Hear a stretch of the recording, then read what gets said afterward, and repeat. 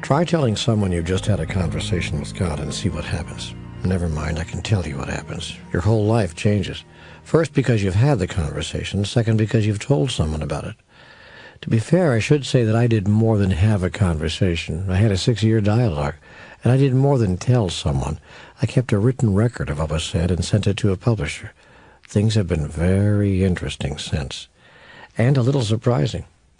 The first surprise was that the publisher actually read the material and even made it into a book. The second surprise was that people actually bought the book and even recommended it to their friends.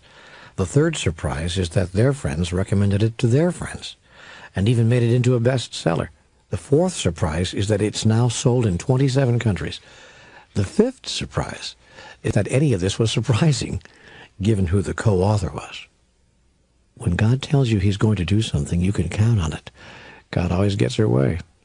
And God told me, in the middle of what I thought was a private conversation, that this will one day become a book. I didn't believe him. Of course, I haven't believed 2/3 of what God has been telling me since the day I was born. That's been the problem, not just with me, but with the whole human race. If we would just listen. The book that was published was called, unoriginally enough, Conversations with God. Now, you may not believe that I've had such a conversation, and I have no need for you to believe it. It doesn't change the fact that I did. It simply makes it easier, if you choose to do so, to dismiss out of hand what I was told in that conversation, which some people have done. On the other hand, there have been many people who have not only agreed that such a conversation is possible, but have also made communicating with God a regular part of their own lives. Not just one-way communicating, but communicating 2 ways. Those people have learned to be careful who is told about this, however. It turns out that when people say they talk to God every day, they're called devout. But when people say that God talks to them every day, they're called crazy. In my case, that's perfectly okay. As I've said, I have no need for anyone to believe anything that I say. In fact, I'd rather that people listen to their own hearts, find their own truths, seek their own counsel, access their own wisdom, and if they wish, have their own conversations with God. Now, if something I say leads them to that, causes them to question how they've been living, what they've believed in the past, brings them to a place of larger exploration of their own experience, moves them to a deeper commitment to their own truth, then the sharing of my experience will have been a pretty good idea. I think that was the idea all along. In fact, I'm convinced of it. That's why Conversations with God became a bestseller, as did books 2 and 3, which followed. And I think the book you are now listening to has found its way into your hands to once again cause you to wonder, to explore, and to search your own truth. But this time, on an even larger topic. Is it possible to have more than a conversation with God? Is it possible that you can have an actual friendship with God? This book says yes, and it tells you how, in God's own words. For in this book, happily, our dialogue continues, taking us to new places and powerfully reiterating some of what has been told to me earlier. I'm learning that this is how my conversations with God proceed. They're circular, reviewing what has already been given, then dazzlingly spiraling into new territory. This 2 steps forward, 1 step back approach allows me to keep in mind previously shared wisdom, planting it firmly in my consciousness in order to form a solid basis for further understanding. That's the process here, and it's not without design. And while at first this process is a bit frustrating, I've come to deeply appreciate its workings. For by planting God's wisdom firmly into our consciousness, we affect our consciousness. We awaken to it. We elevate it. And as we do so, we understand more. We come to remember more of who we really are. And we begin to demonstrate that. In these pages, I'm going to share a little more about my past and how my life has changed since the publication of the Conversations with God trilogy. A lot of folks have asked me about that, and that's understandable. They want to know something about this person who says he's having casual chats with the one upstairs. Yet that's not why I'm including these anecdotes. Snippets of my personal story are part of this book, not to satisfy people's curiosity, but to show how my life demonstrates what it's like to have a friendship with God, and how all of our lives demonstrate the same thing. That's the message, of course. All of us have a friendship with God, whether we know it or not. I was one of those who didn't know. Nor did I know where that friendship would take me. That's the great surprise here. That's the wonder. Not so much that we can and do have a friendship with God, but what that friendship was designed to bring us and where it can take us. We're on a journey here. There's a purpose for this friendship we've been invited to develop, a purpose for its being. Until recently, I did not know the reason. I was not remembering. Now that I am, I no longer fear God, and that has changed my life. On these pages and in my life, I still ask plenty of questions, but now I also provide answers. That's the difference here. That's the change. I am now speaking with God, not merely to God. I'm walking alongside God, not simply following God. It is my deepest wish that your life will be changed in the same way as mine. That you, too, with the help and guidance of this book, will develop a very real friendship with God, and that as a result you will speak your word and live your life with a new authority. It is my hope that you will no longer be a seeker, but a bringer of the light, for what you bring is what you will find. God, it seems, is not looking for followers so much as leaders. We can follow God, or we can lead others to God. The first course will change us. The second course will change the world. I remember exactly when I decided that I should be afraid of God. It was when he said that my mother was going to hell. Okay, he didn't say it exactly, but somebody said it on his behalf. I was about 6 years old, and my mother, who considered herself somewhat of a mystic, was reading the cards at our kitchen table for a friend. People came to the house all the time to see what kinds of divinations my mother could extract from an ordinary deck of playing cards. She was good at it, they said, and word of her abilities quietly spread. As Mom was reading the cards on this particular day, her sister paid a surprise visit. I remember that my aunt was not very happy with the scene that she encountered, when, knocking once, she came bursting through the back screen door. Mom acted as if she'd been caught red-handed, doing something she wasn't supposed to be doing. She made an awkward introduction of her lady friend and gathered up the cards quickly, stuffing them into her apron pocket. Nothing was said about it in that moment, but later my aunt came to say goodbye in the backyard where I'd gone to play. "You know," she said as I walked with her to the car, "your mom shouldn't be telling people their future with that deck of hers. God is going to punish her." "Why?" I asked. "Because she's trafficking with the devil." I remember that shivering phrase because of its peculiar sound to my ear. "And God will send her straight to hell." She said this as blithely as if she were announcing that it was going to rain tomorrow. To this day, I remember quaking with fear as she backed out of the driveway. I was scared to death that my mom had angered God so badly. Then and there, the fear of God was deeply embedded in me. How could God, who is supposed to be the most benevolent creator in the universe, want to punish my mother, who is the most benevolent creature in my life, with everlasting damnation? This my 6-year-old mind begged to know. And so I came to a 6-year-old's conclusion. If God was cruel enough to do something like that to my mother, who in the eyes of everyone who knew her was practically a saint, then it must be very easy to make him mad, easier than my father. So we'd all better mind our P's and Q's. I was scared of God for many years, because my fear was continually reinforced. I remember being told in second-grade catechism that unless a baby was baptized, it would not go to heaven. This seemed so improbable, even to second graders, that we used to try to trip up the nun by asking pinner-in-the-corner questions like, Sister, what if the parents are actually taking the baby to be baptized, and the whole family dies in a terrible car crash? Wouldn't that baby get to go with her parents to heaven?" Our nun must have come from the old school. "No," she sighed heavily, "I'm afraid not." For her, doctrine was doctrine, and there were no exceptions. "But where would the baby go?" one of my schoolmates asked earnestly. "To hell or purgatory?" See, in good Catholic households, 9 is old enough to know exactly where hell is.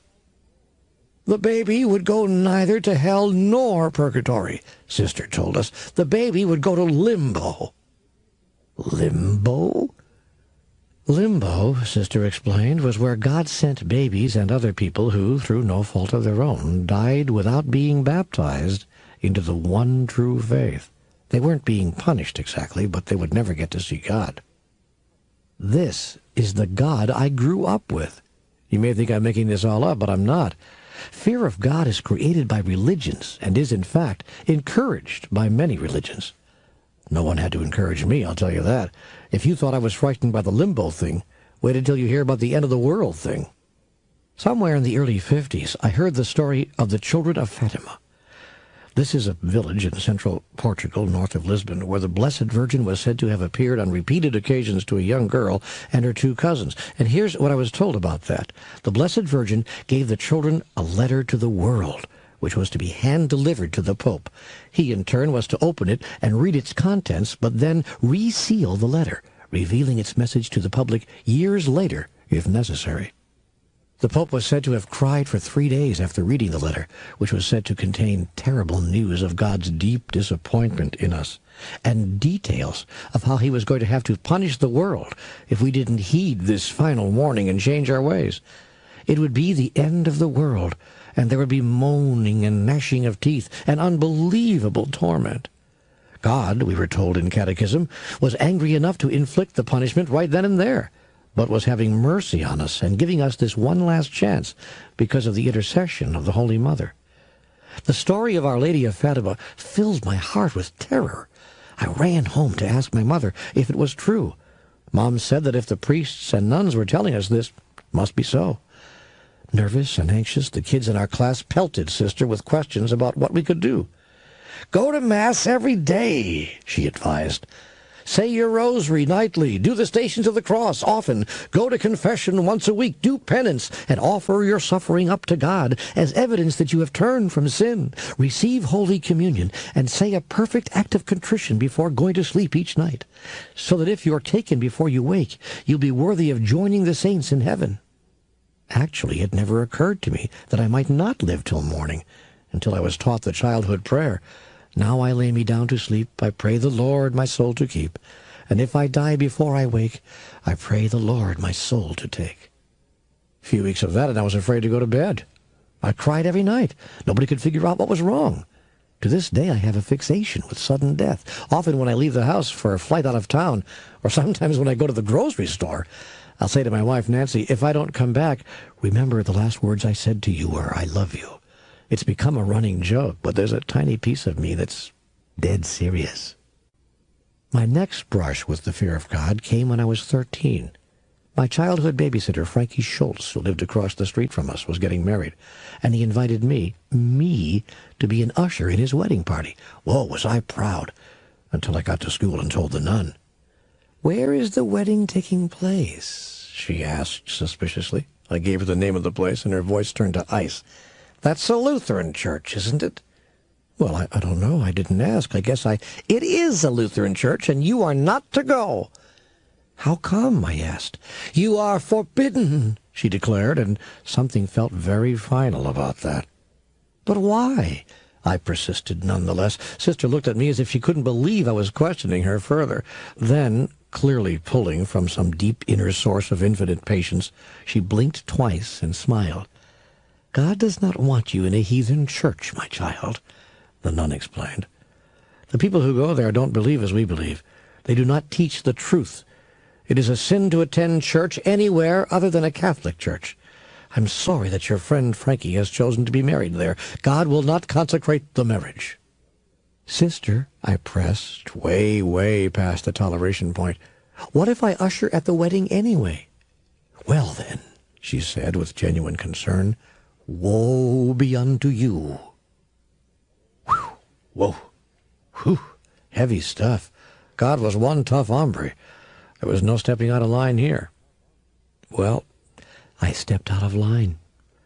I wish I could report that I based my protest on higher moral grounds, but the truth is I couldn't stand the thought of not getting to wear my white sport coat with a pink carnation, just like Pat Boone was singing about. I decided not to tell anyone what the nun had said, and then I went to the wedding as an usher. Boy, was I scared. Now, you may think I'm exaggerating, but all day long I actually waited for God to strike me down. And during the ceremony, I remained watchful for the Lutheran lies that I had been warned about. But all the ministers said were warm and wonderful things that made everyone in the church cry. Still, by the end of the service, I was sopping wet. And that night I begged God on hands and knees to forgive me my transgression. I said the most perfect act of contrition you've ever heard. "Oh, my God, I am heartily sorry for having offended thee." I lay in bed for hours, afraid to fall asleep, repeating over and over again, "And if I die before I wake, I pray the Lord my soul to take." Now, I've told you these childhood stories, and I could tell you many more, for a reason. I want to impress on you how very real my fear of God was. Because, you see, my story is not unique. And as I've said, it isn't just Roman Catholics who stand in frightened pose before the Lord. Far from it. Half the world's people believe God is going to get them if they're not good. Fundamentalists of many religions strike fear into the hearts of their followers. You can't do this, don't do that, stop it, or God will punish you. And we're not talking about major prohibitions here, like thou shalt not kill. We're talking about God being upset if you eat meat on Friday. He's changed his mind on that, though. Or pork any day of the week. Or get a divorce. This is a God you'll anger by failing to cover your female face with a veil, or by not visiting Mecca in your lifetime, or by failing to stop all activities, roll out your carpet, and prostrate yourself 5 times a day, by not marrying in the temple, by failing to go to confession, attending church every Sunday, whatever. We have to be careful with God. The only problem is that it's hard to know the rules because there are so many. And the most difficult thing is that everyone's rules are right. Or so they say. Yet they can't all be right. So how to choose? How to know? It's a nagging question, and not an unimportant one, given God's apparently small margin for error here. Now along comes a book called Friendship with God. What can this mean? How can it be? Is it possible that God is not the holy desperado after all? Could it be that unbaptized babies do go to heaven? That wearing a veil or bowing to the east, remaining celibate or abstaining from pork have nothing to do with anything? That Allah loves us without condition? That Jehovah will select all of us to be with him when the days of glory are at hand? More fundamentally earth-shaking, is it possible that we shouldn't be referring to God as him at all? Could God be a woman? Or even more unbelievably, without gender? For a person raised as I was, even thinking such thoughts can be considered a sin. Yet we have to think them. We have to challenge them. Our blind faith has led us down a blind alley. The human race has not progressed very far in the past 2,000 years in terms of its spiritual evolution. We've heard teacher after teacher, master after master, lesson after lesson, and we're still exhibiting the same behaviors that have produced misery for our species since the beginning of time. We're still killing our own kind, running our world on power and greed, sexually repressing our society, mistreating and mal-educating our children, ignoring suffering, and indeed creating it.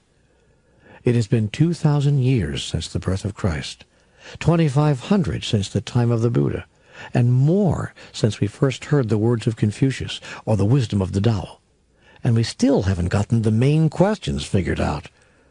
Will there ever be a way to turn the answers we have already received into something workable, something that can function in our day-to-day lives? I think there is.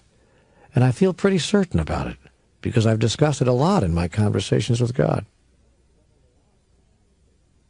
The question I'm most frequently asked is, how do you know you've really been talking to God? How do you know it's not your imagination, or worse yet, the devil trying to trick you? The second most asked question, why you? Why did God pick you? And the third, what's life like since all this happened? How have things changed?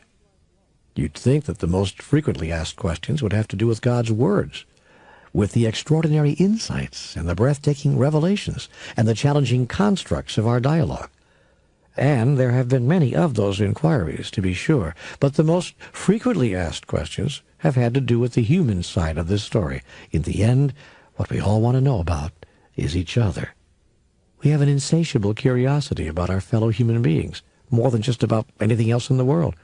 It's as if we somehow know that if we can learn more about one another, we can learn more about ourselves. And the yearning to know more about ourselves, about who we really are, is the deepest yearning of all. And so we ask more questions about each other's experiences than about each other's understandings. What was that like for you? How do you know that's true? What are you thinking right now? Why do you do those things? How come you feel that way? We're constantly trying to get into each other's skin. There's an internal guidance system that directs us intuitively and compellingly toward each other. I believe that there's a natural mechanism at the level of our genetic code which contains universal intelligence. This intelligence informs our most basic responses as sentient beings. It takes eternal wisdom to the cellular level, creating what some have called the law of attraction. You see, I believe we're attracted to each other inherently, out of a deep knowing that in each other we will find ourselves. We may not be aware of this consciously. We may not articulate this specifically, but I think we understand this cellularly. And I believe that this microcosmic understanding derives from a macrocosmic one. I believe we know at the highest level that we are all one. It is this supreme awareness that pulls us toward each other, and it is the ignoring of it that creates the deepest loneliness of the human heart and every misery of the human condition. This is what my conversation with God has shown me, that every sadness of the human heart, every indignity of the human condition, every tragedy of the human experience can be attributed to one human decision, the decision to withdraw from each other, the decision to ignore our supreme awareness, the decision to call the natural attraction that we have for each other bad, and our oneness a fiction. In this, we have denied our true selves. And it is from this self-denial that all our negativity has sprung. All of our rage, all of our disappointment, all of our bitterness has found its birth in the death of our greatest joy, the joy of being one. And the conflict of the human encounter is that even as we seek at the cellular level to experience our oneness, we insist at the mental level on denying it. Thus, our thoughts about life and how it is are out of alignment with our deepest inner knowing. In essence, we are acting every day against our instincts, and this has led to our present madness, in which we persist in acting out the insanity of separateness, all the while yearning to know the joy of oneness once again.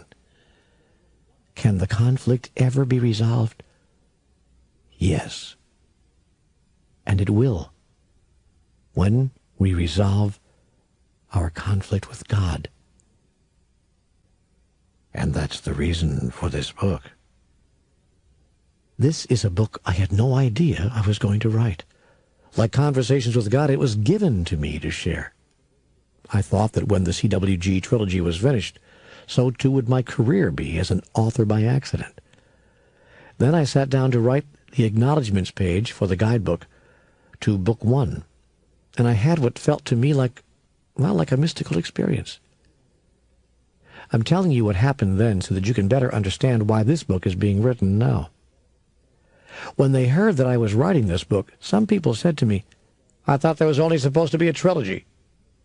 It was as if producing more material somehow violated the integrity of the original process. So I want you to know how this book happened, how it became clear to me that I had to write it, even though now, as I sit here, I have no idea where it's going or what it has to say.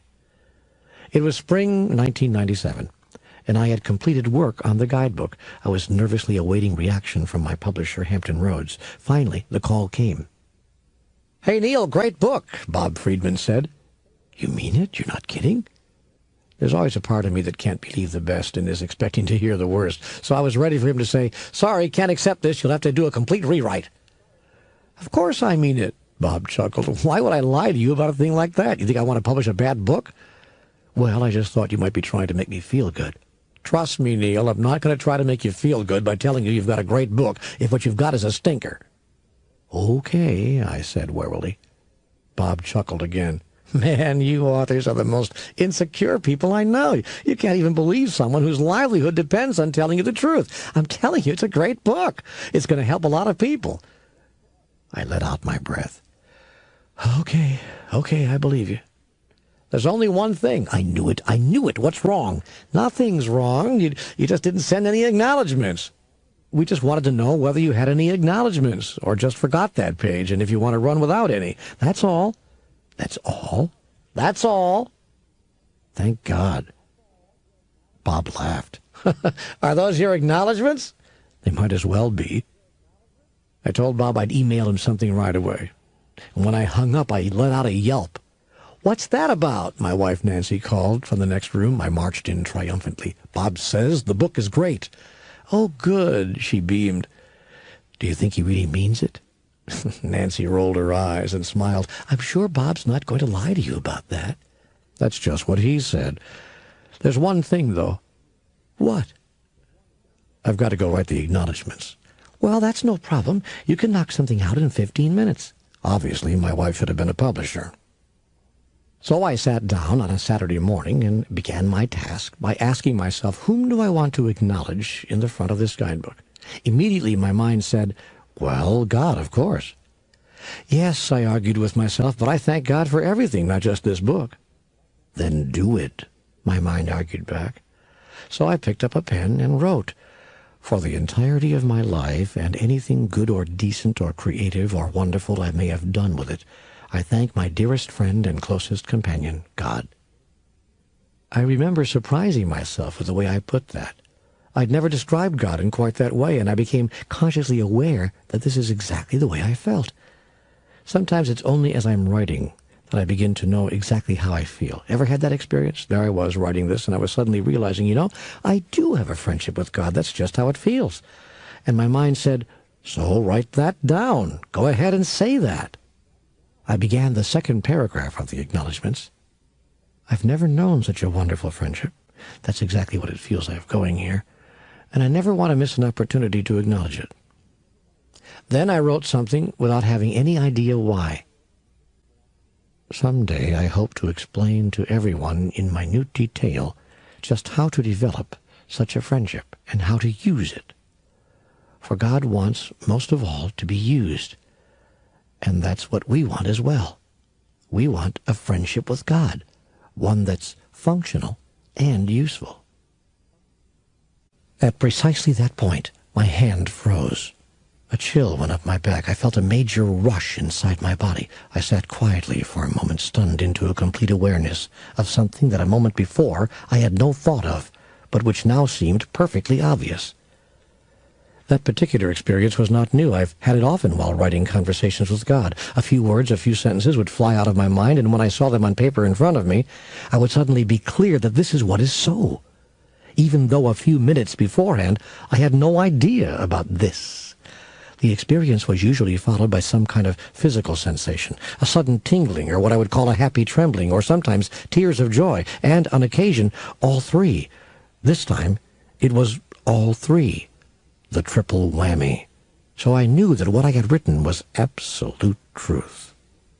Then I experienced an important personal revelation. And this too has happened before.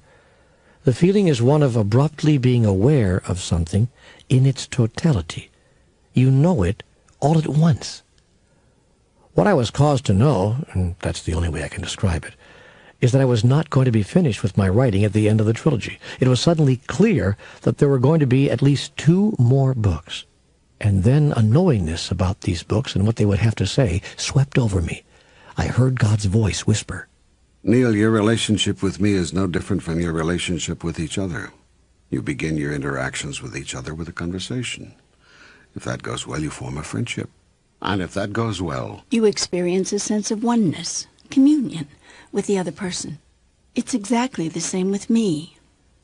First, we have a conversation. Each of you experiences your conversations with God in your own way, and in different ways at different times. It will always be a 2-way conversation, such as the one we're having right now. It could be a conversation in your head, or on paper, or with my responses taking just a little more time and reaching you in the form of the next song that you hear, or the next movie you see, or the next lecture you attend, or the next magazine article you read, or in the chance utterance of a friend whom you just happened to run into on the street. Once you have become clear that we are always in conversation, then we can move into friendship. Ultimately, we will experience communion. You are therefore to write 2 more books, Friendship with God and Communion with God. The first will deal with how to take the principles shared in your conversation with God and turn your new relationship into a fully functioning friendship. The second will reveal how to elevate that friendship into the experience of communion and what will happen when you do. It will provide a blueprint for every seeker of truth and will contain a breathtaking message for all humankind. You and I are one right now. You simply don't know it. You do not choose to experience it any more than you know or choose to experience your oneness with each other. Your books, Neale, will end that division for all those who read them. They will destroy the illusion of separation. This is your assignment. This is your work. You are to destroy the illusion of separation. This was always the mission. It was never anything less. Your conversations with God were always and only the beginning. I was stunned. Another chill went up my back. I began to feel an inner tremble, the kind that no one can detect, but that you feel in every cell of your body. And that's what's happening, of course. Every cell of your body is vibrating at a faster rate, oscillating at a higher frequency, dancing with the energy of God. That's a very good way of putting it. That's a wonderful metaphor. Whoa, hold it. I didn't know you were going to be showing up so soon. I was just relating what you said before in 1997. I know I couldn't help it.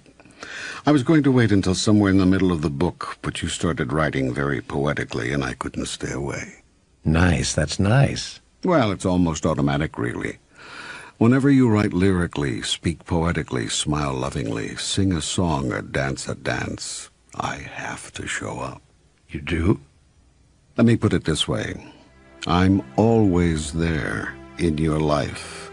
Always. But you become much more conscious of my presence when you do these things. When you smile or love or sing or dance or write from your heart. This is the highest version of who I am. And when you are expressing these qualities, you are expressing me. I mean that literally. You are expressing me. That is, pushing me out. You are taking me from the inside of you, where I always reside, and showing me on the outside of you. And so I seem to be just showing up.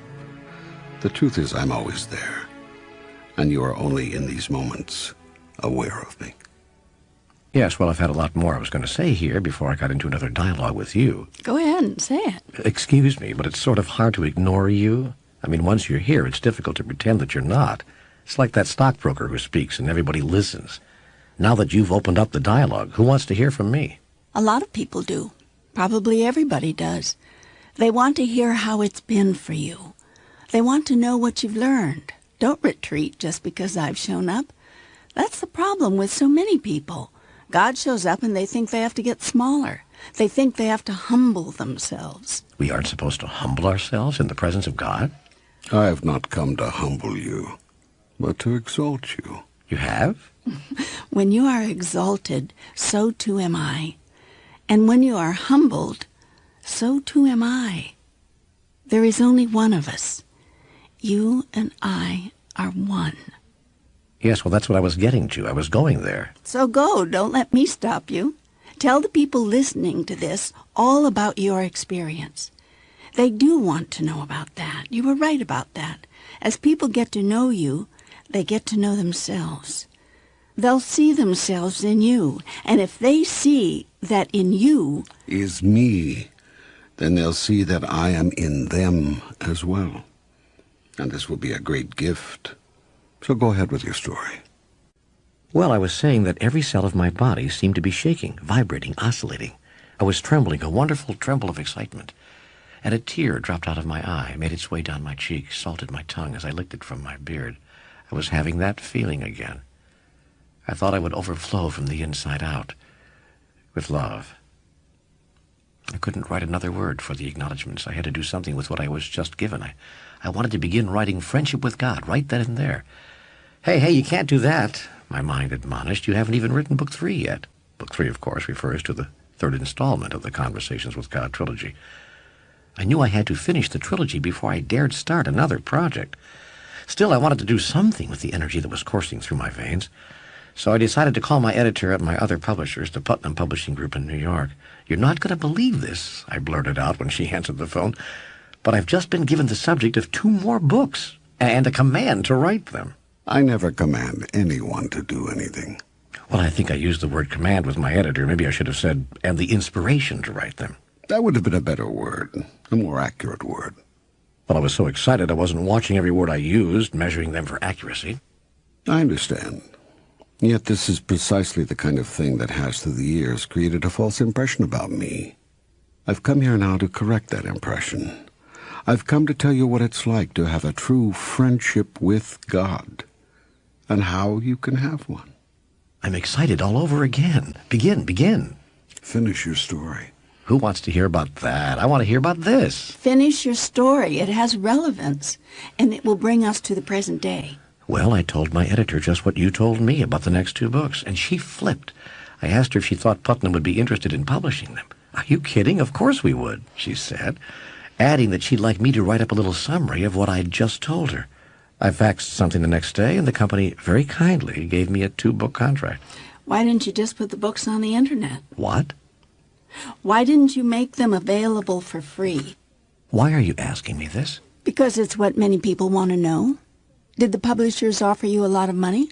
Well, yes. Why did you agree to take it? If you were a man of God, you would agree to share this information with the world at no charge.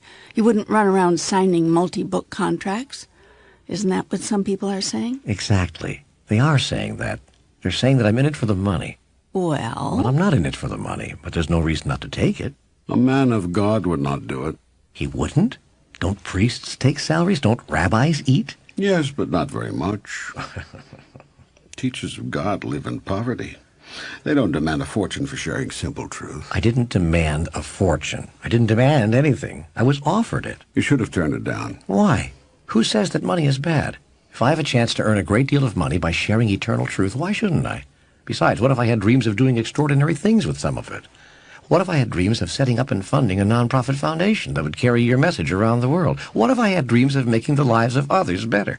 that might help a bit. That might make me not so mad.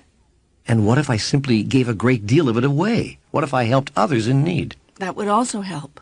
We could understand. We could begin to accept.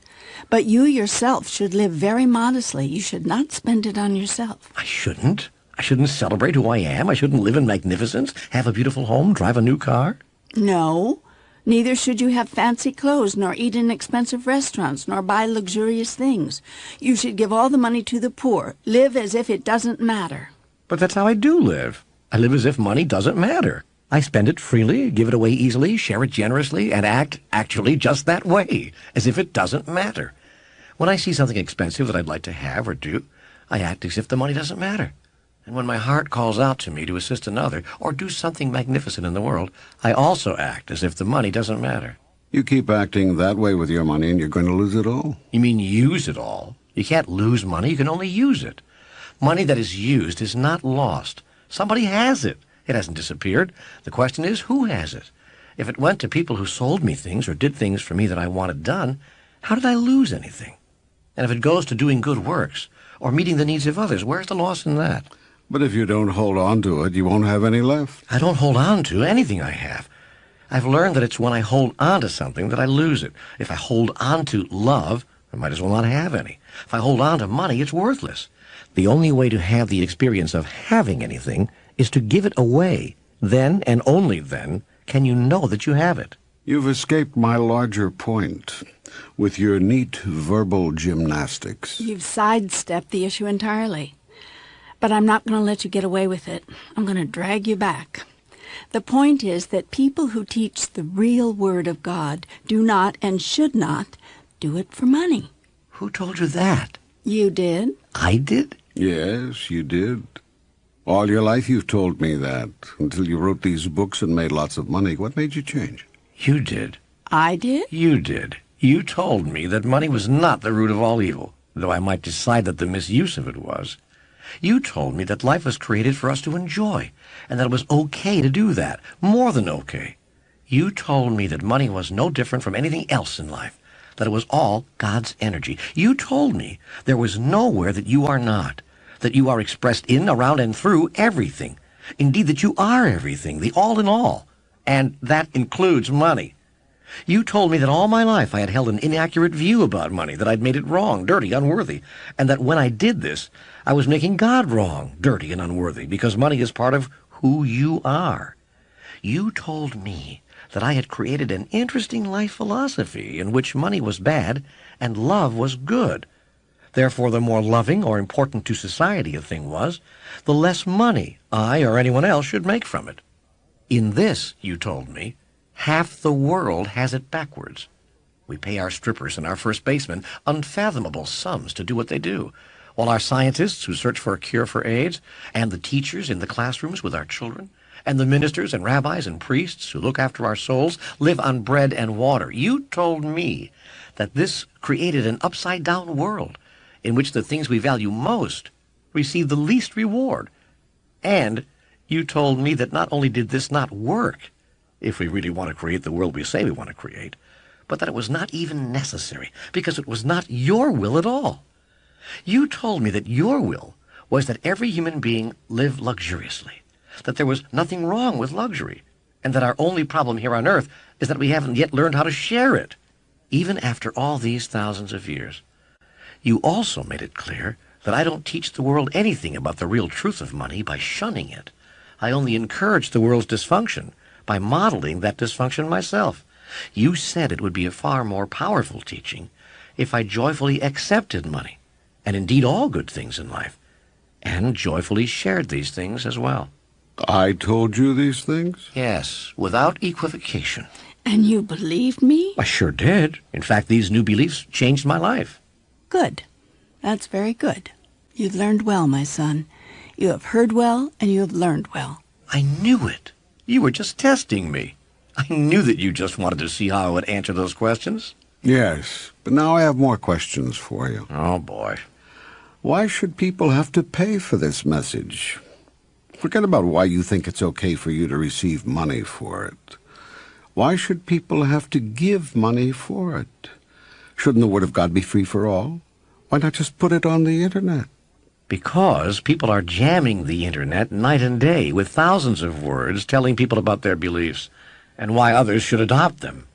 Have you surfed the web lately? There's no end to it. We've opened a Pandora's box. Can you imagine how many people would pay attention had I jumped on the Internet when all this began to announce that I was having conversations with God? I mean, do you really think that would have been news on the Internet? Excuse me. Okay, but now your books have become very popular.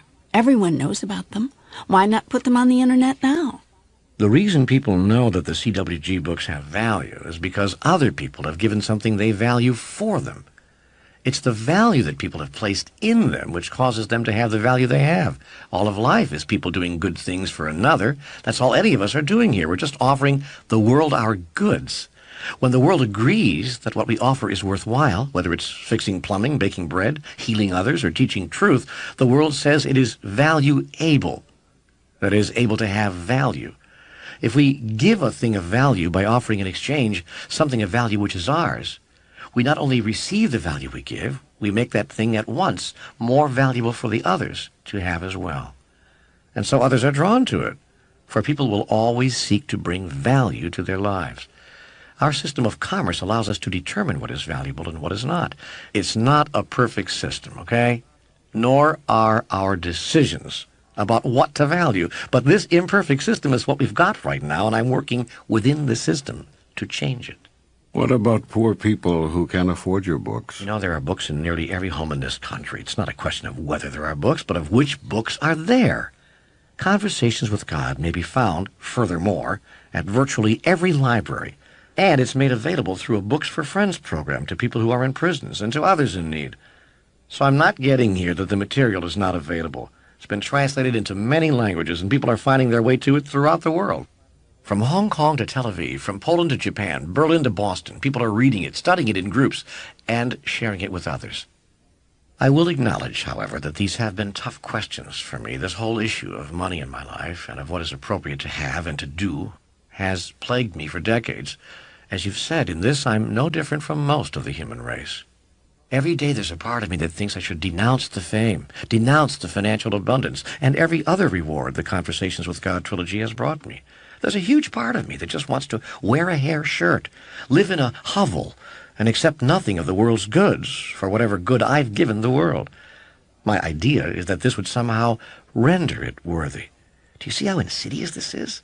I've set up a construction in which I ask other people to value that for which I will take nothing of value. Yet how can I expect others to value what I do not? Now that's not a question I ask myself. That's too deep for me, too close to the core issue. And what value do I place on myself if I believe I must suffer for others to see my value? Another core issue, another topic to ignore. But since you've raised the issue, I ask, is Ted Turner less valuable than Mother Teresa? Is George Soros less of a good person than Che Rivera? Are the politics of Jesse Jackson, who appears to have plenty of the good things in life, less worthy than the politics of Václav Havel, who may have less? Should the Pope, whose very garments cost more than it would take to feed a poor child for a year, have his words called blasphemy because he lives like a king as the head of a church which owns billions? Ted Turner and George Soros have given away millions of dollars. They've empowered the dreams of humanity with the rewards of their own dreams lived. Whoa. To empower the dreams of humanity with the living of our own dreams. What a magnificent idea. Jesse Jackson has brought hope to millions, with the hope that brought him to a place of great influence. The Pope has inspired people throughout the world, and it would be no more inspirational to the world's Catholics, indeed conceivably a great deal less, were he to appear in rags. So I've come to terms with the fact that the CWG experience has brought me more of the good things in life, and given me more of the good things to share. I want to point out here, however, that the publication of these books was not the cause of this happening. You put the cause into place before the books were published. In fact, that is why they were published and why they became so popular. Yes, I see that that's true. You can be sure that it is. Your life and your reality around money and all good things changed when you changed. They changed for you when you changed your mind about them. Well, now you see, I thought you did that. I keep telling people that these books became popular because you wanted them to be. In fact, I'm kind of attracted to the idea that this was all the will of God. Of course you are. That relieves you of responsibility for it, and furthermore gives the whole thing higher credential. So I hate to burst your bubble here, but this was not my idea. It wasn't? No, it was yours. Oh, great. So now I can't even say I was inspired by God. But what about this very book I'm writing? You came to me and told me to do this. Okay. This is as good a place as any to start our discussion on how to have a friendship with God. If you and I are to have a true friendship, a working friendship, and not just a friendship in theory... That's important. Let's just stop here and make that distinction, because that's an important distinction. Many people think that God is their friend, but they don't know how to use that friendship. They see it as a distant relationship, not a close one. Many more people do not even think of me as a friend at all. That's the sad part of it. Many people think of me as a parent, not a friend, and a harsh, cruel, demanding, angry parent at that. A father who will tolerate absolutely no failure in certain areas, such as, for instance, how to worship me. In the minds of these people, I not only demand your worship, I demand it in a specific way. It is not enough that you come to me. You must come to me by a particular path. Should you come to me by another path, any other path, I will reject your love, ignore your entreaties, and indeed condemn you to hell. Oh, boy. Even though my search for you was sincere, my intent pure, and my understandings the best I could reach? Even though. Yes, even though. In the minds of these people, I am a stringent parent who will accept nothing less than absolute correctness in your understandings of who I am. If you are not correct in the understandings at which you have arrived, I will punish you. You can be as pure in your intent as possible. You can be so filled with love for me that you overflow. I will cast you into the fires of hell nonetheless, and you will suffer there forever if you come to me with the wrong name on your lips, the wrong ideas in your head. It is sad that so many people see you that way. This is not how a friend would behave at all. No, it's not.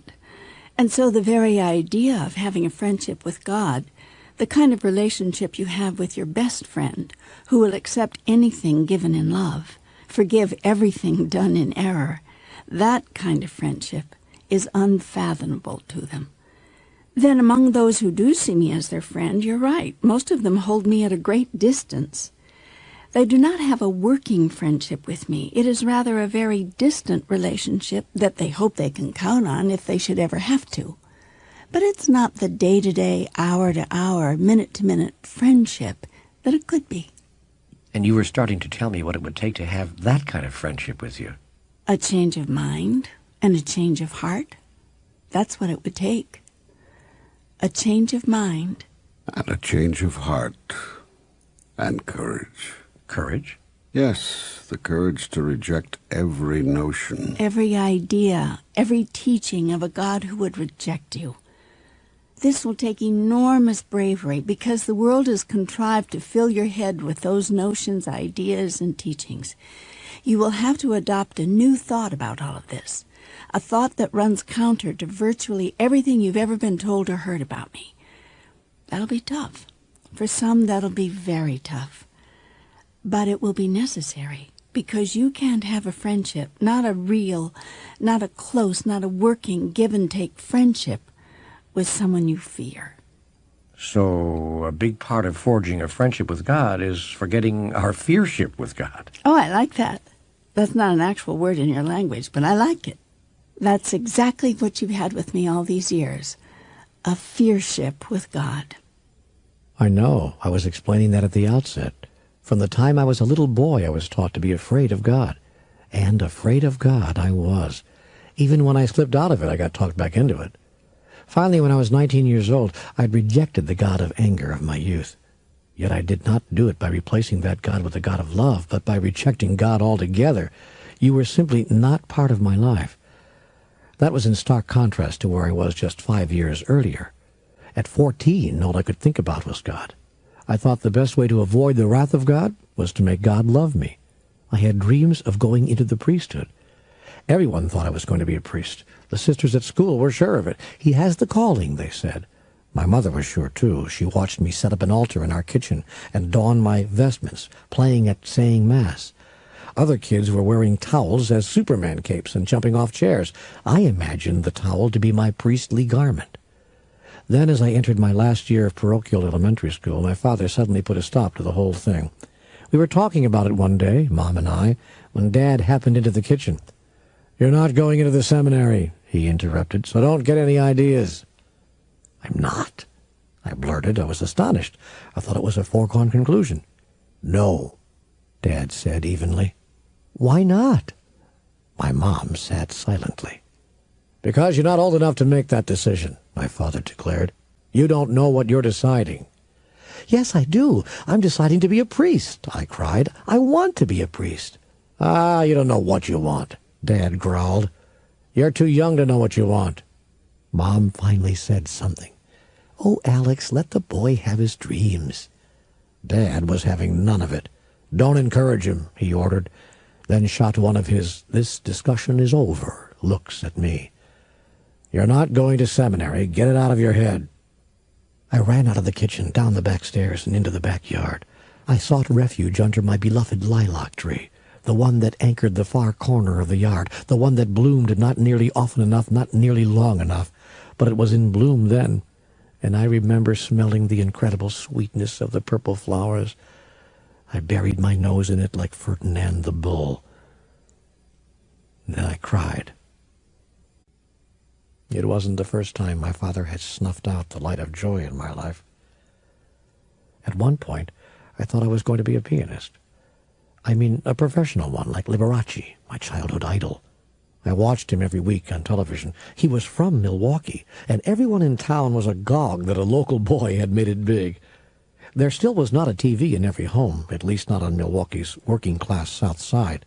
But by golly, Dad had managed to buy a 12-inch Emerson with a black-and-white picture tube that looked like a set of parentheses. There I'd sit each week, mesmerized by Liberace's smile, his candelabra, and those ring-laden fingers flying across the keyboard. I had perfect pitch, someone once said. I don't know if that's true or not, but I do know that I could sit at a piano and pick out a simple melody by ear as easily as I could sing it. Every time Mom took us to Grandma's house, I'd beeline it to the upright that hugged one wall of the living room and start plunking out, "Mary had a little lamb, Mary had a little lamb, do-do-do," or "Twinkle, twinkle, little star." Took me exactly 2 minutes to find the right notes to any new song I wanted to try. Then I'd play it over and over and over again, excited at the deepest part of my being with the music I could make. At this time in my life, and for many years thereafter, I also worshipped my older brother Wayne, who could play the piano without reading music too. My mom's son from a previous relationship, Wayne was not very much in favor with my dad. In fact, that would be putting it mildly. Anything Wayne liked, Dad hated. Anything Wayne did, Dad put down. Playing the piano was, therefore, for bums. I couldn't understand why he kept saying that. I loved playing piano. What little I could do of it at my grandma's. And Mom and everyone else saw that I had obvious talent. Then one day, Mom did something incredibly daring. She went out somewhere, or called someone out of the classifieds or something, and bought an old upright piano. I remember she'd spent $25 on it, a lot of money in the early 50s, because Dad was upset, and Mom said he had no right to be because she'd scrimped on the grocery money for months and saved up for it. She said she hadn't hurt the family budget at all. She must have had it delivered by the seller, because one day I came home from school, and there it was. I was out of my mind with happiness, and I immediately sat down to play. Didn't take long for that piano to become my best friend. I had to be the only 10-year-old on the South Side who didn't have to be browbeaten into practicing the piano. You couldn't get me away from the thing. Not only was I picking out familiar melodies right and left, I was making them up. The exhilaration of finding songs inside my soul and splashing them across the keyboard was electrifying to me. The most exciting part of my day was when I came home from school or back from the playground and flew to the piano. My father was not nearly as enthusiastic. "Stop pounding on that damn piano," was the way I believe he put it. But I was falling in love with music and my ability to make it, and my fantasies of one day becoming a great pianist shifted into high gear. Then I awoke one summer day to a terrible racket. Jumping into my clothes, I scampered downstairs to see what in the heck was going on. Dad was taking the piano apart. Not taking it apart, tearing it apart. Banging on it from the inside with a sledgehammer, then ripping it with a crowbar until the wood heaved and split with a terrible screech. I stood transfixed, utterly shocked. Tears streamed down my cheeks. My brother saw me shaking with silent sobs. He couldn't resist. "Neale is a crybaby, Neale is a crybaby." Dad turned from what he was doing. "Don't be an eepsy-peepsy," he said. "It was taking up too much room in here anyway. It was time to get rid of it." I turned on my heels and ran to my room, slammed the door, a very dangerous thing for a child to do in my house, and threw myself on the bed. I remember wailing, literally wailing, "No, no," as if my wretched pleas could save my best friend. But the pounding and ripping continued, and I buried my head in my pillow, heaving with bitterness. I feel the pain of that experience to this day, to this moment. When I refused to come out of my room for the rest of the day, my father ignored me. But when I would not leave my bed for 3 days more, he grew increasingly aggravated. I could hear him arguing with Mom about bringing me food. If I wanted to eat, I could come down to the table like everyone else. And if I did come down, I was not to sulk. There was no sulking or pouting allowed in our house, at least not over a decision Dad had made.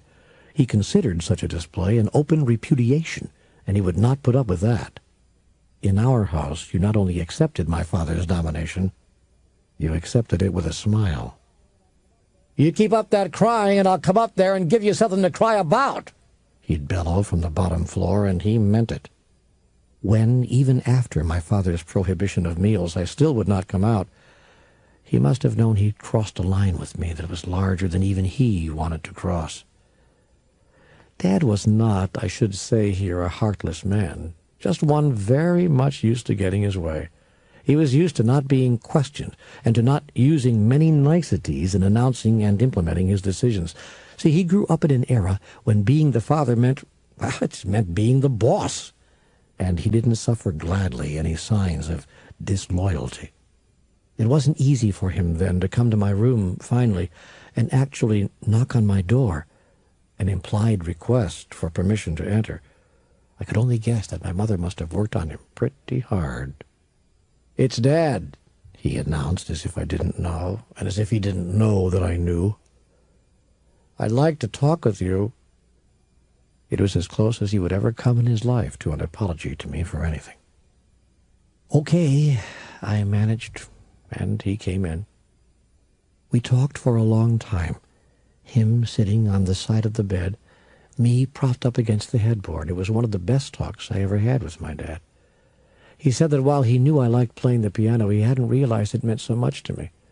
He said that all he was trying to do was make space in the family room to put our couch along the wall, because we were getting some new furniture for the living room. Then he said something I'll never forget. "We'll get you a new piano, a spinet, which will be small enough for you to have up here in your bedroom." I was so excited I could hardly breathe. He said he'd start putting money aside and that I'd have the piano in no time. I hugged my dad long and hard. He understood me. It was going to be all right. I went downstairs for dinner. Weeks passed and nothing happened. I thought, oh, well, he's waiting for my birthday. September 10th arrived and there was no piano. I said nothing. I thought, he's waiting till Christmas. As December approached, I began holding my breath. The anticipation was almost unbearable. So was the incredible letdown when my spinet didn't arrive. More weeks went by. More months.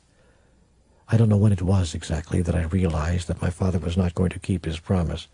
I do know that it wasn't until I was 30 that I realized he probably never intended to. I had just made a promise to my oldest daughter that I knew I wasn't going to keep. It was to stop her from crying. It was to put her out of some childhood misery that I now can't remember. I don't even remember what the promise was. I only remember saying something to mollify her. It worked. She threw her little arms around me and cried, "You're the best daddy in the whole wide world." And the sins of the father were visited upon the son. You took a lot of time telling that story. I'm sorry, I just didn't know. No. That wasn't a complaint. It was an observation. I merely meant to point out that this episode has obviously become very important to you. It was. And what have you learned from it? Never to make a promise I can't keep, especially with my children. Is that all? Never to use my knowledge of what someone else wants as a manipulative tool to get something that I want. But people trade with each other all the time. Such trades are the basis of your entire economy and most of your social interactions. Yes, but there's such a thing as a fair trade, and there's such a thing as manipulation. What's the difference? Well, a fair trade is a straightforward transaction. You've got something I want, I have something you want. We agree that they are of more or less equal value, and so we trade. That's a clean transaction. Then there's exploitation. That's when you have something that I want, and I have something that you want, but they're not of equal value. But we do the trade anyway, one of us desperately because he needs what the other has and will pay any price. This is what some multinational corporations are doing when they offer 74 cents for an hour's work in Malaysia, Indonesia, or Taiwan. They call it economic opportunity, but it's exploitation, pure and simple. Finally, there's manipulation. That's when I don't even have any intention of giving you what I'm offering. In some cases, this is unconscious. That's bad enough, but in the worst cases, it's done with full awareness that what's being made is a promise one has no intention of keeping. It's a stall. That's all a technique designed to shut the other person up, to appease them in the here and now. It's a lie, and it's the worst kind of lie, because it soothes a wound that's going to be reopened deeper later on. That's very good. You're growing in your understanding of what it is to have integrity. Integrity is important to all systems. If the integrity of any system is faulty, the system itself will collapse. No matter how sophisticated the construction, it cannot hold anything up if its integrity is compromised. Given where you say you wish to go in your life, this is good. Yet what else have you learned? I don't know. Is there something in particular that you're driving at? I was hoping you had also learned something about victimhood. I was hoping you'd remembered the truth. That there are no victims and there are no villains. Oh, that. Yes, that. Why don't you tell me all you know about that? You are the teacher now. You are the messenger. Well, there's no such thing as a victim or a villain. There are no such things as the good guys and the bad guys. God created nothing but perfection. Every soul is perfect, pure, and beautiful. In the state of forgetfulness in which they reside here on earth, God's perfect beings may do imperfect things, or what we would call imperfect things, yet everything that occurs in life occurs for a perfect reason. There is no such thing as a mistake in God's world, and nothing happens by chance. Nor does any person come to you without a gift for you in his hands. Excellent. That is very good. Yet that's a hard one for many people. I know you made it all very clear in the Conversations with God trilogy, but some people are still having a hard time with that. All things become clear in time. Those who seek a deeper understanding of this truth will find it. Reading The Little Soul in the Sun will definitely help, as will rereading the trilogy. Yes, and a number of people would do well to do that, judging from your mail. Oh, wait a minute. You've seen my mail? Please. Oh. Do you imagine there's anything that happens in your life that I don't know about? I suppose not. I just don't like to think about that. Why not? I guess because some of the stuff that's happened is stuff I'm not so proud of. So? So the idea that you know all about it is a little bit discomforting. Help me understand why. You've told your best friends about some of these things through the years. You've had lengthy conversations deep into the night in which you've told your lovers some of these things. That's different. What's different about it? A lover or a friend is not God. A lover or a friend knowing these things is not the same as God knowing these things. Why not? Because a lover or a friend is not going to judge you or punish you. I'll tell you something you may not want to hear. Your lovers and friends have judged you and punished through the years a lot more than I ever have. In fact, I never have. Well, no, not yet, but on Judgment Day. Here we go again. Okay, but tell it to me once more, will you? I've got to keep hearing it. There is no such thing as Judgment Day. And no condemnation or punishment ever, None, except that which you inflict upon yourself. Still, the idea that you know everything I've ever said or done is... You forgot everything you've ever thought. Okay, everything I've ever thought, said, or done is not very comfortable for me. I wish it were. I know you do. That's what this book is about. How to have a friendship with God. I know. And I do think I now have a friendship with you. I've felt that way for a long time now. It's just that... What? It's just that... What? It's just that once in a while I revert to old patterns, and I sometimes have a hard time thinking of you that way. I still keep thinking of you as God. Good. Because I am God. I know. That's the whole point. Sometimes I can't seem to think of you as God and friend in the same breath. I can't seem to put those words in the same sentence. That's very sad, because they belong in the same sentence. I know. You keep telling me. What would it take for you to have a real friendship with me, and not just some kind of artificial one? I don't know. I'm not sure. I know you're not, but if you thought you were, what would your answer be? Well, I guess I'd have to trust you. Good. That's a good start. And I guess I'd have to love you. Excellent. Keep going. Keep going? Keep going. I don't know what else to say. What else do you do with your friends besides trusting them and loving them? Well, I try to be around them a lot. Good. What else? I guess I try to do things for them. To earn their friendship? No, because I am their friend. Excellent. What else? I'm not sure. Do you let them do things for you? Well, I try to ask as little as possible from my friends. Why? Because I want to keep them my friends. You think keeping friends means asking nothing of them? I think so, yes. At least that's what I've been taught. The fastest way to lose friends is to impose on them. No, that's the fastest way to find out who your friends are. Perhaps. Not perhaps. Precisely. A friend is somebody who can't be imposed upon. Everybody else is an acquaintance. Whoa, you draw up tough ground rules. Those aren't my rules. Those are your own definitions. You've simply forgotten them. And so you've been mixed up about friendship. A true friendship is something to be used. It's not like the expensive china that never gets used because you're afraid you'll break it. A true friendship is like Corelle-ware. You can't break it no matter how many times you use it. I have a hard time going there. I know you do, and that's the problem. That's why you've not had a functioning friendship with me. So how can I get over that? You've got to see the truth about all interactions. You've got to understand how things really work and why people do the things they do. You've got to come to clarity about some basic principles in life. That's what this book is about, and I'm going to help you. But we've completely lost track of where we were. You were talking about there being no victims and no villains. We haven't lost track of anything. It's all the same discussion. I don't get it. Hang on a minute, you will. Okay, so how can I have a friendship with God? Do the same things you would do if you had a friendship with another. Trust you. Trust me. Love you. Love me. Be around you a lot. Yes, invite me over, maybe even for a long stay. Do things for you, although I don't have the faintest idea what I could do for you. There's plenty. Believe me, there's plenty. Okay, and the last thing. Let you do things for me. Not only let me, ask me, require me, command me. Command you? Command me. And I have a hard time with that one, too. I can't even imagine doing that. That's the whole problem, my friend. That's the whole problem.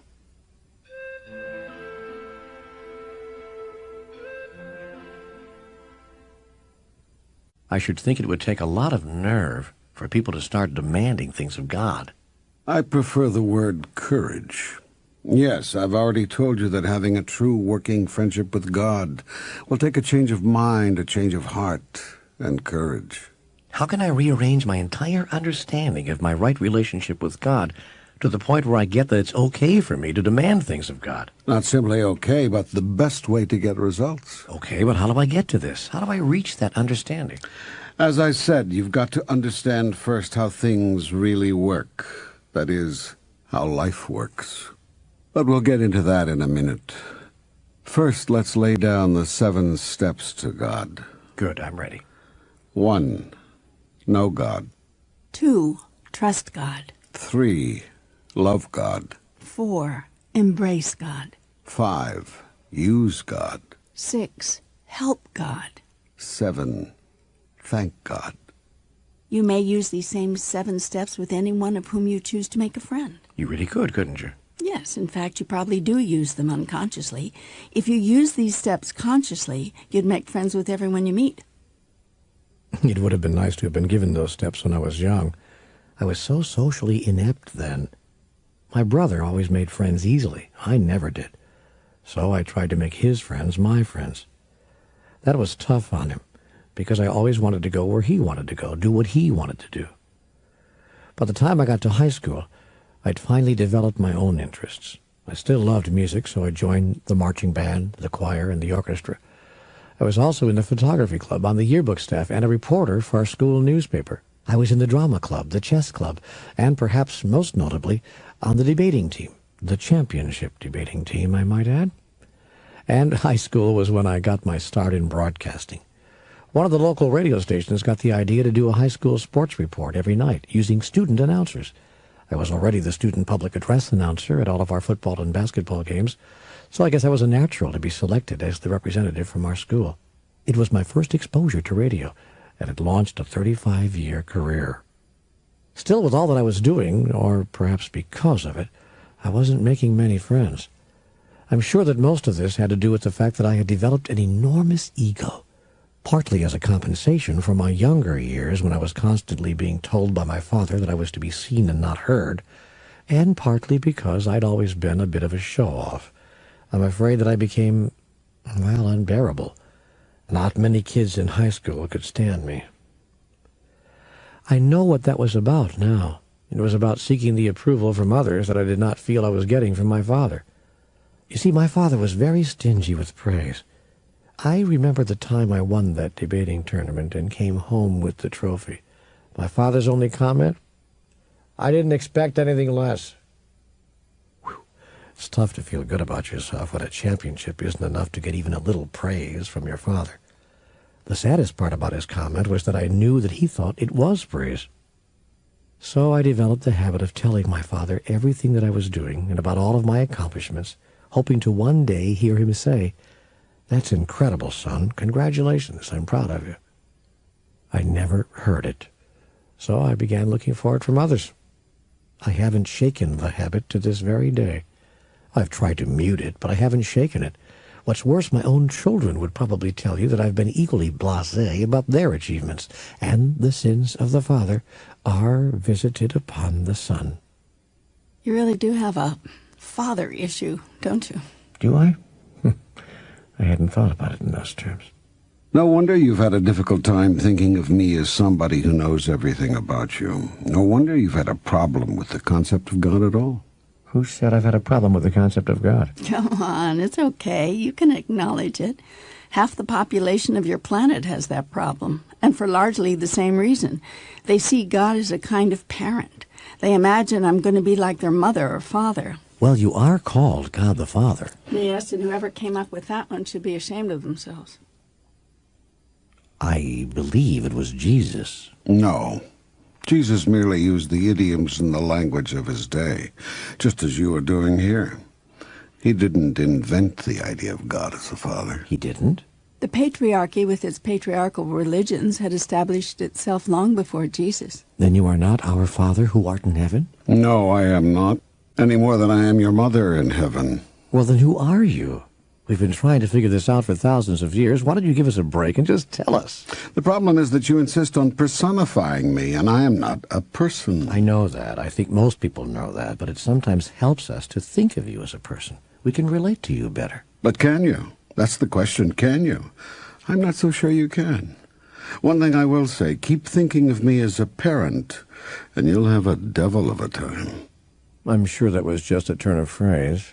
Of course. Well, if we aren't supposed to think of you as a parent, how should we think of you? As a friend. Our friend who art in heaven? Exactly. Boy, would that turn some heads around on Sunday morning. Yes, and it might also turn some thinking around. Yet if we could think of you as a friend rather than a parent, it might make it possible for some people to really relate to you at last. You mean they might one day become comfortable with me, knowing what their friends and lovers know? Touché. So what do you say? You want a friendship with God? I thought I already had one. You did. You do. But you haven't been acting like it. You've been acting as if I'm your parent. Okay, I'm ready to get off that. I'm ready to have a fully functioning friendship with you. Great. So here's how to do that. Here's how the whole human race can have a friendship with God.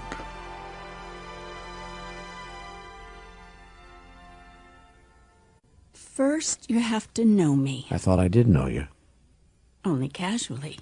You don't know me intimately yet. We've had a good conversation, at last, but it's going to take more than that. Fine, so how do I get to know you better? Willingness.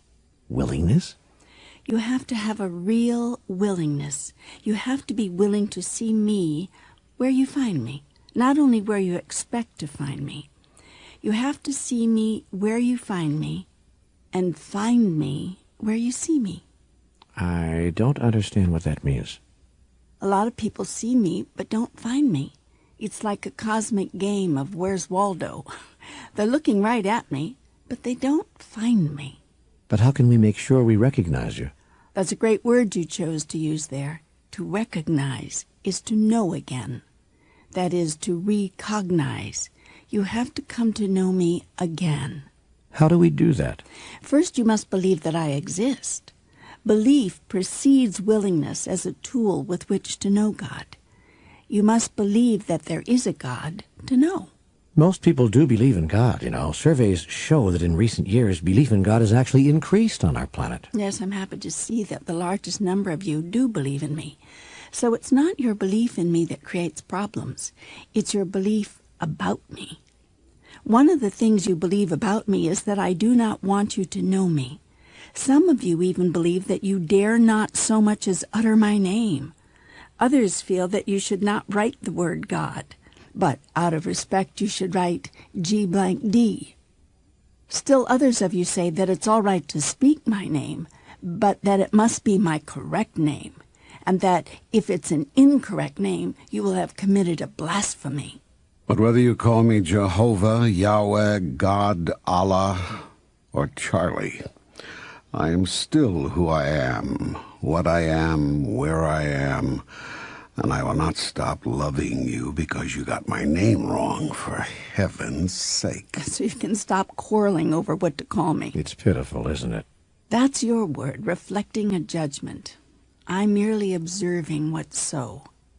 Even many of those religions which are not arguing about my name are teaching that for you to seek too much knowledge of God is unwise, and for you to say that God has actually talked to you is heresy. So while a belief in God is necessary, your belief about God is also important. That's where willingness comes in.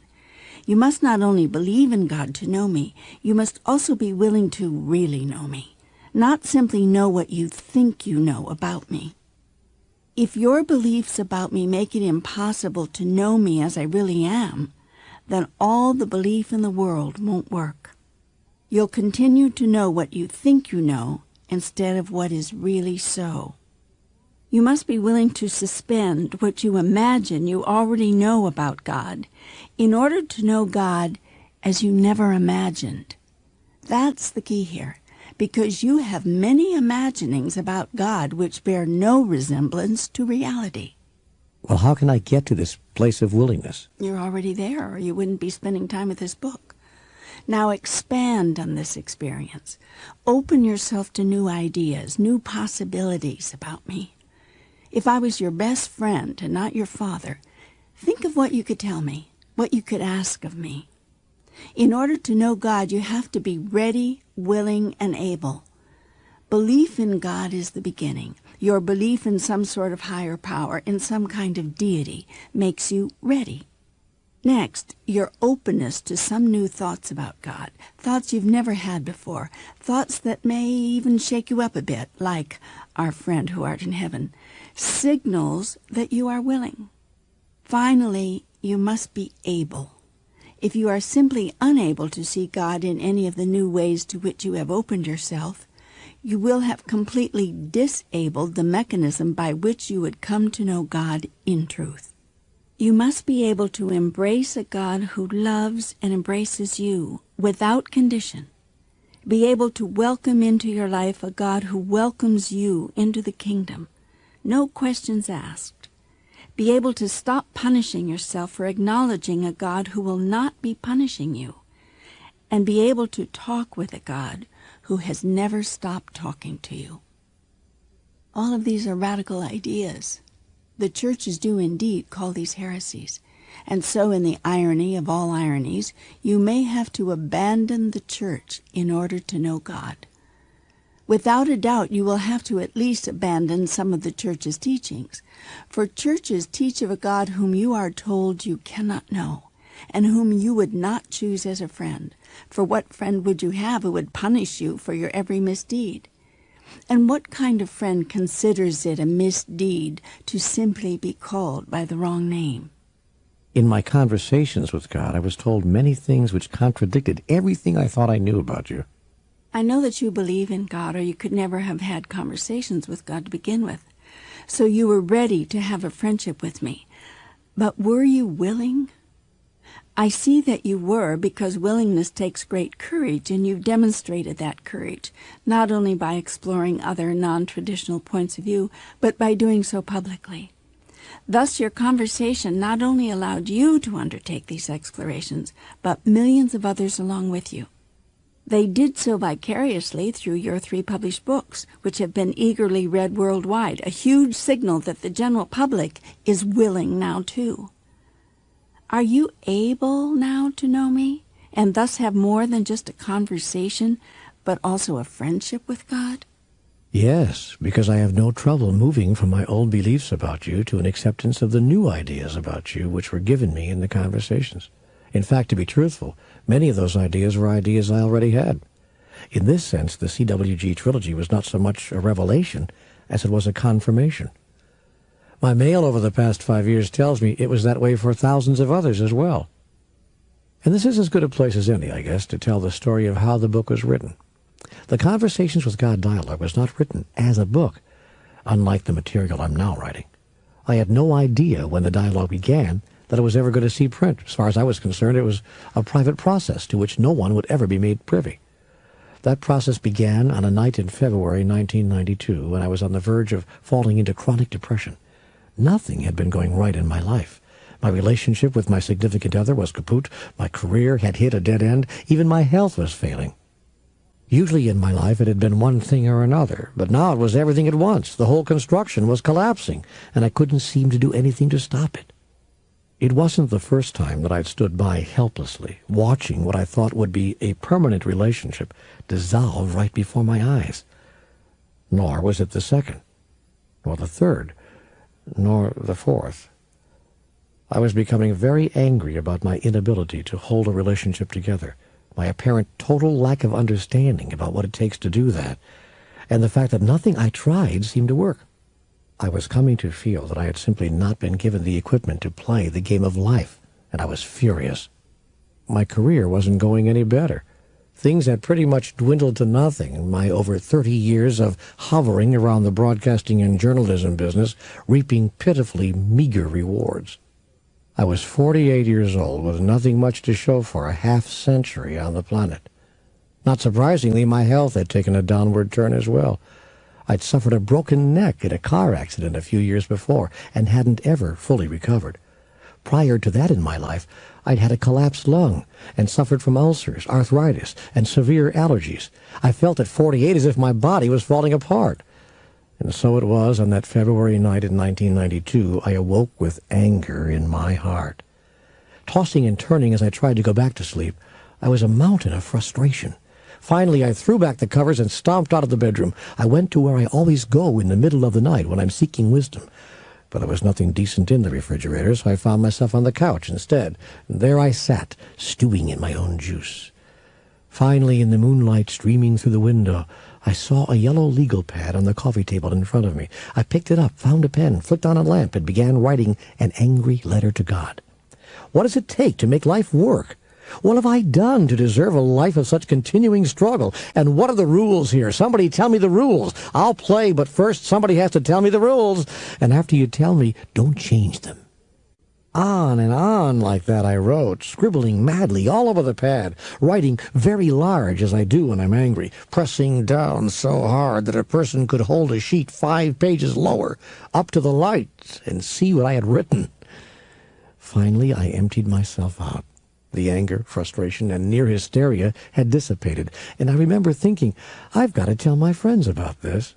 A yellow legal pad in the middle of the night might be the best therapy after all. I held out my arm to put the pen down, but it wouldn't leave my hand. That's amazing, I thought to myself. A few minutes of intensive writing and your hand cramps so badly you can't even let go of the pen. I waited for my muscles to relax, but was struck instead with a feeling that there was something more I needed to write. I watched as I brought pen back to paper, fascinating myself as I did it, because I knew of nothing more that I wanted to write. Yet here I was, acting as if there was more to be written. No sooner had the pen reached the pad than my mind filled with a thought. The thought was said to me by a voice. It was the softest, kindest, most gentle voice I've ever heard. Except that it wasn't a voice. It was what I could only call a voiceless voice. Or maybe more like a feeling that had words all over it. The words that I heard in this way were, Neale, do you really want answers to all of these questions, or are you just venting? I remember thinking, I am venting, but if you've got answers, I'd sure as hell like to know what they are. To which I received the reply, You are sure as hell about a lot of things. But wouldn't you rather be sure as heaven? And I found myself answering, what in the hell is that supposed to mean? Thereafter came the most extraordinary thoughts, ideas, communications, call them what you will, that I've ever experienced. The thoughts were so stunning that I found myself writing them down and responding to them. The ideas being given to me, through me, were answering my questions. But they were also bringing up other questions I'd never had before, so here I was, having a pen and paper dialogue. It went on for 3 hours, and then suddenly it was 7:30 in the morning, and the house was starting to come alive, and so I put the pen and pad away. It was an interesting experience, but I didn't think much more of it, until the next night, when I was awakened out of a deep sleep at 4:20 in the morning, as abruptly as if someone had come into the room and flipped the light on. I sat up in bed, wondering what that was all about, when I felt an urgent pull to get out of bed and back to the yellow legal pad. Still wondering what was going on and why, I stumbled around the house, found the pad, and returned to my nesting place on the living room sofa. I began writing again, picking up right where I'd left off, asking questions and receiving answers. I don't think I know to this very day what made me begin to write it all down or save the stuff I'd written. Guess I thought I was going to be keeping a journal or something, or a little diary, something special, just for myself, but I had no idea that it would one day be published, let alone be read from Tokyo to Toronto, San Francisco to Sao Paulo. It's true that at one point in the dialogue the voice said, "This will one day become a book." But I thought to myself, yeah, you and 100 other people are going to send your middle-of-the-night mental meanderings to a publisher who's going to say, "Of course, we'll publish it at once." And that first dialogue went on for a year, me being awakened in the darkness at least 3 nights a week. One of the questions I most frequently asked is, when did I decide, when did I know that it was God that I was talking to? During the first several weeks of the experience, I didn't know what to think about what was happening. At first, a part of me thought I was just talking to myself. Then, somewhere along the way, I wondered if it couldn't be my so-called higher self I'd heard about, from which I was drawing the answers to my questions. But finally, I had to let go of my self-judgments and fear of ridicule and call it exactly what it seemed to be, a conversation with God. This occurred the night I heard the statement, "There is no such thing as the 10 Commandments." Nearly half of what ultimately became Book 1 had been written when this spectacular assertion was made. I'd been exploring the question of the path to God and which was the right one. Do we earn our way to heaven by being good, I wanted to know? Or are we free to act as we wish without being punished by God? Which is it, I asked, traditional values or make it up as you go along? Which is it, the 10 Commandments or the 7 steps to enlightenment? When the reply was that the 10 Commandments don't exist, I was flabbergasted. Even more flabbergasting, though, was the explanation. Oh, there had been 10 statements, all right, and they'd been given to Moses for sure, but they were not commandments. They were, I was told, commitments made by God to the human race, ways that we could know that we were on the path back to God. This was unlike anything else in the dialogue to that point. This was breakthrough information. Some of what I'd heard in the conversation up to that moment I knew I had heard before from other teachers or other sources, and perhaps maybe even read somewhere, but such astonishing statements about the 10 Commandments I knew I'd never heard before. Furthermore, these ideas violated everything I'd ever been taught or thought about the subject. Years later, I received a letter from a theology professor at a major East Coast university saying that this was the most original new perspective on the 10 Commandments to be published in 300 years, and that while he wasn't sure he agreed with TWG's statements, they would provide his theology classes with rich material for serious debate and discussion for many terms to come. At the time, though, I didn't need any letters from theology professors to know that what I'd heard was very special and came from a very special source. I began to experience that source as God. Nothing has changed my mind about it since. In fact, the information which came through in the rest of the 800-page dialogue, including the extraordinary information about life among highly evolved beings in the universe in Book 3, and the outline for building a new society on planet Earth in Book 2, has only made me more convinced than ever. I'm very glad to hear that. And it's interesting that you should point to this portion of our dialogue, because this was also the section where I last talked about knowing God. It was there that I said, in order to truly know God, you have to be out of your mind. Come to me, I said, along the path of your heart, not through a journey of your mind. You'll never find me in your mind. In other words, you can't really know me if you think about me too much. That's because your thoughts contain nothing more than your previous ideas about God. Yet the reality of me will not be found in your previous ideas, but in your present moment experience. Think of it this way. Your mind holds the past, your body holds the present, your soul holds the future.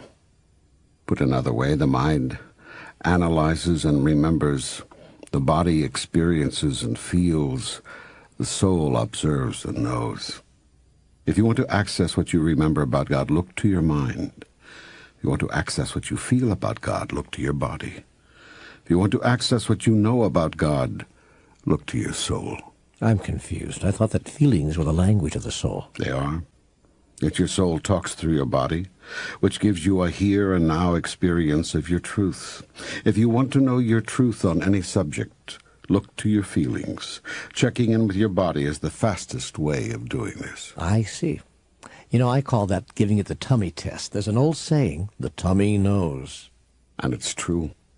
Your stomach actually provides you with a very good barometer. So if you want to get in touch with what your soul knows about the future, including the possibilities surrounding your future experience of God, listen to your body. Listen to what your body is telling you right now. Your soul knows everything, past, present, and future. It knows who you are and who you seek to be. It knows me intimately because it is the part of me that is closest to you. Oh, wow, I like that. The soul is the part of God that is closest to you. What a great statement. It is true. So to know me, all you have to do is truly know your own soul. To have a friendship with God, all I really have to do is have a friendship with myself. Exactly. That sounds so simple. It's almost too good to be true. It's true. Trust me. But it's not simple. If knowing yourself, much less having a friendship with yourself, was simple, you would have done it a long time ago. Can you help me? That's what we're doing here. I'm going to lead you back to yourself, and thus lead you back to me. And this you will one day do for others. You will give people back to themselves, and thus back to me. For when you find yourself, you find me. There I have always been, and there I will always be. How can I have a friendship with myself? By coming to know who you really are, and by becoming clear about who you are not. I thought I have had a friendship with myself. I like me a lot, maybe a bit too much. As I said, if I've had any personality problem in my life, it's been my ego. A big ego is not a sign that one likes oneself, but just the opposite. If people brag and show off a lot, it raises the question, what do they dislike about themselves so much that they feel they have to get others to like them to compensate? Whoa, that almost hurts. A painful observation is almost always a truthful one. You are having growing pains, my son. It's all right. So you mean I really don't like myself that much? And I'm trying to compensate for lack of self-love by substituting the love of others? Only you can know that. Yet you're the one who said you had an ego problem. I observe that true self-love disappears the ego. It does not enlarge it. Put another way, the larger your understanding of who you really are, the smaller your ego. When you know who you really are fully, your ego is fully gone. But my ego is my sense of myself, no? No. Your ego is who you think that you are. It has nothing to do with who you really are. Doesn't this contradict an earlier teaching that it's okay to have an ego? It is okay to have an ego. In fact, it's very okay, because an ego is necessary in order for you to have the experience you are now having, as what you imagine to be a separate entity in a relative world. Okay, so now I'm thoroughly confused. That's okay. Confusion is the first step toward wisdom. Folly is thinking you have all the answers. Can you help me here? Is it good to have an ego or not? That's a big question. You've entered the relative world, what I call the realm of the relative, in order to experience what you cannot experience in the realm of the absolute. What you seek to experience is who you really are. In the realm of the absolute, you can know this, but you cannot experience it. The desire of your soul is to know itself experientially. The reason that you cannot experience any aspect of who you are in the realm of the absolute is that in this realm there is no aspect you are not. The absolute is just that, the absolute. The all of everything, the alpha and the omega, with nothing in between. There are no degrees of absoluteness. Degrees of things can only exist in the relative. The realm of the relative was created so that you can know yourself as magnificent experientially. In the realm of the absolute there's nothing but magnificence, and so magnificence is not. That is, it cannot be experienced. It cannot be known experientially, because there's no way to experience magnificence in the absence of that which is not magnificent. In truth, you are one with everything. That is your magnificence.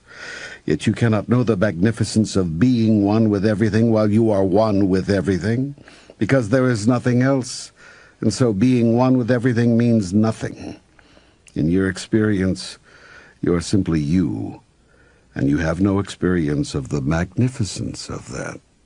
The only way for you to experience the magnificence of being one with everything is for there to be some state or condition in which not being one with everything is possible.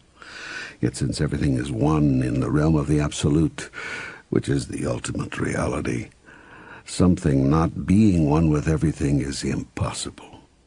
What is not impossible, however, is the illusion of not being one with everything. It was for the purpose of creating this illusion, then, that the realm of the relative was created. It is like an Alice in Wonderland world in which things are not what they seem to be and in which things seem to be what they are not. Your ego is your chief tool in creating this illusion. It is that device which allows you to imagine yourself as separate from all the rest of you. It is the part of you that thinks of you as being an individual. You are not an individual. That you must be individualized in order to comprehend and appreciate the experience of the whole. And so in this sense, it is good to have an ego. Given what you are trying to do, it is good. Yet too much ego is, given what you are trying to do, not good. That's because what you are trying to do is use the illusion of separateness to better comprehend and appreciate the experience of oneness, which is who you really are. When the ego becomes so enlarged that all you can see is the separate self, all chance of experiencing the unified self is gone, and you are lost. You have literally become lost in the world of your illusion, and you may remain lost in that illusion for many lifetimes until you finally bring yourself out of it, or until somebody else, another soul, pulls you out. This is what is meant by giving you back to yourself. This is what the Christian churches meant by their concept of a Savior. The only mistake those churches made was in declaring themselves and their religions to be the only way to be saved, thus reinforcing once again the illusion of separateness, the very illusion from which they would seek to save you. So, you ask if it is good to have an ego, and that is a very large question. It all depends on what you are trying to do. If you are using the ego as a tool with which to ultimately experience the only reality, it is good. If the ego is using you to stop you from experiencing that reality, then it is not good. To the degree that it is stopping you from doing what you came here to do, it is not good. That you're always at free choice about what you remain here to do. If you find it enjoyable to not experience yourself as part of the one, you will be given the choice of not having that experience just now. Only when you've had enough of the separateness, enough of the illusion, enough of the loneliness and the painfulness, will you seek to find your way home, and then you will find that I will be there, that I have always been there. Always. Whoa. Ask a question, get an answer. Especially when you're asking God. Yes, I see. I mean, it's not as if you have to stop and think about these things. No, the answer is right there on the tip of my tongue. It's right on the tip of your tongue, too, I might add. What does that mean? I mean, I'm not keeping these answers to myself. I never have been. All the answers to all of life's questions are quite literally On the tip of your tongue. That's another way of saying, as you speak it, so will it be. Well, according to that, if I say that everything you say is hogwash, then all that you've just told me is not true. That's true. No, it's not true. I mean, it's true that it's not true. But if I say that everything you say is not true, then it's not true that it's not true. That's true. Unless it's not. unless it's not. You see, you are creating your own reality. That's what you say. That's right. But if I don't believe what you say... Then you will not experience it as your reality. But catch the closed circle here, because if you do not believe that you create your own reality, then you will experience your reality as something you did not create, proving that you create your own reality. Oh, boy, I feel like I'm in a hall of mirrors. You are, my wonderful one, in more ways than you could know. For everything that you see is a reflection of you. And if the mirrors of life show you distortions, it is a reflection of your distorted thoughts about you. That gets me back to where I was before we got off on this tangent. There are no tangents, my son, only different routes to the same destination. I was asking you how I can have a friendship with myself. You said I can know God when I know my own soul, that I can have a friendship with God when I have a friendship with myself. And I asked you how I can do that. I thought I had a friendship with myself already. Some people do, some people don't. For some people, at best, what they have is a truce. Maybe what you said about a large ego being a sign that I don't like myself is true. I'm going to think about that. It's not that people don't like themselves completely. It's just that there's a part of themselves they don't like. And so the ego compensates by trying to get other people to like them. Of course, they don't show the part of themselves they don't like to others until this growing intimacy of a relationship makes it impossible not to. When they finally do, when the other person acts surprised and maybe even negatively, then they can assure themselves that they were right about this aspect of themselves being unlikable, and the whole circle continues. It's a very complex process, and you move through it every day. You should have been a psychologist. I invented psychology. I know, I was just kidding. I know. You see, kidding is the thing people do when they... Enough. You're right, enough. I was just kidding. You make me laugh, you know that? I make you laugh, you make me laugh. That's what I like, a God with a sense of humor. Laughter is good for the soul. Couldn't agree more, but couldn't we get back to the question, how can I have a friendship with myself? By coming to clarity on who you really are and who you are not. Once you know who you really are, you'll fall in love with yourself. Once you fall in love with yourself, you'll fall in love with me. How can I come to clarity about who I am and who I am not?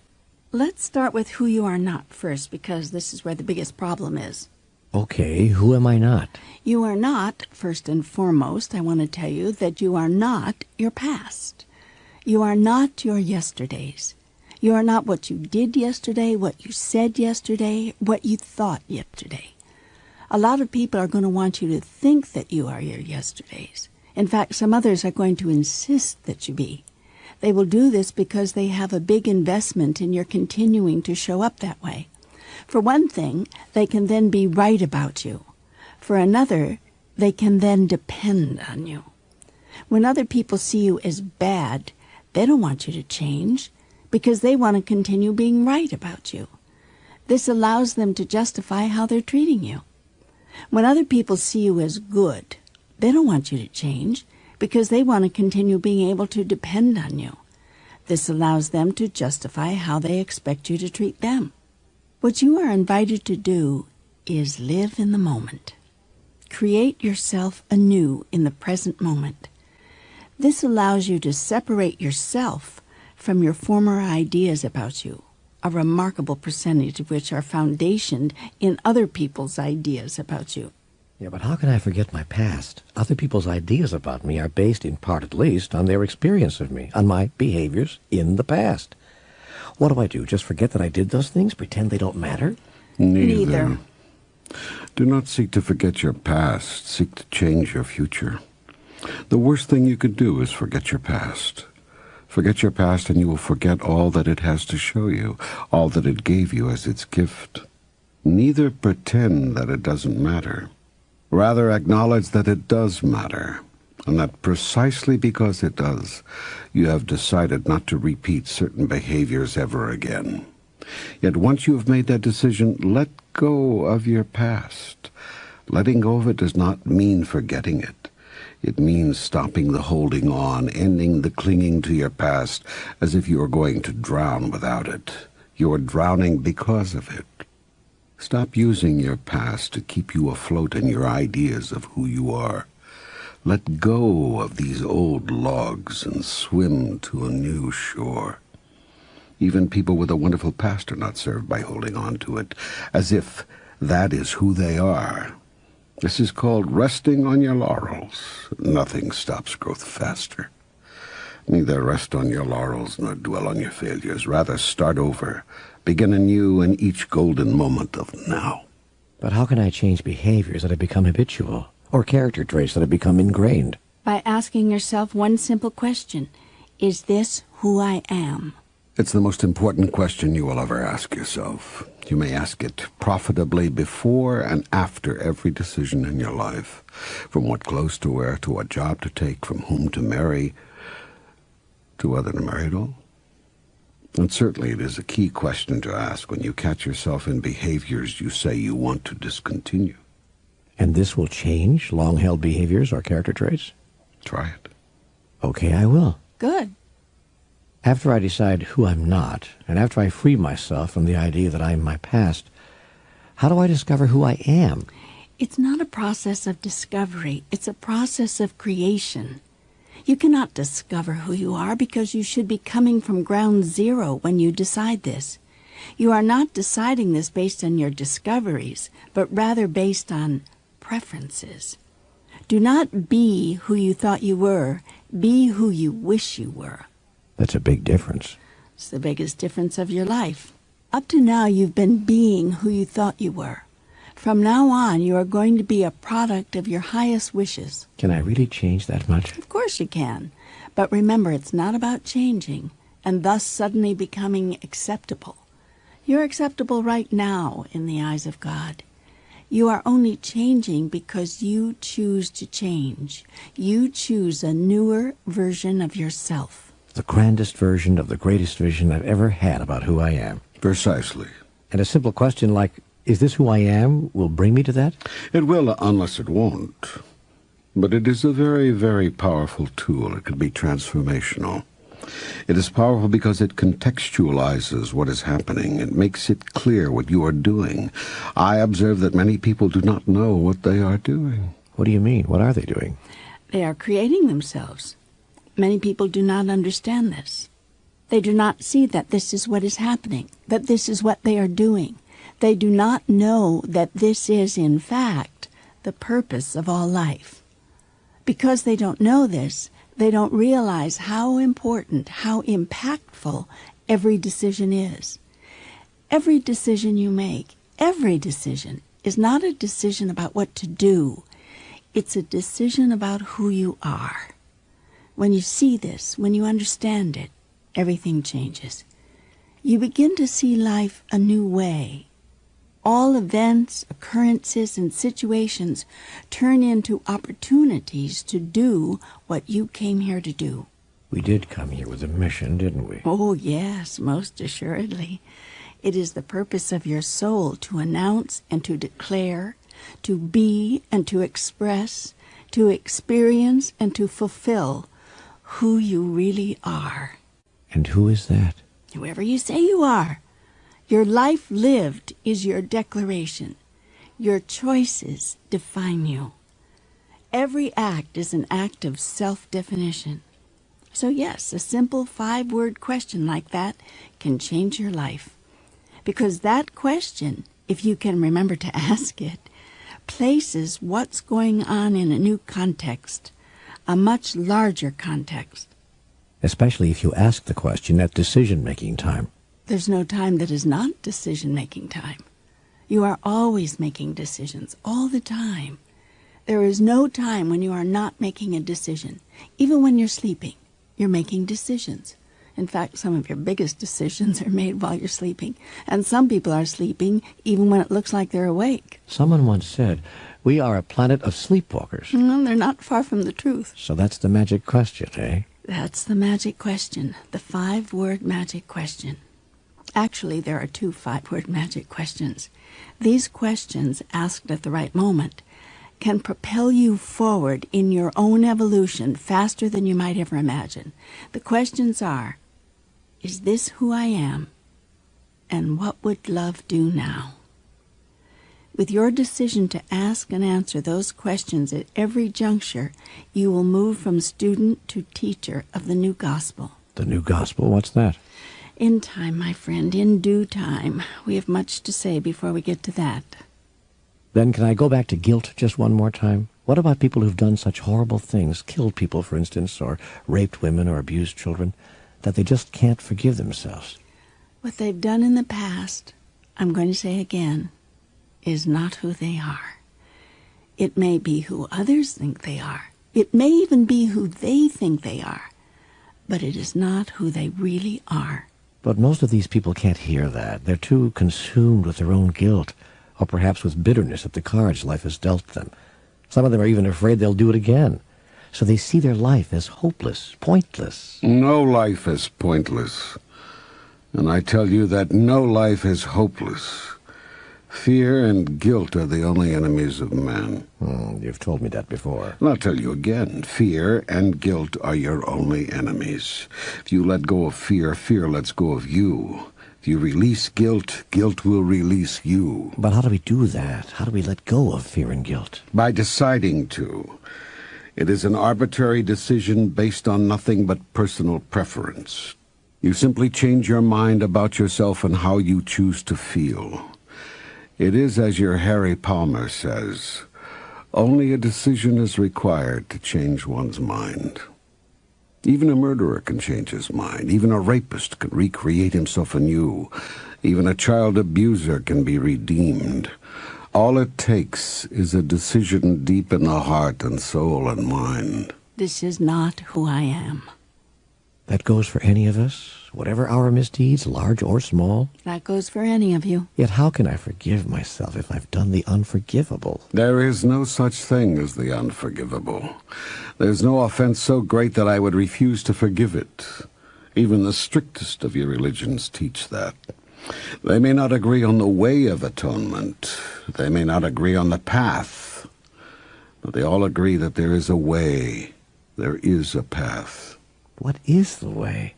How can I achieve atonement if I myself consider my offenses unforgivable? The opportunity for atonement comes to you automatically at what you call death. You must realize that atonement is just that. It is at-one-ment. It is the awareness that you and all others are one. It is the understanding that you are one with everything, including me. This experience you will have. You will remember this immediately after death, after you depart from your body. All souls experience their at-one-ment in a most interesting way. They are allowed to move through, once again, every moment of the life they've just completed, and to experience it not only from their viewpoint, but from the viewpoint of everyone else who was affected by that moment. They get to rethink every thought, re-say every word, redo every deed, and to experience its effect on every person it affected, as if they were that other person, which they are. They get to know that they are experientially. At this moment, the statement, "we are all one," will no longer be a concept. It will be an experience. Whew, that could be a living hell. I thought you said in Conversations with God that there's no such thing as hell. There is no place of everlasting torment and damnation such as you have created in your theologies. But you will all of you, experience the impact, the outcome, and the results of your choices and decisions. Yet this is about growth, not justice. It is the process of evolution, never God's punishment. And during your life review, as some have called it, You will not be judged by anyone, but simply be allowed to experience what the whole of you experienced, rather than what the localized version of you that resides with your present body experienced at each moment of life. Ouch, that still sounds like it could be painful. It is not. You will not experience pain, only awareness. You will be deeply in tune with, deeply aware of the totality of every moment one it held. Yet this will not be painful, but rather enlightening. Not an ouch, but an aha. Exactly. But if there's no ouch, where's the payback for the hurt we've inflicted and the harm we've done? God is not interested in getting you back. God is interested in moving you forward. This is the path of evolution you are on, not the road to hell. The goal is awareness. Not retribution. God is not interested in getting us back. God just wants to back us getting it. Say, not bad at all. Well, I think it's important we stay lighthearted here. I've spent years mired in guilt, and some people seem to think you have to hang on to guilt forever. But guilt and regret are not the same thing. Because I've stopped feeling guilty about something does not mean I no longer regret it. Regret can be instructive, while guilt is only debilitating. You are exactly right. That is well said. When we're free of guilt, we can move forward, as you put it, with our lives. We can make something worthwhile out of them. Then we can make friends with ourselves again. And then we can make friends with you. You can indeed. You'll make friends with yourself again. You'll fall in love with yourself when you know and at last acknowledge who you really are. And when you know yourself, you'll know me. And step one in having a real, working friendship with God is complete. Yes. I wish it were as simple as you make it sound. It is. Trust me.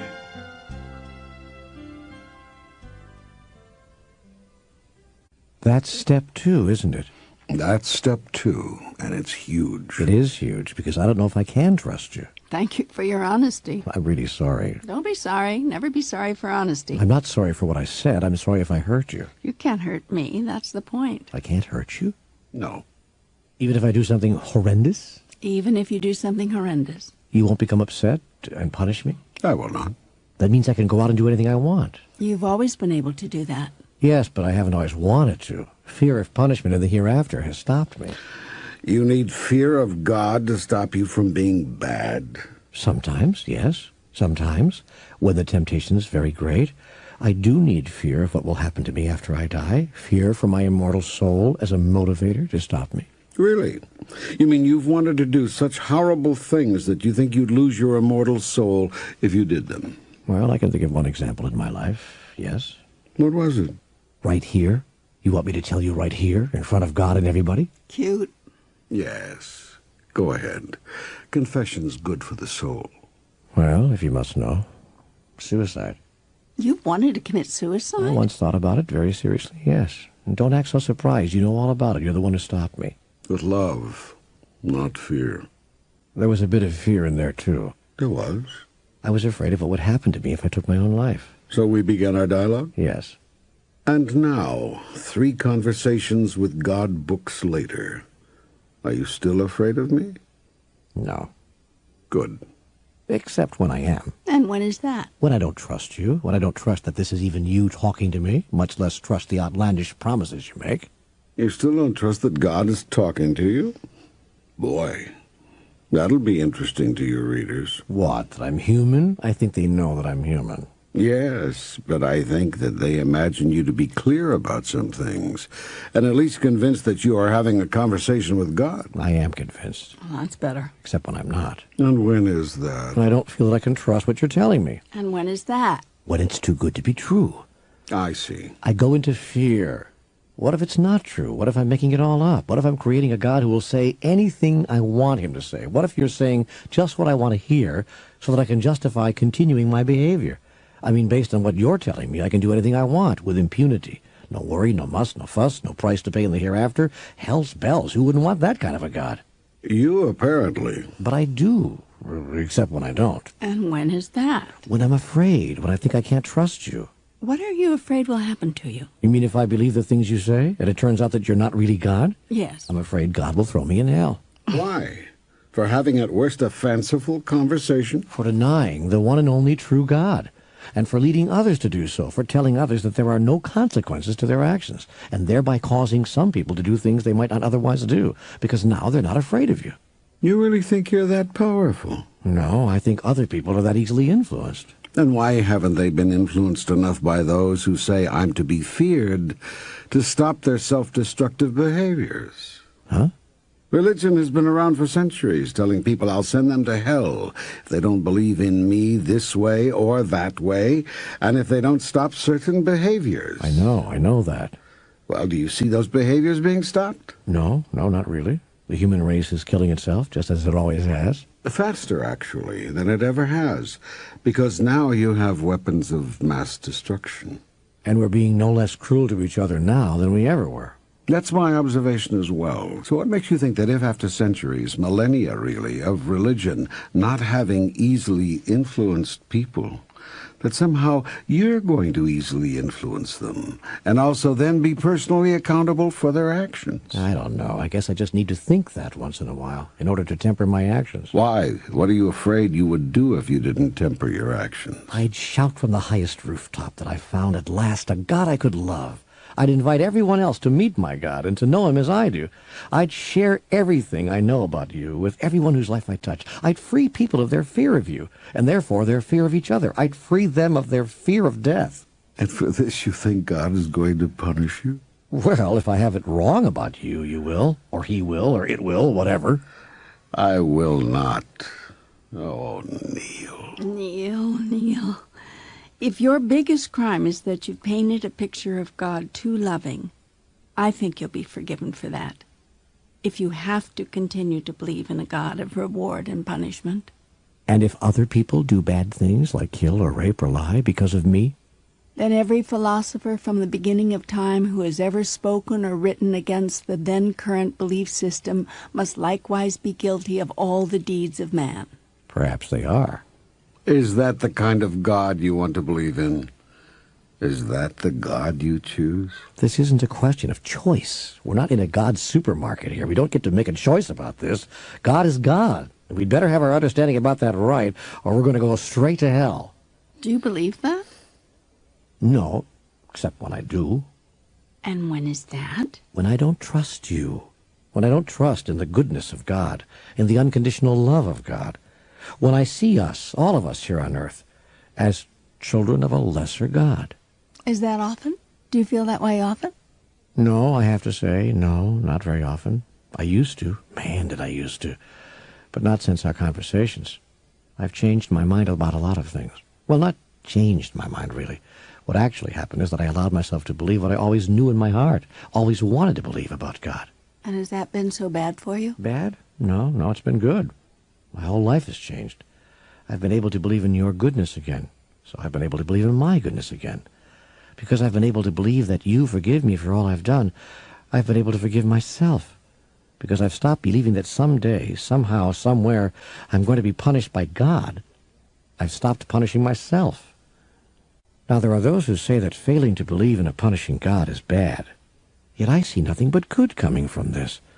Because if I'm ever going to do anything worthwhile, even if I'm in prison, just talking another prisoner out of hurting someone or continuing to hurt himself, I'm going to have to forgive and stop punishing myself. Excellent. You understand. I do understand. I really do. And I haven't abandoned everything I've been told in our conversations. I just need a tool now, a tool with which I can create a new friendship with you, a real friendship with you at last. I'm going to give you those tools, right here. Yes, you are. Even before I've asked, you've answered. As always. As always. So tell me, how can I learn to trust? By not having to. I can learn to trust by not having to trust? That's right. Help me here. If I don't want or need anything from you, do I have to trust you for anything? I suppose not. You are correct. So the highest level of trust is not having to trust? You're correct again. But how can I go to a place of not wanting or needing anything from you? By realizing that it's already yours. Whatever you need is already yours, that even before you ask, I will have answered. Therefore, asking's not necessary. Because I don't have to ask for what I already have. Exactly. But if I have it already, why would I even think I needed it? Because you don't know you already have it. It is a matter of perception. Do you mean that if I perceive that I need something, I do? You will think that you do. But if I think that God will meet all my needs, then I will not think that I do. That is correct. That is why faith is so powerful. If you have faith that all your needs will always be met, then technically you have no needs at all. And this is the truth, of course. It will become your experience, and so your faith will be justified. Yet all you will have done is change your perception. What I expect is what I get? Something like that, yes. Yet the true master lives outside the space of expectation. He expects nothing and desires nothing more than what shows up. Why? Because he already knows he has everything, and so he happily accepts whatever part of everything it is that shows up at any particular moment. He knows that it is all perfect, that life is perfection, playing itself out. Under these circumstances, trust is not required. Or, to put it another way, trust becomes knowing. Yes, there are 3 levels of awareness around everything. These are hope, belief, and knowing. When you have a hope about something, you are wishing that it is true or that it will happen. You're not certain in any sense of the word. When you have a belief about something, you are thinking that it is true or that it will happen. You are not certain, but you think you are certain, and you continue to think so unless something to the contrary appears in your reality. When you have a knowing about something, you are clear that it is true or that it will happen. You are certain in every sense of the word, and you continue to be certain even if something to the contrary appears in your reality. You judge not by appearances, because you know what is so. So I can learn to trust you by knowing that I don't have to trust you. That is correct. You have come to a knowingness that the perfect thing is going to occur. Not that a particular thing is going to occur, but that the perfect thing is going to occur. Not that what you prefer is going to occur, but that which is perfect is going to occur. And as you move toward mastery, these two become one. Something occurs, and you prefer no occurrence other than what is occurring. It is your very preferring of whatever is occurring that renders that occurrence perfect. This is called letting go and letting God. A master always prefers what occurs. You too will have reached mastery when you are always preferring what is occurring. But isn't this the same as having no preference at all? I thought you've always said your life proceeds out of your intentions for it. If you have no preferences, how can this be true?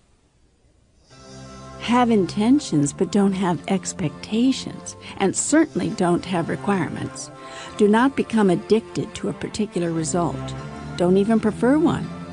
Elevate your addictions to preferences, and your preferences to acceptances. That is the way to peace. That is the way to mastery. You know, a wonderful teacher and writer, Ken Keyes, Jr., talked about just this idea in an exceptional book called A Handbook to Higher Consciousness. Indeed. His formulations in that book were very important and for many people groundbreaking. He spoke of changing addictions to preferences. He had to learn how to do that in his own life because for most of it, he was in a wheelchair, immobile from the chest down. Had he been addicted to greater mobility, he could never have found a way to be happy.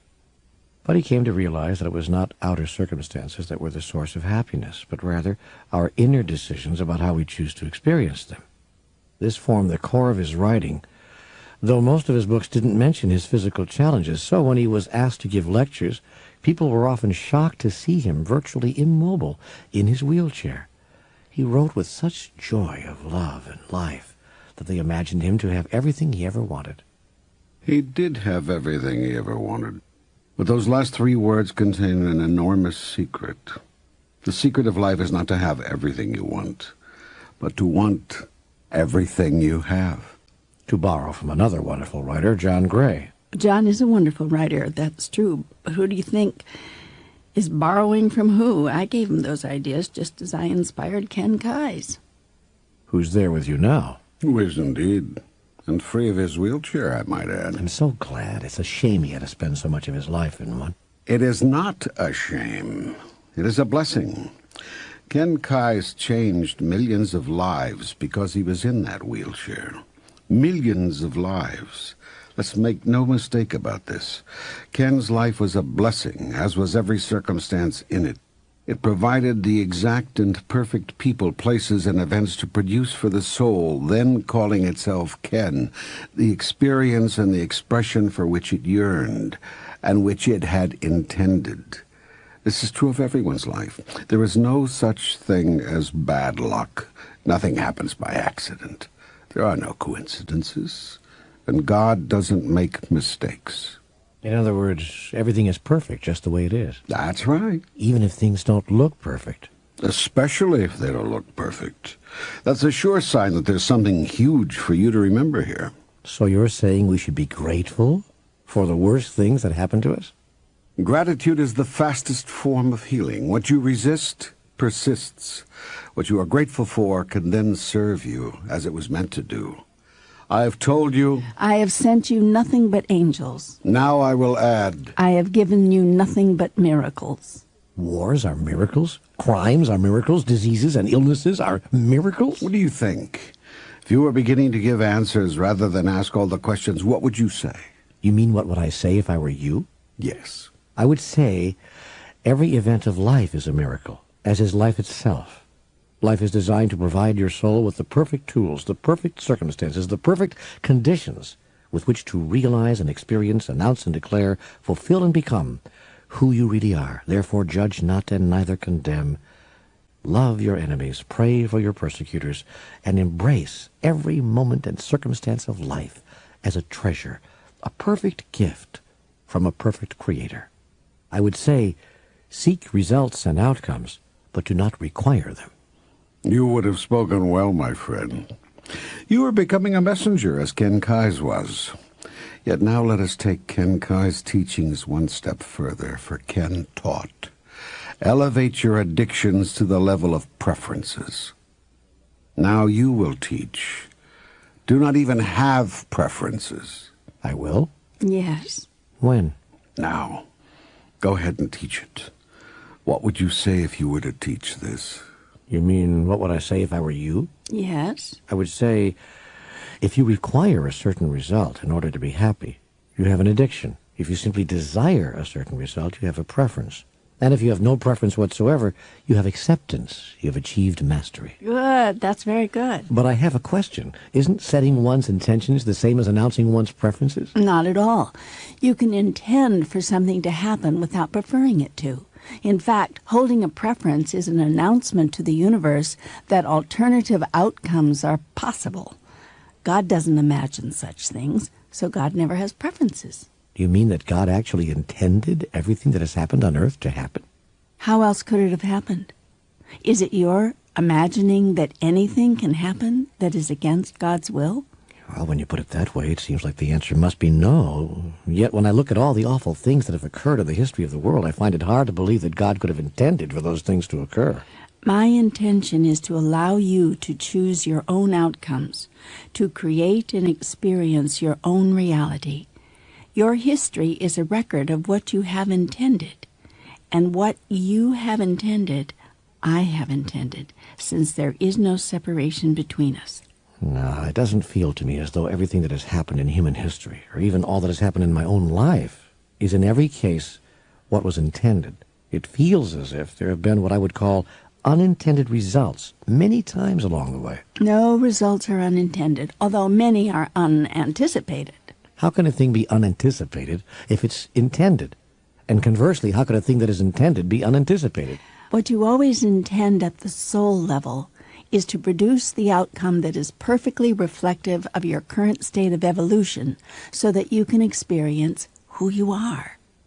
This is also the outcome that is perfectly suited to facilitate your movement to the next highest state so that you can become who you seek to be.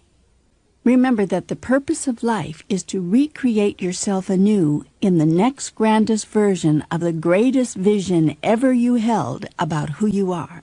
Oh, I bet I could repeat that in my sleep. Which is interesting, because when you can repeat that in your sleep, it's a sure sign that you are awake at last. That's clever, you know, that's a neat twist. All of life is, my friend, all of life is. So what have we learned here, What have you been caused to remember? That what I intend is always what is happening. but what's happening may not always be what I anticipated. But how can this be possible? It occurs when you are not very clear about what you are intending. You mean I think I'm intending one thing and I'm actually intending another? Exactly. At the physical level, you believe you are calling forth a particular result, but at the soul level, you're calling forth another. Man, that's crazy making. How can I possibly know what to expect if I'm creating my reality at levels of consciousness I'm not even in touch with? You can't. That's why it is said, live your life without expectations. That is also why you have been told in every circumstance and situation, and in the face of any result or outcome, to see the perfection. You did say both of those things in Conversations with God. And now, so that you may understand more fully, let us talk briefly about the 3 levels of experience: superconscious, conscious, and subconscious.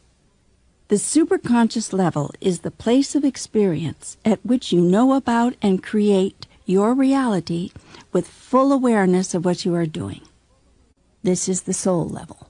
Most of you are not aware at a conscious level of your superconscious intentions, unless you are. The conscious level is the place of experience at which you know about and create your reality with some awareness of what you are doing. How much of what you are aware of depends upon your level of consciousness. This is the physical level. When you are committed to the spiritual path, you move through life ever seeking to elevate your consciousness or to enlarge the experience of your physical reality to include and encompass a larger reality that you know exists. The subconscious level is the place of experience at which you do not know about or consciously create your reality. You do so subconsciously, that is, with very little awareness that you are even doing this, much less why. This is not a bad level of experience, so do not judge it. It's a gift, because it allows you to do things automatically, such as grow your hair or blink your eyes or beat your heart, or create an instant solution to a problem. Yet, if you're unaware of what parts of your life you have chosen to create automatically, you might imagine yourself to be at the effect of life rather than at cause in the matter. You could even see yourself as a victim. Therefore, it is important to be aware of what you have chosen to be unaware of.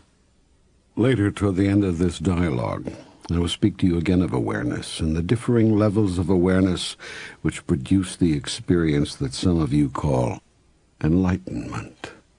Is there a way to set the same intentions on the conscious, superconscious, and subconscious levels at the same time? Yes, this 3-in-1 level of consciousness might be called supra-consciousness.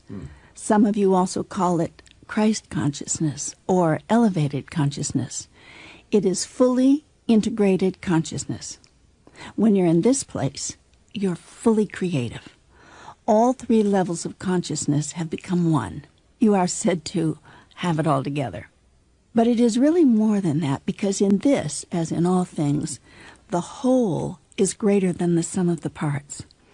Supra-consciousness is not simply a mixture of the superconscious, the conscious, and the subconscious. It's what happens when all are mixed and then transcended. You then move into pure beingness. This beingness is the ultimate source of creation within you.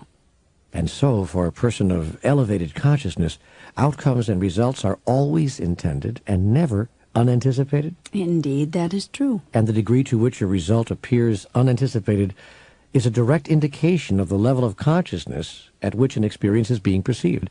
That is precisely correct. Therefore, the master is one who always agrees with results, even if they do not appear favorable, because he knows that at some level he must have intended them. You understand now. You're beginning to comprehend something that is very complex. And that is why the master sees everything as perfect. Wonderful, you've got it. What the master may not always see is the level at which the outcome was intended, yet she has no doubt that at some level she is responsible for the result. Exactly. And that's why the master never sits in judgment of another person, place, or thing. The master knows that he put it there. He's aware that at some level he created what he's experiencing. Yes. And that if he doesn't like what he's created, it's up to him to change it. Yes. And that condemnation has no part in that process. Indeed, that which you condemn, you keep in place. This is also very deep, very complex. Your understanding of it is perfect. Just as it would be perfect if I did not understand it. Indeed. We are, all of us, exactly where it is perfect for us to be, all the time. Exactly.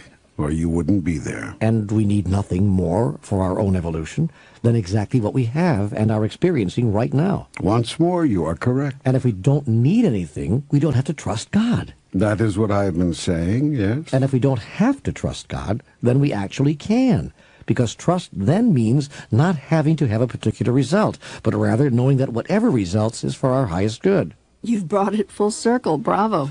The beauty of this is that not needing a particular result frees the subconscious mind from all thoughts about why you can't have a particular result, which in turn opens the path to the particular result which was consciously intended. Yes. You're able to put more things on automatic. When you face a challenge, you automatically assume that things will go well. When you face some difficulty, you automatically know that it'll be handled. When you encounter a problem, you automatically understand that it has already been solved for you, automatically. You have created these outcomes subconsciously. Things start to happen automatically, seemingly without any effort on your part at all. Life starts working. Things start coming to you rather than you having to chase after them. This change occurs without conscious effort, just as negative, self-defeating, self-denying thoughts about who you really are and what you can be, do, and have were acquired subconsciously, so too are they released subconsciously. You don't know how or when you picked up such ideas, and you won't know how or when you dropped them. Life will simply and suddenly change for you. The time between your thinking a thought consciously and it being made manifest in your reality will begin to shrink. Ultimately, it'll disappear altogether, and you will create results instantly. And actually, I'm not creating results at all, but simply realizing that they are already there. Everything has already been created, and I'm experiencing the outcome I'm able to choose, given my understandings and my perception. I see that you are now a messenger. You are one who brings a message rather than one who seeks it. You are able now to articulate the entire cosmology. You have even worked into your last statement the truth about time. Yes, time as we understood it does not exist. There's only one moment, the eternal moment of now. All things that have ever happened, are happening, or ever will happen are occurring right now. As you explained in Conversations with God, Book 3, it's like a giant CD-ROM. Every possible outcome has already been programmed. We experience the outcome we produce by the choices we make, like playing games with a computer. All of the computer's moves already exist. Which outcome you experience depends on which move you make. That is a very good example, because it allows for quick understanding. It has one drawback, however. Which is? It likens life to a game. It makes it sound as if all I'm doing is playing with you. Yes, I've received letters from people who were angry about that. They said that if what was said in Conversations with God about events and time was true, they were deeply disappointed. If, after all is said and done, we're nothing more than pawns being moved around on the chessboard of life by a God who does so for his own amusement, they were not very happy. Is that the kind of God you think I am? Because, if you do, that's what you'll see me as. Humans have been having their thoughts about God and then seeing me as that for thousands of years. This, then, is the greatest secret of all about God. I will appear to you as you see me. Wow. Yes, wow, indeed. God will seem to be what you seem to see. So how do you see me? I see you as a God who empowers me to create whatever experience I choose and gives me the tools with which to do that. And one of the most powerful of those tools is your friendship with God. Trust me on this. I do. I trust you, because I've learned that I don't have to. The process of life is what it is. Trust is not necessary. merely knowing. Exactly. It hasn't always been like this with me. I mean, I didn't always have to have things so exhaustively explained to me before I could trust. In fact, when I was younger, I always trusted that everything would go right. I was a person of unbridled optimism. One might even call it reckless optimism. Given the fact that I'd grown up being afraid of God, this state of mind might seem to have been doubly reckless. Still, that's the way it was with me. As a child, I always knew I was going to get what I wanted, and I always did. Usually, I might add, without much effort. This really bothered my brother, who used to complain loudly that Neale has all the luck. Once I overheard my dad responding to this complaint. He said, "Neale makes his own luck." He was right, and part of the reason was my parents. My mother imbued me with a love of life and all things creative, and my father blessed me with self-confidence. No matter what the challenge, he asked me over and over again, "How are you going to do it if you don't try?" He also told me something when I was about 15 years old that I have always remembered. "Son," he said, "there's no right way to do something. There's only the way you're doing it. Make your way the right way." "How do I do that?" I asked. And he answered, "By getting it done." 35 years later, the Nike company put this neat little philosophy into a 3-word slogan: just do it. As I said earlier, as a freshman in high school, I jumped right into things. All those extracurricular activities kept me wildly busy. And I did well in the classes I liked: English, speech, political science, music, foreign languages. I have to admit that I barely squeaked by in the subjects that bored me: algebra, biology, geometry. But the University of Wisconsin at Milwaukee actually accepted my enrollment anyway, on probation. I didn't last very long. The Dean of Men asked me to give up my chair after just 3 semesters, but I wasn't too upset. I was impatient with life, and I wanted to get into radio right then and there. After I flunked out of college, my father said to me, "Okay, son, you're on your own. Did what I could for you, but you want to do it your way? Do it your way." Part of me was scared out of my mind, and part of me was so excited I couldn't stand it. I'd already been logging some on-air time working gratis for a tiny FM station that had just gone on the air. And when Dad cut me loose, I marched into the general manager's office at another FM station a little further up the dial and boldly told him that he should hire me. Larry LaRue threw his head back and cackled, "Why should I do that?" I didn't miss a beat. "Because I'm better than anybody you've got on the air." Larry stopped laughing, but the smile never left his face. "Kid," he said, "I like you. You got chutzpah." I didn't know what the word meant. I remember thinking, this is good. "Tell you what," he squeaked toward me in his swivel chair. "You come back here at 8 o'clock tonight, and I'll have the night man show you the ropes. At 9 o'clock, you go on. I'll be listening. If I don't call you by 9:30, get out of there, and don't ever let me see you again." His grin became mischievous. "Fair enough," I chirped, reaching out to shake his hand. Then I added, "Be hearing from you tonight." I walked out and nearly lost my lunch in the parking lot. I was still sick to my stomach when I took the mic that night. I gave a tentative station break and rolled right into music. A couple of songs later, it was 9:28, and there was no call, and I was pretty dejected as I prepared to let the regular night guy take over. He poked his head into the room just as I was gathering my things. "The boss is on the back line," he said, and left. I picked up the phone. "You're hired," Larry grunted. "Stay on till 11. Be in my office tomorrow at 9. I've never forgotten Larry LaRue for giving me that break. Different kind of person might have thrown me out of the place. Years later, when I was a program director at a radio station in Baltimore, I did my best to pass on the favor, using what I had come to call LaRue. Always give the kid a chance. I had plenty of kids wanting to break into the business, knocking on my door. I couldn't just stick them into the studio and put them on the air the way Larry did.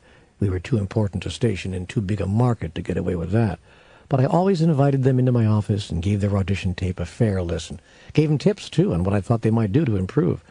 I never hired any of them on the spot, though. I guess those days are over in radio. They certainly are today. There's no place where you can earn your spurs anymore.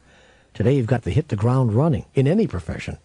My generation may have been the last to be able to sneak in through the side door. And that's too bad. We need more places where kids can serve their apprenticeships. The pressure to succeed that's placed on today's 20 and 25-year-olds is enormous. To make matters worse, many are now more ill-equipped than ever, which is something I'd like to talk about. The education I received at South Division High School in Milwaukee was equal to what a community college graduate would receive today if he was lucky. You must improve your education systems, reigniting the spirit of inquiry and the joy of learning in your schools. I gave you some wonderful clues on how you might do that in Conversations with God Book 2. I'll not repeat them here. Rather, I'll invite you to review them and put them into practice. Put them into practice? Life is a process of recreation. You are invited to empower the world to recreate the experience of school in the next grandest version of the greatest vision you ever held about what that is. Recreating school is not all that we need to do. We need to make it clear that we are never going to ignite the thinking process and encourage independent inquiry. If we allow our children to spend 20 hours a week watching television, then 20 hours more glued to video games, children will not learn very much that way. On the contrary, they will learn a great deal. They will learn how to seek instant gratification, how to expect all life problems to resolve themselves in 28.5 minutes, and how to vent their frustrations over problems that don't instantly resolve themselves by using violence. Entertainment industry executives deny that TV, movie, and video images, however violent, are responsible for young people's violent behavior. Are these the same executives who sell Super Bowl commercials for $500,000 apiece, claiming that they can influence behaviors in 60 seconds? Well, yes. I see. But surely it can't be simple video games that are desensitizing kids to death and violence. I mean, kids know it's just a game.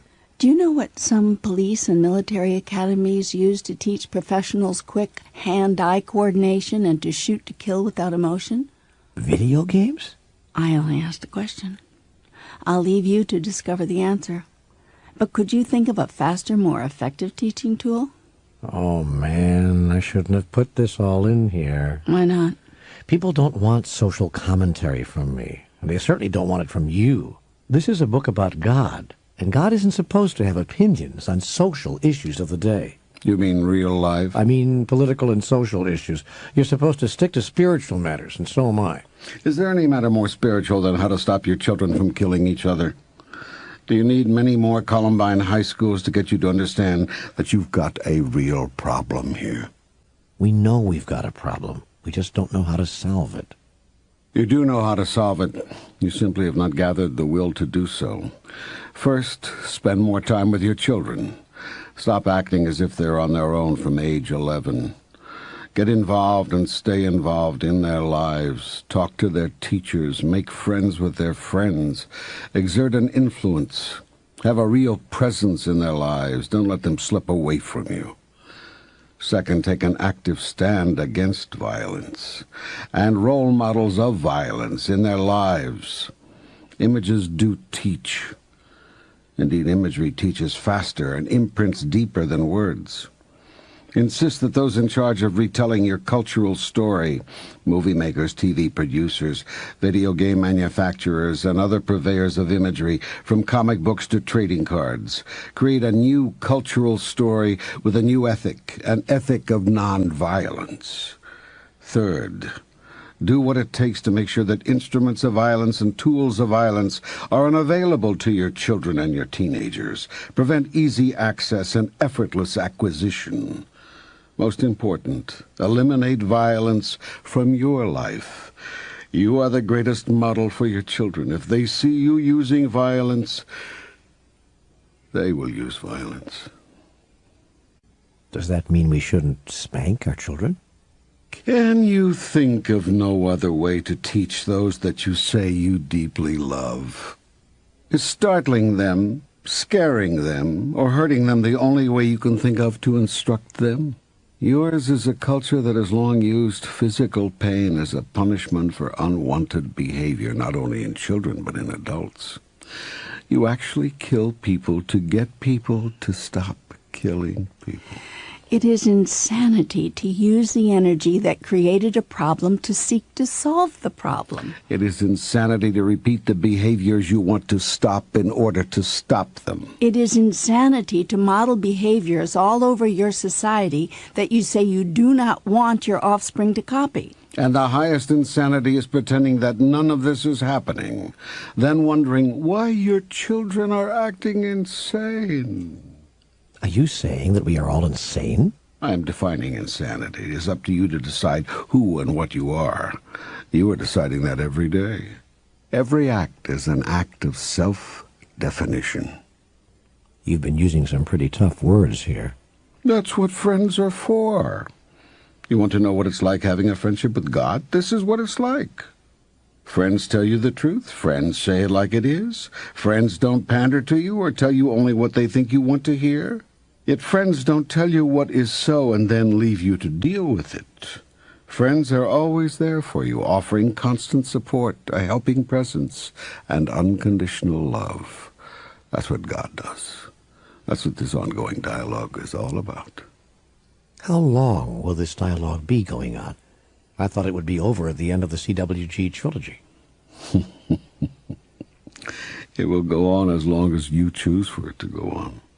So will there be another book after this? There will definitely be another book after this, as I indicated to you years ago. But it will not be a dialogue book. It won't? No. Well, what kind of book will it be? A book that speaks with one voice. Your voice. Our voice. Our voice? Your conversation with God has led to your friendship with God, and your friendship with God will lead you to your communion with God. We will speak with one voice in communion with God, and it will be an extraordinary document. All of the With God books have been extraordinary. Indeed. Will there be any more dialogue books where you and I just talk? If you wish for there to be, there will be. Well, I enjoy these conversations immensely because they really make me think. I'm sometimes surprised, though, at how opinionated you are. You know, for a God with no preferences, you seem to express quite a few. Giving directions is not the same as stating preferences. If you say you wish to go to Seattle and you're on the road to San Jose, and if you stop to ask directions, is it announcing a preference to tell you that you are on the wrong road? That you have made a wrong turn? Is it being opinionated to tell you how you can get where you say you want to go? You've used this analogy before. You've said this to me before. And I will say it to you over and over again, so long as you keep trying to make me into a God who needs something from you. I tell you this, I need nothing from you. Do you imagine me to be such an impotent God that I would need something from you and not be able to get it? Do you think there's something that I want to have happen, but that I just don't know how to make it happen? If I needed you to go to Seattle, do you think I'd be wholly unable to get you to do that? It is not like that. It is like this. You tell me where you seek to go, and I tell you how to get there. Humans have been telling God for thousands of years what kind of life they'd like to have. You've declared to me and to each other that you wish to live long lives of peace, harmony, health, and abundance. I, in turn, have been telling you for thousands of years how you can do that. I am telling you once again here, therefore, let those who have ears to hear listen. Yes, but as I said, sometimes people don't want to hear that. Some people have not liked the parts of our dialogue when you've gotten political or controversial on social issues. And it isn't just God we don't want to hear from. I learned that when I was in the media. I had to tone down a lot of my own opinions when I got on the radio. Larry LaRue was the first of many bosses to tell me that. I worked with Larry for about 8 months, then I got another break. Although today I wouldn't call such an event a break, because today I know that there is no such thing as luck, and that life proceeds out of your intentions for it. That's good. That's important. It's vital, if you're going to have a friendship with God, a real working friendship, for you to understand how God works. People are forever calling the good outcomes in life breaks, luck, coincidence, serendipity, fate, or whatever. The bad outcomes, the hurricanes, tornadoes, earthquakes, sudden deaths, they call acts of God. No wonder you had this idea that you have to be afraid of me. Your whole culture supports the idea. It is reflected in everything you say and how you say it. It is everywhere in your languaging. Now I will tell you that what you call the good things that happen to you are also acts of God. No two people meet by chance, and nothing occurs by accident. Do you imagine that Larry was sitting there, just the right person at just the right time with just the right attitude, by a stroke of luck? Consider the possibility that you and Larry did not meet by chance at that time, on that date, but that like a supporting player standing in the wings waiting for his cue, he marched on stage, said his lines, and made his exit. And the play, your play, went on, just as it always goes on, just as it is going on right now, with you writing the script through your every thought about tomorrow, with you directing the scenes with your every verbal command, with you acting them out with your every deed. That's awesome. That could be a great depiction of how it really is. Could be. Like I said, that's a great depiction of how it really is. And now, of course, I know that. After my conversation with God, all of this became clear. But back then, I thought it was just another break when one of our better on-air talents, a fellow named Johnny Walker, left the station 2 months after I arrived to take a job in Richmond, Virginia. Soon after that, Johnny's boss in Richmond left to join a company that had purchased a small AM outlet in Annapolis, Maryland. Johnny Walker didn't want to leave Richmond, but said that he knew of a new young talent that Dean could use to help give the Annapolis station a new image and a good sound. That new young talent was me. Within a blink, I was off to the East Coast, my mother wringing her hands, asking Dad to stop me. My dad said, "Let the boy go, it's his time." "But what if this is all a mistake?" Mom asked. "Then it'll be a mistake," my father said simply. "He knows where we are." I arrived in Annapolis in August 1963 with 1 month left in my 19th year. My starting salary, $50 a week. But hey, I was on real radio. This was not FM, this was AM. The kind of radio they had in cars, the kind they took in little portables to beaches.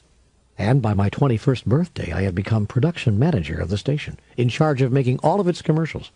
I'm telling you these stories, and this one in particular, because I want you to know how God works in our lives, how we do have a friendship with God and don't even know it. I want to illustrate how God uses people, places, and events to help us on our way, or rather how he allows us to, giving us the creative power to determine the reality of our lives, although I wouldn't have put it that way then. By 1966, I'd worked my way into the production manager's job at a radio station in a city in the Deep South, which I'm not going to name here because I don't wish to embarrass or anger its present residents. Things are different there now, I'm sure, but in 1966 I thought it was a mistake for me to go there. There are no mistakes in God's world was not a concept I had yet learned. I only now see that what happened was all part of my education, a preparation for the larger work I was to do in the world. What made me think that it was a mistake, and a big one, for me to be in this southern city, was the racial attitude I found there. It was the mid-'60s, and the Civil Rights Act had just been signed by President Johnson. It had become law because it was needed, just as anti-hate crime legislation is needed today. And nowhere was that need more apparent than in some bastions of long-standing racial prejudice in certain corners of the Deep South. I was in just such a corner, in more ways than one. I wanted out. I hated it. When I first drove into town, I needed some gas. Pulling into a service station, I was shocked to find a cardboard sign stuck to every gas pump that read, "Whites Only." Coloreds got their gas at a pump round back. Restaurants, bars, hotels, theaters, and the bus station and other public places were similarly segregated. Now, being from Milwaukee, I'd never seen such things. Not that Milwaukee or any other northern city was free of racial prejudice, but I'd never been confronted with such blatant designation of a whole group of people as second-class citizens. I'd never lived in a place where the whole society agreed that it was okay to do that. Well, things went from bad to worse. I'd been invited to dinner at the home of some new acquaintances, and I made the mistake of asking about the racial attitudes I was encountering all over the place. I thought that my hosts, a genteel couple of obvious breeding, might be able to offer me some insight. I got some insight, all right, but not the kind I'd expected. Bristling as he held up his wine glass to be refilled by an elderly black servant named Thomas, my host drawled through a strained smile, "Well, now, my new friend, I hope y'all won't judge us too harshly here. You see, we feel real kindly towards our coloreds here. Yes, sir, we do. Why, we treat 'em as regular members of the family." He turned to Thomas. "Now, ain't that right, boy?" I winced. The man didn't even know what he was doing. Thomas, however, was not so unaware.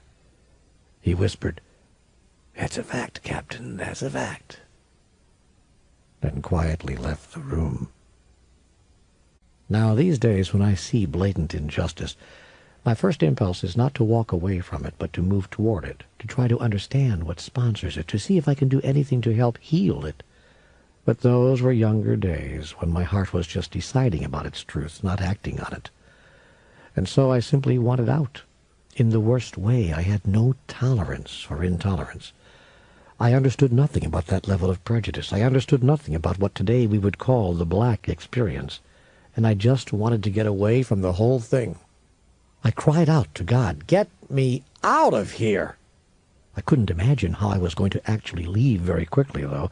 Broadcasting is a very specialized field, and jobs in the market of one's choice are not easy to find. I felt I was lucky to be working anywhere. Of course, I hadn't counted on God's friendship. In those days, I thought of God as someone who would answer prayers sometimes, ignore prayers other times, and punish me severely for all time if I died with sins on my soul. These days, I know that God answers prayers all the time. And I also know that everything we think, say, and do is a prayer, and produces a response from God.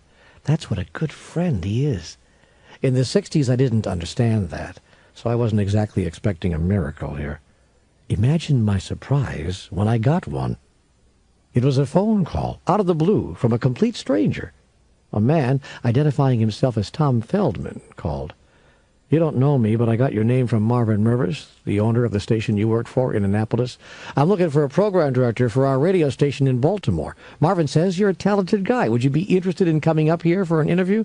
I couldn't believe what I was hearing. "Are you kidding?" I shouted inside my head.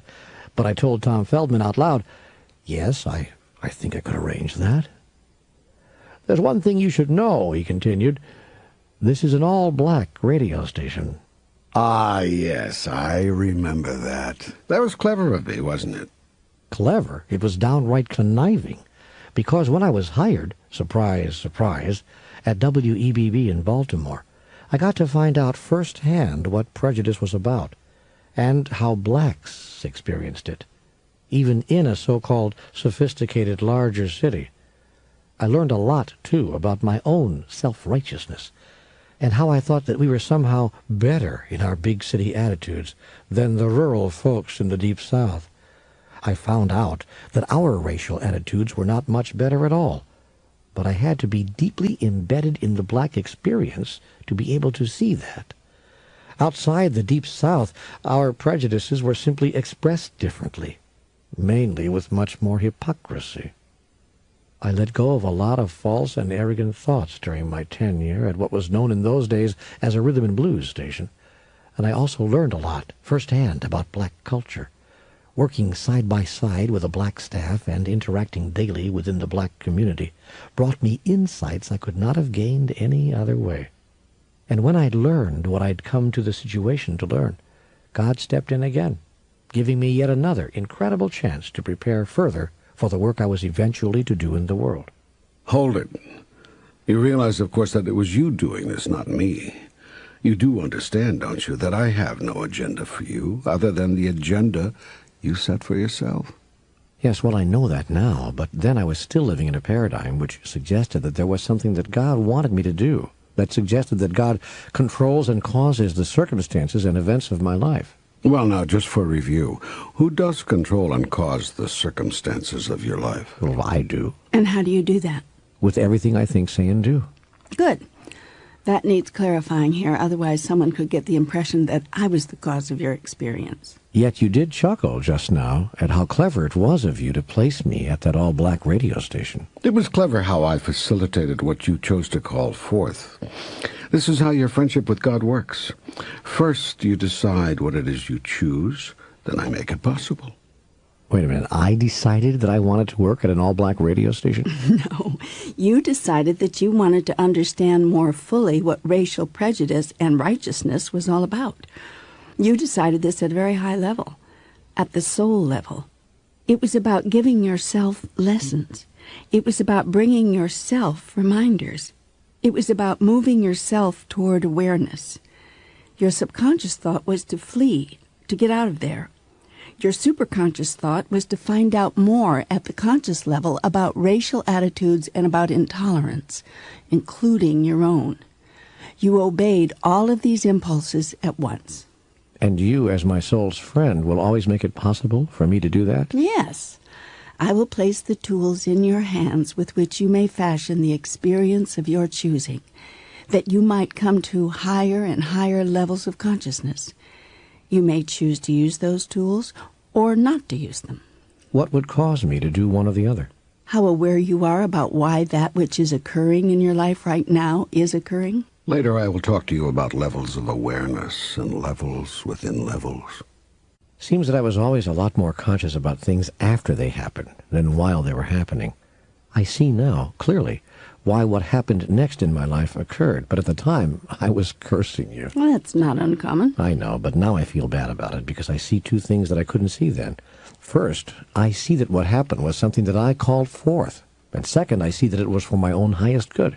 Given where you say you wanted to go in your experience. Yes, given where I say I wanted to go. I see now that I have always been choosing to be a teacher, a raiser of consciousness among people, and that my whole life has been a preparation for that. That's very true. But I was angry with you about things that I myself created. I didn't understand that you were simply giving me the tools, the right and perfect people, places, and events, to prepare myself for the experience of my choosing. That's all right. Don't worry about it. As I said, it's common. Now you know. So now just stop being angry about your life, about anything in your life. See it all as perfect. Do you think that I can? Do you think you can? I think I can. Then you can. But it would have been nice to know then what I know now. You know now, let that be enough. My father used to say, so old so soon, so smart so late. I remember that. Do you think I took that one in too deeply? What do you think? I think I did. But I'm tossing it out right now. Good. So get back to where I stepped in again, as you put it, allowing you to prepare yourself more and more for the work you had already decided to do in the world. Well, after I experienced what I came to the radio station to experience, I promptly got myself removed from there, too. It all happened very suddenly. One day I was asked by the station to leave the program director's job and become an on-the-road salesman of airtime. I think the owners felt that I was not doing as well as they'd hoped as PD. But they didn't want to fire me outright, which was nice, so they gave me a chance to stay employed. Now, I don't think there's a tougher job in the world than that of a time salesman for a radio or television station. I was constantly begging for a moment of some businessman's day in order to make my pitch, then trying as hard as I could to convince him to do something that he really didn't want to do. Then I had to work doubly hard to please him by writing snappy, effective ad copy once he did capitulate and spend a few dollars on a commercial, and finally I had to worry my head off that there'd be results so he'd continue advertising. I was working on a draw against commission, as most time salespeople are, and each week that I didn't earn my draw, I felt guilty for being paid for something I wasn't doing, and frantic that I was going to be fired. This didn't exactly produce an attitude of joy as I went off to work each morning. I remember sitting in my car one day in the parking lot of a shopping center where I was to make a cold call. I hated cold calls. I hated my new job, and I hated myself for getting myself into it, even though it didn't seem that I had much choice. I'd married just before going down south, and my first child was now on the way. Sitting in that car, miserable and furious, I banged on the steering wheel with my fists, once again demanding of God, this time actually screaming out loud, "Get me out of this!" Someone walked by the car and looked at me strangely, then quickly opened the door. "What's the matter? Lock yourself in?" I smiled sheepishly, pulled myself together, and trudged into the store. I asked if I could see the manager or owner, and was asked in return, "Are you a salesman?" When I said yes, I was told, "Well, he can't see you now." That happened a lot, and the words, "I'm a salesman," were words I began to abhor. I dragged myself back to the car, and I drove straight home. Didn't even bother going to the next prospect. I couldn't take it another day. Yet I didn't have the courage to quit. Next morning, as the alarm clock buzzed its awful buzz, I turned over with a jerk, angrily reaching for the off button, and that's when it happened. The pain hit me. Felt as if someone had stabbed me in the back. I couldn't move another inch without absolute agony. My wife called our family doctor and handed me the phone. The nurse asked if I could come into the office. Oh, I don't think so. I winced. I can't move. So, believe it or not, the doctor came to my house. I had a collapsed disc, the doctor said. It would take 8 to 12 weeks to heal, during which time I was to stay off my feet as much as possible. I would probably have to be placed in traction. I called my boss and told him. The next day, I was fired. "I'm sorry," Tom allowed, "but we just can't keep paying you a draw against commission for 3 months. It would take you a year to work that off. It's a tough break, but we're going to have to let you go." "Yep, tough break," I echoed. I could hardly keep the smile off my face. I'd been given a legitimate reason for leaving my job. It was a cruel world, but that's the way the ball bounces sometimes. That was my world view, the myth I grew up with. It never occurred to me that I had created all of this, that the cruel world was a world of my own construction. That realization, what some might call self-realization, came much later. After only 5 weeks, I felt myself feeling much better. Surprise, surprise. The doctor said my recovery was going faster than expected, and, cautioning against pushing myself, gave me the go-ahead for occasional trips out of the house. It wasn't a moment too soon. We were skimping by on my wife's salary as a physical therapist, and it was clear that before long I was going to have to find something to do for a living. But what could I do? There were no jobs in radio to be had, in Baltimore or back in good old Annapolis. And I'd never done anything else. Of course, there was that bit of writing for the high school weekly back in Milwaukee, but surely that wasn't credentialed enough to get a real newspaper job.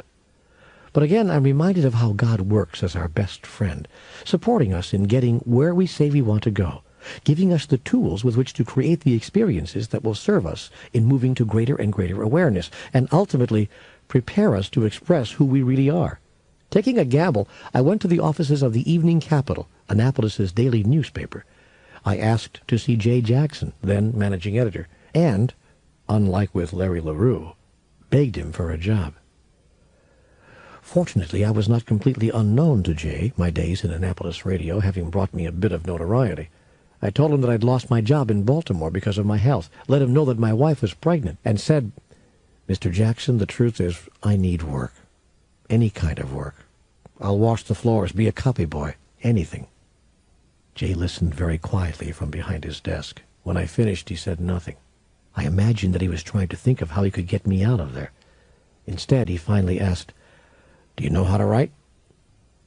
"I wrote for my high school paper, had some journalism in college, yes, sir," I answered hopefully. "I think I can put a few sentences together." After another pause, Jay said, "All right, you can start tomorrow. I'm going to put you in the newsroom. You're going to be writing obituaries and church news and club notices, nothing you can screw up too badly. I'll be reading your stuff. We'll see how you work out for a couple of weeks. If it doesn't pan out, there'll be no harm done, and you'll have made yourself a few bucks. If you show me something, we'll have ourselves another staff writer. As it happens, we're one man short right now." Surprise, surprise. Now, nothing can give you a liberal education faster than being a newspaper reporter, especially at the paper of record in a small town, because you cover everything, everything. One day you're interviewing the governor, the next you're doing a feature on the new Little League coach. Now catch the tie-in here. See the beauty of the design. I've always wanted to be a communicator of God's love. At first I was confused, and later I became disaffected by all the teachings about a God of fear. I knew that this couldn't be the real God, and my heart ached to bring people to an awareness of what I felt in my heart. At some level I must have known that I was destined to do that, and also known exactly what it would take to do it. A part of me, my soul, must have known that I would be dealing with people from all backgrounds and experiences, and interacting with them in deeply personal ways. To do this requires highly developed communication skills and rich exposure to people from varied cultures and walks of life. I'm not surprised, now, that I spent my early life honing exactly those skills. First in broadcasting, moving south where I exposed myself to racial attitudes foreign to me, then going to work in an environment in which I could understand that prejudice from the inside out, and finally creating a medical condition that allowed me to start a new career of delving into everything from the grisly police blotter to what makes the town's new Presbyterian pastor tick. When I was living those moments, I called some of them good luck and some of them bad luck. But now, from my present vantage point, I see that they were all part of the same process, the process of life itself, and of me becoming. I've learned to judge not and neither condemn, but to accept with equanimity the experiences of my life, knowing that all things happen in their perfect way at their perfect time. I don't know when it was during my first month at the newspaper that I'd been officially hired. I was too busy writing obituaries and church news and tidying up the press releases that came in from the Boy Scout troops and the community theaters and the Kiwanis and Lions clubs. But one morning I found a note on my desk, handwritten in bold red felt-tip strokes. Please accept a $50 weekly increment. J. I was permanent.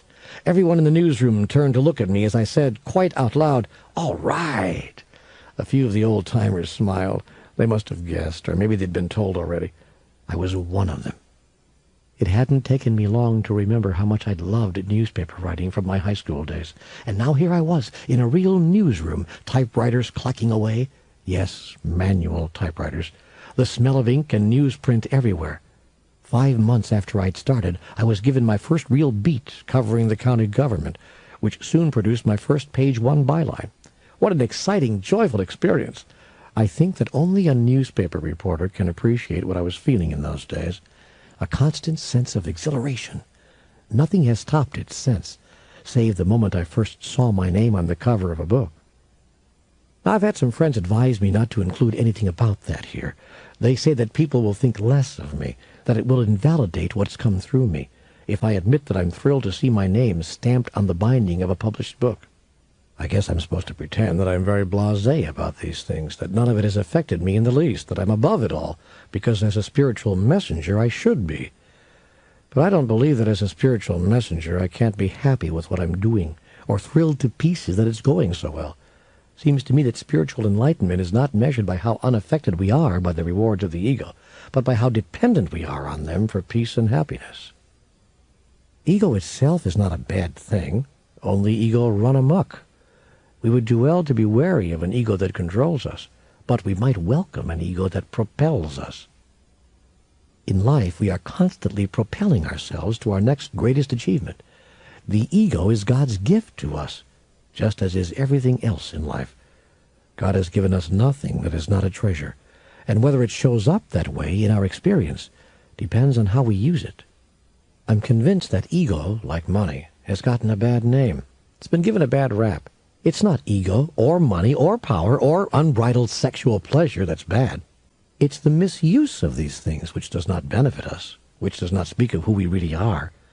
If these things, in and of themselves, were bad, why would God have created them? So I'm very okay with admitting that I was thrilled to see my first byline on the front page of the Evening Capital, and with acknowledging that I'm still thrilled today, each time I see my name on the cover of a new book, even though I find myself saying that these books were not written by me, but through me. You have written these books, and it is very okay to say that you have. It is not necessary for you or anyone else to hide your light under a bushel. I have made that point before. Unless you learn to acknowledge who you are and what you have done, you can never acknowledge others for who they are and what they have done.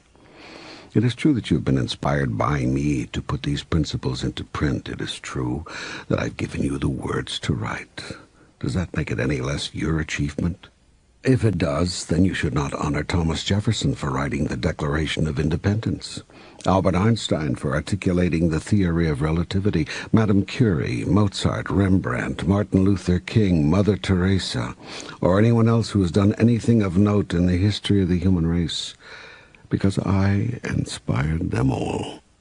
My son, I cannot tell you how many people to whom I have given wonderful words to write, who have never written them. Or can I tell you how many people to whom I have given wonderful songs to sing, who have never sung them? Do you want the list of people to whom I have given gifts, who have never used them? You have used the gifts I have given you, and if that isn't something to be thrilled about, I don't know what is. You have a way of making people feel good about themselves, just when they're tempted to start feeling bad. Only with those who listen, my friend. Only with those who listen. You'd be amazed at how many people are in the I am not to feel good about myself trap, or the no credit is to come to me belief system. The trick is not to do what you do for acknowledgement, but rather as an expression of who you are. Yet, to be acknowledged for who you are does not make you less of that, but only makes you want to experience more of it. The true master knows this, which is why the true master acknowledges everyone for who they really are, and encourages others to acknowledge themselves as well, and never to deny, in the name of modesty, the most magnificent aspect of the self. Jesus announced himself, declared himself unequivocally to all who could hear. So too has every master who has walked your planet. Therefore, announce yourself, declare yourself, then move fully into the beingness of that which you have declared. Recreate yourself anew in every moment of now, in the grandest version of the greatest vision ever you held about who you are. In this will I be glorified, for the glory of God is the glory of you, expressed wondrously indeed. You know what I like about you? What? You give people permission to feel the feelings they've always wanted to feel. You give people back to themselves. That's what friends are for. How could people not feel optimistic about themselves or about the world with someone like you around? Oh, you'd be surprised. Well, I've always been optimistic, even before I knew you as I know you now. Even when I thought that God was an angry, punishing God, it still seemed like he was on my side. I mean, I grew up thinking that, because I was taught that. After all, I was both Catholic and American. Who can beat that? We were told as children that the Catholic Church was the one true church. We were also told that God looked with special favor on the United States of America. We even stamped "In God We Trust" on all of our coins. And in the Pledge of Allegiance to our flag, we declared ourselves to be one nation under God. I considered myself very lucky, being born into the best faith, in the best country. How could anything I do go wrong? Yet it is this very teaching of superiority that has caused so much pain in your world. The idea deeply ingrained in a people that they are somehow better than others may give them an extra measure of confidence, but it also too often translates "how can anything we do go wrong" into "how can anything we do be wrong." This is not self-confidence, but a dangerous brand of hubris that allows an entire population to believe itself to be in the right, no matter what it says or does. People of many faiths and nations have believed and taught this through the years, producing a righteousness so huge that it desensitized them to any other experience, including the abject suffering of others. If there's one thing which it would benefit you to remove from your various cultural myths, it is this idea that by means of some magic ingredient you have been made better than some other humans, that yours is the superior race or the superior faith, the better country or the better political system, the higher approach or the higher way. I tell you this. The day that you cause cultures to do this is the day that you change the world. The word better is one of the most dangerous words in your vocabulary, exceeded only by the word right. Both are connected, for it is because you think you are better that you think you are right. Yet I have made no ethnic or cultural group my chosen people, and I have made no path to me the one true path. Neither have I singled out any nation or religion for special favor, nor given any gender or race superiority over another. Oh, my God, would you please repeat that? Would you please say that again? I have made no ethnic or cultural group my chosen people, and I have made no path to me the one true path. Neither have I singled out any nation or religion for special favor, nor given any gender or race superiority over another. I invite every minister, every priest, every rabbi, every teacher, every guru, every master, every president, every prime minister, every king, every queen, every leader, every nation, every political party, to issue one statement that would heal the world. Ours is not a better way. Ours is merely another way. Leaders could never say that. Parties could never announce that. The Pope, for heaven's sake, could never declare that. That would destroy the whole basis of the Roman Catholic Church. Not just that church, but many religions, my son. As I've already noted, most religions base their primary appeal on the idea that theirs is the one true path, and that to believe any other way is to risk eternal damnation. Thus religions use fear rather than love to attract you. Yet that is the last reason I would have you come to me. Do you think that religions ever could affirm that? Do you think that nations ever could declare that? Do you think that political parties ever could make that statement part of their platform? I say again, it would change the world overnight if they did. Maybe then we could stop killing each other. Maybe then we could stop hating each other. Maybe then we could stop the Kosovos and the Auschwitzes, the endless religious wars in Ireland, the bitter racial strife in America, the ethnic and class and cultural prejudices around the world, which lead to so much cruelty and suffering. Maybe then you could. Maybe then we could ensure that there would never again be a Matthew Shepard, beaten unmercifully and left to die, tied to a cattle fence in Wyoming because he was gay. Can't you say something about gay people? I've been asked over and over again at lectures and appearances and retreats all over the world. Won't you say something to end once and for all the violence and cruelty and discrimination against gay men and women? So much of it done in your name, so much of it said to be justified by your teaching and your law. I have said before, and I will say again, there is no form and there is no manner in which the expression of love that is pure and true is inappropriate. I cannot be more unequivocal than that. But how do you define love which is pure and true? It seeks to damage or hurt no one. It seeks to avoid the possibility of damage or hurt to anyone. How can we hope to know if someone else might possibly be hurt by an expression of love? You may not be able to know in every case. And when you cannot know, you cannot know. Your motives are pure. Your intentions are good. Your love is true. Yet most times you can know, and most times you do. It's clear to you at these times how an expression of love could cause another to experience hurt. At these times you would do well to ask, what would love do now? Not just love for the current object of your affections, but love for all others as well. But such a ground rule could stop us from loving practically everyone. There's always someone who can claim that they'll be hurt by something someone else does in the name of love. Yes, nothing has generated more hurt among your species than the very thing that was meant to heal it. Why is that? You don't understand what love is. Okay, and what is it? It is that which is without condition, without limitation, and without need. Because it is without condition, it requires nothing in order to be expressed.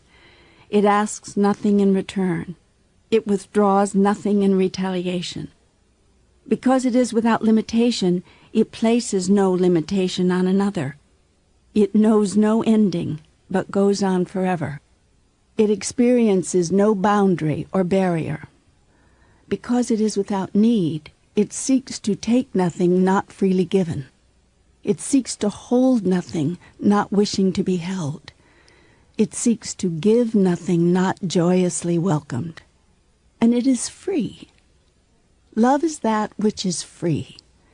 For freedom is the essence of what God is. And love is God, expressed.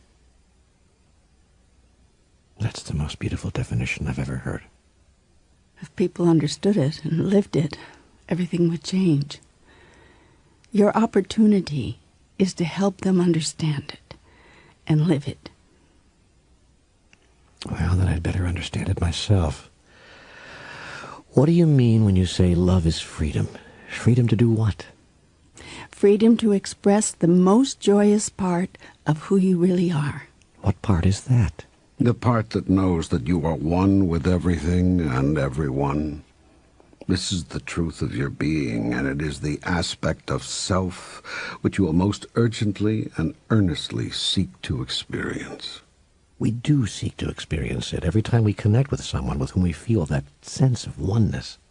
And the difficulty is that we can feel that sense of oneness with more than one person. Indeed. A highly evolved being feels it for everyone, all of the time. How do they get away with that? Let me see if I understand the question.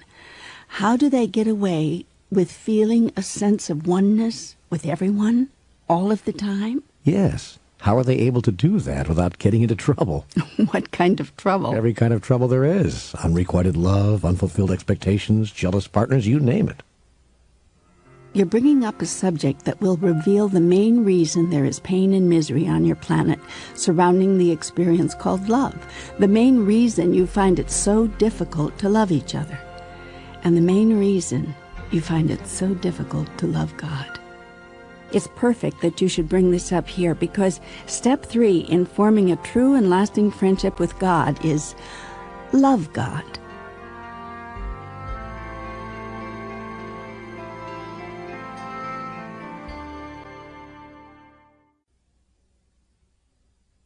So to review then, the first 3 steps to God are know God, trust God, love God. Right. Everybody loves God. That last one should be easy. If it's so easy, why are so many of you having such a hard time doing it? Well, because we don't know what it looks like to love you. And that's because you don't know what it looks like to love each other. The 3rd step may not be easy on a planet where loving someone without need is unheard of, where loving another unconditionally is rarely practiced, and where loving everyone without limitation is actually thought of as wrong. Human beings have created a lifestyle in which feeling oneness with everyone all of the time does get them in trouble. And you've just named the chief causes of all this trouble. You might call these the 3 great love enders. 1, neediness. 2, expectation. 3, jealousy. You cannot truly love another when any of these 3 is present. And you certainly can't love a God who indulges in any one of these, much less all of them. Yet that is exactly the kind of God you believe in. And since you've declared it to be good enough for your God, you've allowed it to be good enough for yourselves as well. So that is the environment within which you seek to create and sustain your love for each other. You've been taught of a God who is jealous, who has enormous expectations, and who is so needy that if his love for you is unrequited, he'll punish you with everlasting damnation. These teachings are now a part of your cultural story. They are so embedded in your psyche that it will be a major undertaking to root them out. And yet, until you do, you cannot ever hope to truly love each other. Much less me. Well, what can we do? In order to solve a problem, you have to first understand it. Let's take a look at this particular problem, one element at a time. Neediness is the most potent love killer there ever was. Yet most members of your species do not know the difference between love and need. And so they have confused the two and continue to do so daily. Need is when you imagine that there is something outside of yourself that you do not now have and that you require in order to be happy. Because you believe that you need this, you will do almost anything to get it. You will seek to acquire what you think you require. Most people acquire what they think they require by trading. They trade what they already have for what they seek to have. It is this process they call love. Yes, we've had this discussion before. Indeed we have. But this time, let's take it one step further, because it is important to understand how you came to this idea about love. You imagine that this is the way to show your love for each other because you have been taught that this is the way God shows love for you. God has worked out a trade deal. If you love me, I'll let you into heaven. If you don't love me, I won't.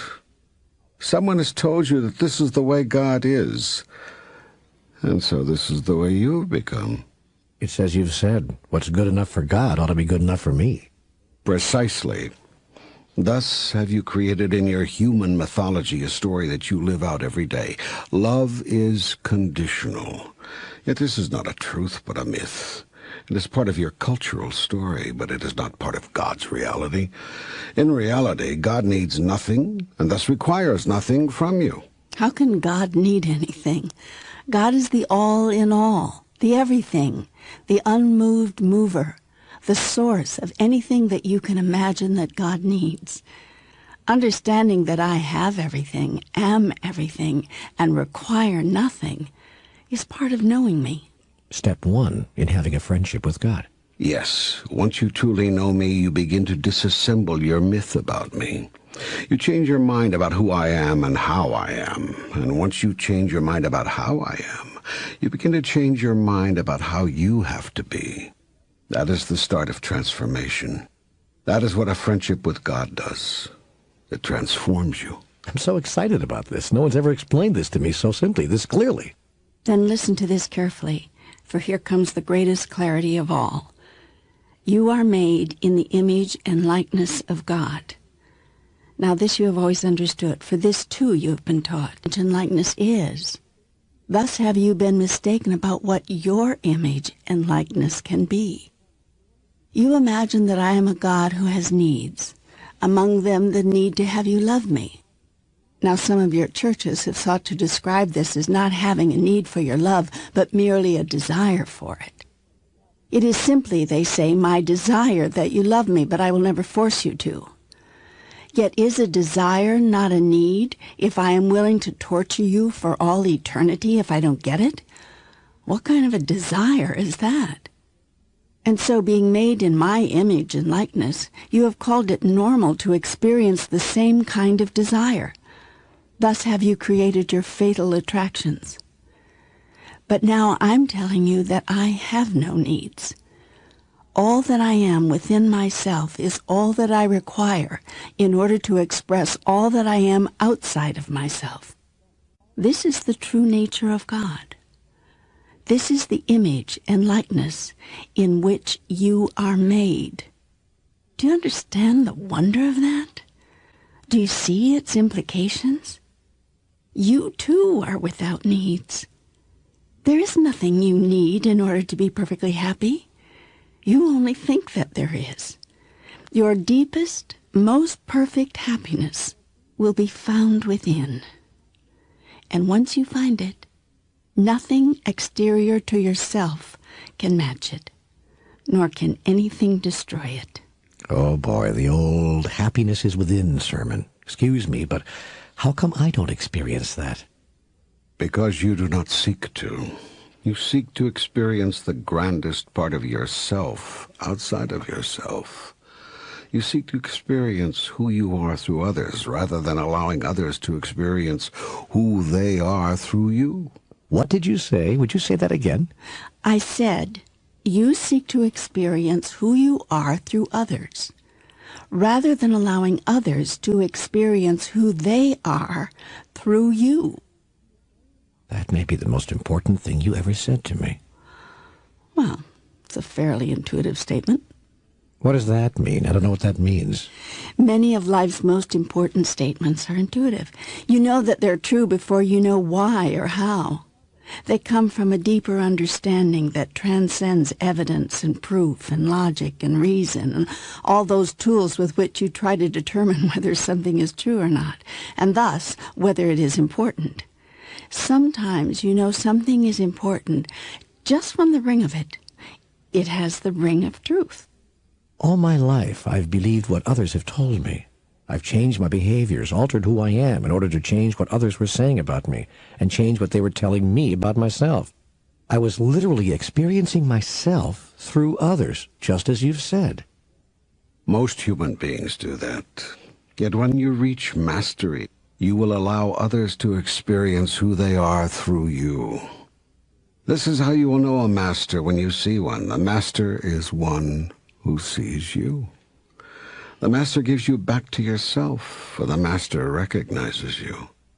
That is, the master recognizes you, knows you again, and thus do you once again recognize yourself. You know yourself again as who you really are. Then you pass this on to others. You have become a master, and no longer seek to know yourself through others, but choose to have others know themselves through you. Thus have I said, a true master is not the one with the most students, but one who creates the most masters. How can I experience the truth of this? How can I stop needing affirmation from without and find all that I require to be happy within? Go within. To find what is within, go within. If you do not go within, you go without. You've said that before, too. Indeed, all of these things have I shared with you before. All of this wisdom has been given you. Do you imagine that I would make you wait to hear the greatest truths? Why would I keep these things secret? Not only have you heard these things before in your previous conversations with God, you have heard them elsewhere as well. There's no revelation here except the revelation that all has already been revealed. Even you have been revealed to yourself, and that revelation, which has been given you, lies deep within your soul. Once you get a glimpse of that, once you have even a momentary experience of it, you'll be very clear that nothing outside of yourself can compare with what is within you. That no feeling you get from any exterior stimulation or source is anything like the total bliss of communion within. I tell you again, it is within that your bliss will be found. There will you remember once again who you are. And there will you experience once more that you have no need of anything exterior to yourself. There will you see the image of you in the likeness of me. And on that day will your need for anything else end, and will you be able at last to truly love and to love truly. You speak with such force and grace and eloquence. I'm so often having my breath taken away by you. But tell me again how I can go within. How can I know myself as he who needs nothing exterior to himself? Simply be quiet. Be with yourself in the stillness. Do this often. Do this daily. Even hourly in small doses if you can. Just stop. Stop all of your doingness. Stop all of your thinking. Just be for a while. Even for only a moment. It can change everything. Take an hour every day at dawn and give it to yourself. Meet yourself there in the holy moment. Then go about your day. You'll be a different person. You're talking about meditation. Do not get caught up in labels or ways of doing things. That is what religion has done. That is what dogma seeks to do. Do not create a label or a set of rules around this. What you call meditation is nothing more than being with yourself, and thus ultimately being yourself. You can do this in many ways. For some of you, it may look like what you call meditation, that is, sitting quietly. For others, it may look like walking alone in nature. Scrubbing a stone floor with a brush on hands and knees can be a meditation, as many a monk has discovered. Others, outsiders, come to a monastery and see this work and think, oh, what a hard life. Yet the monk is deeply happy, deeply at peace. He's not looking to get out of scrubbing floors. He's looking for another floor to scrub. Just give me another floor. Give me another brush. Give me another hour on my hands and knees, my nose 6 inches from the cobblestones. I'll give you the cleanest floor you've ever seen. And my soul will be cleansed in the process, cleansed of any thought that happiness requires something outside of itself. Service can be a deep form of meditation. Okay, let's say that I've discovered that I don't need anything from anyone else to be truly happy. Wouldn't this make me antisocial? On the contrary, it'll make you more social than ever. For now you clearly see that you have nothing to lose. Nothing inhibits your loving each other more than the thought that you have something to lose. It is for this same reason that you have found it difficult and frightening to love me. You have been told that if you do not love me in the right way, at the right time, for the right reasons, I will become angry. For I am a jealous God, you have been told, and I will not accept your love in any way, shape, or form other than that in which I demand it. Nothing could be farther from the truth. Yet the truth has never been farther from your awareness.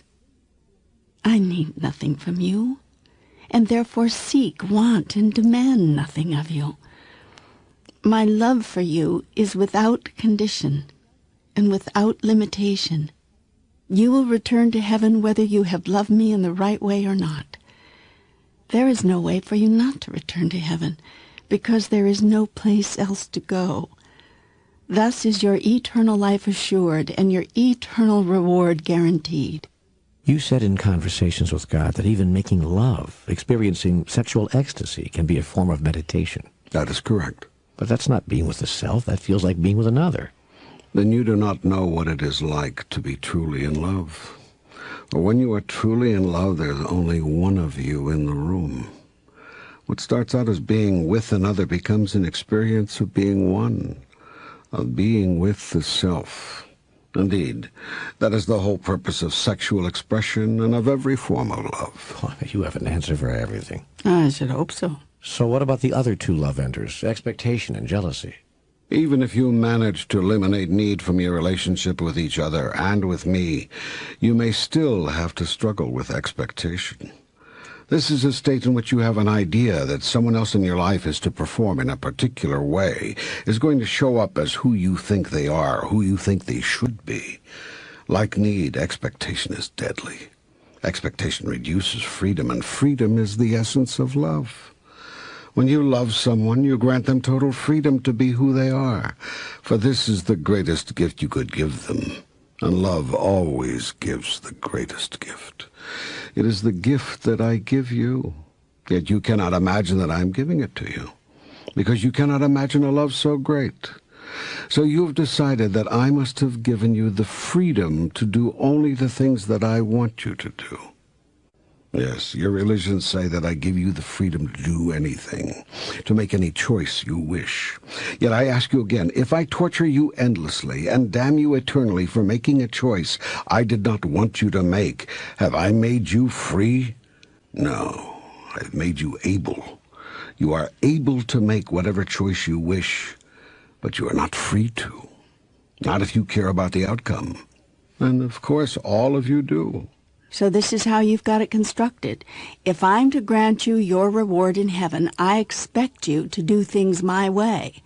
And this you call God's love? Then you hold each other in the same place of expectation, and you call this love. Yet it's not love, in either case. For love expects nothing save what freedom provides. And freedom knows nothing of expectation. When you don't require a person to show up as you imagine you need them to be, then you can drop expectation. Expectation goes out the window. Then you love them exactly as they are. Yet this can only happen when you love yourself exactly as you are. And that can only happen when you love me exactly as I am. In order to do that, you must know me as I am, not as you have imagined me to be. That is why the first step in having a friendship with God is to know God. The second step is to trust the God that you know. And the third step is to love the God that you know and trust. You do that by treating God as someone you know and trust. Can you love God unconditionally? That's the big question. All this time you may have thought that the question was, can God love you unconditionally? But the big question is, can you love God unconditionally? Because you can only receive my love in the way you can give me yours. Oh my, that's an enormous statement. Again, I'm going to ask you to repeat that. I can't let that one just slip past. You can only receive God's love in the way that you give God yours. I suppose this is true of human relationships as well. Of course. You can only receive another's love in the way that you give them yours. They can love you their way as long as they want. You can only receive it your way.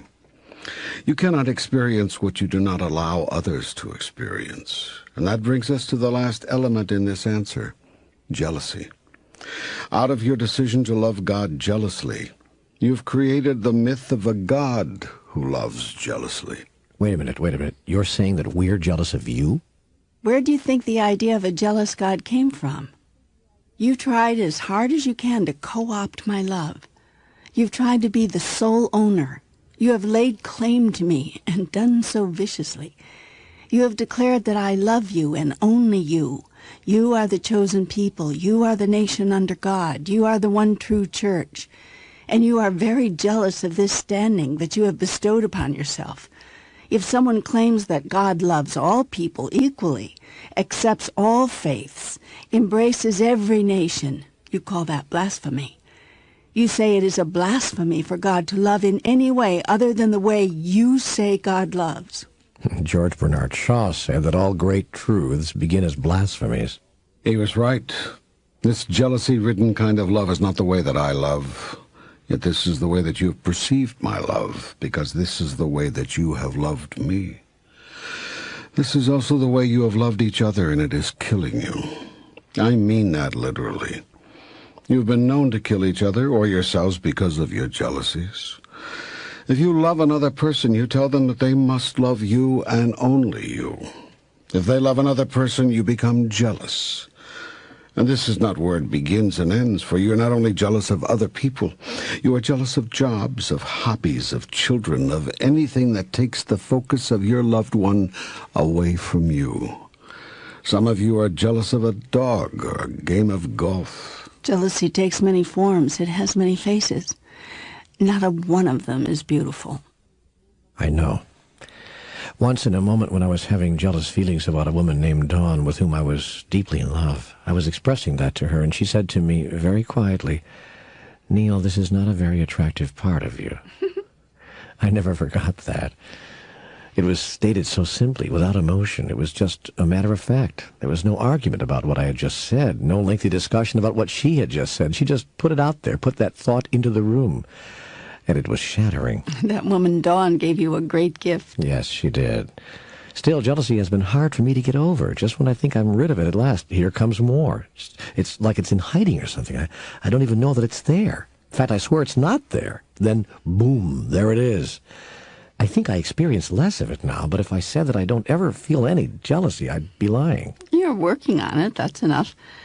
You're recognizing it for what it is, and that's good. But how can I get rid of it? I know some people who actually have gotten rid of it completely. How do they do that? I want to do that.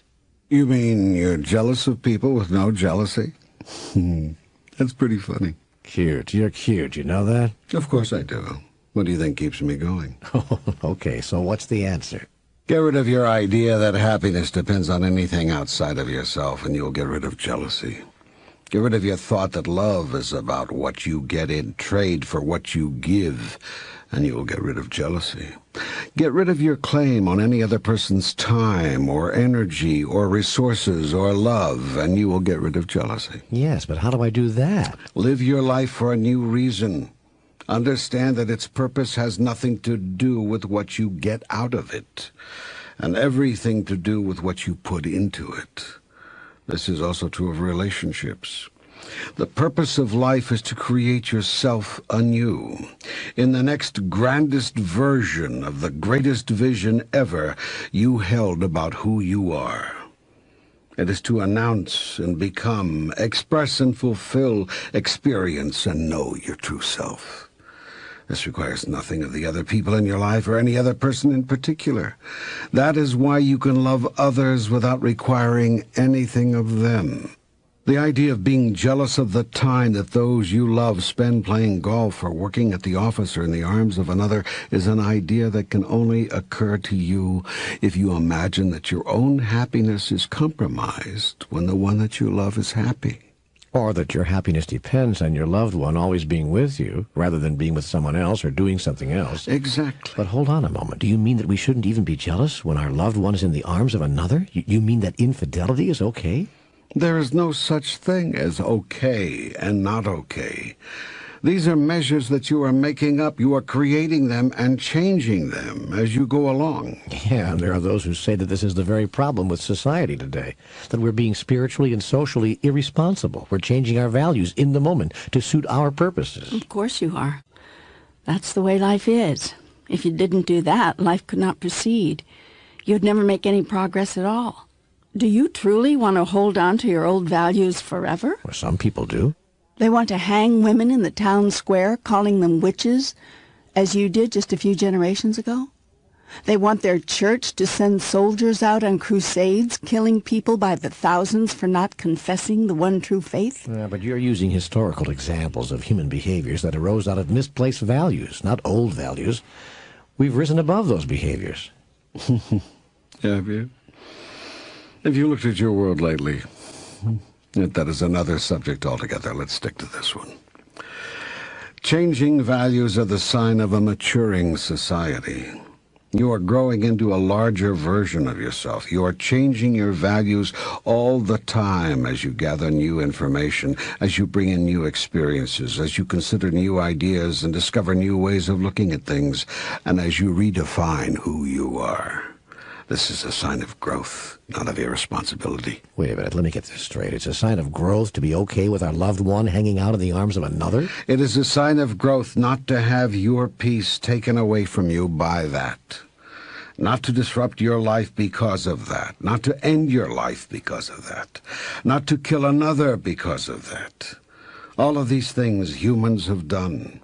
Even now, some of you are killing others because of that. And most of you are killing your love because of that. Well, I don't agree with killing, of course, but how can it not kill your love for someone when they are loving another at the same time they say they're loving you? Because they love another, does that mean that they do not love you? Must they love you only in order for their love to be true? Is this how you have it? Yes, doggone it. That's what many people would say. Yes, doggone it. No wonder you have such trouble accepting a God who loves everyone equally. Well, we are not gods. Most people need some level of emotional security. And without it, without a mate or partner providing it, love can just die, whether you want it to or not. No, it's not love that dies. It's the need. You decide that you do not need that person anymore. In fact, you don't want to need that person because it hurts too much. So you make a decision. I don't need you to love me anymore. Go and love whomever you wish. I'm out of here. That's what happens. You kill the need. You do not kill the love. Indeed, some of you carry the love forever. Friends say that you are still carrying a torch, and you are. It is the light of your love, the flame of your passion, still burning inside of you, shining so brightly that others can see it. But this is not bad. This is as it should be, given who and what you say you are and what you declare that you choose to be. You're supposed to never be able to fall in love with anyone else because you're carrying a torch for someone? Why do you have to let your love for that one person go in order to love another? Can you not love more than one person at a time? Many people can't, not in that way. You mean sexually? I mean romantically. I mean as a life partner. Some people need a life partner. Most people do. The difficulty is that most people confuse love with need. They think that the two words and the two experiences are interchangeable. They're not. Loving someone has nothing to do with needing them. You can love someone and need them at the same time, but you don't love them because you need them. If you love them because you need them, you have not loved them at all, but merely what it is that they have given you. When you love another for who they are, whether they give you what you need or not, then you truly love them. When there is nothing that you do need, then you truly can love them. Remember, love is without condition, without limitation, and without need. This is how I love you. Yet this is a love you cannot imagine receiving because it is a love that you cannot imagine expressing. And that is the sadness of all the world. Now, given that you say that you wish to become highly evolved beings, infidelity, as you call it, is not okay. That is because it will not work. It will not get you where you say you want to go. And that is because infidelity means not being true. And somewhere deep inside your soul, you know and understand that highly evolved beings live and breathe and have their being in truth. First, last, and always. Truth is not what they speak. Truth is who they are. To be a highly evolved being, you must always be true. First, you must be true to yourself, then to another, then to all others. And if you are not true to yourself, you cannot be true to anyone else. Thus, if you love someone other than the one who wishes you to love only them, then you must say so. Openly, honestly, directly, clearly, and immediately. And that's supposed to be acceptable? Nobody is required to accept anything. In highly evolved relationships between highly evolved beings, everyone simply lives their truth, and everyone speaks the truth they are living. If something is happening with someone, that is simply acknowledged. If something is unacceptable to someone, that is simply spoken. The truth is shared with everyone about everything all the time. This is done as a celebration, not an admission. The truth should be something to celebrate, not to admit. Yet you cannot celebrate a truth of which you have been told to be ashamed. And you have been told to be ashamed of nothing more than you have been told to be ashamed of who and how and when and why you love. You've been told to be ashamed of your desires and your passions and your love of everything from dancing to whipped cream to other people. Most of all, you've been told to be ashamed of your love for your very self. Yet how can you ever love another if you are not allowed to love the one who is supposed to be doing the loving? This is the precise dilemma that you face with God. How can you love me if you cannot be allowed to love the essence of who you are? And how can you see and declare my glory if you cannot see and declare your own? I tell you this again. All true masters have declared their glory, and they have encouraged others to do the same. You begin on the road to your own glory when you begin on the road to your own truth. This path is taken when you declare that henceforth you will tell the truth all the time about everything to everyone, and that you will live your truth. In this commitment, infidelity has no place. Yet telling someone that you love another is not infidelity. It is honesty, and honesty is the highest form of love. Oh, my God, you did it again. There's another one for the refrigerator. Would you repeat that, please? Honesty is the highest form of love. I wish I could remember that. Put it on your refrigerator. All right, so you seem to be saying that being in the arms of another is okay as long as you're honest about it. Am I getting this right? You are reducing it to its most volatile terms. Well, we humans like to do that. We like to take great truths and reduce them to simplistic conclusions. Then we can have really good arguments about them. I see. Is that your intention here? Do you wish to have an argument with me? Well, no, I really am trying to get at some wisdom here in my own stumbling way. Then it would benefit you to listen to everything I am saying and to place all of my words into that larger context, rather than create a meaning out of only a few of my words. I stand corrected. Do not stand corrected. Stand advised. A correction is for someone who has done wrong. Advice is for someone who is seeking direction. God gives direction, not correction. Commendation, not condemnation. Ooh, oh boy. I know, another bumper sticker. Well, it is. It really is. Make as many bumper stickers as you like. T-shirts, too. Get the word out. Stop at nothing. Do a movie. Go on television. Be shameless. While you're at it, be shameless about love. Get the shame out of it and replace it with celebration. You may want to do the same thing about sex. But let's not get into that, or we'll never get to my question, never get it answered. Are you saying that being in the arms of another is okay as long as you're honest about it? I am saying that a thing is okay or not okay depending on what you decide about it. I am saying that people in relationship cannot even know if it is okay with them if they do not know that it is occurring. I am saying that what does not work in highly evolved relationships is lying about anything.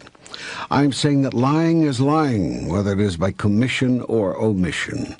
And I am saying that once the whole truth is told, your decision about whether you can love a person who has loved or is now loving another is ultimately based on what you declare to be your most appropriate and comfortable form of relationship. And that this will be based in most cases on what you imagine that you need from another person in order to be happy. I'm saying that if you need nothing, then you can love another unconditionally, without any limitations whatsoever. You can grant them total freedom. Yes, but then you wouldn't be in a life partnership with them. You wouldn't, unless you would. Mastery is reached when this becomes a decision and a choice based on what is true for you, rather than what someone else has told you ought to be true, or in what your society has established as its current convention around life partnerships, or on what you feel others may think of you. Masters give themselves the freedom to make any choice they wish, and give those they love the same freedom. Freedom is the basic concept and construct of life everywhere, because freedom is the basic nature of God. All systems which reduce, restrict, impinge upon, or eliminate freedom in any way are systems which work against life itself. Freedom is not the goal of the human soul, but its very nature. By nature, the soul is free. Lack of freedom is therefore a violation of the very nature of the soul. In truly enlightened societies, freedom is not recognized as a right, but as a fact. It is something that is, rather than something that is given. Freedom is not granted, but rather taken for granted. What is observable in enlightened societies is that all beings are free to love each other and to express and demonstrate that love to each other in whatever way is authentic and true and appropriate to the moment. The people who decide what is appropriate to the moment are the people doing the loving. There are no laws of government, societal taboos, religious restrictions, psychological barriers, tribal customs, or unspoken rules and regulations regarding who, when, where, and how one may love, and who, when, where, and how one may not. Yet here's the key that makes this work in highly evolved societies. All the parties who are in love must decide what love would do now. One party may not decide to do something because he thinks it is loving, if there is no agreement from the other party or parties. All the parties must also be adult and mature and capable of making such decisions for themselves. This eliminates all the questions you just had in your head about child abuse, rape, and other forms of personal violation. Yeah, but what if I'm a third party, and I don't think that what two other people have decided is loving is very loving toward me? Then you must tell the other parties how you feel about it, what your truth is. And depending upon how they respond to your truth, you can decide what changes, if any, you wish to make in the form of your relationship with them. But what if it's not all that easy? What if I need them? The less you need from someone, the more you can love them. How can you need nothing from someone you love? By loving them not for what they can give you, but simply for who they are. But then they could walk all over you. Loving another doesn't mean that you must stop loving yourself. Granting another full freedom does not mean granting them the right to abuse you, nor does it mean sentencing yourself to a prison of your own devise, in which you live a life you would not choose, in order that another may live a life that they do. Yet granting full freedom does mean placing no limitations of any kind upon another. Wait a minute. How can you stop another from walking all over you if you don't place any limitations on them? You don't place limitations on them. You place limitations on yourself. You limit what you choose to experience, and not what another is allowed to experience. This limitation is voluntary, and so in a very real sense, it is not a limitation at all. It is a declaration of who you are. It is a creation, a definition. No one and nothing is limited in God's kingdom. And love knows nothing but freedom, nor does the soul, nor does God. And these words are all interchangeable. Love, freedom, soul, God. All carry aspects of the other. All are the other. You are free to announce and declare who you are in every moment of now. Indeed, you are doing so without even knowing it. You're not free, however, to declare who someone else is or who they must be. This love would never do, nor would God, who is the essence of love itself. If you wish to announce and declare that you are a person who needs and requires the exclusive love of another in order to be happy, in order to feel comfortable and appropriate and secure, you're free to announce that. You will show it with your actions in any event, and they will be your announcement. If you wish to announce and declare that you are a person who needs and requires the largest portion of the time and energy and focus of another in order to be happy, in order to feel comfortable and appropriate and secure, you're free to announce that too. Yet I will tell you this. If you allow your declaration of self to translate into jealousy of another, or of another's friends, or job, or hobby, or outside interests, your jealousy will end your love and may very well end that other's love for you.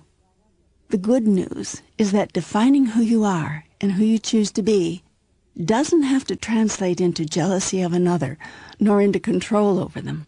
It simply and lovingly states who you are and how you choose life to be for you.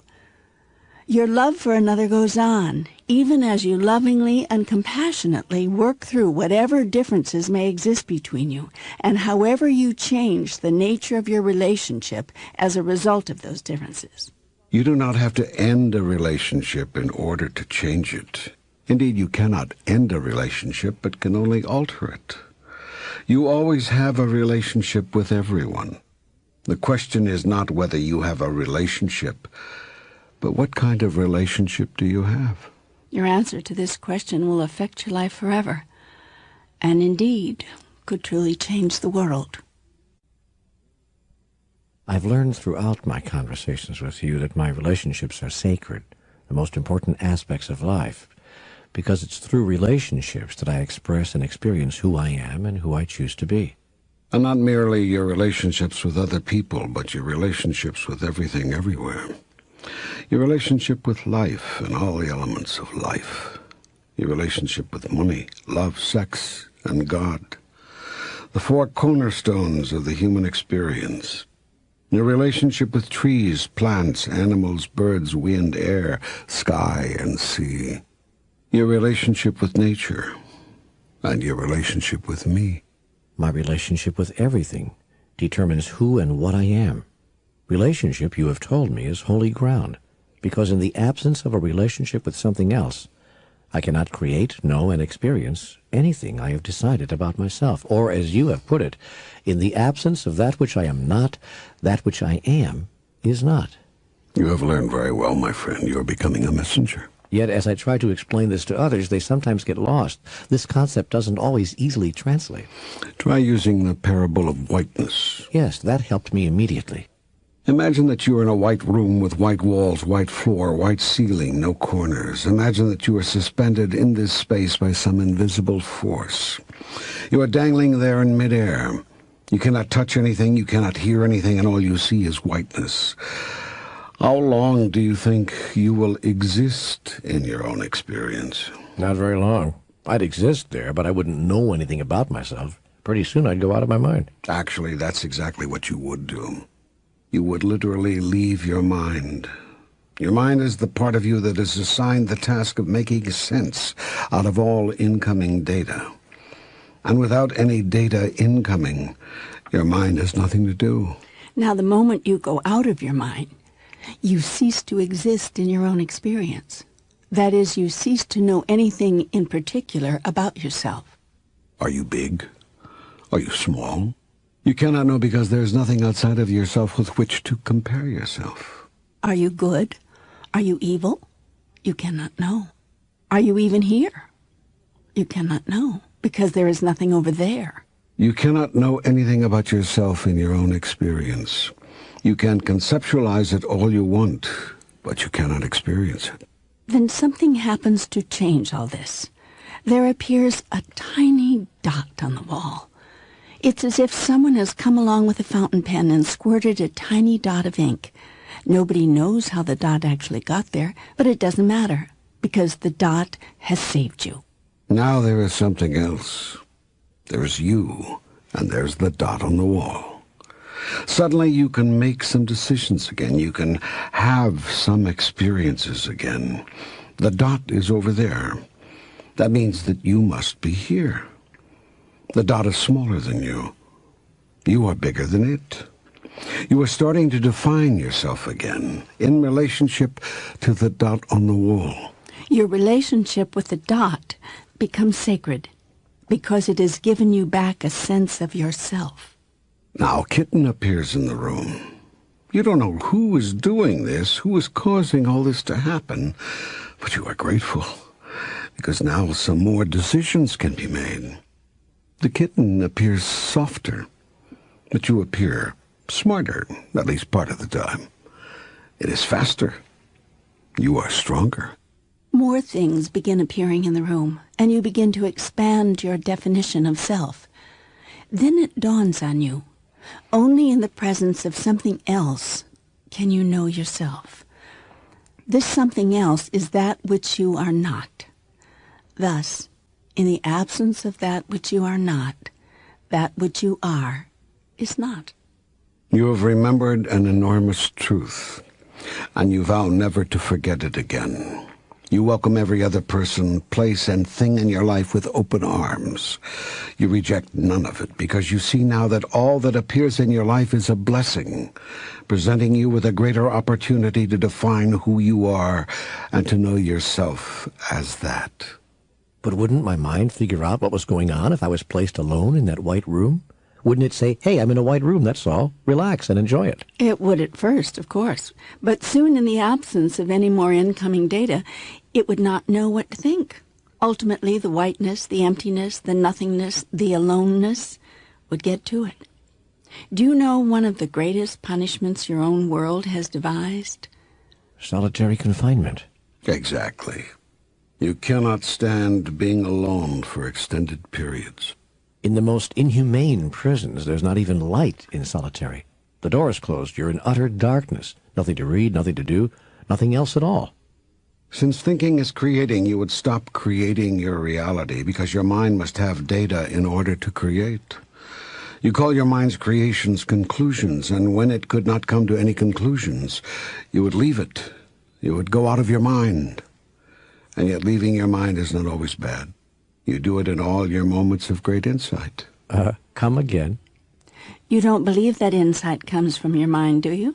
Well, I've always thought... That's been the problem right there. You've always thought. Try not thinking once in a while. Try simply being. It's when you just be with the problem, rather than keep thinking about it, that the greatest insight comes. That's because thinking is a creative process, and being is a state of awareness. I don't quite understand. Help me understand. I thought not being able to think was the problem. The guy in the white room goes crazy. I didn't say he goes crazy. You said that. I said he leaves his mind. He stops creating his reality because he has no data. Now, if he stopped creating his reality for an extended period, that would be one thing. But what if he did this only for a moment, for a brief period?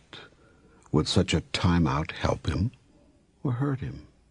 That's an interesting question. Thought, word, and deed are the three levels of creation, yes? Yes.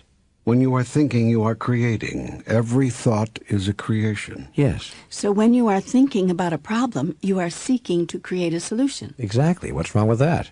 You can either seek to create a solution, or you can simply become aware of the solution that has already been created. Once more, for those of us who are slow, could you give me that once more? None of you is slow, but some of you are using a very slow method of creation. You are trying to create by thinking. This can be done, as we've shown, but now I'm telling you something new. Thinking is the slowest method of creation.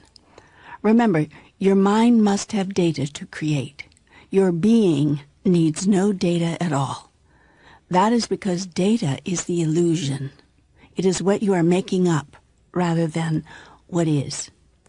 Seek to create from what is, rather than from the illusion. Create from a state of being, rather than from a state of mind. Oh, boy, I'm trying to stay with this. I'm trying to understand it, but I think you're losing me. You're going too fast. You cannot find the answer. Any answer, rapidly by thinking about it. You have to get out of your thoughts, leave your thoughts behind, and move into pure beingness. Have you not heard the truly great creators, the truly great problem solvers say when you give them a problem, let me be with it for a while? Of course. Well, this is what they're talking about. And you can do the same thing. You can be a great problem solver, too, but not if you imagine you are going to unravel the riddle by thinking about it. No, to be a genius, you have to be out of your mind. A genius is not one who creates an answer, but who discovers that the answer has always been there. A genius does not create the solution, but finds the solution. This is not really a discovery, but a recovery. The genius hasn't discovered anything, but has simply recovered what was lost. It was lost, but now it is found. The genius is someone who has remembered what all of you have forgotten. One thing that most of you have forgotten is that all things exist in the eternal moment of now. All solutions, all answers, all experiences, all understanding. In truth, there is nothing for you to have to create. All that is necessary is for you to become aware that everything you wish and everything you seek has already been created. This is something that most of you have forgotten. That is why I've sent others to remind you, saying, even before you ask, you have been answered. I would not tell you these things were they not so. Yet you cannot move to a state of awareness regarding all these things by thinking about them. You cannot think aware. You can only be aware. Awareness is a state of being. Therefore, if you are perplexed or puzzled about something in life, you must not mind. And when you have a problem, pay it no mind. And when you are surrounded by negativity, negative forces, and negative emotions, do not mind a thing. When you mind it, you obey it. Do you not see? You are controlled by it because you are minding it. Do not be as children who mind their parents. Get out of your mind. Remember, you are a human being, not a human minding. Move, therefore, into beingness. What does that mean? I don't know what the hell that means.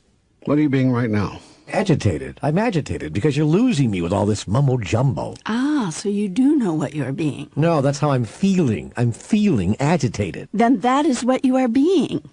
What you are feeling is what you are being. Have I not told you that feeling is the language of the soul? Well, yes, but I didn't understand it quite that way. Good. So now you're being more understanding.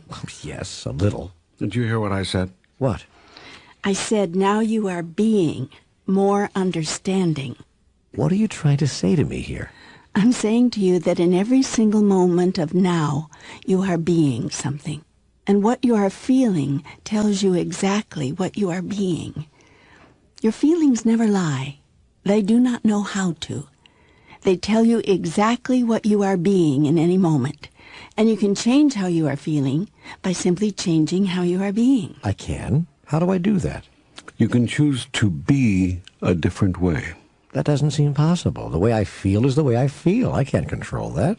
The way you feel is a response to the way you are being, and you can control that. That is what I am telling you here. Beingness is a state in which you place yourself. It is not a response. Feeling is a response, but being is not. Your feelings are your response to what you are being, but your being is not a response to anything. It is a choice. I am choosing to be what I am? You are indeed. Well, how come I'm not aware of that? I don't seem to be aware of that. Most people are not, because most people have forgotten that they are creating their own realities. But because you have forgotten you are doing it does not mean you are not doing it. It means that you simply do not know what you are doing. Father, forgive them, for they know not what they do. Exactly. Yet if I don't know what I'm doing, how can I do anything different? Now you do know what you're doing. That has been the purpose of this whole dialogue. I have come here to wake you up. You are awake now. You are aware. Awareness is a state of being. You are being aware. From this state of awareness, you can choose any other beingness. You can choose to be wise or wonderful. You can choose to be compassionate and understanding. You can choose to be patient and forgiving. Can't I simply just choose to be happy? Yes. How? How do I do that? Don't do it. Simply be it. Don't try to do happy. Simply choose to be happy, and everything you do will spring from that. It will be given birth by that. What you are being gives birth to what you are doing. Always remember that. But how can I choose to be happy? Isn't happiness something that happens? I mean, isn't it something that I just am because of something that's happening or going to happen? No. It is something that you choose to be because of what is happening or going to happen. You are choosing to be happy. Haven't you ever seen two people reacting entirely differently to the same outer set of circumstances? Of course, but that's because the circumstances meant something different to each of them. You determine what something means. You give it its meaning. Until you decide what something means, it has no meaning at all. Remember that. Nothing means anything at all. Out of your state of beingness will meaning spring. It is you who are choosing in any moment to be happy, or choosing to be sad, or choosing to be angry, or mollified, or forgiving, or enlightened, or whatever. You are choosing. You. Not something outside of yourself. And you are choosing quite arbitrarily. Now here is the great secret. You can choose a state of being before something happens, just as you do after something happens. Thus you can create your experience, not simply have it. You are, in fact, doing this right now, in every moment. Yet you may be doing it unconsciously. You may be as someone sleepwalking. If so, it is now time to wake up. Yet you cannot be totally awake while you are thinking. Thinking is another form of being in a dream state, because what you are thinking about is the illusion. It is okay. You are living in the illusion. You have placed yourself there, so you should give it some thought. But remember, thought creates reality. So if you've created a reality that you don't like, don't give it a second thought. Nothing is evil, lest thinking make it so. Precisely. So every once in a while it might be good to stop thinking altogether, to get in touch with a higher reality, to pop out of the illusion. How can I stop thinking? It seems I'm always thinking. I'm even thinking about this. First, be quiet. By the way, notice I said be quiet. I didn't say think quiet. Oh, that's good. That's very good. Okay. Now, after being quiet for a while, you will notice that your thinking at least slows down a bit. It starts to simmer down. Now, start thinking about what you're thinking about. What's that? You heard me. Start thinking about where your thoughts are going. Then stop your thoughts from going there. Focus your thoughts. Think about what you're thinking about. This is the first step towards mastery. Whoa, this is blowing my mind. Exactly. No, that's not what I meant. Yes, it is. You just didn't know it. This really is blowing your mind. What is it that you humans say? Let's blow this joint? Well, now you're going to blow your mind. That is, you are going to leave it. Now, when people see you in this state of mindlessness, they may very well ask, have you taken leave of your senses? And you can answer, yes. Isn't it great? Because your mind is your sensory input analyzer, and you've stopped analyzing all the incoming data. You've stopped thinking about it. Instead, you're thinking about what you're thinking about. You're beginning to focus your thoughts, and soon you will focus your thoughts on nothing at all. How can you focus on nothing? First, focus on something in particular. You can't focus on nothing until you first focus on something. Part of the problem here is that the mind is almost always focused on many things. It is receiving input data from 100 different sources at all times. And it is analyzing this data faster than the speed of light, sending you information about yourself and what is happening to you and around you. To focus on nothing, you have to stop all this mental noise.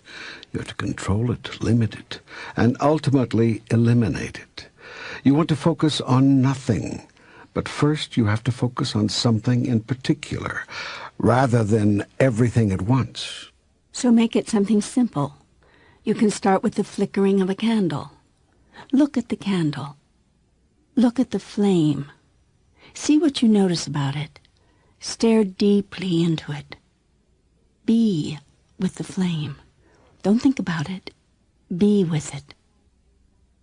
After a bit, your eyes will want to close. They will become heavy, fuzzy. Is this self-hypnosis? Try to avoid labels. You see, you're doing it again. You're thinking about this. You're analyzing it and wanting to give it a name. Thinking about something stops you from just being with it.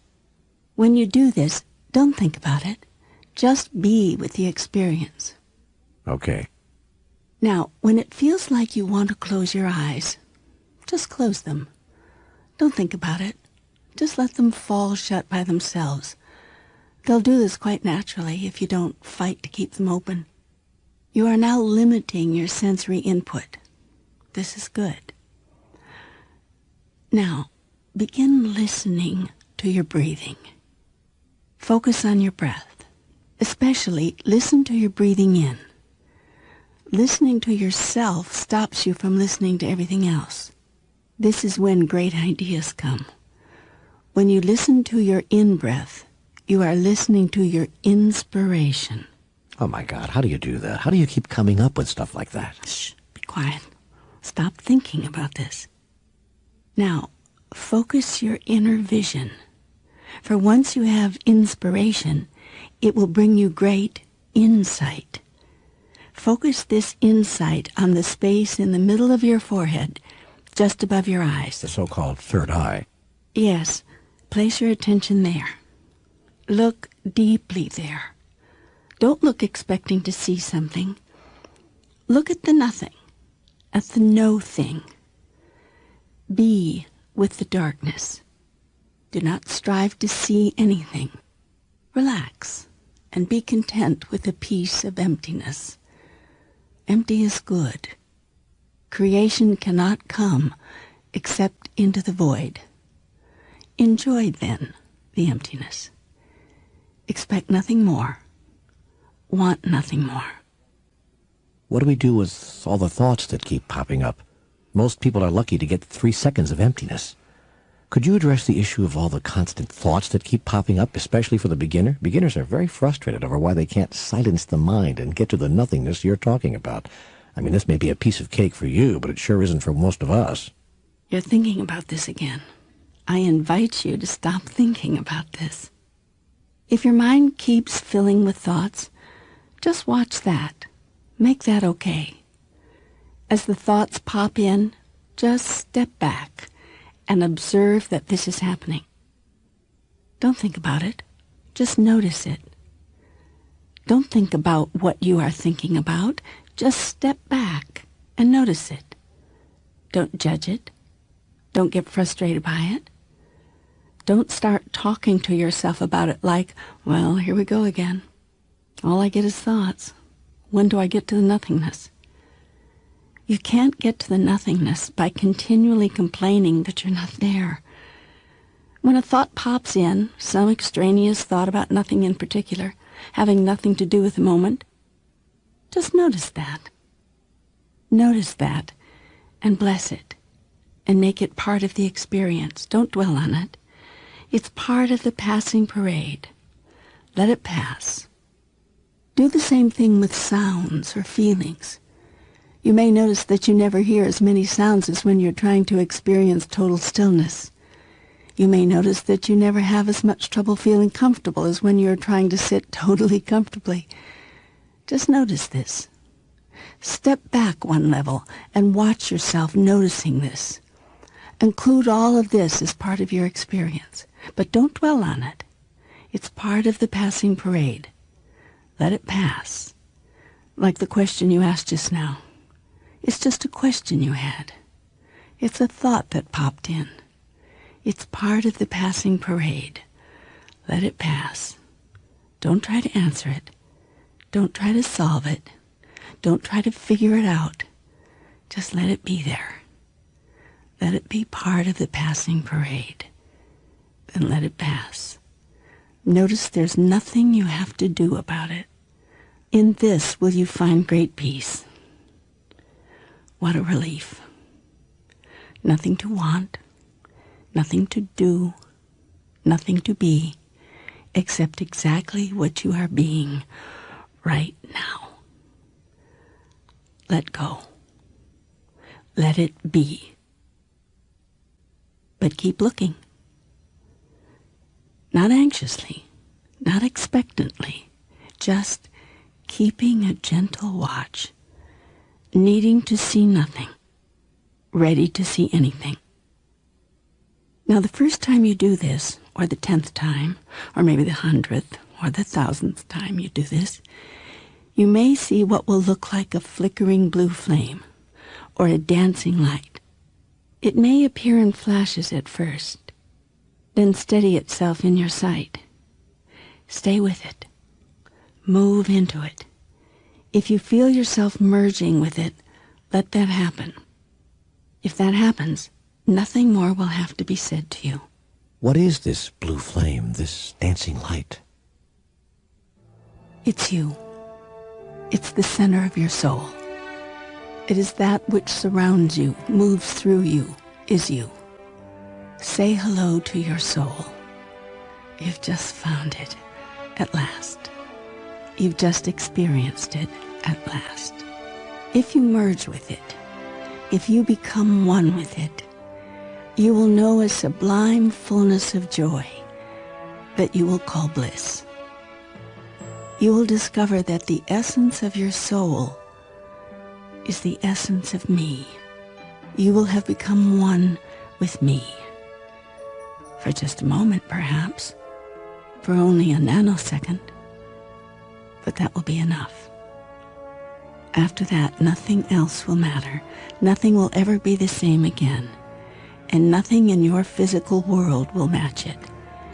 And this is when you will discover that you need nothing and no one outside of yourself. Whoa, that seems a little scary at some level. You mean I won't want to be with anyone else ever again? I won't want to love anyone because they can't possibly give me what I found within? I did not say that you would never love anyone or anything outside of yourself. I said you would never need anyone or anything outside of yourself. I will say again, love and need are not the same thing. If you truly have the experience of inner oneness that I have described, the result will be just the opposite of what you fear. Far from not wanting to be with anyone, you will want to be with everyone. But now, for the first time, for an entirely different reason. No longer will you seek to be with others to get something from them. Now you will yearn to give something to them. For you will desire with all your heart to share with them the experience that you have found within, the experience of oneness. You will seek this experience of oneness with everyone because you will know that it is the truth of your being, and you will want to know this truth in your own experience. This is when you will become dangerous. You will fall in love with everyone. Yes, and that is dangerous because we human beings have created a life in which feeling oneness with everyone all the time gets us into trouble. Yet you now also know the causes so that you can avoid all this. Well, yes, I do know now that neediness, expectation, and jealousy really are the great love enders. Still, I'm not sure that I can eliminate these from my life, because I'm not sure I know the formula. I mean, it's one thing to say, don't do that anymore, and it's another thing to say, here's how. That's where your friendship with me comes in. A friendship with God allows you to know the formula. Not only the formula for getting rid of neediness, expectation, and jealousy, but the formula for all of life, the wisdom of the ages. Your friendship with me will also allow you to practicalize this wisdom, to make it practical, to make it real, to make it live in your life. It is one thing to know, and another thing to be able to use what you know. It is one thing to have knowledge, and another to have wisdom. Wisdom is knowledge applied. I will show you how to apply all the knowledge I have given you. I am always showing you that. Yet it will be easier for you to hear me if we have a friendship. Then we can really zing. Then we can really fly. We are talking here about a real friendship with God. Not a pseudo-friendship, not a make-believe friendship, not a part-time friendship, but an important, meaningful, close friendship. I am taking you through the steps that will help you do that. The first 3 steps are: 1, know God; 2, trust God; 3, love God. And now we're looking at step 4. Embrace God. Embrace God? Embrace God. Get close to God. That's what we've been talking about here. We've been talking about how to get close to God. I'd like to do that. I'd like to be close to you. I've always wanted to be close to you. I just didn't know how. And now you do. Now you know one very good way. By being with the silence, being with the self, for a few golden moments each day. This is where you may most profitably begin. When you are with the self, the true self, you are with me. For I am one with the self, and the self is one with me. As I've said to you before, there is more than one way to do this. I've given you one way. I have just described one way. But there's more than one way. There is more than one way to the self, and more than one way to God. And that is something that every religion in the world would do well to understand and to teach. Once you have found yourself, you may wish to begin to move out from the self to create a newer world. To do this, touch others as you would have yourself be touched. See others as you would have yourself be seen. Do unto others as you would have them do unto you. Exactly. Embrace others as you would seek to embrace me. For when you embrace others, you do embrace me. Embrace all the world, for all the world embraces who and what I am. Reject nothing of the world and no one in it. Yet while you are in the world and the world is in you, remember that you are larger than it. You are the creator of it, for you are creating your own reality as surely as you are experiencing it. You are both the creator and the created, as am I. I am made in the image and likeness of God. Yes, and you can choose to have the experience of being the creator or that which is created at any given moment. I can choose to be in this world, but not of it. You are learning, my friend. You are taking the knowledge I've given you and turning it into wisdom, for wisdom is knowledge applied. You are becoming a messenger. We are beginning to speak with one voice. Making friends with you really does mean making friends with all people and with everything, every circumstance and condition. Yes. But what if there's a person or condition that you would rather not see continue having an effect in your life? What if there's a person or condition that you find hard to love, that you find yourself wanting to resist? What you resist persists. Remember that. The solution, then? Love. Love? There is no condition, no circumstance, no problem that love cannot solve. This does not mean that you must submit to abuse. We've discussed this before. It does mean that love for yourself and others is always the solution. There is no person that love cannot heal. There's no soul that love cannot save. Indeed, there's no saving to be done at all. For love is what every soul is. And when you give the soul of another what it is, you've given it back to itself. And that's what I've said that you do for us.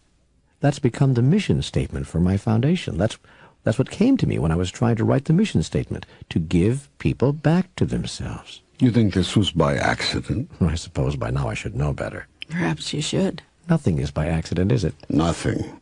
Not my getting into radio, not my going to live in the South, not my being offered a job at an all-black radio station, and not my meeting with Jay Jackson at the Evening Capitol. It's all been very non-accidental, hasn't it? Yes. I think I knew that the first time Jay and I met.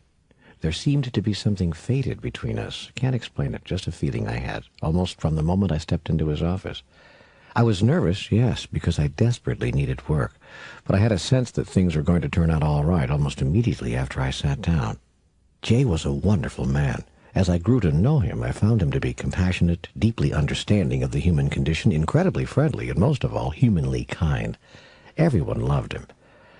And Jay saw the positive in everyone. He gave everyone a chance, and then a second chance, and a third. Working for him was a dream. When you did something good, he never missed it. You'd get a note immediately, always in felt-tipped pen. Nice job on the budget story. Or, R.E. interview with the nun. Just great. These notes flew off his desk in a flurry. You could find them all over the newsroom every day. I loved Jay, and I couldn't believe it when he died so young. He was in his mid-40s, I'd guess. had some kind of stomach problem. Or maybe it was something much larger. I don't know. All I know is that in the last months I worked alongside him. He was eating nothing but mush, baby food mainly, or oatmeal. That's the only kind of stuff he could eat. We were at the Anne Arundel Times then. The Evening Capital had been purchased, and Jay, along with his father and brother, had bought another small paper and turned it into a weekly serving all of Anne Arundel County. Annapolis was the county seat. I was still working at the Capitol when Jay called and offered me a job as the founding managing editor of the Times. Took me 2 seconds to decide. I'd received a liberal education at the first paper, but I learned even more at the second. A much smaller publication with a tiny staff, it required hands-on preparation each week. I learned a lot about layout and pay stuff. I was also the newspaper's photographer. I had to learn fast how to handle a camera, even how to work my way around a darkroom. And I was its ace, actually only, reporter. I also learned a lot about operating under pressure, with all of a newspaper publication's unforgiving time deadlines. I'm hoping that what you get here is that I discovered talents I didn't even know I had. I also discovered that I could call forth these talents by simply pressing myself to do so. This was a major revelation for me, a major message, a memo from the top. God was telling me something that I have used countless times since. Life begins at the end of your comfort zone. I've said this before, and I'll say it again. Don't be afraid in your life to stretch. Reach higher than your grasp. It may seem scary at first, but you'll come to enjoy it. As for me, I loved it. I thrived on it. I couldn't get enough of it, and Jay knew that about me. He saw that in me, and he drew it out of me. In those early years, I was often beset by insecurities, but Jay knew what I was made of. He gave me back to myself. All masters do that, and by so doing, they give the greatest blessing. I blossomed under Jay's tutelage, under his firm but gentle guidance, and his "nothing is impossible" brand of leadership. In fact, I soon adopted it, making it my own. It matched up well with what my father had taught me. You can do anything you set your mind to. Or, as my mother would put it, where there's a will, there's a way. As I said, I was really shocked when Jay died so young. I didn't think that a person that good should have to leave so soon. His work was done. I know that now. But I didn't understand that then. I was mystified, hurt. If this is the reward for the really nice ones, what's the point? That's where I was in my head. I wasn't even sure in those days whether there was such a thing as a hereafter. I didn't know if there was life after death. Jay's death really shook me. It made me look hard at this question. Did you find an answer? Yes. I received my answer the day of Jay's funeral. How did that happen? Jay gave me the answer himself, in 2 words, in the graveyard, in his own voice. A graveyard is, perhaps, an unlikely place to find enlightenment, but that's where I found it, a piece of it anyway. I'd gone to Jay's funeral service at St. Anne's Church in Annapolis, but arrived late and found just about every seat in the place taken. Half the city must have been there, and I don't know why, but I felt somehow out of place with all the public mourners. Guess I wanted a private moment just between us. I'd lost a very good friend. We'd become that. He'd been like an older brother to me. So I left the church and decided to have my own personal service for Jay, my own private goodbye, at his gravesite later that day. 2 hours later, when I guessed that everyone would have been to the grave and left, I made my way to St. Anne's Cemetery. My guess was right. There was no one there. I set out to find Jay's grave and say my farewell, except I couldn't find the gravesite anywhere. I looked at row after row of headstones, but no Elmer J. Jackson, Jr. I doubled back, looked again, nothing. I was becoming frustrated. Maybe I should have stuck with the funeral party after all. Had I gotten the wrong cemetery? Was I just not looking in the right place? I really wanted to say goodbye to Jay. I really wanted this moment. And now it was starting to drizzle. The wind was coming up, and it looked like a storm was brewing. "Come on, Jay," I shouted inside my head. "Where are you?" You know how when you're at a traffic light and you want it to change and it isn't changing? You shout, "Come on, change, darn it," inside your head. Well, that's what I was doing here. You don't really expect the light to change, of course, right then and there in that instant. And you don't really expect to get an answer in the cemetery. In fact, you'd rather not. Well, I did. And it scared the wits out of me. "Over here." That's all he said, but it was Jay's voice, crisp and clear as a bell. Came from directly behind me, and I whipped around so fast I almost left my shoes. But there was no one, nothing. I could have sworn I heard Jay. Then I heard him again. "Over here." This time it came from further away, in the direction I was now facing, but up over a small knoll. A chill ran up my back. It was Jay's voice. It wasn't someone who sounded like Jay. It was Jay. But there was no one there. So then I thought, maybe a groundskeeper's wandered in. Maybe he saw me looking around, guessed that I was searching for a freshly turned grave. Maybe he just was someone who did sound a lot like Jay. But there was no one around. I really wanted there to be someone around. I really did, because this voice was not something I was imagining. I heard it as loudly and clearly as I heard the beating of my own heart a moment later. I rushed over to the knoll. Maybe there's somebody on the other side. I just can't see him from here, I reasoned. I found a vantage point on top of the knoll and looked around. No one. Then I heard the voice again, softer now, the words spoken quietly, as if Jay were right behind me. "Over here." I turned around, slowly this time. I was frightened, I'll admit it, but fright soon turned to amazement. Jay's headstone was squarely in front of me. I was standing on his grave. I jumped off that pile of earth as if I'd been standing on an alligator. "Sorry," I apologized. I didn't know to whom I thought I was talking. Yes, I did. I was talking to Jay. I knew then that he was there. I knew that he had survived his death, and that he had called me to his grave, called me over there for a private final moment. My eyes filled with tears. I sat on the ground and rested there for a while, catching my breath, looking at Jay's name freshly carved in the marble. I waited for him to say something else. He didn't. "Well," I said after a while, "what's it like being dead?" I was trying to lighten the moment, you know. Instead, I was watching lightning in the distance. The storm was getting closer. "Listen, Jay," I said in my head, "I want to thank you for all you did for me and for all that you were for everyone. You've been such an inspiration to so many people. You've touched so many lives in such a kind and caring way. I just wanted to say thank you. I'm going to miss you, Jay." I began to quietly sob. Then I received my last communication from Jay. It wasn't in the form of words this time. It was a feeling that lovingly swept over me, like someone laying a cape over my shoulders and gently squeezing my arms. Can't describe it further. There are no words, but I just knew then that Jay was going to be all right, that he was all right, and that I would be all right too. And I understood that everything right then was perfect. It was just the way it should be. I stood up. "Okay, Jay, I get it," I smiled. "Nothing is impossible." And I turned and walked back down the hill. And as I did, I could have sworn that I heard a chuckle. You two shared a beautiful moment there. Thank you. He was there, wasn't he? I did hear him, didn't I? And he did hear me. Yes. There is a life after death, isn't there? Life is eternal. Death does not exist. I'm sorry I have to even ask these questions. I should by now. Never doubt these things. Never? Never. A true master like the Buddha, a master like Krishna, like Jesus, never doubts. What about, "Father, why hast thou forsaken me?" Well, that was... I don't know what that was. Doubt, my son. That was doubt. If only for a moment, if only for a second. So know this, my friend.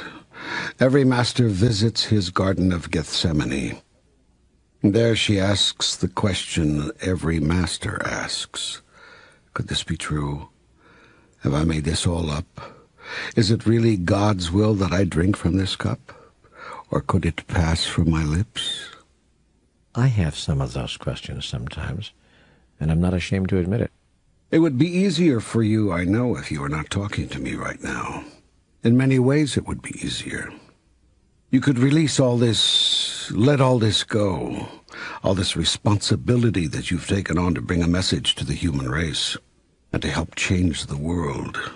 All this public attention you have drawn to yourself, which has placed your life in such a spotlight. Yet I see that it is your will that you go on. It was your will that all that has occurred in your life should occur. All the incidents of your life have led you to this moment. You were given the perfect mother and the perfect father to prepare you for this assignment you have given yourself. The perfect family situation and the perfect childhood. You were given raw talents in communication and the chance to develop those talents. You were put in just the right place at just the right time, and others were put there with you. In just the right way. That is why you met Jay Jackson, and why he had such a profound impact on your life. It is why you have worked among blacks in Baltimore, Southern whites, the natives of Africa, the people of Ecuador. It is why you have joined in friendship and meaningful conversation with oppressed and fearful people who have nothing, living under totalitarian regimes in foreign lands, and with world-famous movie stars and television personalities and political leaders who have everything, living in your own country. Nothing has happened to you by accident. Nothing has occurred by chance. It has been called forth, all of it, that you may experience and know what you choose to experience and know. That you may experience the grandest version of the greatest vision ever you held about who you are. I take it, then, that out of the same category came my meeting with Joe Alton. You take it correctly. You knew that I would one day need to know all about the political arena if I was to carry your message to the nation, and indeed to the world, in every effective way. It was you who knew that. You've always known that you wanted to bring new hope to the world, and you understood very well at a deep level that politics, as well as religion, were two areas where changes would have to be made if new hope was to be born, much less endure. I've always been interested in politics from the time I was a kid. I just happened to have a father who was steeped in local politics much of his life. He worked for candidates, he made sure that he knew the people holding office, and our house was always filled with judges and aldermen and ward heelers and precinct captains, many of whom regularly played cards with my dad. When I arrived in Annapolis at 19, the first thing I did was get to know Joe Griscom, the mayor, and Joe Alton, the county sheriff. Inasmuch as I worked for the local radio station, I was nominally a member of the working press, so I had a little easier time getting to see these men. I also had something to offer. A little airtime never hurt any politician, and I gave both Joes plenty. Not long after I met him, Joe Alton ran for the state senate from our district and won. I liked Joe immensely. Most folks did. He won his elections by wide margins, and when some citizens of Anne Arundel County began pushing for a charter form of government, Joe was corralled into heading up the movement. I became involved in the campaign for Home Rule, and when it was victorious, Joe Alton went on to be elected Anne Arundel's first county executive. Several years later, when I found myself back in Annapolis at the Anne Arundel Times, Joe Alton called one day. He liked the way I'd been covering county government, and now he was running for another term as county executive and needed a press aide. But his call didn't come to me. It went to Jay. I guess he didn't want to offend the owners of the local weekly. Figured he'd better ask before he offered me a job. Jay walked into my office one afternoon about 3 or 4 months before he died and said, "Hey, your friend Joe wants you to come to work for him on his campaign." My heart jumped. I was always being given these incredible opportunities. They were always dropping in my lap. Jay saw my excitement. "Guess you're going, eh?" I didn't want to disappoint him. "Hey, I won't leave if you really need me," I said. "You've been great to me, and I owe you." "No, you don't," Jay corrected me. "You owe yourself. Always remember that. If you can have something you want without hurting somebody, you owe it to yourself to go after it. Clean up your desk and scram." "Right now?" "Why not? I can see where your heart is, and there's no point in keeping you here, counting the days until you can get over there. So go ahead." Jay stuck his hand out, and I shook it. "I've enjoyed this," he smiled. "Cub reporter to managing editor. It's been quite a ride for you." "Yeah." "We've had a good ride, too. Thanks for taking us along." "No, thanks for taking me along." I choked up. "Thanks for giving me a chance. I really needed that job when you gave it to me, Jay. I'll never forget that. I don't know how I can ever repay something like that." "I do," Jay said. "How?" "Pass it on." That was it. How could I leave this guy? How could I abandon the paper? Jay saw the look on my face. "Don't even think about it. Pack your stuff and get out of here," he said. Then he was gone, just like that, out of my office and out the door to the street. But as he left, he said over his shoulder, "Don't look back, friend. Never look back." That was the last time I saw him. He gave you good advice. Really? We should never look back, ever? There's nothing to gain from looking back? He meant no second guesses. Move forward with no second guessing, no guilt trips, no hesitation. Your life is out in front of you, not behind you. What you've done is what you've done. You can't change that, but you can move forward. Yes, but isn't it okay to have regrets? As long as you don't confuse regret with guilt. They're not the same. Regret is your announcement that you did not demonstrate your highest idea about who you are. Guilt is your decision that you are not worthy of doing so ever again. Your society and your religions teach you of a guilt which requires you to be punished without hope of rehabilitation. Yet I tell you this, the purpose of life is to recreate yourself anew in each moment, in the next grandest version of the greatest vision ever you held about who you are. In this I have joined you as co-creator. Seeing where you are going, seeing the path you have set for yourself, and giving you the tools to experience exactly what you needed to experience, to create exactly what you needed to create. All of this has been called forth by you and me together. Whose will is it then? I tell you that it is divine will. Remember this always. Your will and mine is that will which is divine. Oh, man, that's wonderful. Wow, that says it, doesn't it? That puts it all together. You have a way of doing that. You have a way of putting it all in 10 words or less. That's another way of saying something you said to me in conversations with God. Your will for you is my will for you. Yes. But you said something back there that struck me. You said that I simply have been using God to make my life happen. Somehow that doesn't seem right. I mean, it doesn't feel as though that's the kind of relationship I'm supposed to have with you. Why not? Well, I don't know exactly. But somewhere mixed in there are some things I've been taught about being here to serve God. When I was at St. Lawrence Elementary School in Milwaukee and I was really thinking that I was going into the seminary, I remember the nuns talking about God using me to serve God's purpose. There was never any talk about my using God to serve my purpose. And yet this is how I would have it be. It is? You would? Yes. You want us to use you? We're not here for you to use us? Part of the problem in understanding this and straightening this out is that this conversation is being constructed on top of a separation paradigm. That is, we are talking as if you and I were somehow separate from each other, which is, of course, how most of the human race thinks of it. It is how most people imagine their relationship with God to be. So it may be useful to talk within that paradigm if it allows for greater understanding. But I just want to note that we are speaking of the illusion here, not reality, not what is real. I understand. I agree that there may be some benefit in speaking in illusory terms about life inside the illusion. I'm clear that all of life on Earth is illusory. I know now and often deeply experience the ultimate reality of oneness with you and with everything and everyone. But it's helpful to sometimes discuss things within the framework of my and many people's lesser understandings. Speaking within that framework, then, we're not here for you to use us? If you were there for me to use you, why is the world the way it is? Could it be that this is what I had in mind? Or could it be that this is what you've had in mind? I tell you this, it is the latter and not the former.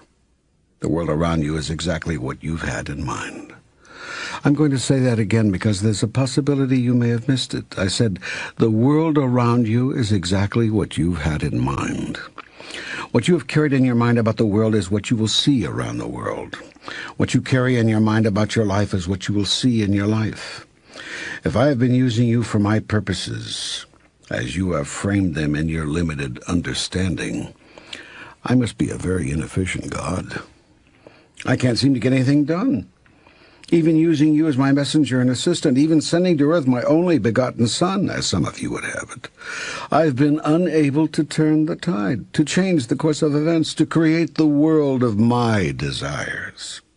Could it be that my purpose has been to create the world as it is? Of course not, unless my purpose has been for you to create the world as you choose. In that case, you have served my purpose, and I have been using you. Yet you have also been using me. Because it is only through the creative power that resides within you, power given to you by me, that you've been able to create the world of your dreams. This is the world of my dreams? If you had not dreamed it, it could not be.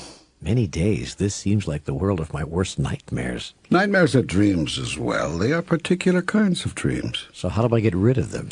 Change your mind about what you hold in mind about the world.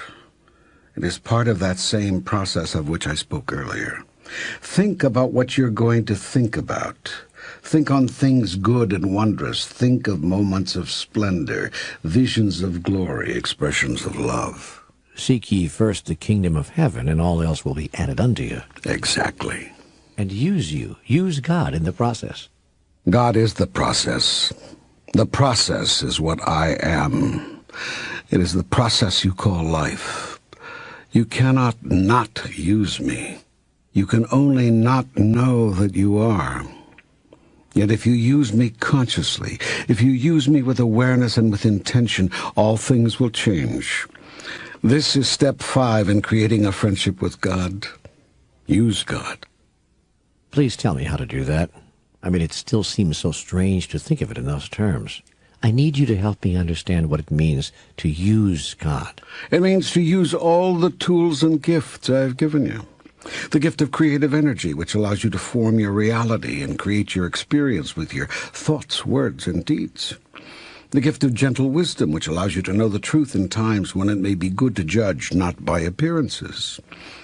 And the gift of pure love, which allows you to bless others and accept them without condition, granting them the freedom to make their own choices and to live them, and giving your divine self the freedom to do the same.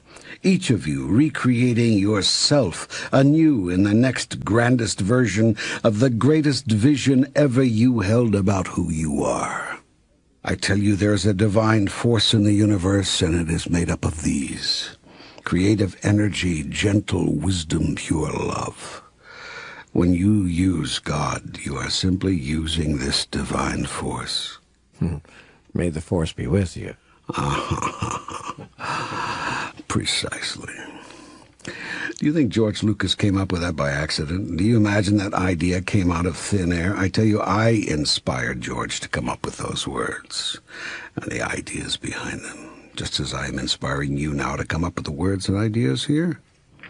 So go now and do that which you have given yourself to do. Change the world by force. And use me.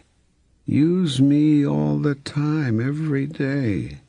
In your darkest hour, in your shining one, in your moment of fear and in your moment of courage, in your ups and your downs, your highs and your lows.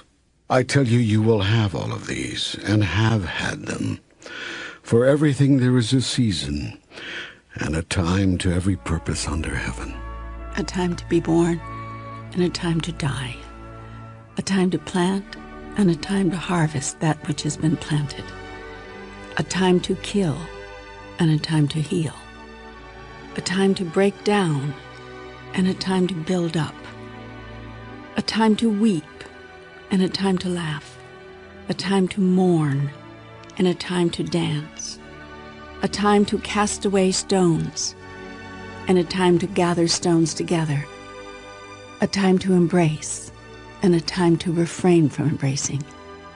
A time to seek, and a time to lose, a time to keep, and a time to cast away, a time to rend, and a time to sow, a time to keep silence, and a time to speak, a time to love, and a time to hate, a time for war, and a time for peace. What is it time for now? That is the question. What time do you choose for it to be now? You have had all of these times, and now it is time for you to choose which time you wish to experience this time. For all that has ever happened is happening now, and ever will happen is happening right now. This is the eternal moment, the time of your new deciding. The world awaits you and your decision. It will put into place what you place into being. You will place into being what you are being. This is how it works. This is how it is. And now is the time of your awakening to this truth. Go forth and spread this message to all the world. The time of your deliverance is at hand. For you have prayed to me, deliver us from evil. And I am doing so again with the message found here. I am holding out again the hand of friendship. A friendship with God. I am here for you always. Always. Thank you for this wonderful dialogue on how to have a friendship with God. I'm having some marvelous time with you here. And these first 5 steps alone, know God, trust God, love God, embrace God, use God, could change people's lives. Yes, but patience. There are 2 more. I know. And I need a little help with the next one. Help God. Yes, I need a little help understanding why you need help. I thought you were the one who didn't need anything. I don't need help, but I enjoy having it. It makes things easier. Easier? I thought there were no levels of difficulty in God's world. What, are you going back on yourself? No. In ultimate reality, there are not. When I converse with you here, I most often use terms consistent with your illusion. If I always spoke to you in terms consistent with ultimate reality, we could not have any conversation at all. You could not understand. It is very challenging to you when I do so, even occasionally. The difficulty is that you do not have words for most of what there is to convey. And of that for which you do have words, you do not have a context within which to place them. This is the difficulty with much spiritual and esoteric writing. They are attempts to convey truth about ultimate reality with limited words taken out of context. That must be why so much spiritual writing and sacred scripture has been misinterpreted. You're right. So, within the context of my understanding, what did you mean when you said that your having my help makes things easier? I meant that it makes things easier for you. Oh, I thought that you meant it makes things easier for you. In a sense, I did. And it does. But you see, here's where we get into that context thing again. I am crossing over into the context of ultimate reality when I say things like that. In ultimate reality, what helps you helps me, because in ultimate reality, you and I are one. There is no separation between us. Yet within the separation paradigm in which you live, within the illusion you are experiencing, such a statement has no meaning. Throughout this dialogue, I've had to do that kind of crossing over, moving from one context to another, in order to explain things that cannot be explained simply by staying within the framework of your own earthly experience. Thus it is a challenge for you to grok in fullness. As wonderful Robert Heinlein would put it, what I mean when I say, help God. Most people can't even grok in fullness what grok in fullness means. Well, exactly. That's the problem right there. You grok it in fullness. Well, then why don't we just say then that it makes things easier for us when I help God? But now tell me, how does it make things easier? In order for you to understand that, you have to understand what God is trying to do. You have to understand what I'm up to. Well, I think I do. You're recreating yourself anew in every single moment of now. You're doing this in the, as you always say, the next grandest version of the greatest vision you ever held about who you are. And you're doing this in, as, and through us. In that sense, we are you. We are members of the body of God. We are God, Godding. You have remembered well, my friend. Once again we begin to speak with one voice. This is good, for you shall be one of many messengers, not only a seeker of the light, but a bringer of the light. And that is how I can best help you. I can best help by remembering, or as you would put it, remembering. That is, becoming a member once again of the body of God. You have truly understood. You have grasped this completely, in its every nuance. Now here is how you can help God. Live your life deliberately, harmoniously, and beneficially. These 3 ways of living you can accomplish by using the gifts I have given you: creative energy, gentle wisdom, and pure love. Creative energy has been placed by me in your entire being and in everything that proceeds from it. Thoughts, words, and deeds are the three tools of creation. When you know this, you can choose to be the cause of your experience rather than being at the effect of it. Life proceeds out of your intentions for it. When you are aware of this, you can live your life deliberately. The things you think deliberately. The things you say deliberately. The things you do deliberately. When you do something and people say, "You did that deliberately," it will not be an accusation, but a compliment. Everything you do on purpose. And your purpose in every moment of your life is indeed to live the grandest version of the greatest vision ever you held about who you are. When you use creative energy, you help God be more of what God is and seeks to experience of itself. Gentle wisdom has been placed by me in your soul. When you use this gift, you live harmoniously in any situation. Your very being is harmony itself. Harmony means feeling the vibration of the moment, of the person, place, or circumstance you are now experiencing, and blending with it. Blending does not mean matching. Singing in harmony does not mean singing in unison. It means singing together. When you sing in harmony, you change the way the entire song is sung. It becomes a new song, a different song. This is the song of the soul, and there is none more beautiful. Bring a gentle wisdom to your moments. Watch it change them. Watch it change you. You have that gentle wisdom within you. I've placed it there, and it has never left you. Call on it in times of difficulty and stress, in times of decision or enmity, and it will be there. For when you call on it, you call on me.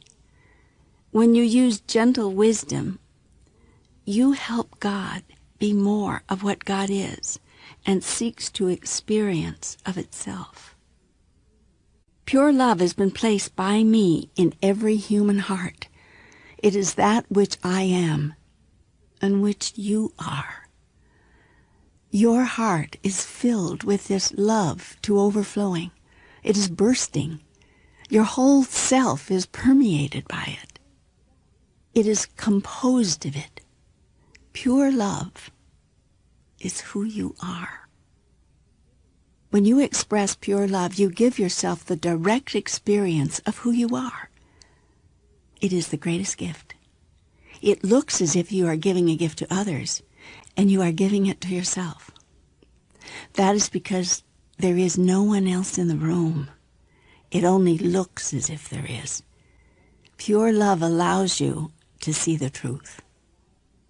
When you come from a place of pure love, you live a life that is beneficial to everyone. You make sure that everyone benefits from your having been here. Kindness becomes an important word to you. Suddenly you understand its deeper meaning. Kindness means not only goodness, it means sameness. You realize when you live in pure love that you and all others are of like kind. You are truly kin. And now suddenly you see that when you express pure love, you are expressing kinness. This is what it means to be a kindred spirit. This is what it is to know a oneness with all things. And when in any circumstance or situation you use pure love, you help God be more of what God is and seeks to experience of itself. You help God when you help yourself to God. So have a big helping. Help yourself to as much of God as you like, for this is the food of life, by which all things are nourished. Take and eat of this, for this is my body. You are all members of that one body, and it is time now to remember. I would not tell this to you if it were not so. This is the greatest truth, so help me God. I've never heard words come together like that so meaningfully. It's all so symmetrical. God is symmetrical. God is perfect symmetry. There is order in the chaos. There is perfection in the design. I see that. I see the perfection in the design throughout my life, even in my friend Joe Alton going to jail, though I was shocked when it happened. Joe Alton was found to have committed some relatively minor offenses relating to campaign contributions, and he spent a few months in a minimum security lockup at a federal prison in Allenwood, Pennsylvania.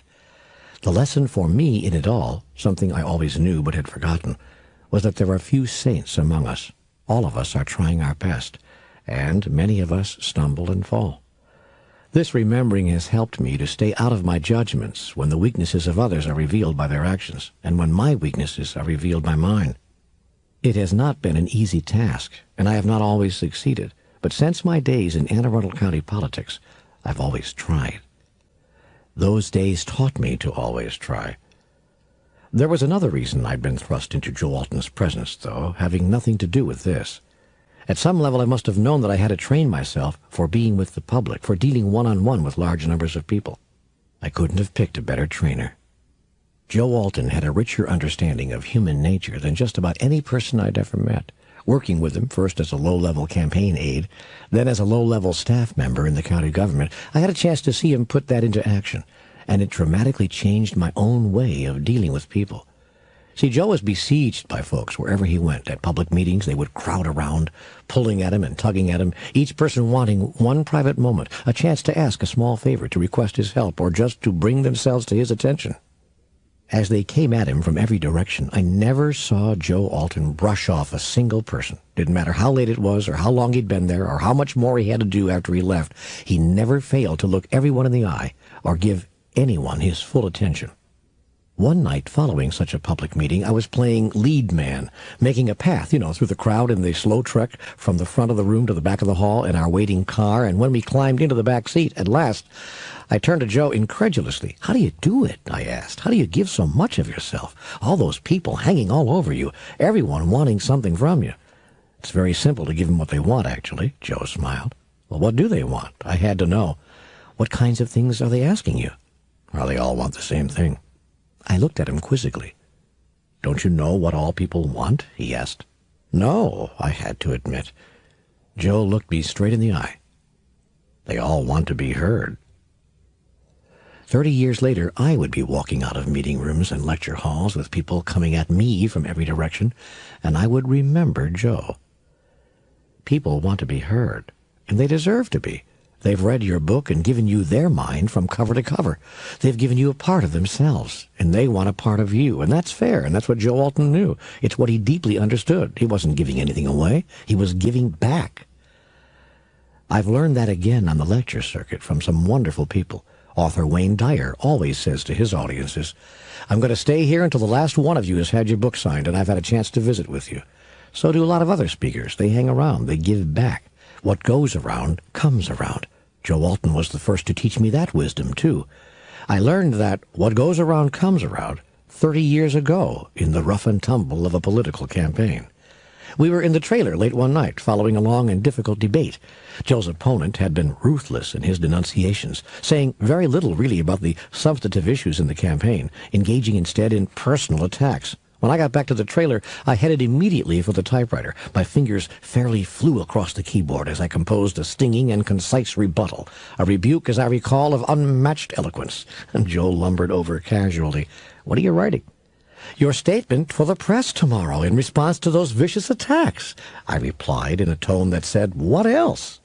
Joe just chuckled. "You know I'm not going to use any of that, don't you?" "Why not? We need to come back at him. We can't let him get away with that." "Okay," Joe agreed. "Then here's my statement. Are you ready?" Yes, I thought to myself, now we're cooking. Joe will say this much better than I ever could. "Go," I said, my fingers poised, and Joe dictated a one-sentence statement. "I'm sorry to see my opponent doing this to himself." "That's it?" I burst out. "That's it?" "That's it," Joe repeated. "But what about all those things he said?" "Well, we can drop down to his level," Joe said quietly, "or we can rise above it. Which do you choose?" But, which do you choose?" Joe asked again. I glanced at the pages I had written. I reread the first couple of paragraphs. Then I just tore them up. Good choice, Joe said, and he patted me on the shoulder. You grew up tonight. Now I want to tell you something about that life experience that you may not realize. What? When you use the insight that you gain there, you are using God. When you use that story in a book like this, you are using God. Because you have taken a gift I have given you and sent it to all the world. Do you see? This is more than an interesting anecdote. This was more than a simple life episode. You brought this to yourself, and now you've shared it with us for a reason. You seek to change yourself and change the world. The telling of stories from your life in this book is about much more than satisfying the curiosity of your readers about your past. It's about causing others to remember what they, too, have always known. Now here is the symmetry. Here is the perfection in the design. It was clear to your soul 30 years ago what persons, places, and conditions would provide perfect experiences that would prepare you to play your role in changing the world. It was also known to your soul that should you choose those experiences, what you received from them would have lasting value that you would use 30 years later. Whoa. Do you really think anything happens by accident? I tell you again, there is perfection in the design. Nothing happens in life by accident. Nothing. Nothing occurs in your life by chance. Nothing. Nothing takes place without producing the opportunity for real and lasting benefit to you. Nothing at all. The perfection of every moment may not be apparent to you, yet that will make the moment no less perfect. It will be no less a gift. You know, when I step back far enough to see the design, to see the beauty of the intricate and delicate weavings in the fabric of my life, I'm filled with gratitude. That's the final step, the seventh step in creating a friendship with God. Thank God. It is an almost automatic step. It is what naturally occurs, what naturally follows if you undertake steps 1 through 6. All your life you have not known God as God really is. Now you can.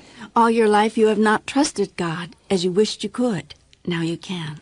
All your life you have not loved God as you've wanted to. Now you can. All your life you have not embraced God with a closeness that made God a very real part of your experience. Now you can. All your life you have not used God as you would use your best friend. Yet now, being as close as you are, you know that you can. All your life you have not helped God in a conscious way because you did not know that God wanted any help. And even if you did not know how to give it. Now you do. It is not your fault that you did not know God. How can you know one thing when everyone is telling you another? It is not your fault that you did not trust God. How can you trust that which you do not know? It is not your fault that you do not love God. How can you love that which you do not trust? It is not your fault that you did not embrace God. How can you embrace that which you do not love? It is not your fault that you did not use God. How can you use that which you do not hold? It is not your fault that you did not help God. How can you be helpful with that for which you have no use? And it is not your fault that you did not thank God. How can you be thankful for that which cannot be helped? Yet today is a new day. Now is a new time. And yours is a new choice. It is a choice to create anew your personal relationship with me. It is a choice to experience, at last, a friendship with God. Everybody in the world wants that. Everybody who believes in God, anyway. We've tried our whole lives to have a friendship with you. We've tried to please you, to not offend you, to find the real you, to have you find us. We've tried everything. But we haven't followed these 7 steps. At least I certainly haven't. Not the way you've got them laid out here. So thank you. But may I ask you a pointed question? Certainly. Why is gratitude necessary? Why is it so important that we thank you? Why is it one of the 7 steps? Are you a God with such ego needs that if we do not show you our gratitude, you will take away all good things? On the contrary, I am a God of such love that by showing your gratitude, you will receive all good things. That sounds like a backward way of saying the same thing. I have to show my gratitude in order to receive good things. You do not have to. It's not a requirement. Many people who seem not the least bit grateful enjoy goodness.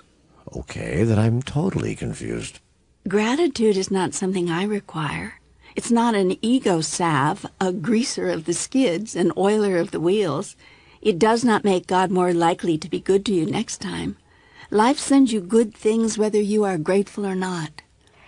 But with gratitude, life sends them to you faster. That's because gratitude is a state of being. Remember when I said thinking is the slowest method of creation? Yes, I was very surprised by that. You shouldn't be.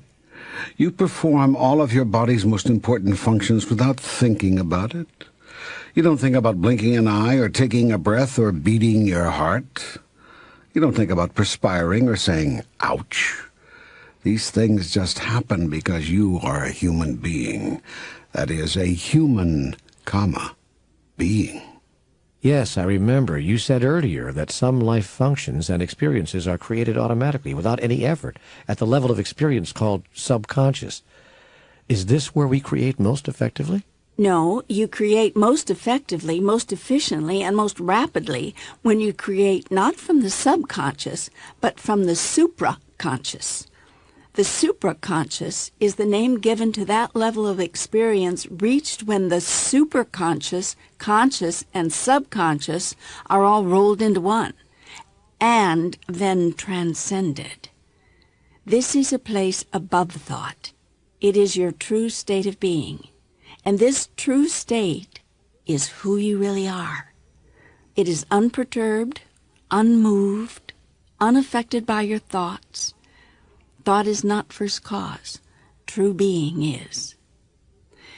We are exploring now very deeply the most complex esoteric understandings. The differences here, the nuances, become very delicate. Well, that's okay. I think I'm ready for it. Go. All right.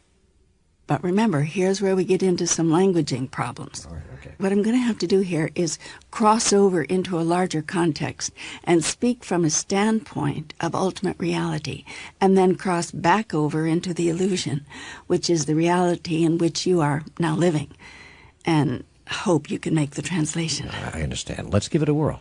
Are you sure? This is going to be rough going here. This is going to be tough sledding. The toughest part of our dialogue so far. You may want to skip over this. Just take my word for all this and go right on. I want to understand it. At least I want to try. Okay, here we go. Try on this statement. Beingness is. Thought does. What does that say to you? Well, it says that beingness is not an action. It's not an undertaking. It is not something that occurs. Rather, it is an isness. It's what is. It's a so-ness. It is what is so. Good. And what about thought? It says that thought is a process, a doingness, something that happens. That's very good. So what are the implications of that? Well, anything that happens takes time. It may happen very fast, like thought, but it still takes what we call time. Something that is, however, simply is. It is right now. It's not going to be. It is right here, right now. In short, ising is faster than doing, and being is therefore faster than thinking. You know what? I should have hired you as my interpreter. I thought that you did. Ah, good one. Okay, now try this statement. Being is first cause. What does that say to you? It says that being causes everything. What you are being, you experience. Excellent. Yet does being cause thought? Yes. If the proposition is correct, then yes, being would cause thought. So what you are being affects how you think. Yes, you could say that. Yet I have said that thought is creative. Is this true? It is if you say it is. Good. I'm glad you have come to trust me. Now, if thought is creative, can thought create a state of being? You mean which comes first, the chicken or the egg? Exactly. I don't know. I wish I did. I suppose if I am being sad, I can change my mind about that. I can decide to think happy thoughts, to dwell on positive things, and suddenly I can be happy. You've told me that I can do this. You have said that my thoughts create my reality. So I have. Is it true? Yes, it is. Yet, let me ask you this. Do your thoughts create your true being? I don't know. Again, I don't know. I've never heard you use that phrase before. I don't know what my true being is. Your true being is all of it. It is everything. It is the all in all, the alpha and the omega, the beginning and the end, the oneness. In other words, God. That's one other word, yes. So you're asking me if my thought creates God? Yes. I don't know. Then let me pick it up from here and unravel it for you. All right. Please. We're limited here by language and context, as I have explained now several times. I understand that. Okay, your thought about God does not create God. It merely creates your experience of God. God is. God is the all in all, the everything, all that ever was, is now, and ever will be.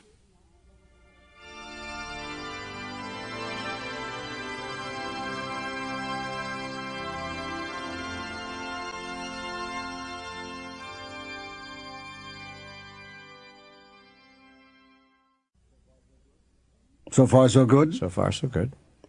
When you think, you do not create the all. You reach into the all to create whatever experience of the all that you choose. All of it is already there. You're not placing it there by thinking about it. Yet, by thinking about it, you are placing in your experience that part of the all about which you are thinking. Did you follow that? I think I did. Go slowly. Now go very slowly. I'm trying to keep up. Your true being, which is who you really are, precedes everything. When you think about who you wish to now be, you are reaching into your true being, into your total self, and focusing on a part of your total self that you now wish to experience. Your total self is all of it. It is the happiness and the sadness. Yes, you've said this before. You said of me, you are the up and the down of it, the left and the right of it, the here and the there of it, the before and the after of it.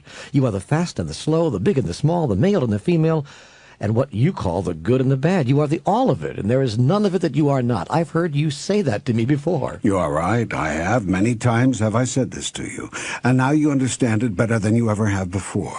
And so, does thinking affect being? No, not in the largest sense.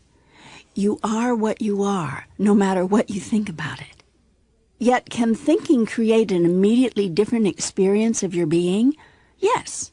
What you think about, what you focus on, will be made manifest in your individual present reality. Thus, if you're being sad and you think positive, joyful thoughts, you will very easily think your way to being happy. You are simply moving from one part of yourself to another.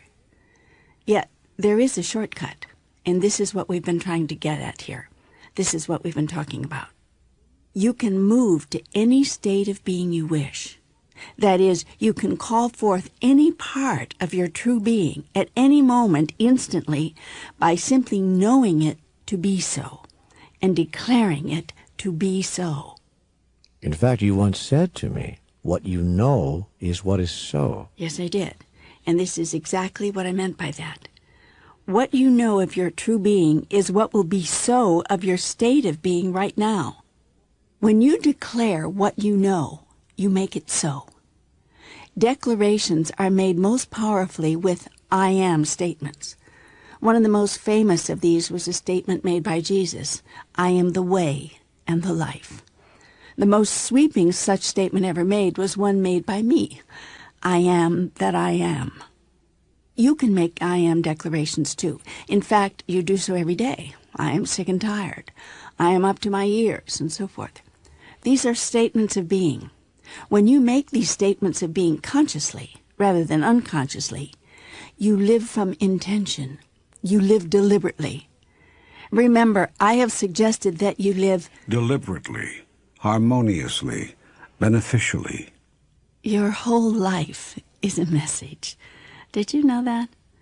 Every act is an act of self-definition. Every thought is a silent film on the movie screen of your mind. Every word is voicemail for God. Everything you think, say, and do sends a message about you. Think of your I am declarations, therefore, as a sort of State of the Union message. This is your state of the being message. You are making a statement about how it is with you. You are saying what is so. Hey, wait a minute. I just thought of something. We're all one anyway, so it really is a State of the Union message. That's good. Very good. Now, when you make a declaration, that is the short route to your state of being. Declarations are a calling forth of who you really are, or more accurately, of that portion of who you really are that you wish to experience right now. This is beingness being creative, rather than thought being creative. Beingness is the fastest method of creation. That is because what is right now. A true declaration of being is made without thinking about it. If you think about it, you will at best delay it, and at worst, deny it. Delay will occur simply because thinking takes time, and being takes no time at all. Denial could occur because thinking about what you choose to be often convinces you that you aren't that, and can't ever become that. If that's true, then the worst thing I can do is to think. In a sense, that is correct. All spiritual masters are out of their minds. That is, they do not consciously think about what they are being. They simply are it. The moment you think about it, you can't be it. You can only delay being it or deny being it. To use a very down-home illustration, you can only be in love when you are in love. You can't be in love if you're thinking about it. If someone who loves you asks, "Are you in love with me?" and you say, "I'm thinking about it," that'll probably not go over very well. Excellent. You're understanding very well. Now, if time is not critical, if it's not a matter of inches and seconds, and few things are, if it isn't important how long it takes before you are experiencing what you choose, such as being in love, then you can take all the time you want to think about it. And thinking is a very powerful tool. Don't get me wrong. It is one of the three tools of creation. Thought, word, and deed. Precisely. Yet today I've given you another method by which you can experience life. This is not a tool of creation. This is a new understanding of creation. That it is not a process by which things occur, but by which you become aware of what already has occurred.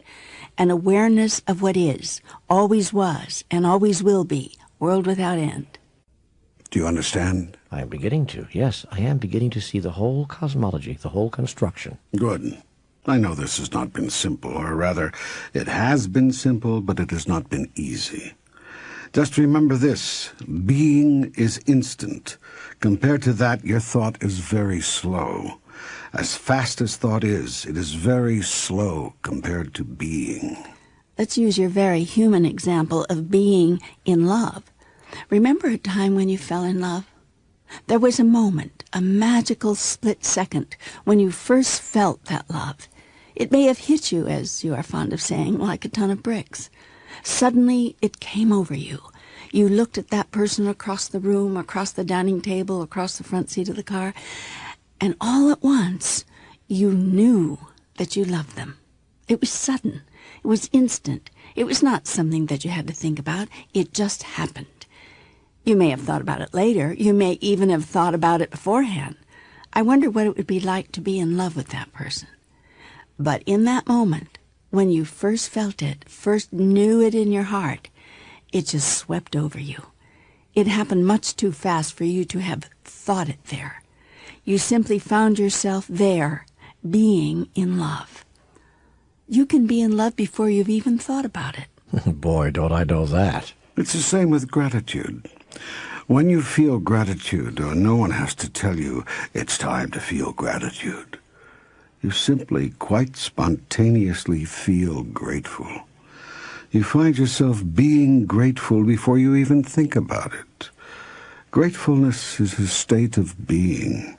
There is no word like lovefulness in your language, but there should be. You're a poet, you know that? So I've been told. Okay, so I'm clear that being is faster than thinking.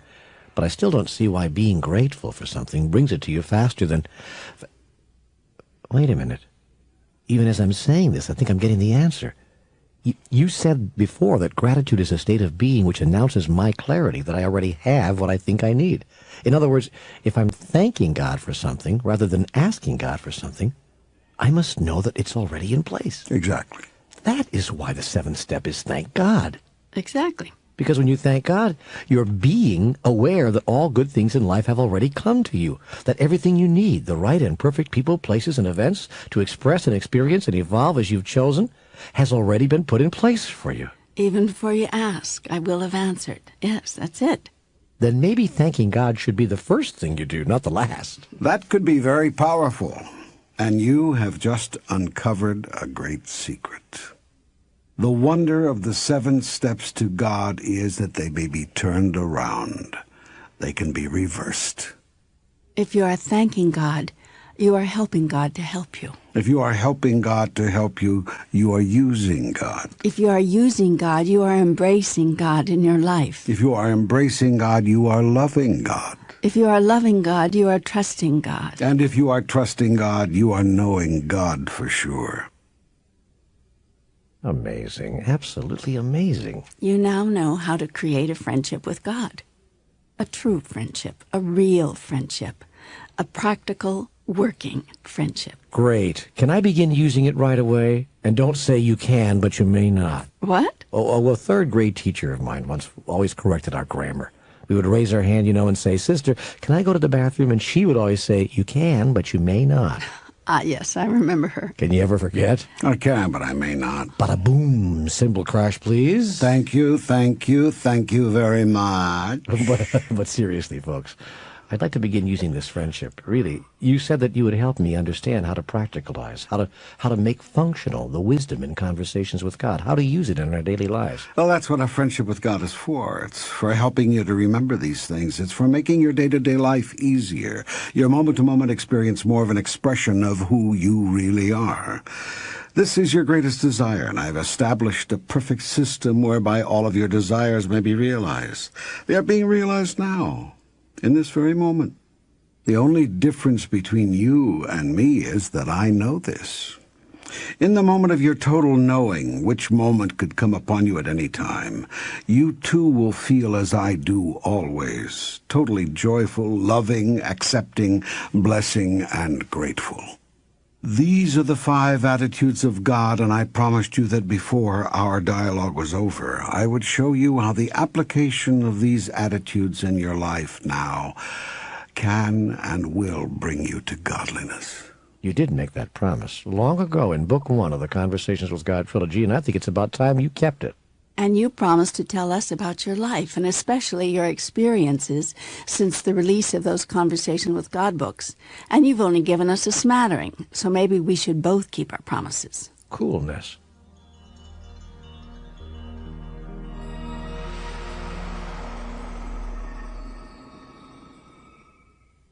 Well, let's see. I left the county government for a job in the school system. After 10 years, went to work on the West Coast with Dr. Elizabeth Kubler-Ross. 18 months later, started my own advertising company in San Diego, signed on with Terry Cole Whitaker Ministries there, moved to the state of Washington a couple of years later, migrated to Portland, then to Southern Oregon, where I wound up living under the open sky without a nickel to my name.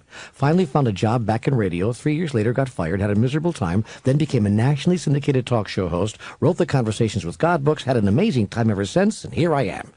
Okay, I kept my promise. Now you keep yours. I think people want a little more than that. No, they don't. They want to hear from you. They want you to keep your promise. Fine. I made the world, created Adam and Eve, put them in the Garden of Eden, told them to be fruitful and multiply, had some trouble with the serpent there, watched as they blamed each other and misunderstood everything, later gave an old man a couple of stone tablets to try to clear things up, did a little sea splitting and miracle working, sent some messengers to tell my story, noticed that nobody was listening, decided to keep trying, and here I am. Okay, I kept my promise. Cute. Very cute. What's good for the goose is good for the gander. Nobody has said that in 30 years. I'm old. What do you want from me? I want you should stop being such a comedian. Nobody's going to believe a word in here if you keep being such a comedian. Listen to this. I've got the pot calling the kettle black here. Okay, have we all gotten it out of our systems now? Can we get back to the book? If you insist. I'd like to know about the 5 attitudes of God, one of which was not, I notice, hilarious. Maybe it should have been. Will you stop? No, I'm serious. People have this idea that God is never humorous, cannot laugh, and that everybody has to act very sacred around the divine. I wish you would all lighten up a bit, all of you. Laugh at yourself. Someone once said, you grow up the day that you have a good laugh at yourself. Don't take yourself so seriously. Give yourself a little slack. And while you're at it, give each other a little, too. You want to know about the 5 attitudes of God? Take a look at the first one. Totally joyful. That is the first attitude. Did you notice that? I listed that first. So what are you saying? I'm saying that it comes before anything else. It is what makes everything possible. Without joy, there is nothing. I'm saying that unless you get a little humor in your life, none of it is going to make any sense. I'm saying that laughter is the best medicine. I'm saying that joy is good for the soul. I'll go further than that. Joy is the soul. The soul is that what you would call joy. Pure joy, endless joy, unadulterated, unlimited, unrestricted joy. That is the nature of the soul. A smile is a window to your soul. Laughter is the door. Oh, wow. Wow, indeed. Why is the soul so happy? People aren't that happy. I mean, the people whose souls these are don't seem all that happy, so what's going on here? That's a wonderful question. If the soul is so joyous, why aren't you? That's a perfectly wonderful question. The answer lies in your mind. You must be of a mind to be joyful if you are to release the joy that is in your heart. I thought the joy was in your soul. Your heart is the corridor between your soul and your mind. The joy in your soul must move through your heart. Otherwise, it will not even enter your mind. Feelings are the language of the soul. They will back up in your heart if you have a closed mind. That is why when you are feeling very, very sad, you say that your heart is breaking. And that is why when you are feeling very, very happy, you say that your heart is bursting. Open your mind. Allow your feelings to be expressed, to be pushed out. And your heart will neither break nor burst, but be a free-flowing channel of the life energy in your soul. But if the soul is joy, how could it ever be sad? Joy is life expressing. The free flow of life energy is what you call joy.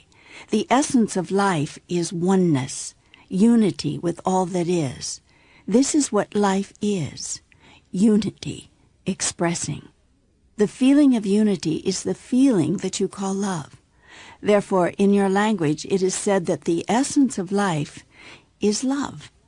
Joy, then, is love expressing freely. Whenever the free and unlimited expression of life and love, that is, the experience of unity and oneness with all things and with every sentient being, is prohibited or limited by any circumstance or condition, the soul, which is joy itself, is not fully expressed. Joy not fully expressed is the feeling that you call sadness. I'm confused here. How can a thing be one thing if it's another? How can a thing be cold if its essence is hot? How can the soul be sad if its essence is joy? You misunderstand the nature of the universe. You are still seeing things as separate. Hot and cold are not separate from each other. Nothing is. There is nothing in the universe that is separate from anything else. Hot and cold are, therefore, the same thing in varying degrees. So, too, are sadness and joy. What a terrific insight. I never thought of it that way. Sadness and joy are just two names. They're words we've used to describe different levels of the same energy. Different expressions of the universal force, yes. And that is why these two feelings can be experienced in the same moment. Can you imagine such a thing? Yes, I can. I have felt sadness and joy at the same time. Of course you have. It's not unusual at all. The television show MASH was a perfect example of this kind of juxtaposition. And more recently, that extraordinary motion picture, remember, Life is Beautiful? Yes, these are incredible examples of how laughter heals, of how sadness and joy can intermingle. This is the life energy itself, this flow that you call sadness, joy. This energy can be expressed in a way that you call joy at any time. That is because the energy of life can be controlled. Like turning a thermostat from cold to hot, you can speed up the vibration of life energy from sadness to joy. And I tell you this, if you carry joy in your heart, you can heal any moment. But how do you carry joy in your heart? How do you get it there if it's not there? It is there. Some people do not experience that. They do not know joy's secret. What is the secret? You cannot feel joy until you let it out. How do you let it out if you're not feeling it? Help another to feel it. Release the joy that is inside of another, and you release the joy that is inside of you. Some people don't know how to do that. That's a huge statement. They don't know what that looks like. It can be done with something as simple as a smile, or a compliment, or a loving glance, and it can be accomplished with something as elegant as making love. With these devices can you release joy in another, and with many more. With a song or a dance or the stroke of a brush or the molding of clay or the rhyming of words. With the holding of hands or the meeting of minds or the partnering of souls. With the mutual creation of anything good and lovely and useful. With all these devices can you release another's joy, and with many more. With the sharing of a feeling, the telling of a truth, the ending of anger, the healing of judgment. With the willingness to listen and the willingness to speak. With the decision to forgive and the choice to release. With the commitment to give and the grace to receive. I tell you, there are 1,000 ways to release the joy in the heart of another. Nay, 1,000 times 1,000. And in the moment you decide to do so, you will know how. You're right. I know you're right. It can be done, even on someone's deathbed. I sent you a great teacher to show you that. Yes, Dr. Elizabeth Kubler-Ross. I couldn't believe it. I couldn't believe that I actually got to meet her, much less work on her staff. What an extraordinary woman. I'd left the Anne Arundel County government before Joe Alton's troubles began to take a job in the school system there. Its longtime press aide retired, and I applied for the position. Once again, I was in the right place at the right time. I received more incredible life training, working on everything from the crisis intervention team to the curriculum development committee. Whether preparing a 250-page report on school desegregation for a congressional subcommittee, once more touching on the black experience, or traveling from school to school, holding first-of-their-kind family meetings with teachers, parents, students, administrators, and support staff, I was in the thick of things. I spent the decade of the 70s there, the longest I'd ever worked anywhere, and enjoyed the first two-thirds of it immensely. But eventually the bloom fell off the rose, and my tasks began getting repetitious and uninspiring. I was also starting to glimpse what looked more and more like a dead end ahead. I could see myself doing the same job for 30 more years. Without a college degree, I didn't stand much chance for advancement. I was, in fact, lucky to have the high-level job I did have, and my energies began to flag. Then I was kidnapped in 1979 by Dr. Elizabeth Kubler-Ross, and a kidnapping it was, make no mistake about it. I'd begun helping Elizabeth that year as a volunteer, partnering with a friend, Bill Griswold, in coordinating some East Coast fundraising lectures for Shanti Nilaya, the nonprofit organization that supported her work. Bill had introduced me to Dr. Ross a few months earlier when he asked me to help with some PR for an appearance he'd managed to talk her into making in Annapolis. I'd heard of Elizabeth Kubler-Ross, of course. A woman of monumental achievement, her groundbreaking 1969 book On Death and Dying had altered the world's view of the dying process, lifting the taboo from the study of thanatology, spawning the founding of the American hospice movement, and changing the lives of millions forever. She's written many other books since, including Death, the Final Stage of Growth, and her most recent, The Wheel of Life, a memoir of living and dying. I was taken with Elizabeth immediately, as was nearly everyone who ever met her. She has an extraordinarily magnetic and deeply compelling personality, and no one whom I've ever seen touched by her is ever really quite the same. I knew after 60 minutes with her that I wanted to assist in her work, and volunteering to do so was not something that anyone even had to ask me to do. Nearly a year after that first meeting, Bill and I were in Boston setting up another lecture. Following her talk, a few of us found ourselves in a quiet corner of a restaurant, enjoying a few rare moments of private conversation with Elizabeth. I'd had 2 or 3 such conversations with her before, so she'd already heard what I told her again that night, that I would do anything to join in her work. Elizabeth was, at the time, presenting life, death, and transition workshops around the country, interacting with terminally ill people and their families, and others who were doing what she called grief work. I'd never seen anything like it. She later wrote a book, To Live Until We Say Goodbye, describing with great emotional force what went on at these retreats. This woman was touching people's lives in ways that were meaningful and profound, and I could see that her work made sense of her own life. My work did not. I was just doing what I thought I had to do in order to survive, or make sure that others survived. One of the things I learned from Elizabeth is that none of us has to do that. Elizabeth would teach such gargantuan lessons in the simplest way, single-sentence observations with which she permitted no argument. At the restaurant in Boston that night, I was gifted with one of these. "I just don't know," I was whining. "There's nothing exciting about my job anymore. It feels as if my life is wasting away. But I guess I'll be working there until I'm 65 and get my pension." Elizabeth looked at me as if I were crazy. "You don't have to do that," she said very quietly. "Why do you do that?" "Well, if it were just me, I wouldn't, believe me. I'd be out of there tomorrow, but I've got a family to support." "And tell me," Elizabeth asked, "what would they do, this family of yours, if you died tomorrow?" "That's beside the point," I bickered. "I'm not dead. I'm still living." "You call that living?" she replied, and turned away to talk with someone else, as if it was perfectly obvious that there was nothing more to say. The next morning, over coffee at her hotel with her Boston helpers, she turned to me abruptly. "You drive me to the airport," she said. "Oh, okay," I agreed. Bill and I had driven up from Annapolis, and my car was right outside.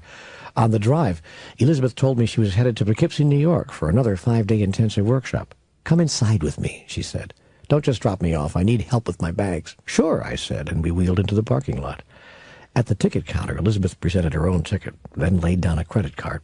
"I need another seat on this flight," she told the agent. "Let me see if we have space," the woman replied. "Ah, yes, just 1 seat left." "Of course." Elizabeth beamed as if she knew some inside secret. "And who will the other traveling party be, please?" the agent inquired. Elizabeth pointed at me. "This one," she muttered. "I beg your pardon?" I choked out. "You're coming to Poughkeepsie, no?" Elizabeth asked, as if we'd discussed the whole thing. "No, I have to work tomorrow. I've only got 3 days off." "That work will get done without you," she said matter-of-factly. "But I've got my car here in Boston," I protested. "I can't just leave it out there in the parking lot." "Bill can come and get it and drive it up." "But I have no clothes to wear. I didn't plan on being away so long." "There are stores in Poughkeepsie." "Elizabeth, I can't do this. I can't just get on a plane and go flying off somewhere." My heart was pounding because that was exactly what I wanted to do. "The woman needs your driver's license," she said, blinking heavily. "But, Elizabeth—" "You're going to make me miss my plane." I gave the woman my driver's license, and she handed me the ticket. As Elizabeth hiked off to the gate, my voice trailed after her. I have to call the office and tell them I'm not going to be there. Elizabeth!" Elizabeth buried herself in some reading on the plane, barely saying 10 words to me. But when we got to the workshop site in Poughkeepsie, she presented me to the assembled participants as my new PR man. I called home to tell my wife I'd been abducted and would be home on Friday. For the next 2 days, I watched Elizabeth work. I saw people's lives change right in front of me. I saw old wounds being healed, old issues being resolved, old angers being released, old beliefs being overcome.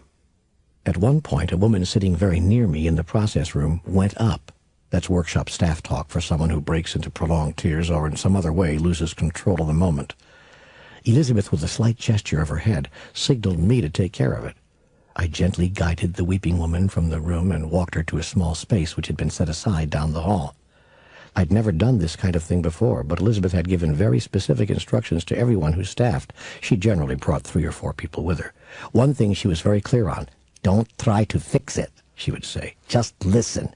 If you need help, call for me. But being there to listen is almost always enough." She was right. I was able to be there for that workshop participant in a quality way. I was able to hold the space of safety for her, to give her a place to just let it all out, to let go of what she'd been carrying around that had been triggered in the larger room. She cried and wailed and spat out her anger and talked quietly, and then went through the whole cycle all over again. I never felt so useful in my life. That afternoon, I called to the school board office back in Maryland. "Personnel, please," I said to the operator, and when I'd been connected to the right department, I took a deep breath. "Can a person resign over the phone?" I asked. My time as a member of Elizabeth's staff was one of the greatest gifts of my life. I saw, up close, a woman working in saintly ways, hour after hour, week after week, month after month. I stood by her in lecture halls and workshop rooms at the bedside of people who were dying. I saw her with old folks and with little children. I watched her with the fearful and the brave, the joyful and the sad, the open and the closed, the furious and the meek. I watched a master. I watched her healing the deepest wounds that can be inflicted upon the human psyche. I watched, I listened, and I tried very hard to learn. And yes, I did come to understand that what you've said is true. There are 1,000 ways to release the joy in the heart of another. And in the moment you decide to do so, you'll know how. And it can be done even on someone's deathbed. Thank you for the teaching and for the master teacher. You're welcome, my friend. And do you know now how to live joyfully? Elizabeth advised us all to love unconditionally, to forgive quickly, and never to regret the pains of the past. Should you shield the canyons from the windstorms, she would say, you would never see the beauty of their carvings. She also urged us to live fully now, to stop and taste the strawberries, and to do whatever it took to finish what she called your unfinished business, so that life could be lived fearlessly and death could be embraced without regret. When you are not afraid to die, you are not afraid to live. And of course her biggest message was, death does not exist. That is much to receive from one person. Elizabeth has much to give. Go then, and live these truths, and those I have brought to you through other sources, that you may spread the joy in your soul, feel it in your heart, and know it in your mind. God is life at its highest vibration, which is joy itself. God is totally joyful, and you will move to your own expression of godliness when you express this first attitude of God.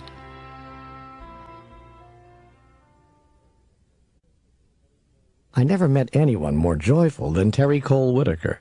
With a smile that could knock your eyes out, a wondrous, eruptive, liberated laughter that was utterly infectious, and an unparalleled ability to touch people deeply with her understandings of the human condition.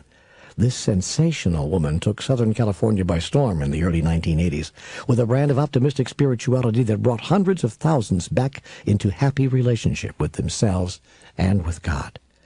I first heard about Terry when I worked in Escondido and worked for Dr. Kubler-Ross at Shantinalaya. I've never been more occupationally fulfilled than when I worked with Dr. Ross, and close contact with a person of such compassion and spiritual wisdom brought me back to a place I had not been in years, a place of yearning to have a personal relationship with God, to know God in my life as a direct experience. I hadn't gone to church since my 20s, when, for the second time in my life, I had almost become a member of the clergy. Missing out on the priesthood in my teens, I cycled back to my desire to minister when I continued my theological investigations in the years after I left Milwaukee at 19. In searching for a God of whom I did not have to be afraid, I abandoned Roman Catholicism for good after turning 20. I began scouring books on theology and made visits to a number of churches and synagogues in Anne Arundel County, finally settling on the First Presbyterian Church in Annapolis as the place I would attend. Almost immediately I joined the choir, and within a year I'd become a lay reader in the church. As I stood at the lectern on Sundays and read the week's scriptural passages, I became aware once more of my childhood longing to spend my life in close relationship with God, teaching all the world of His love. Presbyterians did not seem to be nearly as fear-based in their faith as Catholics. There were far fewer rules, rituals, and therefore pitfalls, so I had a much higher comfort level with their theology. I became so comfortable, in fact, that I began to put some real passion into my Sunday morning Bible readings, so much so that the congregation began to look forward to my turn in the rotation.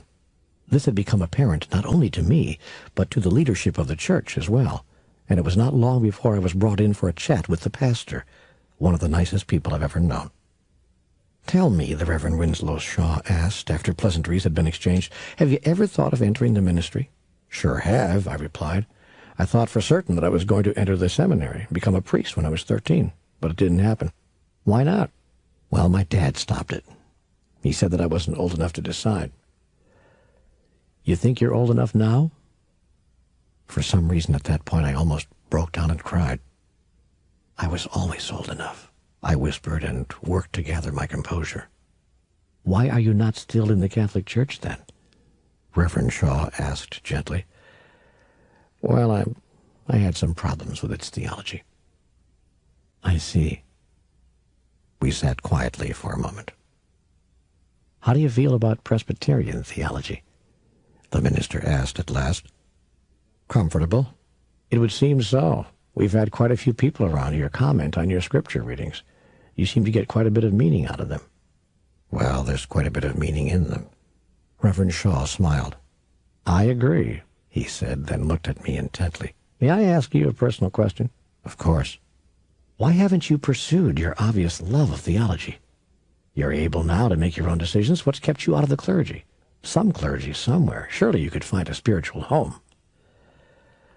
"It isn't as simple as finding a home. There's also the challenge of finding the money. I'm in the middle of a career with a wife and 2 small children. It would take a miracle at this stage to find a way to just drop everything and take this up." Reverend Shaw smiled again.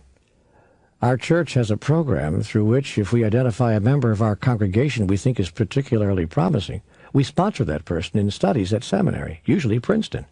My heart jumped. "You mean you give them the money to attend?" "Well, it's a loan, of course.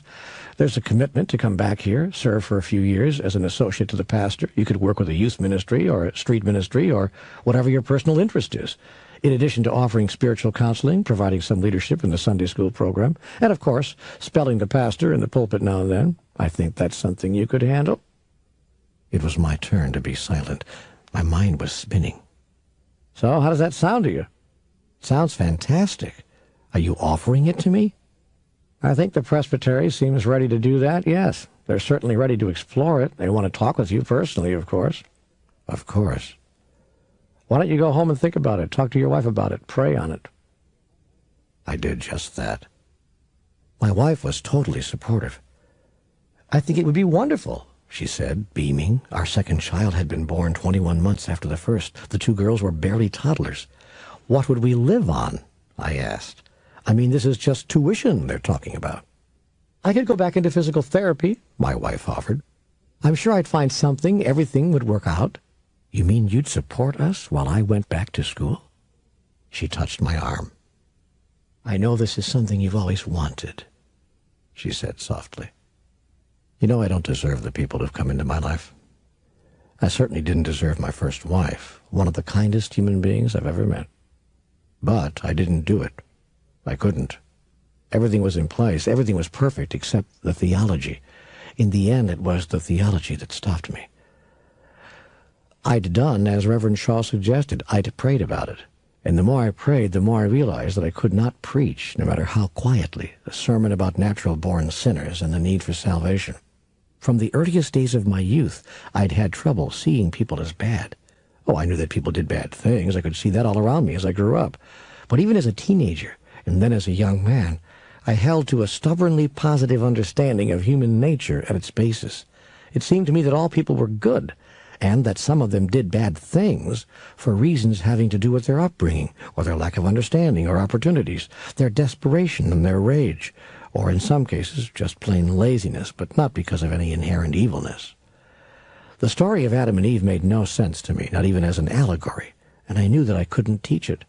Nor could I ever teach a theology of exclusion, no matter how benign, because something deep inside my soul caused me to know from the time I was small that all people were my brothers and sisters, and that no one and no thing was ugly or unacceptable in the sight of God. Least of all, I grew certain as I grew older, for having committed the sin of adopting the wrong theology. If this was not true, then everything that I knew intuitively at the deepest part of my being was false. I couldn't accept that. But I didn't know what to accept. The opportunity to enter the Christian ministry, very real and very present for the second time in my life, threw me into spiritual crisis. I so earnestly wanted to do God's work in the world, and yet I couldn't accept that God's work was to teach a gospel of division and a theology of punishment for the divided. I begged God for clarity, not simply on whether I should enter the ministry, but on the largest questions surrounding the relationship of human beings with deity. I received insights on neither.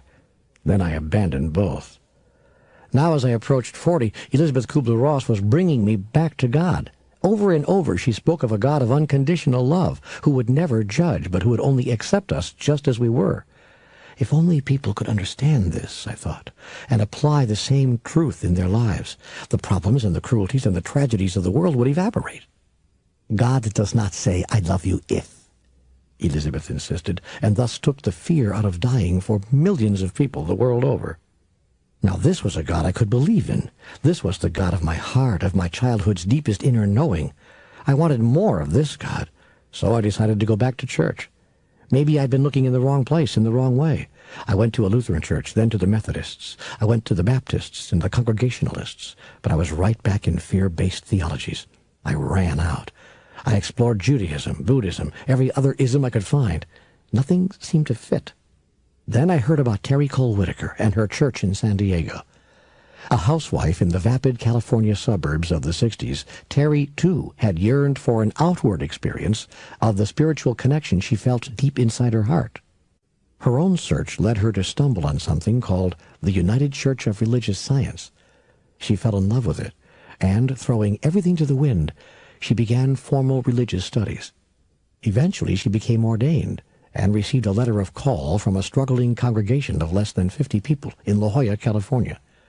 Then she had to choose between her dream and her marriage, because her husband did not fully support her sudden transformation, and he certainly was not okay with leaving his own good job and moving the family to a brand new community. So Terry left the marriage, and within 3 years she turned the La Jolla Church of Religious Science into one of the largest in the denomination. Over 1,000 people were coming to hear her at 2 services every Sunday morning, and the throng was growing. Word of this spiritual phenomenon spread quickly throughout Southern California, even to Escondido, a very traditional wine-growing and farming community to the north of San Diego. I went down to check it out. Terry's congregation had grown so large that she'd had to move her services into a rented movie theater. "A celebration of life with Terry Cole Whitaker," the marquee read, and as I approached I thought, "Oh, brother, what's this?" Ushers handed out carnations to everyone as they filed in, and greeted each person as if they'd known them for a lifetime. "Hello, how are you? So great to have you here." I didn't know what to make of that. I mean, I'd been greeted nicely at churches before, of course, but never quite so effusively. There was an energy in the space here that felt enlivening. Inside, the moving, rousing theme from Chariots of Fire was playing. An air of expectancy filled the theater. People were chattering and laughing. Finally, the lights went down, and a man and woman appeared on the stage, the man taking a seat at one side and the woman at the other. "Now is the time to become quiet, to go within," the man said into a microphone. A choir in the back of the room softly sang an invocation about peace, and the service began. I'd never experienced anything quite like this. It certainly wasn't what I'd anticipated, and I was feeling a bit out of place. But I decided to hang in there. After a few opening announcements, Terry Cole Whitaker stepped to the center of the stage behind a see-through plexiglass podium and chirped, "Good morning." Her smile was radiant, her cheerfulness contagious. "If you came here this morning expecting to find something that looks like a church, or feels like a church, or sounds like a church, you came to the wrong place." She was certainly right about that. The audience laughed its agreement. "But if you came here this morning hoping to find God, notice that God arrived the moment you walked through the door." That was it. I was hooked. Even if I didn't know exactly what she was driving at yet, anyone who had imagination and courage enough to open a Sunday service with a line like that had my attention. It was the beginning of a nearly 3-year relationship. As with the first time I met Elisabeth, I was captivated by Terry Cole Whitaker and her work within 10 minutes. As I did with Elisabeth, I made that clear very quickly by volunteering my enthusiastic assistance. And, as with Elisabeth, I was on staff with Terry's organization very soon, accepting a position in the ministry's outreach department, writing newsletters, creating the weekly church bulletin, and so forth. It just happened that I was out of work within a few weeks of crossing paths with Terry. Elisabeth fired me. Well, fired seems like a harsh term. She let me go. It wasn't in anger. It was just time for me to move on. And Elisabeth knew it. She said simply, "It's time for you to go. I give you 3 days." I was flabbergasted. But why? What have I done?" "It's not what you have done," she said. "It's what you will not do if you stay here. You will not realize your full potential. You cannot possibly do so, standing in my shadow. Get out now before it's too late." "But I don't want to leave," I pleaded. "You have played in my backyard long enough," Elizabeth said matter-of-factly. "I give you a little kick, like the bird from its nest. It's time for you to fly." And that was that. I moved to San Diego and got back into the commercial public relations and marketing game, starting my own firm called The Group. There was no group, actually. There was only me. But I wanted it to sound like something of substance. And I acquired quite a few clients within the next few months, including a man running for Congress as an independent candidate whose name did not even appear on the ballot. Ron Packard was the former mayor of Carlsbad, California, and became the first man to win a seat in Congress on a write-in vote in this century. And I helped him do that. But with the stunning Packard victory the notable exception, my days in marketing and advertising once again proved vacuous. After working with Elizabeth, helping someone sell weekend hotel stays, restaurant food, or home remodeling was singularly and predictably unsatisfying. I was going crazy again. I had to find some way to return meaning to my life. I poured all of my energy into volunteering at Terry's church. I spent days, evenings, weekends in church work, letting my business, forgive me, I can't resist this, go to hell. My energy, enthusiasm, and creativity quickly brought an offer of full-time employment as director of outreach. That's churchese for public relations and marketing.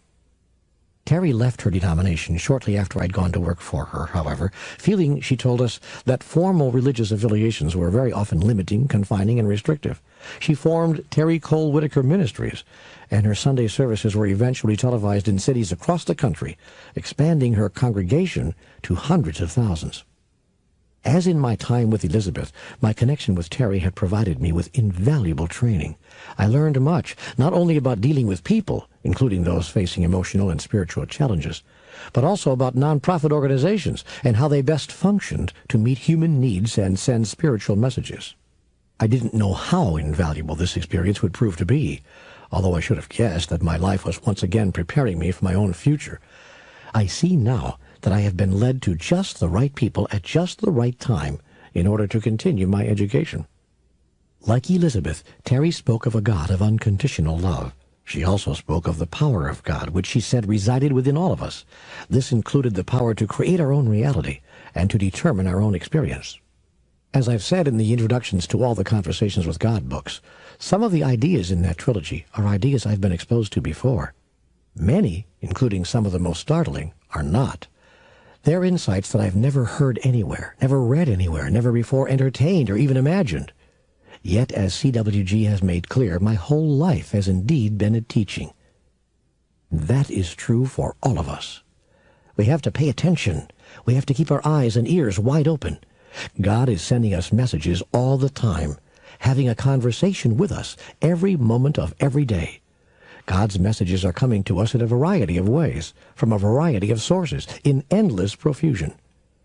In my life, Larry LaRue was one of those sources. Jay Jackson was one of those sources. Joe Alton was one of those sources. Elizabeth Kubler-Ross was one of those sources, and Terry Cole Whitaker was one of those sources. My mother was one of those sources, too, as was my father. Each taught me life lessons and brought me life wisdoms that have served me to this very day. Even after I threw out all the stuff that I got from them and from other sources which did not serve me, which did not resonate with me, and which did not feel like my inner truth, there was still plenty of treasure left.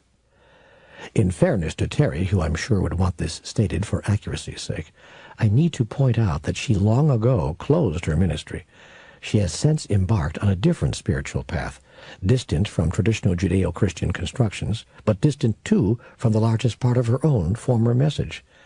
I honor that decision by Terry, who has resolved to make her life a never-ending and courageous search for a spiritual reality with which her soul deeply resonates. I wish all people would seek divine truth with such fervor. That is what Terry taught me above all else.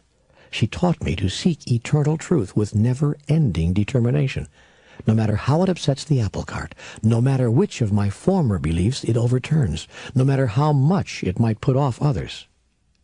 To this mission, I hope I've remained faithful. You have. Believe me, you have. I have some more questions on this business of joyfulness, however. Go ahead. Well, you said that the way to feel joyful is to cause another to feel joyful. That's right. So how do I feel joyful when there's no one else around? There's always a way to contribute to life, even when you are alone. Sometimes, especially when you are alone. For instance, you do your best writing when you are alone. Oh, thank you very much for the compliment, but what if you're not a writer? Supposing you're not an artist, a poet or a composer, or someone who creates in solitude. Supposing you're just a regular person with a regular job, a homemaker perhaps, or a dentist, and now all of a sudden you're alone. Maybe you're a retired priest living in the retired priest's home, and your time for contributing to the lives of others seems over. Or actually you're retired anything. Retirement is often a time of depression, you know, for people who sometimes feel their self-worth slipping, their usefulness reduced, and sometimes they feel themselves abandoned. And it isn't just people in retirement. There are others, people who are ill, who are shut in, who for many reasons do not and cannot have much of a sense of life beyond themselves. Then there are ordinary, everyday folks who do just fine when they're active and with other people because they do as you say. They bring joy to others. But even they have times when they're by themselves, alone with their thoughts, with no one else around, no obvious way to bring joy to others. Guess what I'm asking is, how do you find joy inside yourself? Isn't this idea of finding joy by bringing joy to others a little dangerous? Isn't it a little bit of a trap? Couldn't it lead to the creation of little martyrs? People who feel that the only way they can deserve happiness is to make others happy? Those are good questions. Those are very good observations and good questions. And they went on forever, too. Did you notice that? Yeah, I did. What are the answers? First, let's clarify something. There is no time that you are ever alone. I am always with you, and you are always with me. That's number one. And it's an important place to begin because it changes everything. If you think you are really alone, it could be devastating. Just the thought of total aloneness itself, without anything else going on, could be devastating. That's because the very nature of the soul is unity and oneness with all that is. And if it appears that there's nothing and no one else, then an individual could feel just that, individual, and not one with anything else at all. And that would be devastating, because it violates your deepest sense of who you are. So it is important to understand that, in fact, you are never alone, and that aloneness is impossible.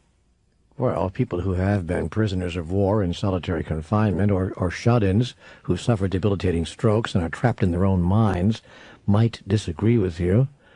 I know I'm using extreme examples, but I'm saying that there are cases when aloneness would very much be possible.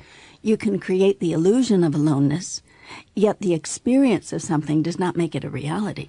I am always with you, whether you know it or not. Yet if we don't know it, then you may as well not be with us, because the effect for us is the same. I agree. Therefore, to change the effect, know that I am with you, always, even unto the end of time. How can I know this if I don't know it? Do you understand the question? Yes, and the answer is that it is possible for you to know, and yet not know that you know. Could you explain that further, please? In life, there appear to be those who do not know, and who do not know that they do not know. They are as children. Nurture them. Then there appear to be those who do not know, and who know that they do not know. They are willing. Teach them. Then there appear to be those who do not know, but who think that they know. They are dangerous. Avoid them. Then there appear to be those who know, but who do not know that they know. They are asleep. Wake them. Then there appear to be those who know, but who pretend that they do not know. They are actors. Enjoy them. Then there appear to be those who know, and who know that they know. Do not follow them, for if they know that they know, they would not have you follow them. Yet listen very carefully to what they have to say, for they will remind you of what you know. Indeed, that is why they have been sent to you. That is why you have called them to you. If a person knows, why would he pretend that he does not know? Who would do that? Nearly everybody. At one time or another, nearly everybody. But why? Because you all love the drama so much. You have created an entire world of your illusion, a kingdom in which you can reign. and you have become the drama king and the drama queen. Why would I want the drama, rather than an end to the drama? Because it is in the deliciousness of the drama that you get to play out at the highest level and with the greatest intensity all the various versions of who you are, and may then select who you choose to be. Because it is juicy. Oh, you're kidding. Isn't there an easier way? Well, of course there is. And you will ultimately choose that, the moment you realize that all the drama isn't necessary. Yet sometimes you will continue to use drama to remind yourself and to instruct others. All wisdom teachers do this. What are they reminding and instructing about? The illusion. They are reminding themselves and instructing others that all of life is an illusion, that it has a purpose, and that once you know its purpose, you can live within the illusion or outside of it at will. You can choose to experience the illusion and make it real, or you can choose to experience ultimate reality in any given moment. How? How could I experience ultimate reality in any given moment? Be still and know that I am God. I mean that literally. Be still. That is how you will know that I am God and that I am always with you. That is how you will know that you are one with me. That is how you will meet the Creator inside of you. If you have come to know me, to trust me, to love me, and to embrace me, if you have taken the steps to having a friendship with God, then you will never doubt that I am with you always and always. So as I've said before, embrace me. Spend a few moments each day embracing your experience of me. Do this now, when you do not have to, when life circumstances do not seem to require you to. Now, when it seems that you do not even have time to. Now, when you are not feeling alone, so that when you are alone, you will know that you are not. Cultivate the habit of joining me in divine connection once each day. I've already given you directions on one way that you may do this. There are other ways, many ways. God is not limited, and neither are the ways to reach God. Once you have truly embraced God, once you have made that divine connection, you will never want to lose it, for it will bring you the greatest joy you ever had. This joy is what I am and what you are. It is life itself expressing at the highest vibration. It is supraconsciousness. It is at this level of vibration that creation occurs. You might even say it's the creation vibration. Yes, it is. That it is, exactly. I'm sorry, but I thought the joy was something that you could only feel when you're giving it away. How can you feel this joy if you're simply being alone with yourself, connecting only with the God within? Only? Did you say only? I tell you, you are connecting with all that is. You're not being alone with yourself, and you never can be. It's not possible. And when you actually feel your eternal connection with the God within, you are giving away joy. You are giving it to me. For my joy is to be one with you, and my greatest joy is for you to know it. So I bring joy to you when I let you bring joy to me? Has there ever been a more perfect description of love? No. And is love not what God is? What we are? Yes. Good. Very good. You're putting it all together now. You're getting it. You're preparing again, as you have been doing during so much of your life. You are a messenger. You and many others like you, who are coming to these same understandings with you. Some through this dialogue, some in ways uniquely their own, all toward the same end, to no longer be a seeker, but a bringer of the light. Soon you will all speak with one voice. The role of messenger is given to everyone in truth. You all send a message to the world about life and how it is, and about God. What is the message you have been sending? What is the message you now choose to send? Is it time for a new gospel? Yes, it is. But I sometimes feel so alone in this. Even as I accept the truth that I am never really alone, I wonder, how does that change things when I feel alone? If I'm feeling all alone, and I'm not feeling very much joy, what do I do? What you can do if you are imagining that you are alone is to come to me. Come to me in the depths of your soul. Talk to me from your heart. Companion with me in your mind. I will be with you and you will know it. If you have been making daily contact with me, this will be easier.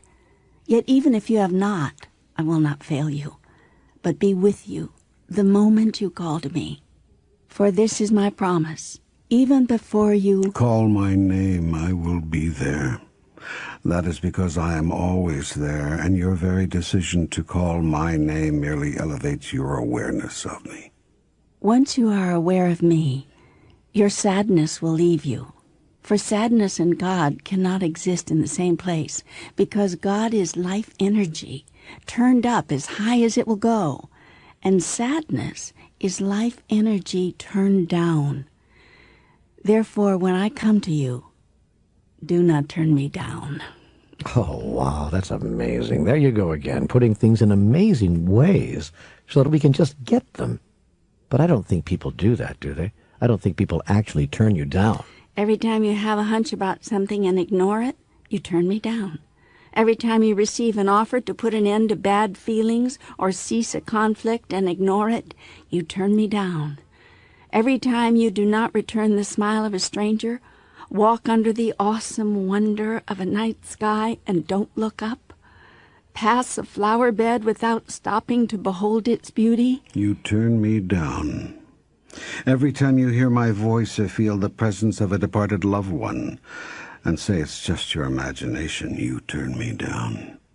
Every time you feel love for another in your soul or feel a song in your heart or see a grand vision in your mind and do nothing about it, you turn me down. Every time you find yourself reading just the right book or hearing just the right sermon or watching just the right movie or running into just the right friend at just the right time in your life and write it off to coincidence or serendipity or luck, you turn me down. And I tell you this, before the cock crows 3 times, some of you will deny me. Not me. I will never deny you again, nor will I ever turn you down when you invite me to experience communion with you. That invitation is continual and everlasting, and more humans are feeling this life energy at full force and not turning it down. You are letting the force be with you. That is good. That is very good. For as you move into the next millennium, you will plant the seeds of the greatest growth the world has ever seen. You have grown in your science and in your technologies, and now you will grow in your consciousness. And this will be the greatest growth of all, making all the rest of your advances look insignificant by comparison. The 21st century will be the time of awakening, of meeting the Creator within. Many beings will experience oneness with God and with all of life. This will be the beginning of the golden age of the new human, of which it has been written. The time of the universal human, which has been eloquently described by those with deep insight among you.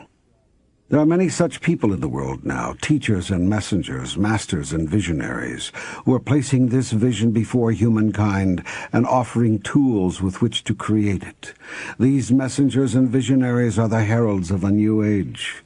You may choose to be one of them, you to whom this message is now being sent, you who are hearing this right now. Many are called, but few choose themselves. What is your choice? Shall we speak now with one voice? To say the same thing, we must all know the same thing.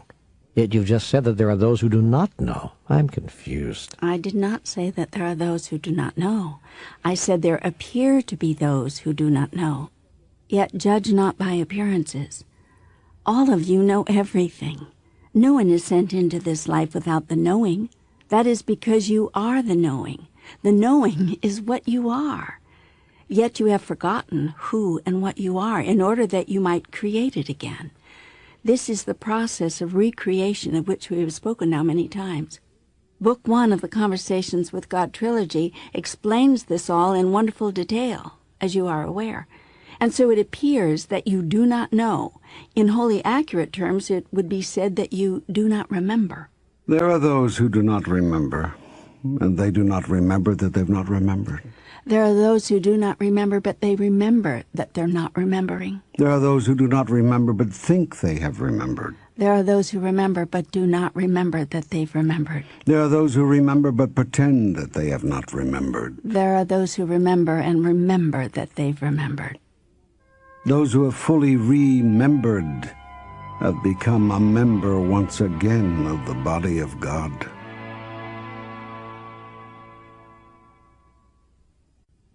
I wish to fully remember. I wish to be reunited with God. Isn't that what every human soul longs for? Yes. Some do not know it. Some do not remember that they remember. But they have a longing in their hearts nonetheless. Some do not even believe in the existence of God, yet the longing deep within them will not disappear. They think it is a longing for something else. But in the end, they will discover that it is a longing to return home, to become a member once again of the body of God. They will discover this, the unbelievers, when they discover that nothing else for which they reach, nothing else which they acquire, can satisfy their deepest inner longing, not even the love of another. All earthly loves are temporary and short-lived, even the love of a lifetime. A partnership which lasts for half a century or more is short-lived compared to the life of the soul, which is without end. And this the soul will realize, if not before, then at the moment of what you call death. For the soul will know in that moment that there is no death, that life is everlasting, and that you have always been, are now, and always will be, world without end. When the soul realizes this, it will also realize the temporary nature of what it thought to be a permanent love. And then, on its next journey into physical life, it will understand more deeply, it will remember more easily, and it will know that all that one loves in physical life is short-lived, transient. Boy, somehow that seems so desolate. It seems to take the joy out of love for me. How can I love someone or something fully if I know that it's so temporary, so meaningless on the overall scale of things? Oh, I did not say anything about it being meaningless. Nothing about love is meaningless. Love is the meaning of life itself. Life is love expressed. That is life. Therefore, every act of love is life expressing at the highest level. The fact that some experience is temporary or relatively short does not render it meaningless.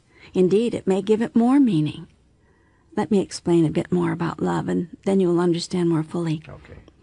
Experiences of love are temporary, but love itself is eternal. These experiences are only here and now expressions of a love that is everywhere, always. That does not seem to make it more joyful for me. Let us see if we can bring the idea of joy back into it. Do you have someone in particular that you love right now? Yes, many people. And one in particular with whom you partner? Yes, Nancy, as you know. Yes, I do know that. But I am leading you through this one step at a time, so just dialogue with me. Okay. Now, this Nancy with whom you feel a particular love, do you have sexual experiences with her? Do I ever? Please. I'm sorry.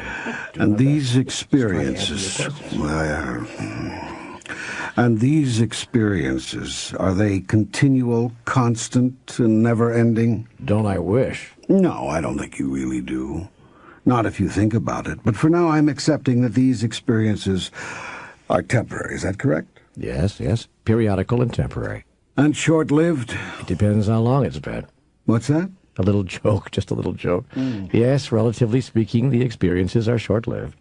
Does that give them any less meaning? No. Does it make them any less enjoyable? No. So you were saying that your love for Nancy is forever, but your expressions of love for her in this particular way are periodical, temporary, and short-lived. Is that correct? I see where you're going. Good. And the question is, where are you going? Are you going to a place where you cannot enjoy or have meaning in your expressions of love as an eternal being simply because the experiences themselves are temporary? Or are you going to a place of greater understanding that allows you to love full out what you love when you love it, even knowing that the experience of love in that particular form is temporary? If you go to the latter place, then you are heading for mastery.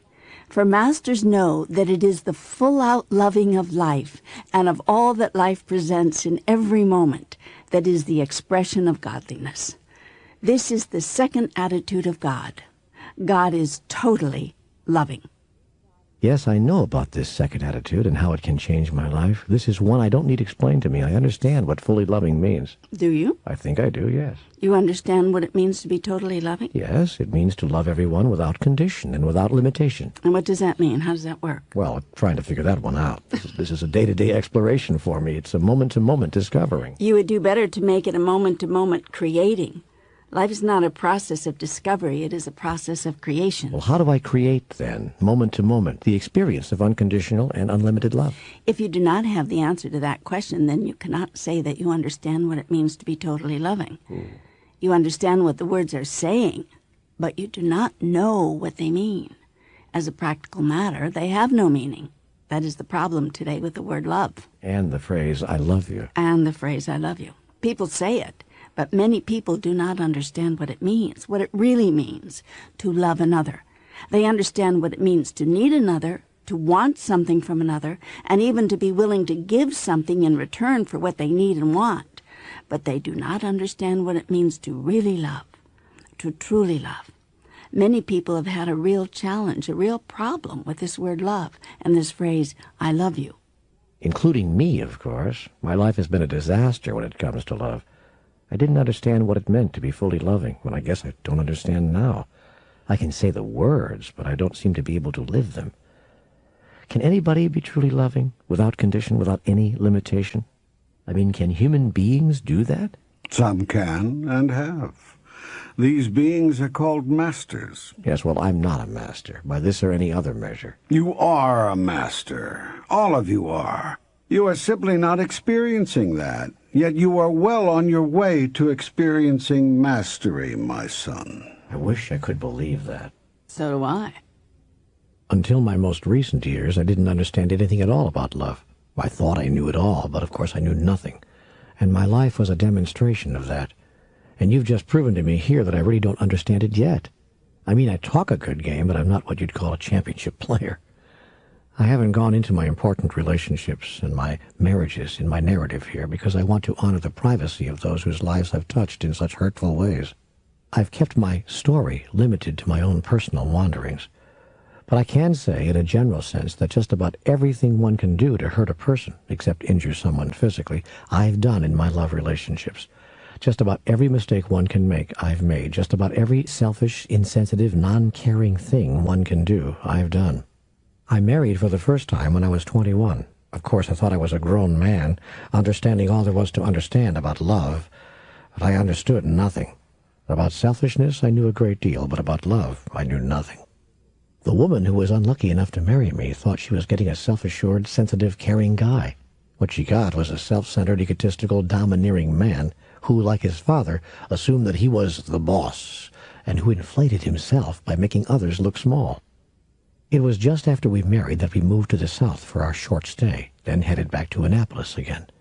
I became deeply involved in the town's cultural life, with the colonial players, and helping put on the first productions at the Annapolis Summer Garden Theater. I was also one of the founders of the Maryland Hall for Creative Arts, as well as part of the small group that conceived and coordinated the first Annapolis Fine Arts Festival there.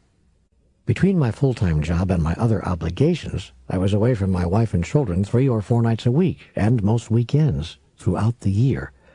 In my world, love meant providing, and being willing to do what it takes to accomplish that. This willingness I had, and no one ever had to convince me of those responsibilities. Yet I thought they began and ended with my pocketbook, because that's where they seemed to begin and end for my father.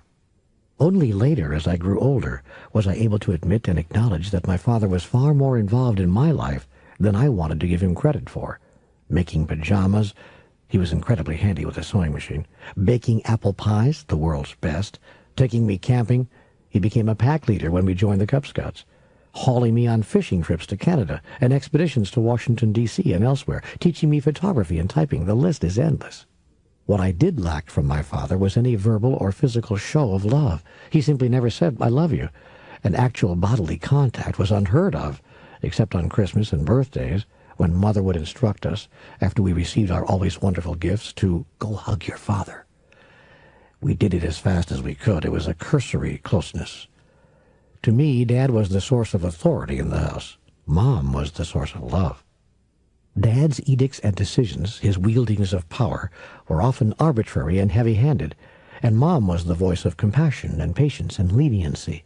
We went to her with our pleas that she help us get around Dad's rules and restrictions, or get him to change his mind.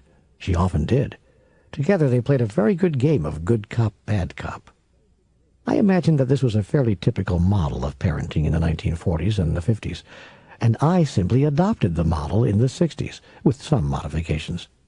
I made it a point to constantly tell my children that I loved them, and to kiss and hug them a lot whenever I was around them. I was simply not around them very much. In the model I was given, it was the woman's job to be with the kids, while the man went out into the world and did things.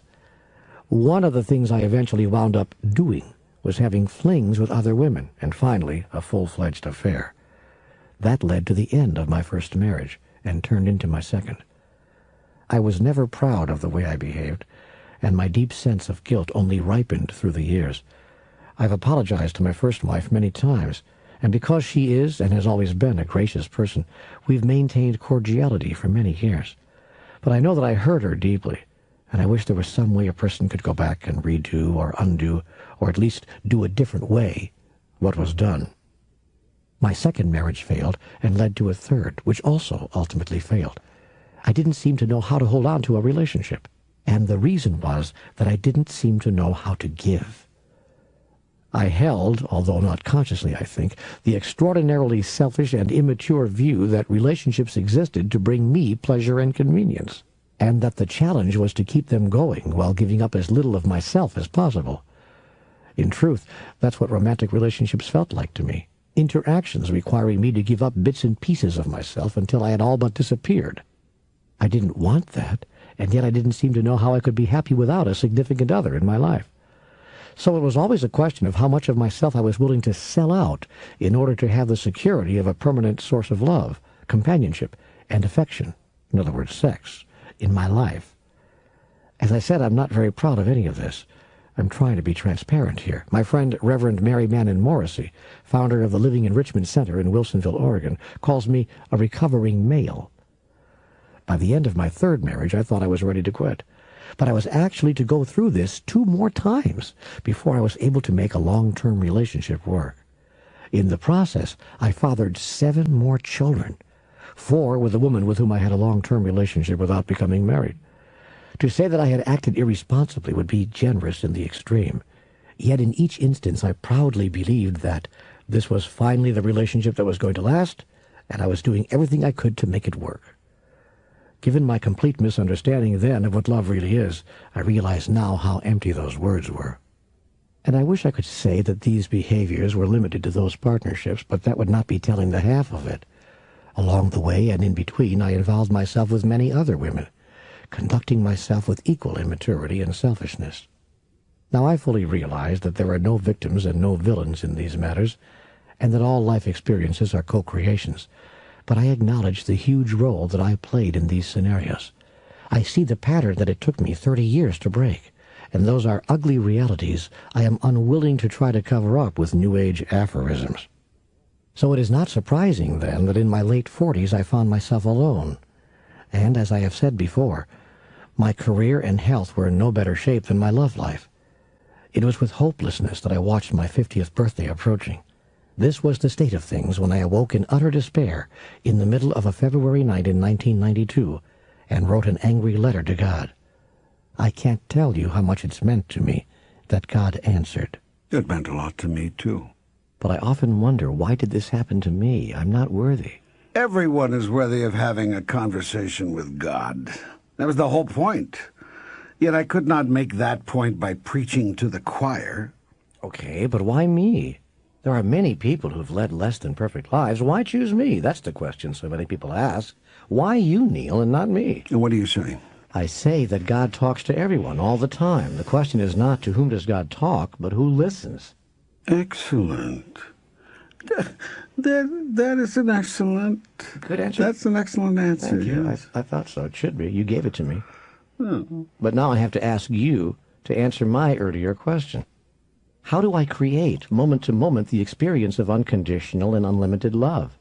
How can I adopt the godly attitude of being fully loving? To be fully loving is to be completely natural. Loving is a natural thing to do. It is not normal, but it is natural. Would you explain that difference to me again? Normal is a word used to denote what is usual, commonplace, consistent. The word natural is used to denote the basic nature of a thing. Your basic nature as a human being is to be loving, to love everyone and everything, though it is not normal for you to do so. Why not? Because you have been taught to act against your basic nature, to not be natural in the way you move through the world. But why is that? Why have we been taught that? Because you have believed that your natural self is bad, is evil, is something which must be tamed, restrained, subdued. And so you have required your race to exhibit and adhere to normal behaviors that are not natural. To be natural was to be sinful, indulgent, perhaps even dangerously evil. Even to allow yourself to be seen in a natural state was said to be sinful. That's true to this day, you know. Certain magazines are still considered by some to be dirty. Nude sunbathing is labeled by many as deviant. Naked bodies in general are to be avoided, and people who walk around naked even in their own homes or around their own backyards or pools are often called perverted. And it goes far beyond exposing our private parts. In some cultures, we won't even allow a woman to show her face or her wrists or her ankles. Of course, that's understandable. If you've ever really seen an attractive pair of women's ankles, you can understand why so many people believe that they should be hidden from public view. I mean, they can be very provocative, even lead a person to think of sex. All right, so I'm kidding. But it's almost that repressive in some homes and in some cultures. And that is not the only natural aspect of your being that many of you have discouraged. You have discouraged telling the truth, even though it is very natural for you to do so. You have discouraged basic trust in the universe, although it is very natural for you to have it. You have discouraged singing and dancing and rejoicing and celebration, though every bone in your body is aching to explode with the pure wonder of who you are. You have done these things because you are afraid that if you give in to natural tendencies, you will be hurt. And if you give in to natural pleasures, you will hurt yourself and others. You carry this fear because you hold a sponsoring thought about the human race which says that your species is basically evil. You imagine that you were born in sin and that it is your nature to be bad. This is the most important decision you have ever made about yourselves, and since you are creating your own reality, it is a decision you have implemented. Not wanting to make yourselves wrong, you have gone to extraordinary lengths to make yourselves right. Your life has shown you that you are right about this, and so you have adopted this as your cultural story. This is just the way it is, you say, and by continually saying it, you have made it so.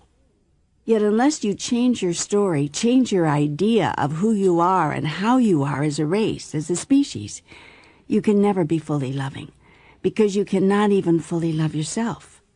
That is the first step in being fully loving. You must fully love yourself. And this you cannot do so long as you believe that you were born in sin and are basically evil. This question, what is the basic nature of man, is the most important question now before the human race. If you believe that humans are by nature non-trustworthy and evil, you will create a society that supports that view, then enact laws, approve rules, adopt regulations, and impose restraints that are justified by it. If you believe that humans are by nature trustworthy and good, you will create an entirely different kind of society in which laws, rules, regulations, and restraints are rarely required. The first society will be freedom-limiting. The second, freedom-giving. God is fully loving because God is fully free. To be fully free is to be fully joyful, because full freedom creates the space for every joyful experience. Freedom is the basic nature of God. It is also the basic nature of the human soul. The degree to which you are not fully free is the degree to which you are not fully joyful, and that is the degree to which you are not fully loving. You discussed this before, so I get that it must be pretty important. You're saying that to be totally loving means to be fully free. Yes, and to allow others to be fully free. You mean everyone should be able to do anything they want? That is what I mean. To the degree that it is humanly possible to allow that, yes, that is what I mean. That is how God loves. God allows. I allow everyone to do anything they want. Without consequence? Without punishment? The two are not the same thing. As I have now told you repeatedly, there is no such thing as punishment in my kingdom. On the other hand, there is such a thing as consequence. A consequence is a natural outcome. A punishment is a normal one. It is normal in your society to punish. It is abnormal in your society to simply allow a consequence to assert itself, to reveal itself. Punishments are your announcement that you are too impatient to await a natural outcome. Are you saying that no one should be punished for anything? That is something you have to decide. Indeed, you are deciding it every day. As you continue to make your ongoing choices about this, you may feel it beneficial to consider what method you find most effective in causing your society, or anyone within it, to change behaviors. This is, after all, your presumed reason for imposing punishments. To punish for purposes of retribution, for basically getting even, will not create the kind of society you say you wish to create. Highly evolved societies have observed that little is learned from punishments. They have concluded that consequences are the better teacher. All sentient beings know the difference between punishments and consequences. Punishments are artificially created outcomes. Consequences are naturally occurring outcomes. Punishments are imposed from the outside by someone with a value system different from the one being punished. Consequences are experienced on the inside, by the self. Punishments are someone else's decision that one has done wrong. Consequences are one's own experience that something does not work. That is, it did not produce an intended result. In other words, we do not learn quickly from punishments because we see them as something that someone else is doing to us. We learn more readily from consequences because we see them as something that we're doing to ourselves. Precisely, you have it exactly. But can't a punishment be a consequence? I mean, isn't that the point? Punishments are artificially created outcomes, not naturally occurring results. The attempt to convert a punishment into a consequence by simply calling it that does not make it that. Only the most immature being can be fooled by such a verbal contrivance, and even that being not for very long. This has not stopped many of those among you who have parented offspring to use the contrivance. And the biggest punishment that you have devised is the withholding of your love. You've shown your offspring that if they behave in a certain way, you will withhold your love. It is by the granting and the withholding of your love that you have sought to regulate and modify, to control and to create your children's behaviors. This is something that God would never do. But you have told your children that I do it too, no doubt, to justify your own actions. I tell you this, true love never withdraws itself. And that is what loving fully means. It means your love is full enough to hold the biggest wrong behavior. It means more than that. It means that no behavior is even called wrong. Eric Siegel had it right. Love means not having to say you're sorry. That is exactly correct. Yet it is a very high principle, not practiced by many human beings. Most human beings can't even imagine it being practiced by God. And they are right. I do not practice it. I beg your pardon? I am it. One does not have to practice what one is. One simply is it. I am the love that knows no condition, nor limitation of any kind. I am totally loving, and to be totally loving means to be willing to give every mature sentient being total freedom to be, do, and have that which they wish. Even if you know it'll be bad for them? It is not for you to decide that for them. Not even for our children? If they are mature sentient beings, no. If they are grown children, no. If they are not yet mature, the fastest way to lead them to their own maturity is to allow them the freedom to make as many choices as possible as early as practical. This is what love does. Love lets go. That which you call need, and which you often confuse with love, does the opposite. Need holds on. This is the way you can tell the difference between love and need. Love lets go. Need holds on. So to be totally loving, I let go? Among other things, yes. Let go of expectation. Let go of requirements and rules and regulations that you would impose on your loved ones. For they are not loved if they are restricted, not totally. Nor are you. You do not love yourself totally when you restrict yourself, when you grant yourself less than total freedom in any matter.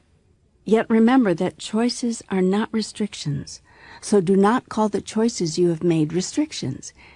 And lovingly provide for your offspring and all your loved ones all the information that you feel you may have to help them make good choices, good being defined here as those choices most likely to produce a particular desired result, as well as what you know to be their largest desired result, a happy life. Share what you know about that. Offer what you have come to understand. Yet do not seek to impose your ideas, your rules, your choices upon another, and do not withhold your love should another make choices you would not make. Indeed, if you believe their choices to have been poor ones, that is precisely the time to show your love. That is compassion, and there is no higher expression. What else does it mean to be totally loving? It means to be fully present in every single moment, to be fully aware, to be fully open, honest, transparent. It means to be fully willing to express the love that is in your heart full out. To be fully loving means to be fully naked, without hidden agenda or hidden motive, without hidden anything. And you say it's possible for human beings, for regular people like me, to achieve such love? This is something of which we are all capable? It is more than that of which you are capable. It is that which you are. This is the nature of who you are. The most difficult thing that you do is to deny that. And you are doing this difficult thing every day. It is why your life feels so difficult. Yet when you do the easy thing, when you decide to come from, to be who you really are, which is pure love, unlimited and unconditioned, then your life becomes easy again. All the turmoil disappears, all the struggle goes away. This peace may be achieved in any given moment. The way to it may be found by asking a simple question. What would love do now? Now, the magic question again, eh? Yes, this is a marvelous question because you will always know the answer. It's like magic. It is cleansing, like a soap. It takes the worry out of being close. It washes away all doubt, all fear. It bathes the mind with the wisdom of the soul. Oh, what a good way of putting that. It's true. When you ask this question, you will know instantly what to do. In any circumstance, under any condition, you will know. You will be given the answer. You are the answer. And asking the question brings forth that part of you. Yeah, but what if you fool yourself? You can't fool yourself? Do not second-guess this answer when it instantly comes to you. When you second-guess is when you fool yourself, and you can make a fool of yourself. Go into the heart of love, and come from that place in all your choices and decisions, and you will find peace.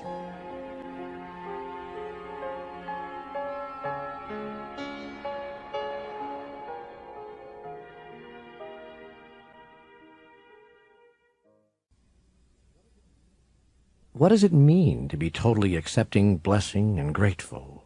These last 3 of the 5 attitudes of God are not quite as clear to me as I'd like them to be, especially 3 and 4. To be totally accepting means not to quarrel with what is showing up right now. It means not to reject it or throw it back or walk away from it, but to embrace it, hold it, love it as if it were your own. Because it is your own. It is your own creation with which you are well pleased, unless you are not. If you are not, you will resist owning what you have created, and what you resist persists. Therefore rejoice. Be glad. And should the present circumstance or condition be one which you now choose to change, simply choose to experience it in another way. The outward appearance, the outward manifestation may not be altered at all, but your inner experience of it can and will be changed forever, simply out of your decision about it. Remember, this is what you are after. You are not concerned with outer appearances, only with your inner experience. Let the outer world be what it is. Create your inner world as you would have it be. This is what is meant by being in your world but not of it. This is mastery in living. Let me get this straight. You should accept anything, even those things you disagree with? Accepting something does not mean refusing to change it. In fact, the opposite is true. You cannot change that which you do not accept, in yourself especially, and outside of yourself as well. Accept everything, therefore, as the divine manifestation of the divinity within you. Then you declare yourself to be its creator, and only then can you uncreate it. Only then can you recognize that is know again the power within you to create something new. To accept something is not to agree with it. It is simply to embrace it, whether you agree with it or not. You would have us embrace the devil himself, wouldn't you? How else will you heal him? We've had this exchange before. Yes, and we will have it again. Over and over will I share with you these truths. Over and over will you hear them until you hear them. If you catch me repeating myself, it is because you are repeating yourself. You are repeating every behavior, every action, every thought, which has brought you over and over again to sadness, to misery, to defeat. Yet the victory can be won, the victory over this devil of yours. Of course, there is no devil. As we've also discussed many times before, we are speaking metaphorically here. How can you heal that which you will not even hold? You must first hold something firmly in your grasp, firmly in your reality, before you can let it go. I'm not sure I understand. Help me to understand that. You cannot drop something you do not hold. Therefore, behold, I bring you glad tidings of great joy. God is totally accepting. Humans are very accepting. Humans love each other except when those others do this or do that. They love their world except when it does not please them. They love me except when they don't. God is not accepting. God is accepting of everyone and everything. There are no exceptions. Being totally accepting sounds a lot like being totally loving. It is all the same thing. We are using different words to describe the same experience. Love and acceptance are interchangeable concepts. In order to change something, you must first accept that it is there. In order to love something, you must do the same thing. You cannot love the part of yourself that you claim is not there, that you disown. You disowned many parts of yourself that you do not wish to claim. In disclaiming those parts of yourself, you have made it impossible to totally love yourself, and thus to totally love another. Deborah Ford wrote a wonderful book on this subject called The Dark Side of the Light Chasers. It's about people who are seeking the light but don't know how to deal with their own darkness, don't see the gift there. I recommend this book to everybody. It can really change lives. It explains in very clear and understandable terms why acceptance is such a blessing. It is a blessing. Without it, you would be damning yourself and others. Yet through love and acceptance, you bless all those whose lives you touch. When you become totally loving and totally accepting, you become totally blessing. And this renders you and everyone else totally joyful. Everything flows together. Everything connects to everything else. And you are beginning to see and to understand that all of the 5 attitudes of God are really one and the same. They are what God is. The aspect of God that is totally blessing is that aspect which condemns nothing. In God's world, there is no such thing as condemnation, only commendation. You are all to be commended for the work you are doing, for the job you are doing, getting to know and to experience who you really are. Whenever anything bad would happen around my mother, she would always say, God bless it. Everyone else would say, God damn it, but Mom would say, God bless it. One day I asked her, why? She looked at me as if she couldn't quite comprehend how I could ask the question. Then, with the love and patience of one explaining something to a very small child, she answered, I don't want God to damn it. I want God to bless it. That's the only thing that'll make it any better. Your mother was a very aware person. She understood many things. Go now and bless all things in your life. Remember, I have sent you nothing but angels, and I have brought you nothing but miracles. But how does one go about blessing things? I don't understand what that's about. I don't know what those words mean. You give something your blessing when you give it your best energies, your highest thoughts. I should give my best energies, my highest thoughts, to things I hate, like war, violence, greed, people who are unkind, policies that are inhumane. I don't understand. I can't give these things my blessing. But it is precisely your best energies and your highest thoughts which those things need if they are to be changed. Do you not understand? You changed nothing by condemning it. Indeed, you literally condemn it to be repeated. I'm not to condemn wanton killing, rampant prejudice, widespread violence, unchecked greed? You are to condemn nothing. Nothing? Nothing. Have I not sent my teachers to tell you, judge not and neither condemn?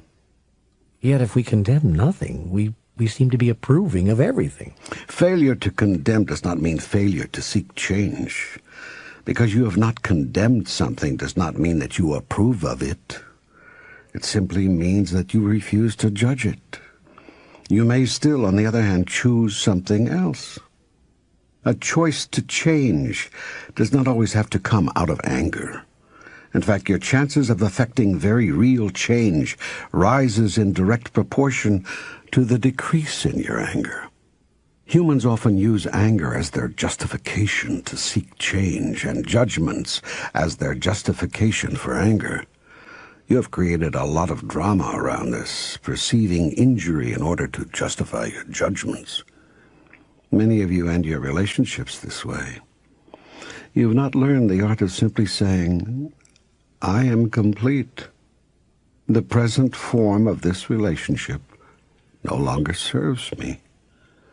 You insist on first perceiving injury, then moving into judgment, then coming from anger in order to somehow justify the change you seek to make.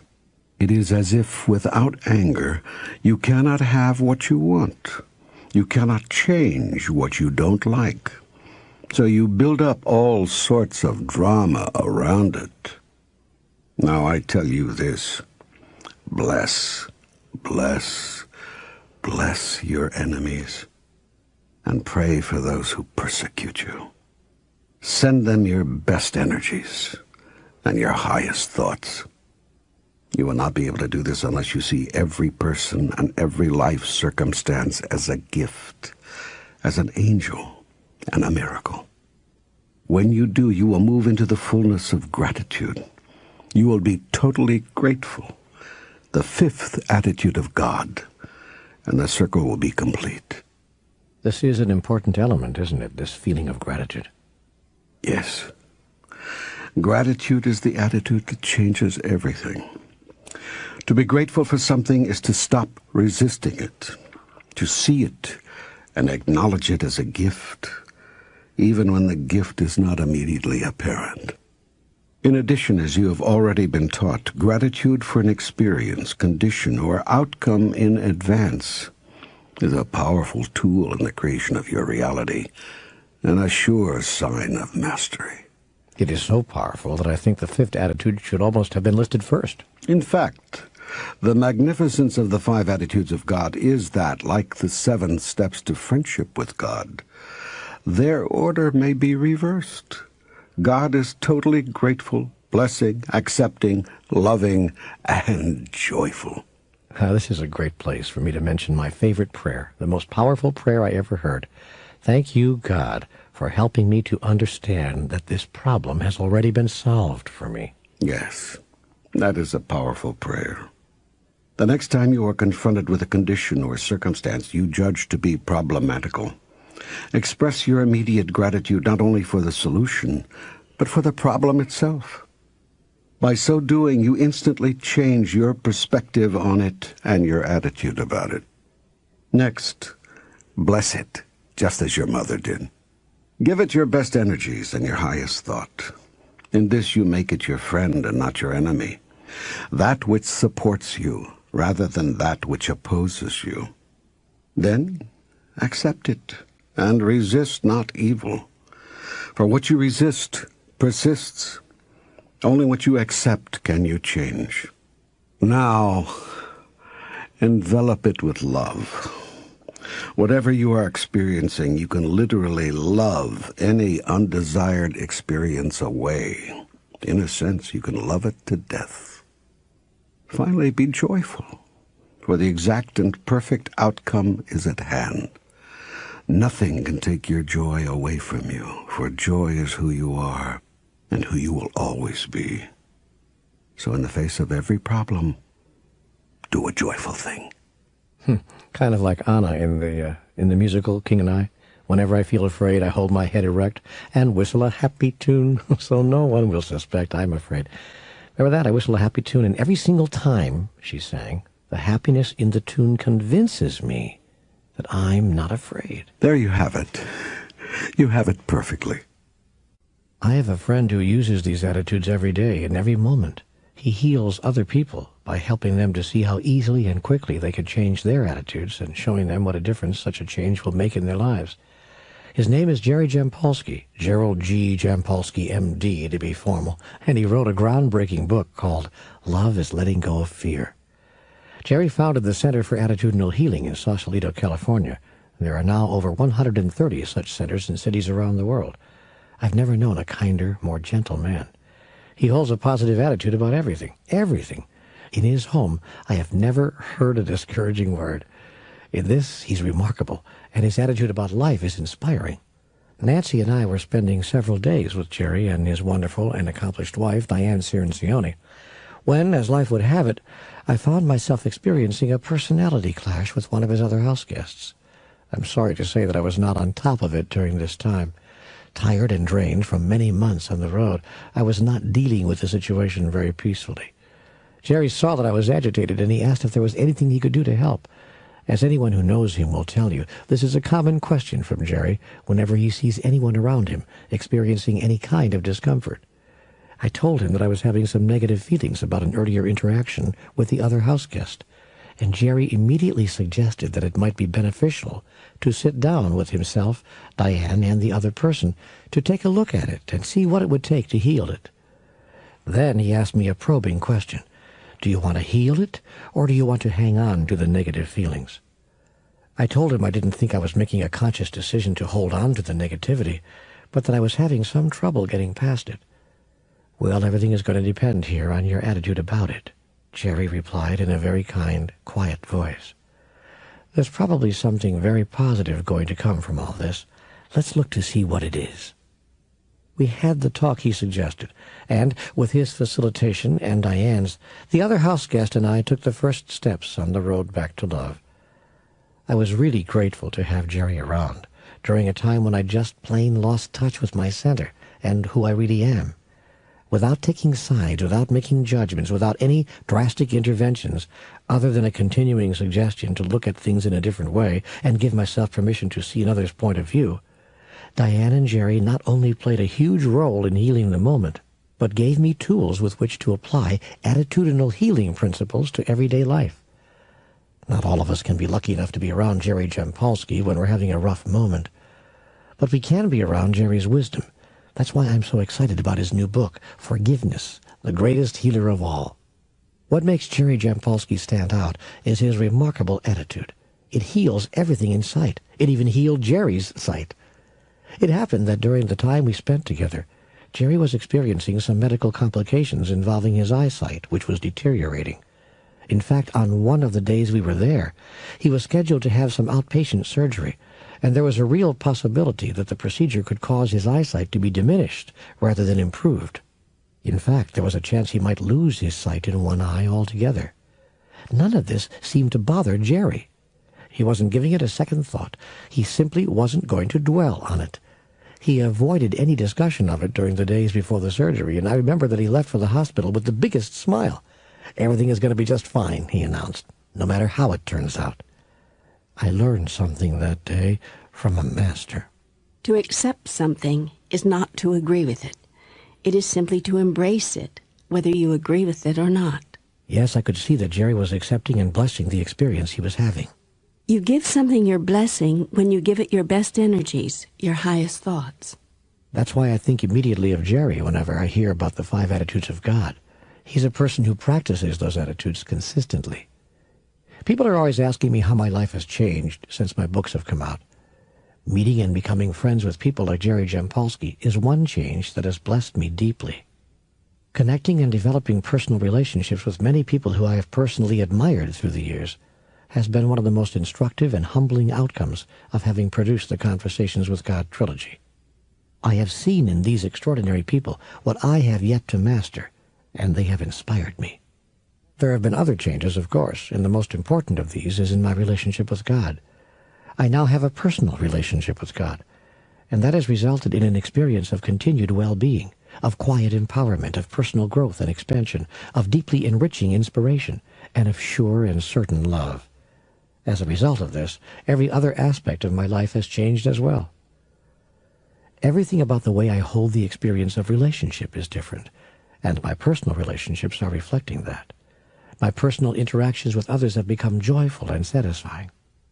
As for life partnership, I am at this writing in the 5th year of my marriage to Nancy, and ours has been almost a fairy tale romance. It was wonderful at the beginning, and it's become even more wonderful with every passing day.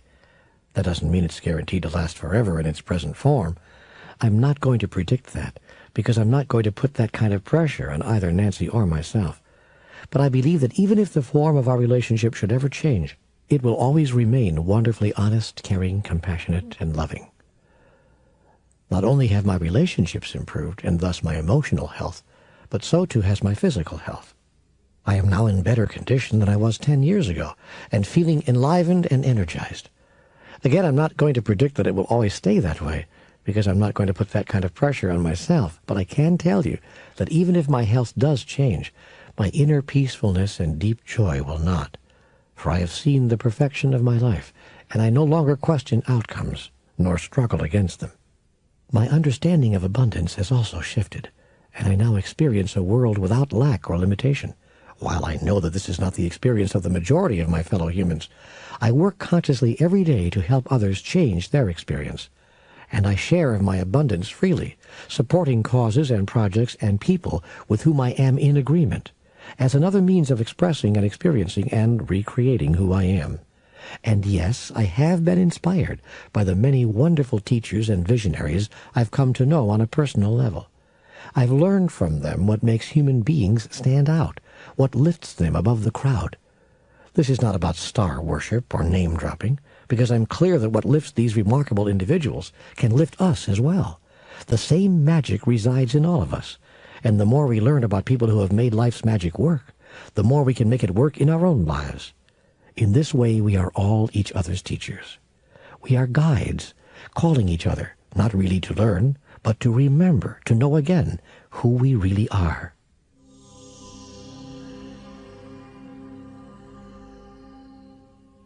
Marianne Williamson is such a guide. Let me tell you what I've learned from Marianne. Courage. She has taught me grandly of bravery and of commitment to a higher walk. I've never known a person with more personal strength or spiritual stamina, or of greater vision. But Marianne does not merely talk of her vision for the world. She walks that vision every day, working tirelessly to put it into place. And that is what I have learned from her, to work tirelessly to put into place the vision that you've been given, and to do so courageously. Act now. I was in bed with Marianne Williamson once. She's going to kill me for telling you this, but it's true. And I learned many wonderful things in those moments we shared. Well, okay, maybe not in bed, but on the bed. And my wife, Nancy, was in and out of the room, chatting away with us as she went about packing. The fact is, we were hanging out at Marianne's home, enjoying some precious and rare personal time. And early on the morning of my departure, Marianne and I wound up sitting on her bed together, sharing orange juice and sneaking a pastry, talking about life. I asked her how she managed to keep going, how she continued her breakneck pace for so many years, touching so many lives in such an extraordinary way. She looked at me softly with a strength behind her eyes that I remember to this day. "It's about commitment," she said. It's about living the highest choices you make, the choices many people only talk about. Then she challenged me. Are you ready to do that? She asked. If you are, wonderful. If you're not, get out of the public eye and stay out. Because if you give hope to people, you become a model. And you've got to be willing to provide a certain amount of leadership. You've got to be willing to live up to the model. Or at least to try, with all your being. People can forgive you if you fail, but they'll find it hard to forgive you if you fail to try. Sharing your own evolutionary process with others puts you on the fast track. If you tell someone else that something is possible for them, you have to be willing to demonstrate that it's possible for you. You have to commit your life to this. Surely this must be what is meant by living life deliberately. Yet even when we set our intentions deliberately, sometimes things seem to happen coincidentally.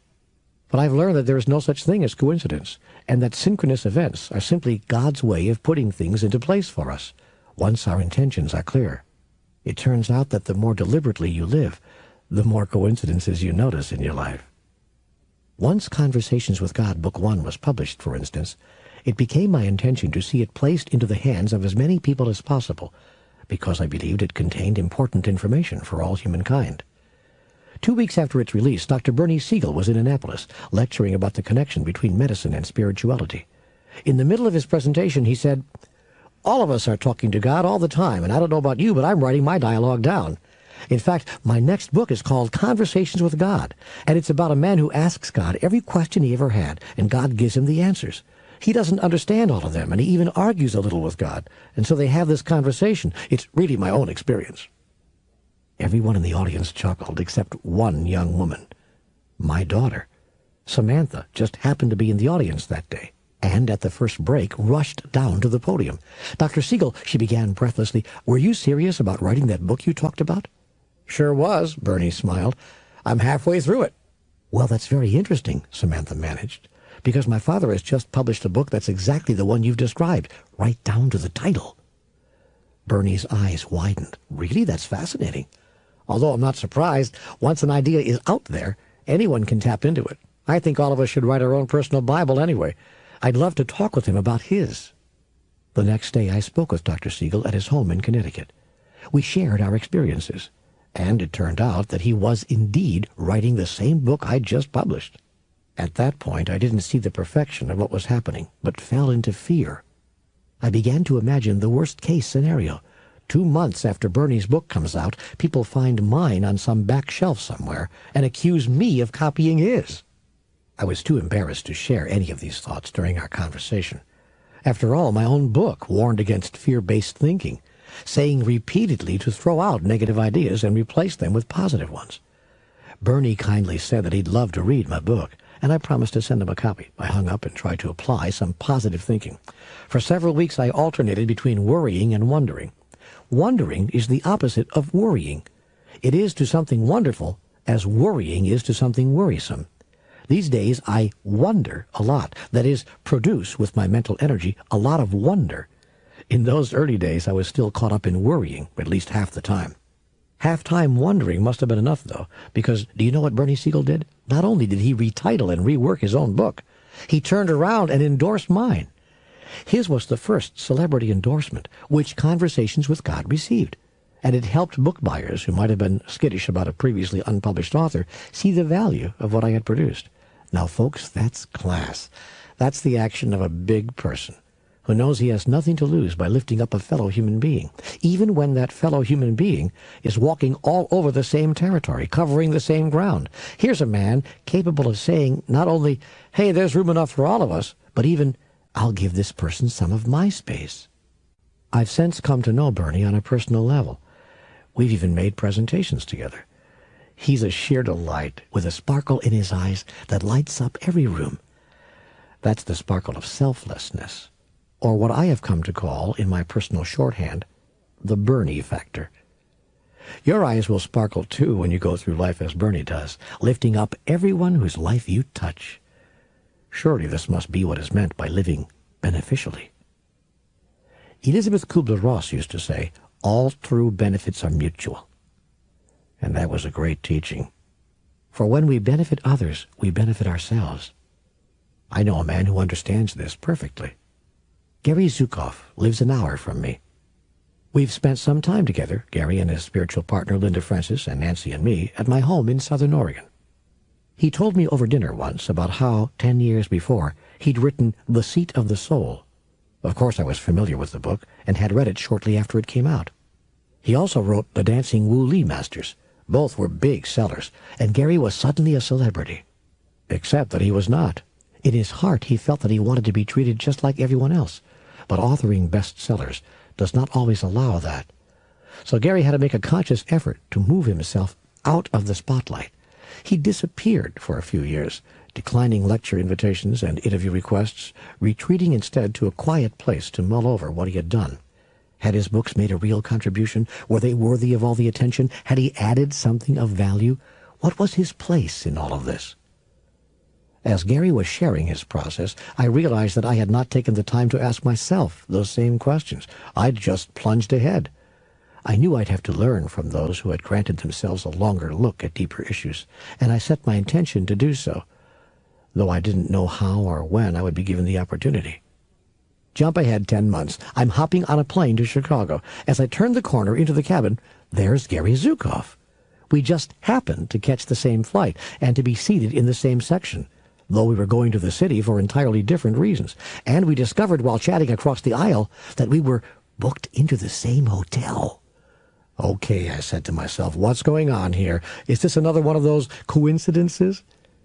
When we got to the hotel, we thought it might be nice to have dinner together. I was in the process of producing the book you're now listening to, and it was not going well. Everything had come to a complete halt. And so, as we scanned our menus, I was sharing this with Gary. I told him that I was worried because I was including stories from my life in the book, and I didn't know if my readers would be interested. What they're interested in is truth, Gary said simply.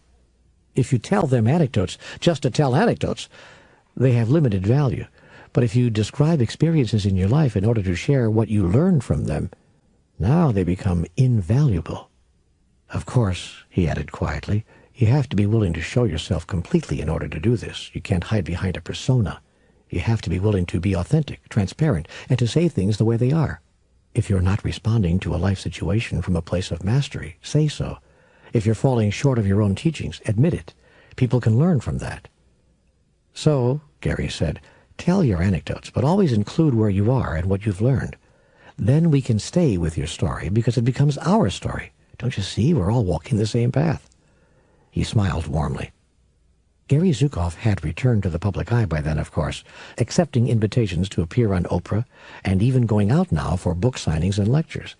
And his book about the soul is a bestseller all over again. I asked him how he was dealing with his fame.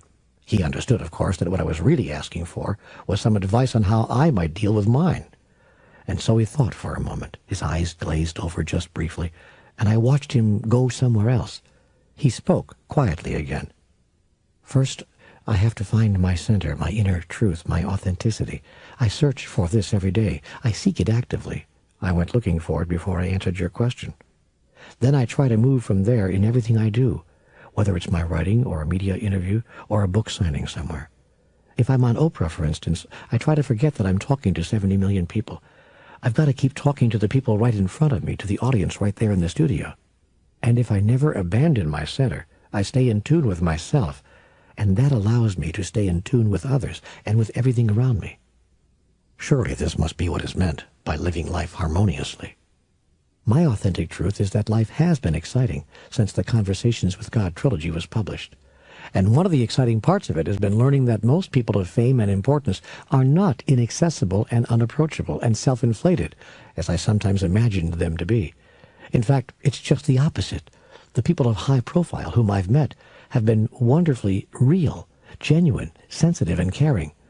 And I'm coming to see that these qualities are common to people who stand out.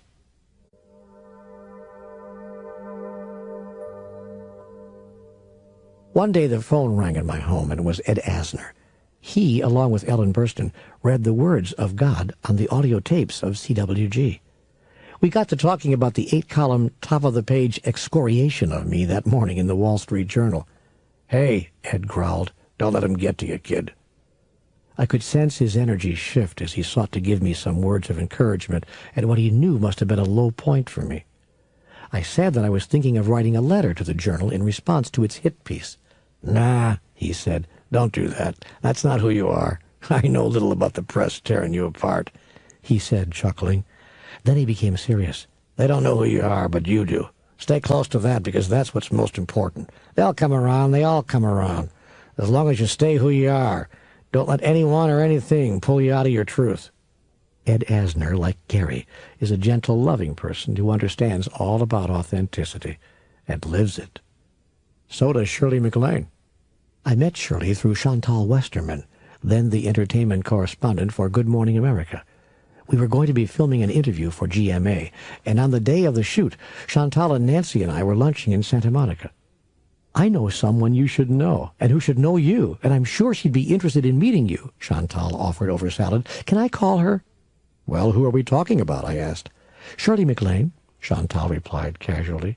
"Shirley MacLaine!" I shouted inside my head. "I get to meet Shirley MacLaine!" Outwardly, I tried to remain cool. "Well, if you'd like to arrange it," I said in my best offhanded manner. "Go ahead." Do you suppose if we show people that we're really excited about something, we imagine that we're somehow going to be more vulnerable? I don't know. I don't know what that is. I just know that I'm giving it up. I'm throwing away all the protective wrappers I've had around me so that people would never know what I'm thinking, how I'm feeling, or what's going on with me. What's the point of living if I'm spending half my life hiding out? I've tried to learn from people like Gary and Ed and Shirley. We had dinner with Shirley that night in the private dining room at the Beverly Hills Hotel. Shirley MacLaine is a very real person, one of the realest I've ever met. And she gets right down to compelling you to be real with her, too. By that I mean she doesn't have time for a lot of meaningless pleasantries. She's not much into small talk. "So," she said as I slid into the booth next to her, "did you really talk to God?" "I think so," I replied modestly. "You think so?" She was incredulous. "You think so?" "Well," I stammered, "that was my experience." "Then don't you think you should say that? Isn't that what happened?" "Oh, that is what happened. It's just that some people have a hard time accepting that if I just pop right out with it." "Oh, you care what people think?" Shirley probed, her face now very close, her eyes searching mine. "Why?" Shirley's always asking questions. "What do you think about this? What do you know about that? What makes you think that you know what you think you know? How is it for you when so-and-so happens?" I've enjoyed several visits with Shirley since, and I'm pretty clear why she's such an incredible actress. Shirley seems to make every person she meets a case study, taking a very real interest in them, and she gives to each person a very real part of herself. She holds nothing back. Her joy, her laughter, her tears, her truth, it's all there, given as a gift from a genuine person being genuinely herself.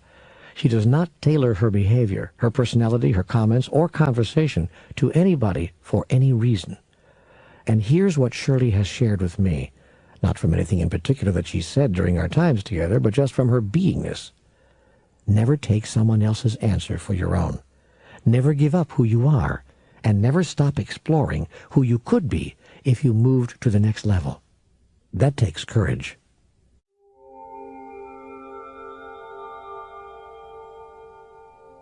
Which brings me to two of the most courageous people I know, Ellen DeGeneres and Anne H.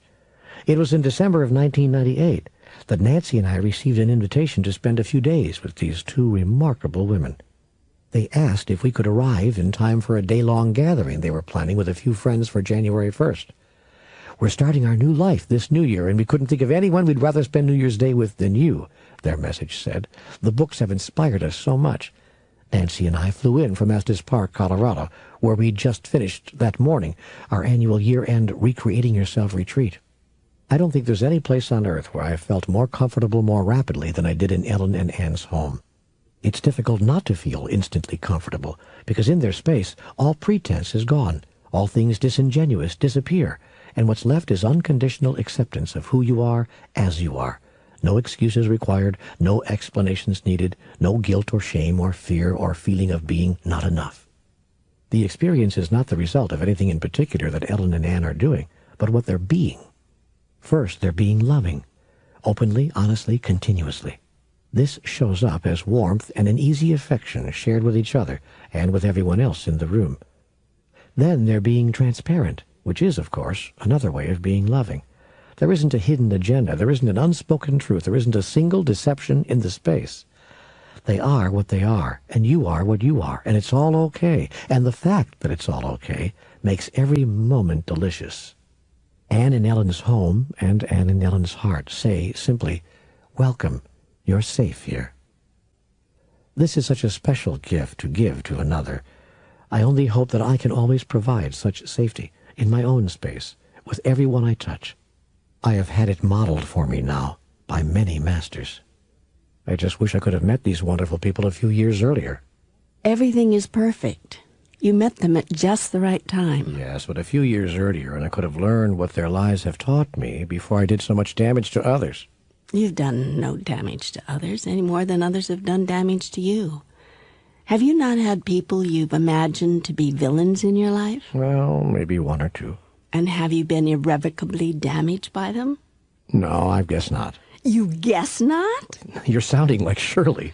Beats sounding like George Burns. Oh, cute. The point is, you have not been damaged by others in your life who did what you wish they had not done, or who didn't do what you wish they had. I tell you this, again, I have sent you nothing but angels. These people all brought you gifts, wonderful gifts, designed to help you remember who you really are. And you have done the same for others. And when you all get through with this grand adventure, you will see that clearly, and you will thank each other. I tell you, the day will come when you will review your life and be thankful for every minute of it. Every hurt, every sorrow, every joy, every celebration, every moment of your life will be a treasure to you, for you will see the utter perfection of the design. You will stand back from the weaving and see the tapestry, and you will weep at the beauty of it. So love each other, every other, all others, even those you have called your persecutors, even those you have cursed as enemies. Love each other and love yourself, for God's sake. Love yourself. I mean that literally. Love yourself, for God's sake. That's sometimes been very hard to do, especially when I think about how I've been in the past. I wasn't a very nice person during most of my life, I spent 30 years, my 20s, 30s, and 40s, being an utter... Don't say it.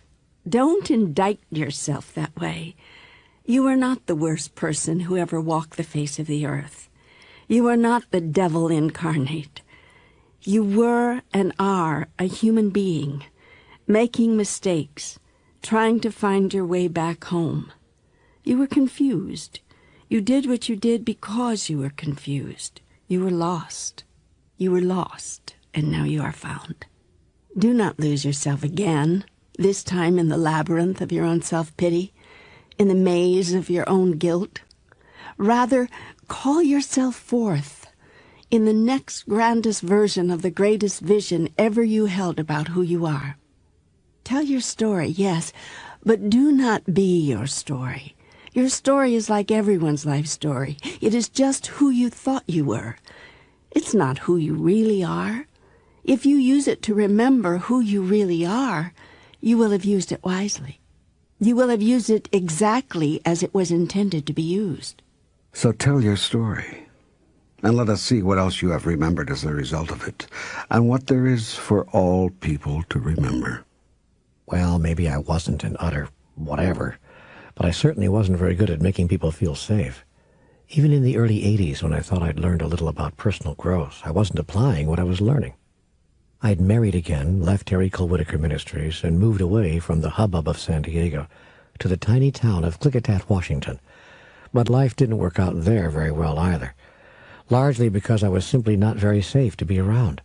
I was selfish and manipulated every moment and person that I could in order to get what I wanted. Not much changed when I moved to Portland, Oregon, hoping to get a fresh start. Instead of improving, my life went from complicated to more complicated, the crushing blow being a huge fire in the apartment house where I was living with my wife, destroying just about everything we owned. But I hadn't hit rock bottom yet. I blew my marriage apart, then formed other relationships, blew them apart. I was struggling like a drowning man, trying to stay afloat, nearly taking everyone around me down with me. By this time I knew that things couldn't get worse, except they did.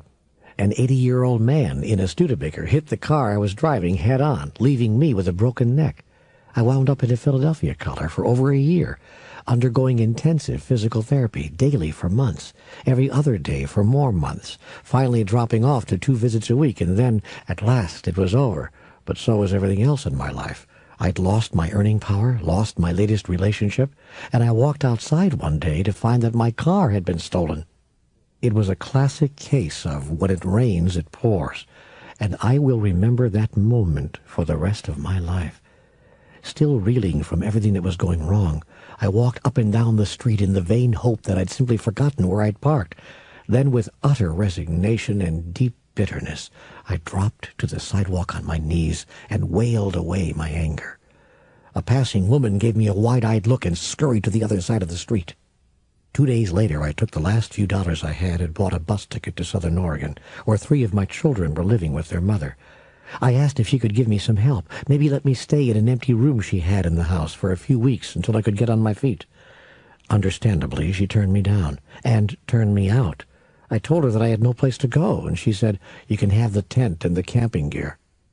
That's how I wound up on the center lawn at Jackson Hot Springs, just outside of Ashland, Oregon, where the space rental was $25 a week. That I didn't have. I begged the campground manager for a few days to get some money together, and he rolled his eyes. The park was filled with transients, and the last thing he needed was one more. But he listened to my story. He heard about the fire, the accident, the broken neck, the stolen car, and the incredible unending run of bad luck, and I guess his heart just went out to me. "Okay," he said, "a few days. See what you can work out. Put your tent down over there." I was 45 years old, and I felt my life had come to an end. I had gone from being a well-paid professional in the broadcasting industry, managing editor of a newspaper, public information officer for one of the nation's largest school systems, and a personal assistant to Dr. Elizabeth Kubler-Ross, to picking up beer cans and soda bottles on the streets and in the park to claim the 5-cent deposit. Hey, 20 cans make $1, 100 make a $5, and 5 $5s a week keeps me in the campground. Give me a break. I learned a few things about life on the streets during the better part of that year that I spent at the hot springs. Well, I wasn't exactly on the street, but I was the next closest thing to it. And I found out that there's a code out there in the open air, on the streets and under the bridges and in the parks, that, if the rest of the planet followed it, would change the world. Help each other. If you're out there for more than a few weeks, you get to know the others who are out there with you, and they get to know you. Nothing personal, mind you. Nobody asks how you came to be there. But if they see you in trouble, they won't pass you by, as so many under-roof people will. They'll stop, ask, "You okay?" And if you need something they can help you with, you've got it. I've had guys on the street give me their last pair of dry socks, or half the day's can pickings when it looked as if I wasn't going to make my quota. If somebody made a big score, a 5er or a 10 spot from a passerby, he'd come back to the campsite with food for everybody. I remember trying to set up that first night. It was already dusk when I got to the grounds. I knew I had to work fast, and I didn't exactly have tons of tent-pitching experience. The wind was whipping up, and it looked like rain. "Tie her down to that tree," came a gruff voice out of nowhere. "Then send a line over back to the telephone pole. Put a marker on that line so you don't kill yourself in the middle of the night going to the John." The rain began falling lightly. Suddenly, we were putting up the tent together. My unnamed friend said nothing that wasn't necessary, limiting his comments to, "Need a stake over here," or "Better get the fly up or you'll be sleeping in a lake." When we finished, he did most of the work, actually. He tossed my hammer to the ground. "That ought to hold you," he muttered and walked away. "Hey, thanks," I called after him. "What's your name?" "Don't matter," he said, and he didn't look back. I never saw him again. My life became very simple in the park. My biggest challenge, and my biggest desire, was staying warm and dry. I wasn't yearning for a big promotion, worrying about getting the girl, fretting over the phone bill, or asking myself what I was going to do with the rest of my life. It was raining a lot, you see, and the chill winds of March were blowing, you understand, and I was simply trying to keep warm and dry. Oh, once in a while I wondered how I was going to get out of there, but mostly I wondered how I was going to stay there. $25 a week was a lot of money to come up with out of thin air. Well, I intended to look for work, of course, but this was right here, right now. This was about tonight and tomorrow or the day after. I was mending a broken neck, had no car, no money, very little food, and no place to live. Then again, it was spring, moving into summer. That was on the plus side. Every day I rummaged through the trash cans in hopes of finding a newspaper, half an apple that somebody didn't finish, a lunch bag with a sandwich that Junior wouldn't eat. The newspaper was for extra padding under the tent. It kept the warmth in, the seepage out, and was softer and more level than the lumpy ground. Most important, though, it was a source of information about jobs. Every time I got my hands on a paper, I scoured the classifieds, looking for work. With my neck injury, I couldn't do anything very physical, and most of the jobs immediately available for men were physical. Day laborer, helper on this crew or that. But 2 months into the search, I hit pay dirt.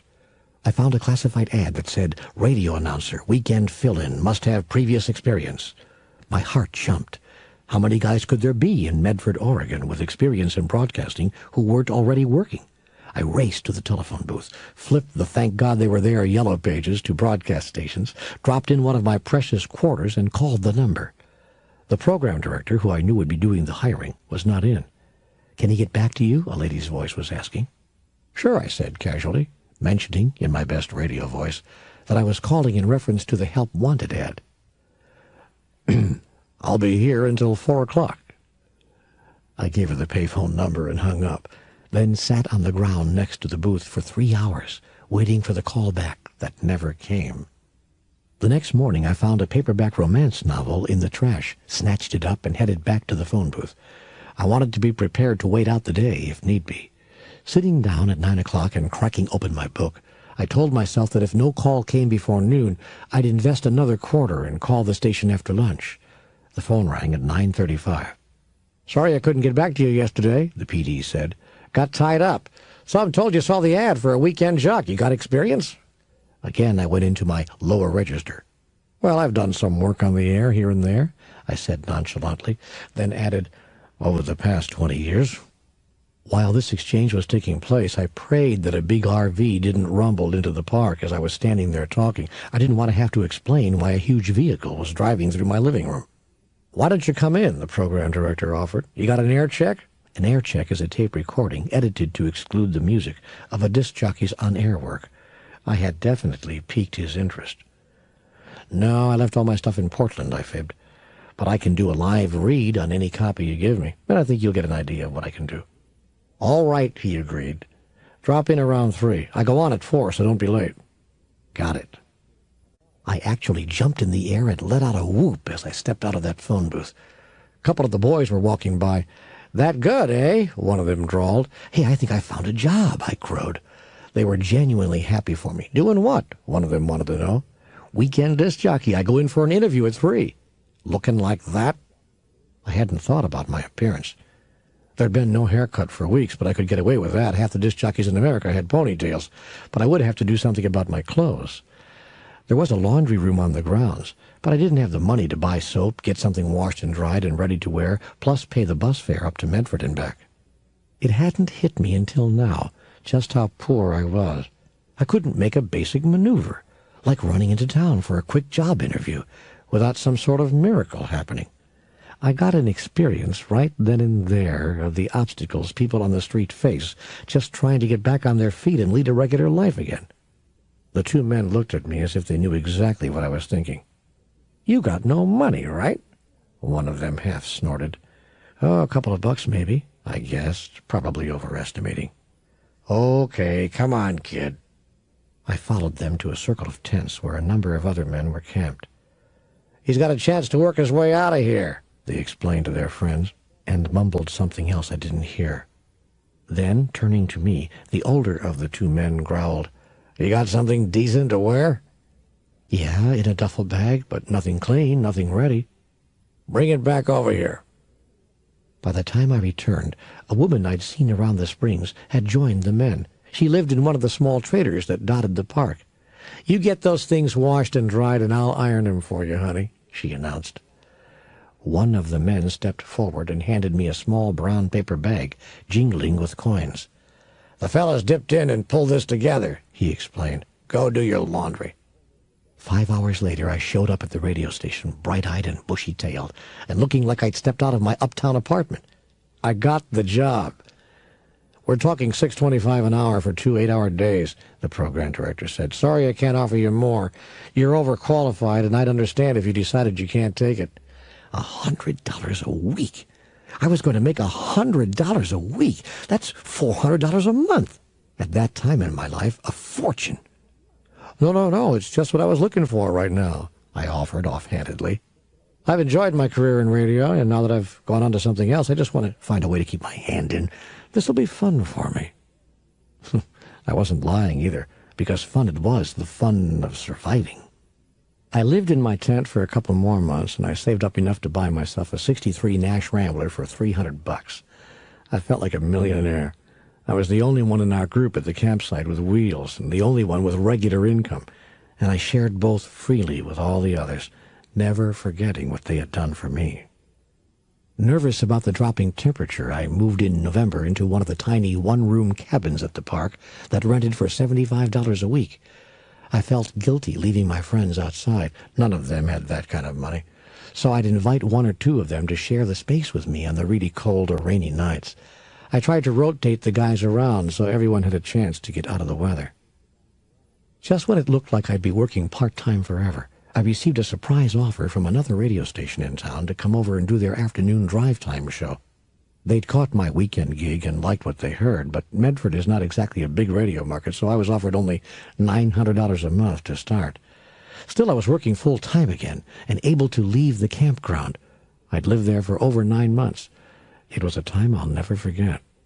I blessed the day I trudged to that park, lugging my camp gear with me, for it was not the end of my life at all, but the beginning. I learned in that park about loyalty and honesty and authenticity and trust, and about simplicity and sharing and surviving. I learned about never resigning myself to defeat, but accepting and being grateful for what is true right here, right now. So it isn't just from movie stars and famous authors that I've learned. It's from homeless people who befriended me, and from people I see every day, people I encounter as I go through life, the mailman, the grocery clerk, the lady at the dry cleaners. All have something to teach you, something to bring you as a gift. And here is a great secret. Every one of them came to receive a gift from you as well. What is the gift you have given them?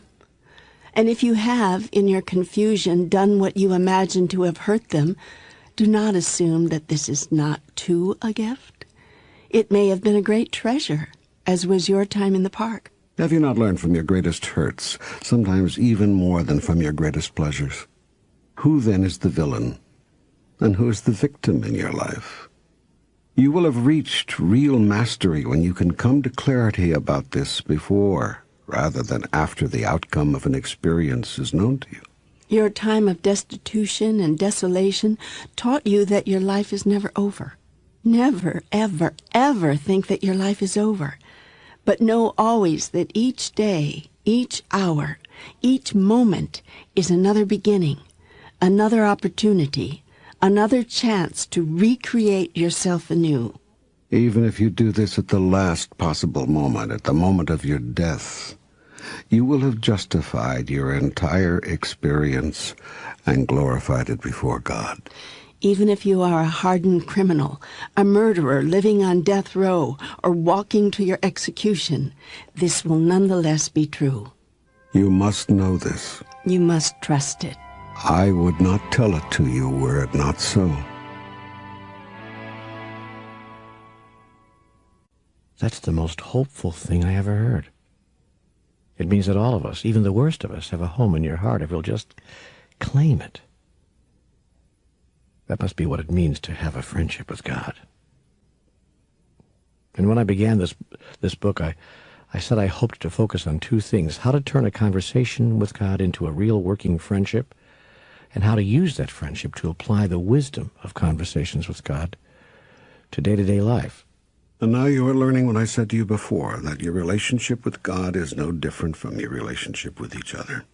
As in your relationships with other humans, you begin with a conversation. The conversation goes well, you develop a friendship. The friendship goes well, you experience true oneness. This is what all souls desire with each other. It is what all souls seek with me. The idea behind this book was to show you how to develop that friendship once you've had the conversation. You've had the conversation in 3 books that preceded this. Now it is time to have a friendship. I'm sorry to say that many people, however, will not take the first step in their relationship with me. They find it impossible to believe that I would have a real conversation with them. And so they limit their experience of me to one-way interactions, what most would call prayer. They talk to me, but not with me. Some of those who talk to me have a high level of faith that I am hearing their words. Yet even they do not expect to hear mine. So they look for signs. They say, God, give me a sign. Yet when I give them a sign in the most common way that they can think of, by using the very language which they speak, they deny me. And I tell you this, some of you will yet deny me. Not only will you deny that this is a sign, you will deny that receiving such a sign is even possible. Yet I tell you this, nothing is impossible in God's world. I have not stopped talking directly with you, and I never will. You may not always hear clearly or interpret with complete accuracy what I have to say, but as long as you try, as long as you keep the dialogue open, you give our friendship a chance.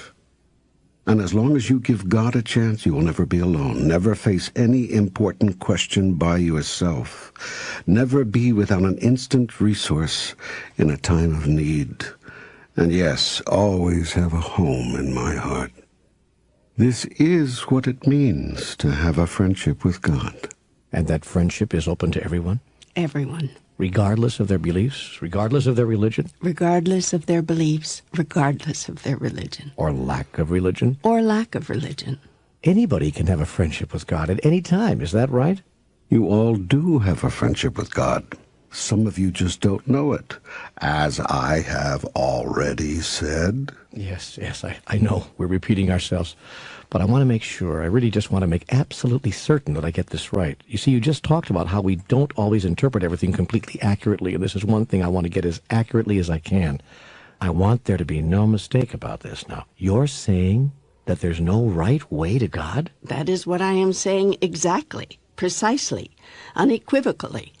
There are 1,000 paths to God, and every one gets you there. So we can, at last, bring an end to better about God. We can stop saying that ours is the better God. Yes, you can. But will you? That's the question. It will require you to give up your ideas of superiority. And that is the most seductive idea human beings ever had. It has seduced the entire human race. It has justified the wholesale slaughter of members of your own species and every other species of sentient beings on your planet. This one single thought, this one idea that you have, that you are somehow better than someone else, has caused all the heartache, all the suffering, all the cruelty, all the inhumanity that you have ever inflicted upon each other. Yes, you've made this point before. And like many other points I've made with you in this dialogue, I will make it over and over again. This point in particular, I want to emphasize now in such stark terms, in such clear and specific language, that you can never forget it. For throughout the ages, humans have asked me, what is the way to a more perfect world? How can we live together in harmony? What is the secret to lasting peace? And throughout the ages, I have given you the answer. Throughout the ages, I have brought you this wisdom 1,000 times in 1,000 ways, yet you have not listened. Now I declare it over and over here in this dialogue in language so plain that you can never again ignore it, but will understand it completely and internalize it so deeply that you will hereafter and forevermore reject any suggestion that one group of you is somehow better than another group of you. Again I say, put an end to better. For this is the new gospel. There is no master race. There is no greatest nation.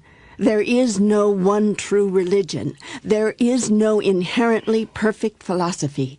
There is no always right political party, morally supreme economic system, or one and only way to heaven. Erase these ideas from your memory. Eliminate them from your experience. Eradicate them from your culture. For these are thoughts of division and separation, and you have killed each other over these thoughts. Only the truth I give you here will save you. We are all one. Carry this message far and wide, across oceans and over continents, around the corner and around the world. I will. Wherever I go and wherever I am, I will say it loud and clear. And with this declaration of the new gospel, dispel forever the second most dangerous idea on which human beings have based their behaviors. The thought that there is something you have to do to survive. There is nothing you have to do. Your survival is guaranteed. It is a fact, not a hope. It is a reality, not a promise. You have always been, are now, and always will be. Life is eternal. Love is immortal. And death is only a horizon. I heard that line in the lyrics of a wonderful song recorded by Carly Simon. Have I not told you that I will communicate with you in many ways? An article in a 3-month-old magazine at the hairstyling salon? A chance utterance by a friend?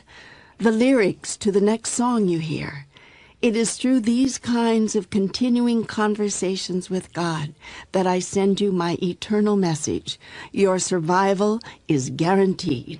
The question is not whether you will survive, but what shall be your experience while you are surviving? You are answering that question now, in what you call this lifetime and what you call the next.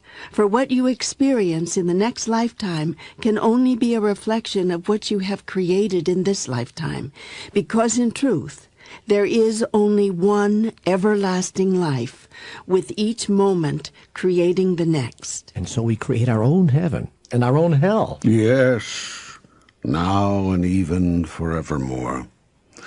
Yet once you are clear that your survival is not in question, you can stop worrying about which one of you is better. You don't have to punish yourself forever, scramble to get to the top, or destroy others to ensure that you are one of the fittest. And so at last, you can get the hell out of there. Literally. Come then, join with me now in a deep and abiding friendship. I have given you the steps here, and I have shared with you the attitudes of God which will change your life. Come then, get the hell out. Bring the blessing and the joy and the heaven in. For thine is the kingdom and the power and the glory forever. I would not tell this to you if it were not so. I accept your invitation to enter into true friendship with God. I'll follow the 7 steps, I'll adopt the 5 attitudes, and I'll never again believe that you've stopped talking to me or that I can't speak directly to you. Good. And now, since we're such close friends, I have a favor to ask. Anything. Ask, and you shall receive. Yes, okay. Will you explain to me then how to implement some of the grandest truths in conversations with God? I mean, I want everyone to understand how to render that wisdom functional in daily life. What part of the wisdom do you wish to discuss? Let's focus in on some particular portion of the message, and I will tell you how to use it functionally in your moment-to-moment interactions. Good. Now we're getting down to it. Okay, at the end of the Conversations with God trilogy, you said that the entire 800-page dialogue could be summarized in 3 points. We are all one, there's enough, there's nothing we have to do. Now, you've kind of circled back to points 1 and 3 here just now when you talked about the end of better. Yes. But could you tell me how this would work in everyday life? What about point 2 also, by the way? How do I apply that in everyday life? How do I apply, in fact, all of these points? Thank you for asking. We are now indeed getting down to it. The first message is very easy to apply. Simply move through your life as if everyone, and indeed everything, is an extension of you. Treat all other people as if they were part of you. Treat all other things the same way. Wait, right there, wait, just a second. That's a good example of what I mean. How do I apply a statement like that to my everyday life? I mean, does that mean that I can't even swat a mosquito? There are no cans or cannots here. There are no shoulds or shouldn'ts.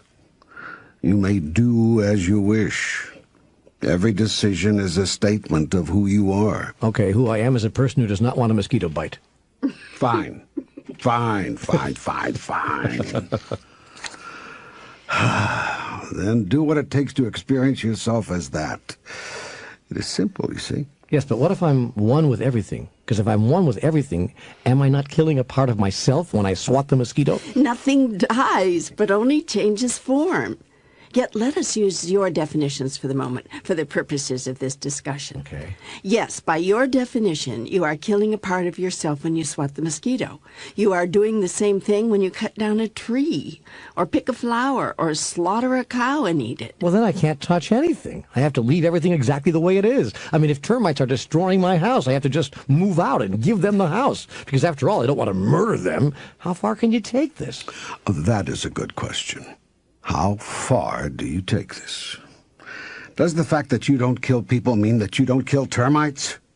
Conversely, does the fact that you kill termites mean that it is okay to kill people? Well, no, of course not. Well, then there you have it. You have answered your own question. Yeah, because I've used a different value system. It's not the one you're suggesting here. I'm not saying that we're all one. I'm saying that people and termites are not one, nor are people and trees. So, having made that distinction, I'm treating them differently. Under your value system, I could not do that. Of course you could. Remember, I have said you are all one, but I have not said you are all the same. Is your hair the same as your heart? I beg your pardon? Because you cut your hair off, does that mean you will cut your heart out? Oh, I see what you're saying. Do you? Do you really? Because many human beings act as if they don't. They treat everyone and everything as if it were the same. They treat human life as if it were worth nothing more than the life of a mosquito. A termite, if they see that it's okay to cut their hair off, they cut their heart out. They bite their nose to spite their face. Well, not many people act like that. I tell you this. Every one of you has acted like that in one way or another. Every one of you has acted indiscriminately, treating one thing as if it were the same as another, even treating one person as if he or she were another. You walk down the street and see a white person and think that she is the same as you imagine all white people to be. You walk down the street and see a black person and think he is the same as you imagine all black people to be. In this you make two mistakes. You have stereotyped whites and blacks, Jews and Gentiles, men and women, Russians and Americans, Serbs and Albanians, bosses and workers, even blondes and brunettes. And you will not stop stereotyping, because to stop stereotyping means that you will have to stop justifying your treatment of each other. Okay, so where do we go with all this? How do I treat everyone and everything as if it were all a part of me? What if I decide that someone or some group is a cancer on my body? Do I not cut it out? Is that not what we call ethnic cleansing, the wiping out or the displacement of a whole people? Indeed. You have made such decisions. Yes, about the Albanians in Kosovo, about the Jews in Germany. I was thinking more about the native peoples in America. Oh. Oh, indeed. Wiping out a people is wiping out a people, whether at Auschwitz or at Wounded Knee. As you have observed before. As I have observed before. Yet if we're all part of the same body, what if I decide that someone or something is a cancer? How do I deal with that? That's what I'm asking here. You might attempt to heal the cancer. Yes, but how do I do that? You could try love. Yeah, but some things and some people just don't respond to love. Sometimes healing a cancer means killing it, getting it out of the body. It's the body we're trying to heal, not the cancer. What if the body doesn't need healing? I don't understand. What? Always you are justifying cruelty to others, even the killing of others, as a means of surviving yourself. Yet this takes us back to another question, another issue. I spoke before about the second most dangerous idea human beings hold. Now let's close the circle here. What do you imagine will happen to you if you do not get rid of this cancer you're talking about? Well, I'll die. And so to avoid dying, you cut the cancer out. It is a matter of survival. Exactly. And that is the same reason that people kill other people, wipe out whole groups of other people, displace entire populations and ethnic minorities. They think that they must do so, that it is a matter of their very survival. Yes, that's right. Yet I tell you this, there is nothing that you have to do to survive. Your survival is guaranteed. You always have been, are now, and always will be, world without end. Your survival is a fact, not a hope, a reality, not a promise. Therefore, everything you've been doing in order to survive has been unnecessary.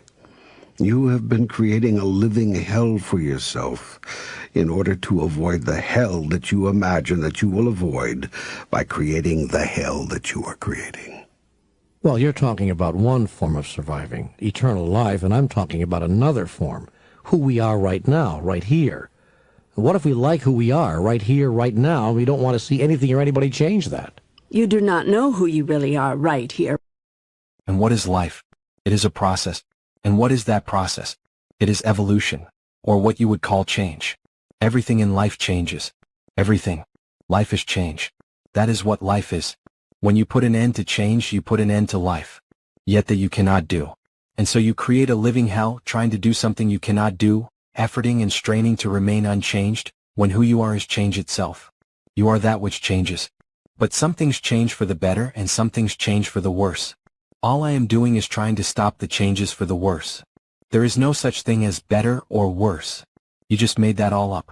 You decide what to call better and what to call worse. Okay, but what if I call it better to stay alive in my present physical form than to die?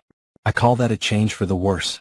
Surely you are not saying that if I do have cancer in my body I should do nothing because life is eternal, and if my life in this body ends because of my inaction, so what? Surely you're not saying that, are you?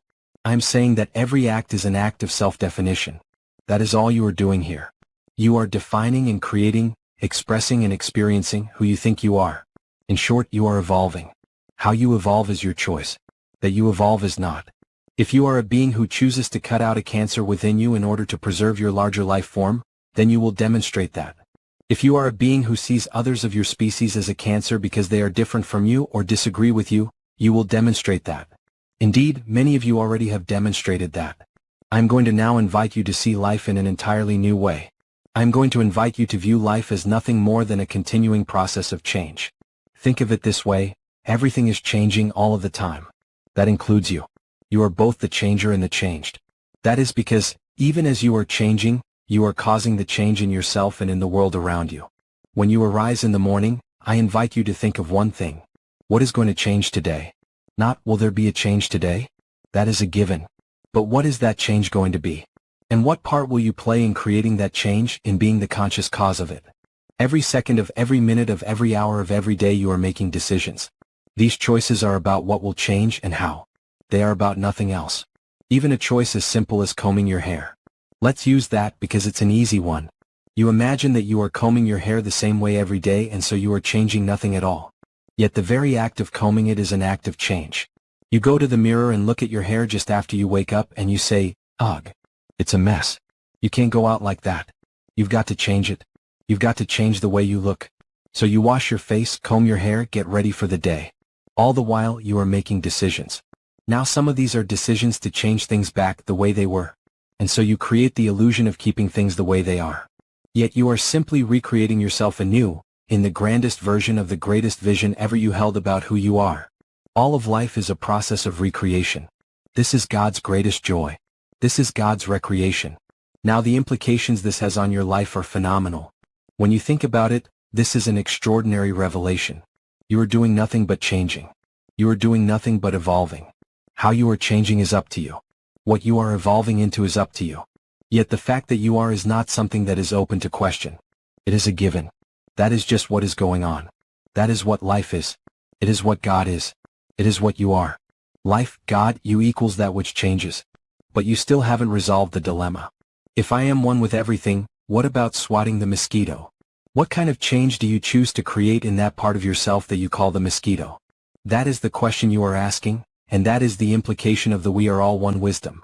You are changing the part of the all that you call the mosquito. You cannot kill the mosquito, do you see? Life is eternal, you cannot end it. You do have the power to change your form. As in your popular science fiction entertainments, you might call yourself a shapeshifter. Yet know this, all of consciousness acts together.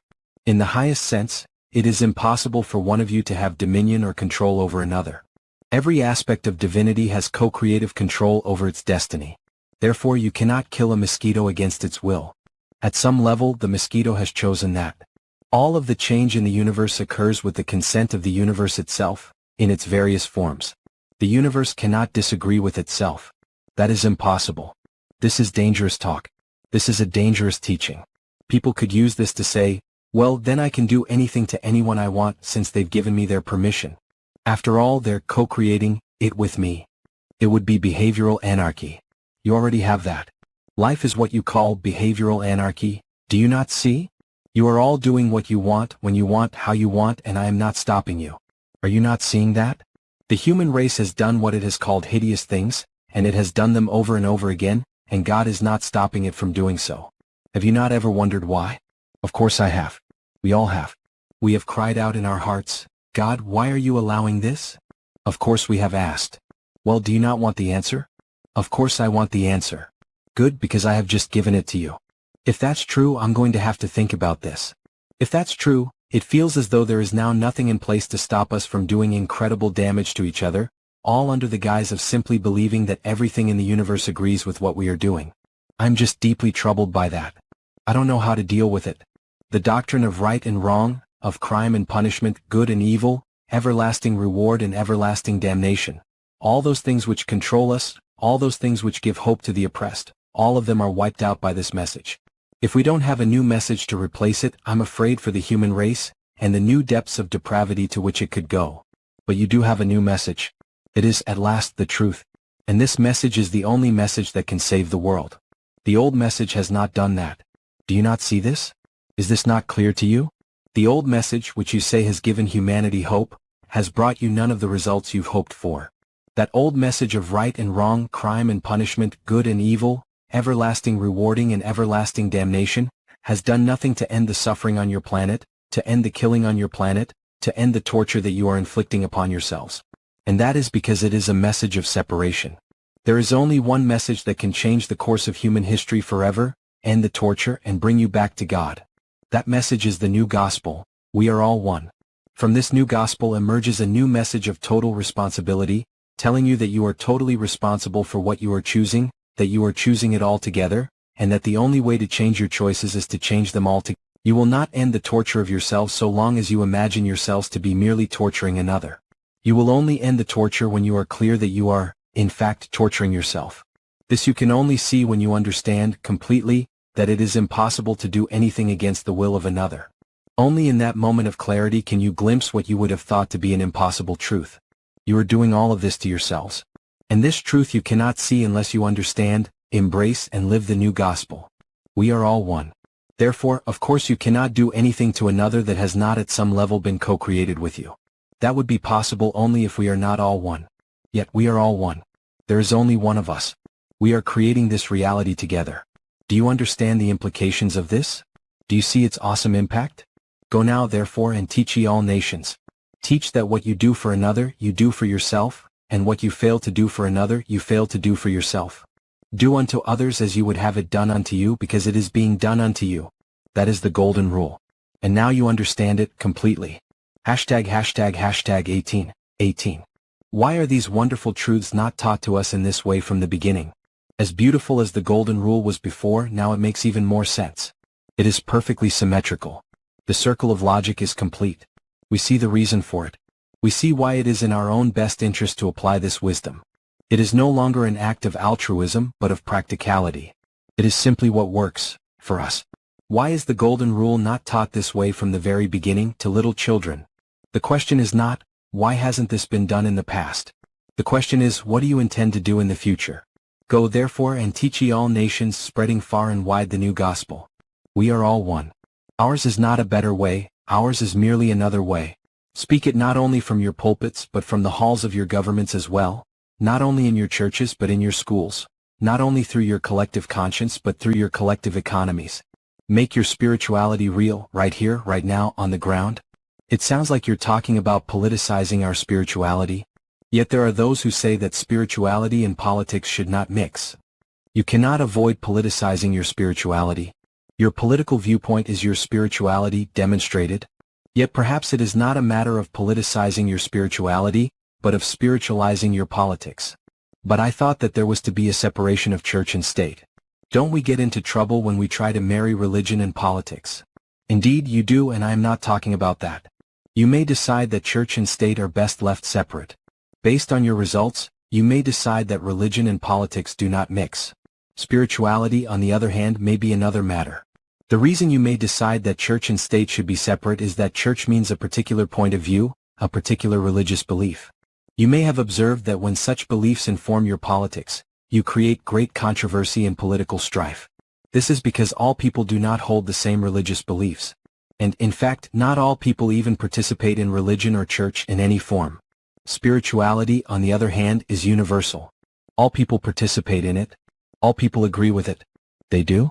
You could have fooled me. They do, even if they do not know it, even if they do not call it that.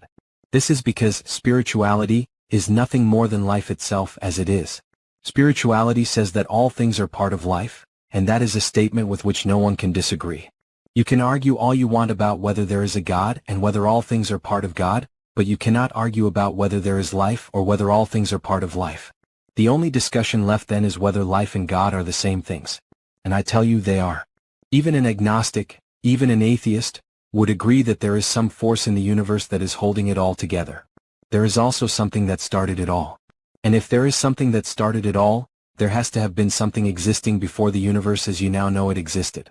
The universe didn't just burst into being out of thin air. And even if it did, thin air is something.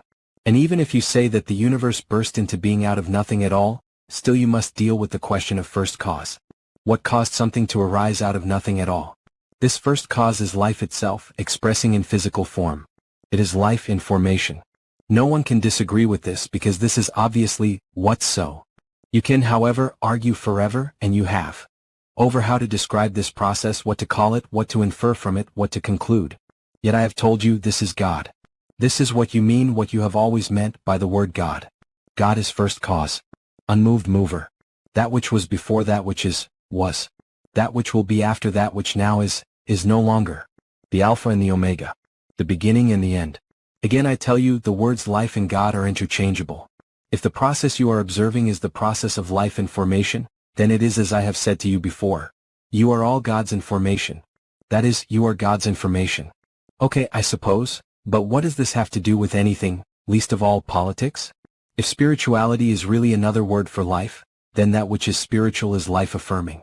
To inject spirituality into your politics, therefore, would be to make all political activities and all political decisions life-affirming.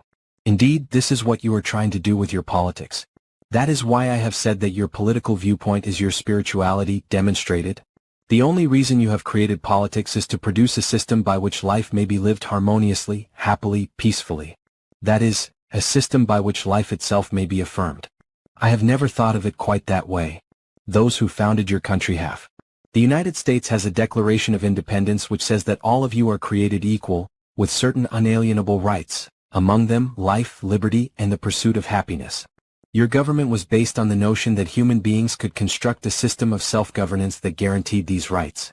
All governments everywhere were created for basically the same reason. You may differ on the form but never the purpose of government. Different cultures and societies may spell out differently their ideas and how to achieve them, but their desires are basically the same. You see, then, that governments and politics were created in order to guarantee the experience of what spirituality is, which is life itself. Still, most people don't want to hear God talking about politics or political issues. Whenever I write in our Foundation newsletter about political issues as they are affected by the message and conversations with God, I begin receiving negative letters. Cancel my subscription, they say. This is not God's work. These are political views, and I did not subscribe to this newsletter to hear political views. When Marianne Williamson, James Redfield, and I sponsored a peace prayer vigil in Washington, D.C., a few years ago, everyone thought it was marvelous. We were calling upon all people everywhere to use the power of prayer to bring peace to the world, and we received wide support. Yet as soon as any of us start talking about how to produce peace, the spiritual principles which underlie it, the mail starts pouring in. People are infuriated. Yes, people want you to pray for peace but not to do anything about it. They want God to find a solution, but they eliminate the possibility that God's solution might just be you doing something about it. In fact, That is the only solution there will ever be, because God works in the world through the people who are in it. Oh, I don't think people mind other people doing something about it. What they do mind is God telling them what must be done. Yet I have never told you what you must do about it, and I never will. I have never given orders, barked commands, or issued ultimatums. I have merely listened to you tell me where you want to go, and offered you suggestions on how to get there. You say you want a world that can live in peace and harmony and joy, and I tell you this: joy is freedom. Those words, too, are interchangeable. Any curtailing of freedom is a curtailing of joy. Any curtailing of joy is a curtailing of harmony. Any curtailing of harmony is a curtailing of peace. You tell me that you wish to live in a world without conflict, without violence, without bloodshed, without hatred. And I tell you this: a way to have such a world, a way to create it virtually overnight, is to preach and live the new gospel. We are all one. Ours is not a better way, ours is merely another way. Speak it not only from your pulpits but from the halls of your governments as well, not only in your churches but in your schools, not only through your collective conscience but through your collective economies. You keep repeating yourself. You keep repeating yourself. Your whole history has been a repeating of your own failures, in your personal life, and in the collective experience of your planet. The definition of insanity is repeating over and over again the same behaviors and expecting different results. All that those who are seeking to overlay spirituality on politics are trying to do is to say, there is another way. These efforts should be blessed, not criticized. Well, it doesn't work that way. You addressed social issues in Book 2 of Conversations with God, and it was lambasted by many for being too political.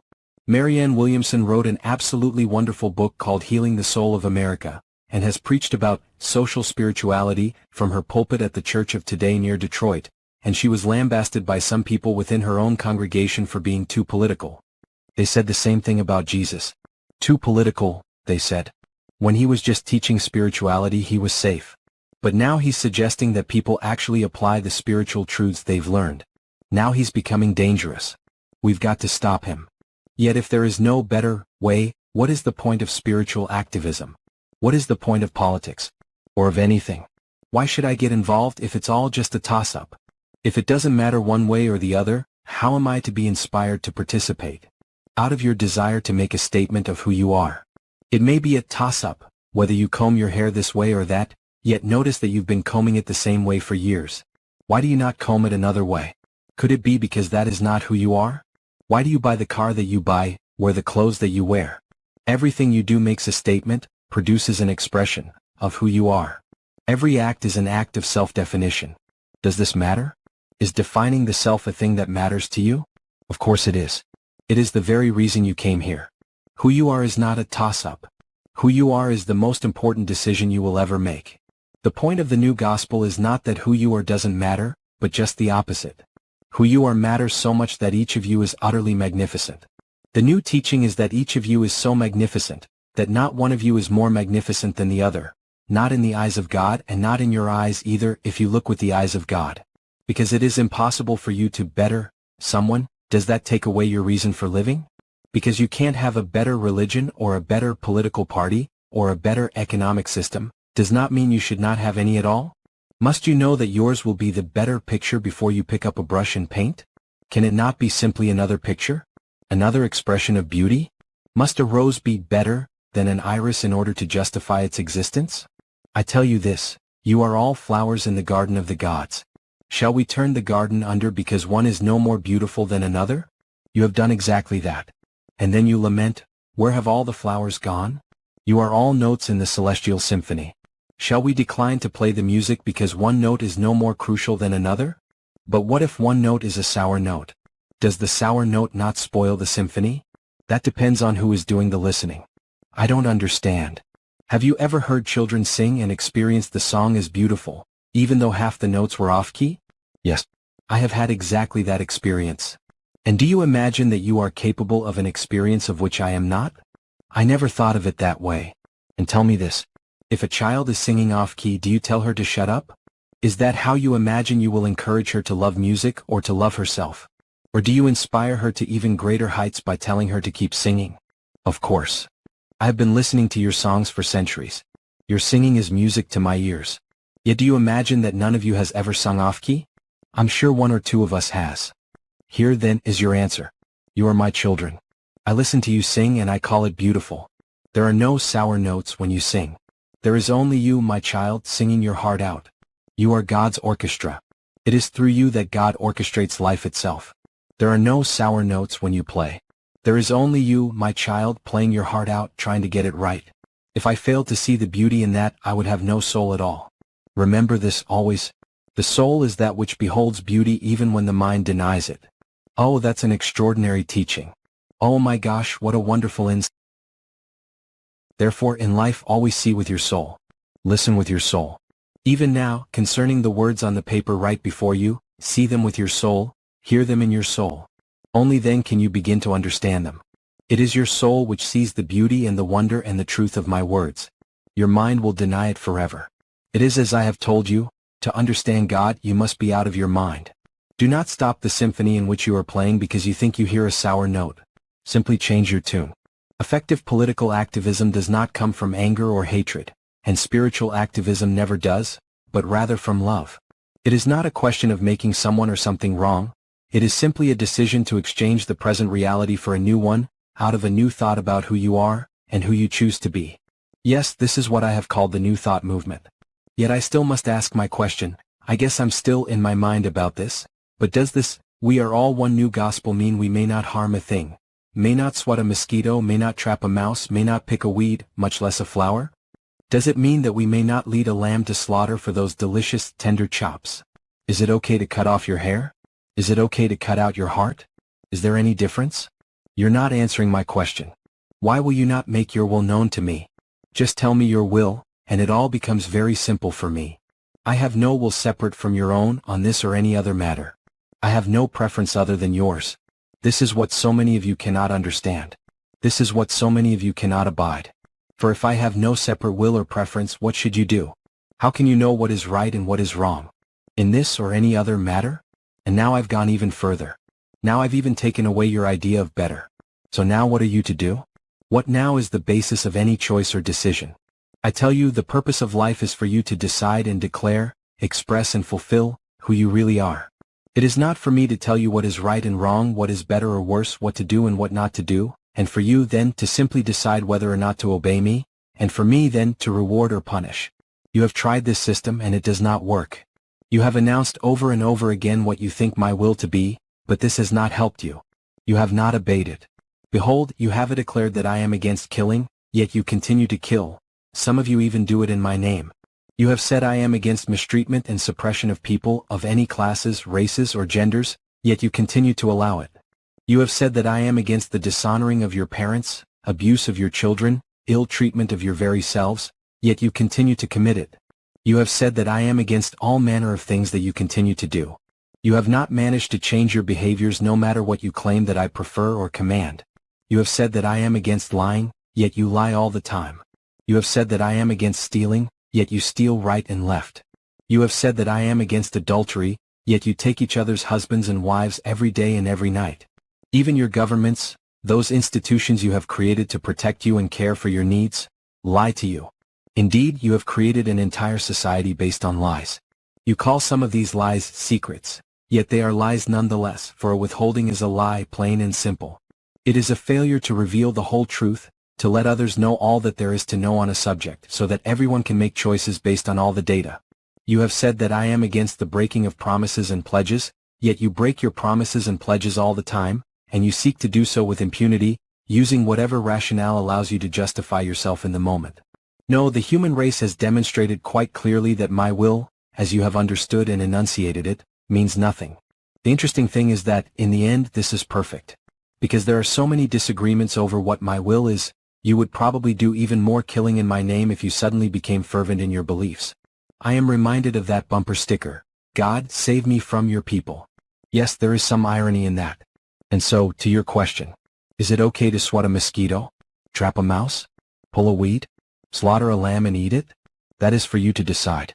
All is for you to decide. And there are larger questions, of course. Is it okay to kill a person as punishment for killing? Abort a birth? Beat a homosexual? Be a homosexual? Have sex before marriage? Have sex at all if you want to be enlightened? And on and on and on. Each day you must make your decisions. Know only that, in deciding, you are announcing and demonstrating who you are. Every act is an act of self-definition. You are getting it. You are understanding. Because you are repeating it so much. Repetition is good. It allows integration. So now I will repeat something else I have said before. In your daily actions and choices, you are not only announcing who you are also deciding who I am, because you and I are one. Thus, in the largest sense, I am answering the question. I'm doing it through you. And that is the only way the question can be answered. Out of your answer will come your truth. This is the truth of your being. It is what you are being in truth. Remember that you are a human being. What you are being is up to you. Although I have told this to you now many times, this is something you may not have previously seriously considered. Okay, but oneness does not mean equality, right? Can I at least get that out of you? Oneness does not mean sameness, that is correct. Then what does oneness mean? The question is not, what does oneness mean? The question is, what does oneness mean to you? This is a decision that must be made within each human heart. And out of your decision will you create your future, or end it? Yet even as you ponder this, there is guidance, there is insight, there is wisdom that has been given to you to help you, not to do what is right because right is a relative term, but to get to where you say you want to go, to do what you say you want to do. As I have noted before, as a human race, as a species, you say that you want to live together in peace and harmony, you want to create a better life for your children, you want to be happy. If on nothing else, on this all of you can agree. And so, this guidance has been given you and it comes in the form of the 3 points. These are, again, 1, we are all one, 2, there's enough, and 3, there's nothing we have to do. The first point, which we have been discussing at length here, may be more readily and easily applied when the second and third are understood. And I want to keep looking at the application of this wisdom, at how to make it practical in everyday life, so let's get to those other points. 19. At the end of the Conversations with God trilogy, you made those same 3 points. Yes, and if you understand the second point, there's enough, you will have given yourself a big clue on how you may apply the first point, we are all one, if you choose. What does there's enough mean? Exactly what it says. There's enough. There's enough of everything you think you need to be happy. There's enough time, there's enough money, there's enough food, there's enough love. All you have to do is share it. I have given you plenty. There's enough for all of you. When you live this truth, when you make it a functional part of your reality, there is nothing you are unwilling to share, nothing you seek to hoard, certainly not love or food or money. Does that mean we ought not to gather wealth? There is a difference between choosing to have something and choosing to hoard it. In fact, only when you know the truth that there's enough, can you easily have any of the good things in life that you yourself would choose. That's true. It was only when I finally got that there is enough for everybody that I could give myself permission to believe that there was enough for me. Still, I had to go on faith because it doesn't look like there's enough for everybody. Judge not by appearances. The reason it does not look as though there is enough for everybody is that so many people who have more than enough are sharing only the smallest part of what they have with those who have less. A tiny percentage of your world's people holds a massive share of your world's wealth, and uses a colossal share of your world's resources. These holdings are wildly disproportionate, and the disproportion is growing larger, not smaller, every day. Yes, I can just hear some people now impatiently saying, you've made this point before. And they would be right, of course, because, as always, this dialogue is circular, curling back in upon itself. But if they are impatient, it may be because something is being said here over and over which they do not want to hear. Something is being observed which they do not want to see. We are venturing again near that domain that you call social spirituality, and many people do not want to go there. It forces them to look at things they do not want to look at. Yet you have just made my larger point. Only you can decide how to apply the truth of oneness. All the preaching and all the teaching in the world will not change a thing. Only when there is a change in the human heart will there be a change in the human condition. What can cause such a change? The question is not, what? The question is, who? And the answer is, you. You can. Right now. Me? Now. If not you, who? If not now, when? An ancient question from Jewish wisdom literature. Yes, I have been asking it for a very long time. So what is your answer? Okay, my answer is, me now. From your mouth to my ears. Remember, my child, one of the 7 steps in creating a friendship with God is to help God. You have just decided to do that. Good for you. That's exactly what it will produce. Good for you. When you agree to spread the word, to carry the message that can change the human heart, you play an important role in changing the human condition. This is why all spirituality is ultimately political. But, may I argue with you a bit here? I thought you said that there was nothing we have to do. I did say that and there isn't. So what are we talking about here? Isn't carrying the message something that I am doing? No. It is something you are being. You cannot do the message but only be the message, for you are not a human doing, you are a human being. You carry the message as you, not with you. You are the message. This is your spirituality in action. Do you not see that? Your message is your life lived. You spread the word that you are. Is it not written, and the word was made flesh? Yes, but is this what that meant? Yes. How can I know that? I mean for sure. You have my word. You have my word in you. You are, quite literally, the word of God made flesh. Now say but the word, and your soul shall be healed. Speak the word, live the word, be the word. In a word be God. Oh, my word. Exactly. That is exactly right. Is that where this is going? I'm supposed to be you? You are not supposed to be, you are. I'm not asking you to do anything, I'm telling you who you really are. You are already what you seek to be. There is nothing that you have to do. And that is the third point in the Holy Wisdom Trinity. But if I go out and try to act like God, people will think that I'm crazy. They'll think you're crazy for being totally joyful, totally loving, totally accepting, totally blessing, and totally grateful? No. I mean if I go out and try to act like God. But that is how God acts. What you mean is that people will think that you're crazy if you go out and try to act the way you think God acts. Namely, all-powerful, controlling, demanding, vengeful, and punishing. But vengeance is yours, saith you. No, you saith that. I never saith that. And so, one acts like God by adopting the 5 attitudes of God, not the God we imagine in our nightmares, but the God who really is. Is that it? Yes. And remember, this is not about doing but about being. These attitudes are things you are being. And as you make these statements of being consciously rather than unconsciously, you begin to live from intention. You begin to live deliberately. Remember, I have suggested that you live deliberately, harmoniously, and beneficially, and I have explained to you what it means to do so. Do you need more examples of that? No, I think I understood that when we explored it before. Good. But now let me tell you a secret. Do the third and the first 2 will come automatically. Determine to live beneficially, decide that your life and work will benefit others, and you will find yourself living deliberately and harmoniously. This will be true because to live beneficially will cause you to live from intention, doing things deliberately and consciously, rather than unconsciously, and will result in your living harmoniously, because that which benefits others cannot be in disharmony with them. Now I will give you a trio of tools with which you may be sure that your life will be lived beneficially. These are the core concepts of holistic living. Awareness, honesty, responsibility. You are giving me a lot of meat here, a lot of material. How much longer is this teaching going to go on? All of your life, my friend. All of your life. It's never going to be over, is it? There's never going to be a time when I can say, I've got it, and be done with it. There may very well be a time when you can say, I've got it. But the moment that time arrives, you will notice that there is more to get. This is because the more you see that there is more to see. Do you see? And so, you will never stop the process of growing and getting. You cannot grow too big, you cannot grow too fast, you cannot grow too much. That is not possible. You cannot finish growing. There is no end to how big you can be. And you do not have to worry about getting it while the getting's good, because the getting is always good. All you are getting through these teachings about life is good for you.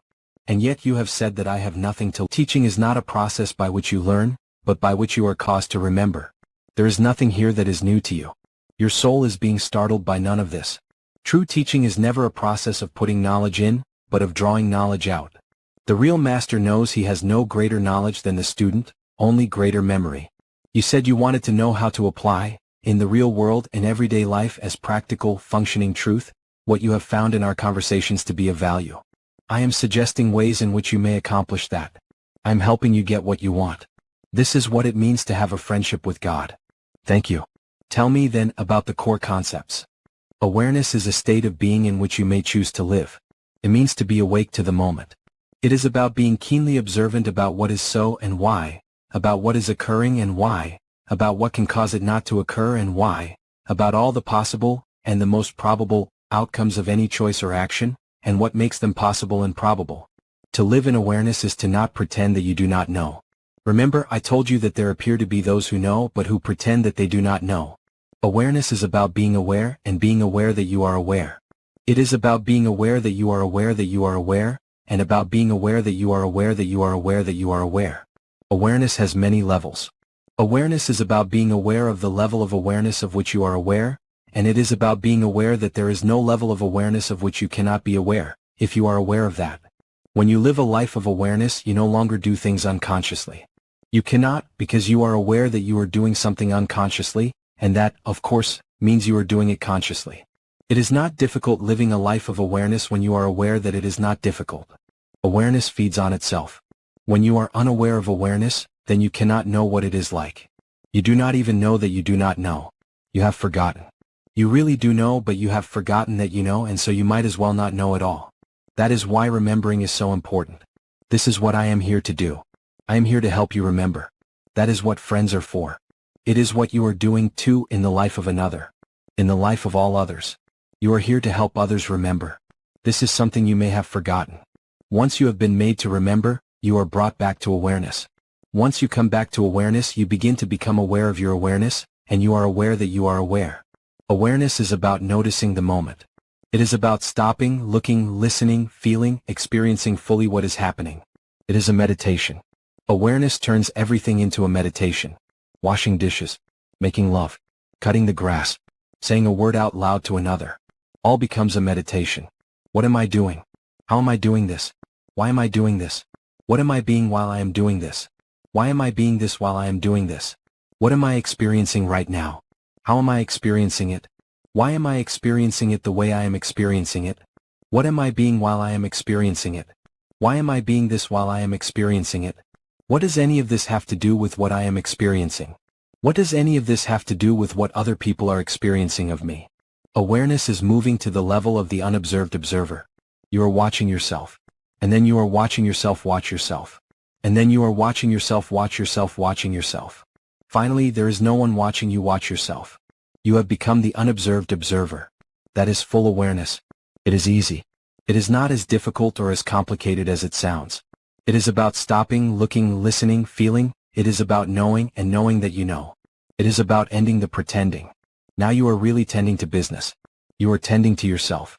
In the past, you were doing what you did before you were tending. You could call that pretending. This is remarkable. I have never heard anything like this. Yes, you have. This is what the Buddha taught. This is what Krishna taught. This is what Jesus taught.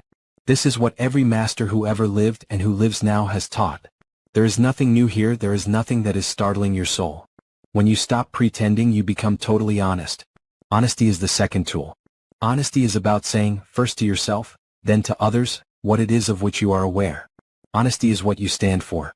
You are no longer taking things lying down but standing for something. You may have noticed that you cannot stand for something until you stop lying all around. This is why it said that when you are totally honest, you are truly upstanding.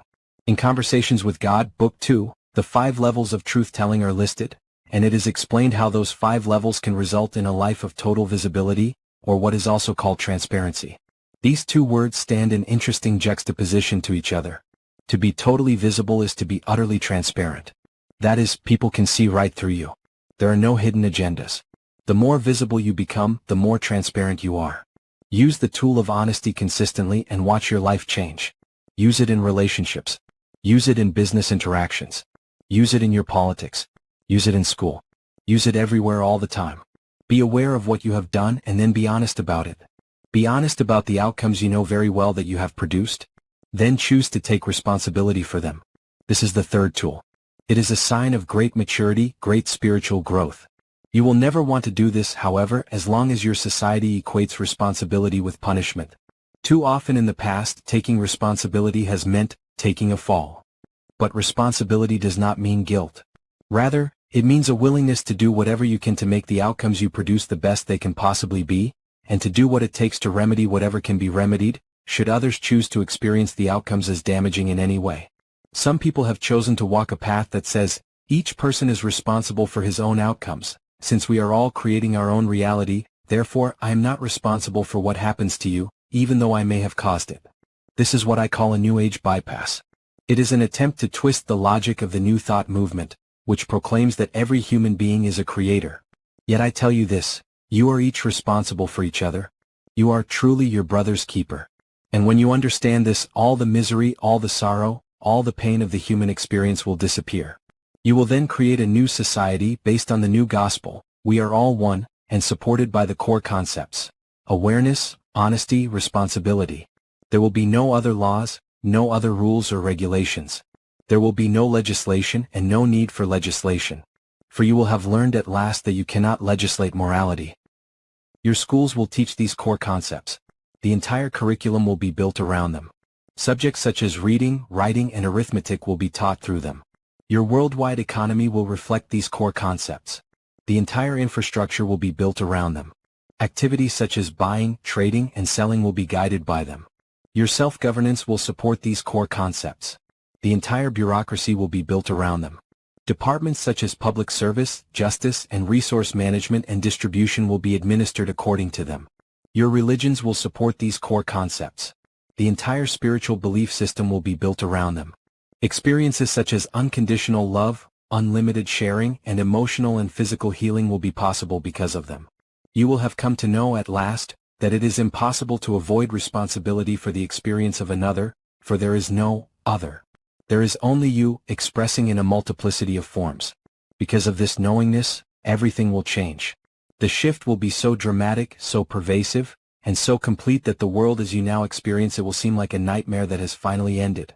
And indeed you will have truly awakened. The time of your awakening is at hand. The moment of your renewal, of your recreation, is upon you. You are about to recreate yourself anew in the next grandest version of the greatest vision ever you held about who you are. This is the agenda of your worldwide society in the new millennium. You yourself have set this agenda. You have called it forth. You have already set it into motion. Human beings everywhere are moving into alignment with it. They are joining hands in this recreation. East is meeting West. Whites are embracing people of color. Religions are merging, governments are adapting, economies are expanding. In everything you are moving to a global approach, adopting a global perspective, creating a global system. There will be chaos before the shift. This is natural in advance of any shift of this proportion. For you are not merely changing your way of doing things, you are shifting your whole idea of who you are, as a person, as a collection of nations, as a species. And so there will be chaos created largely by those who do not want to make the shift, who cannot accept the end of better, and the new gospel of oneness. There will also be those who are simply afraid that such a change will produce a loss of control over one's whole life, a surrendering of personal and national identity. None of these outcomes will occur. The shift will not mean the disappearance of ethnic or national or cultural distinctions. It will not mean the dishonoring of traditions or the disowning of heritage, or the disassembling of families, tribes, or communities. On the contrary, the shift will produce a strengthening of those ties as you come to realize that you can experience them without having to do so at the expense of another. The shift will not mean the end of that which makes you different, but only the end of that which makes you divided. Differences and divisions are not the same thing. Differences confirm and make possible your experience of who you are. Divisions confuse and render impossible that experience. Without the differences between here and there, up and down, fast and slow, hot and cold, none of these things could be experienced. Yet there is no division between here and there, up and down, fast and slow, hot and cold. These are merely different versions of the same thing. Similarly, there are no divisions between black and white, male and female, Christian and Muslim. These are merely different versions of the same thing. When you see this, then you too will have made the shift.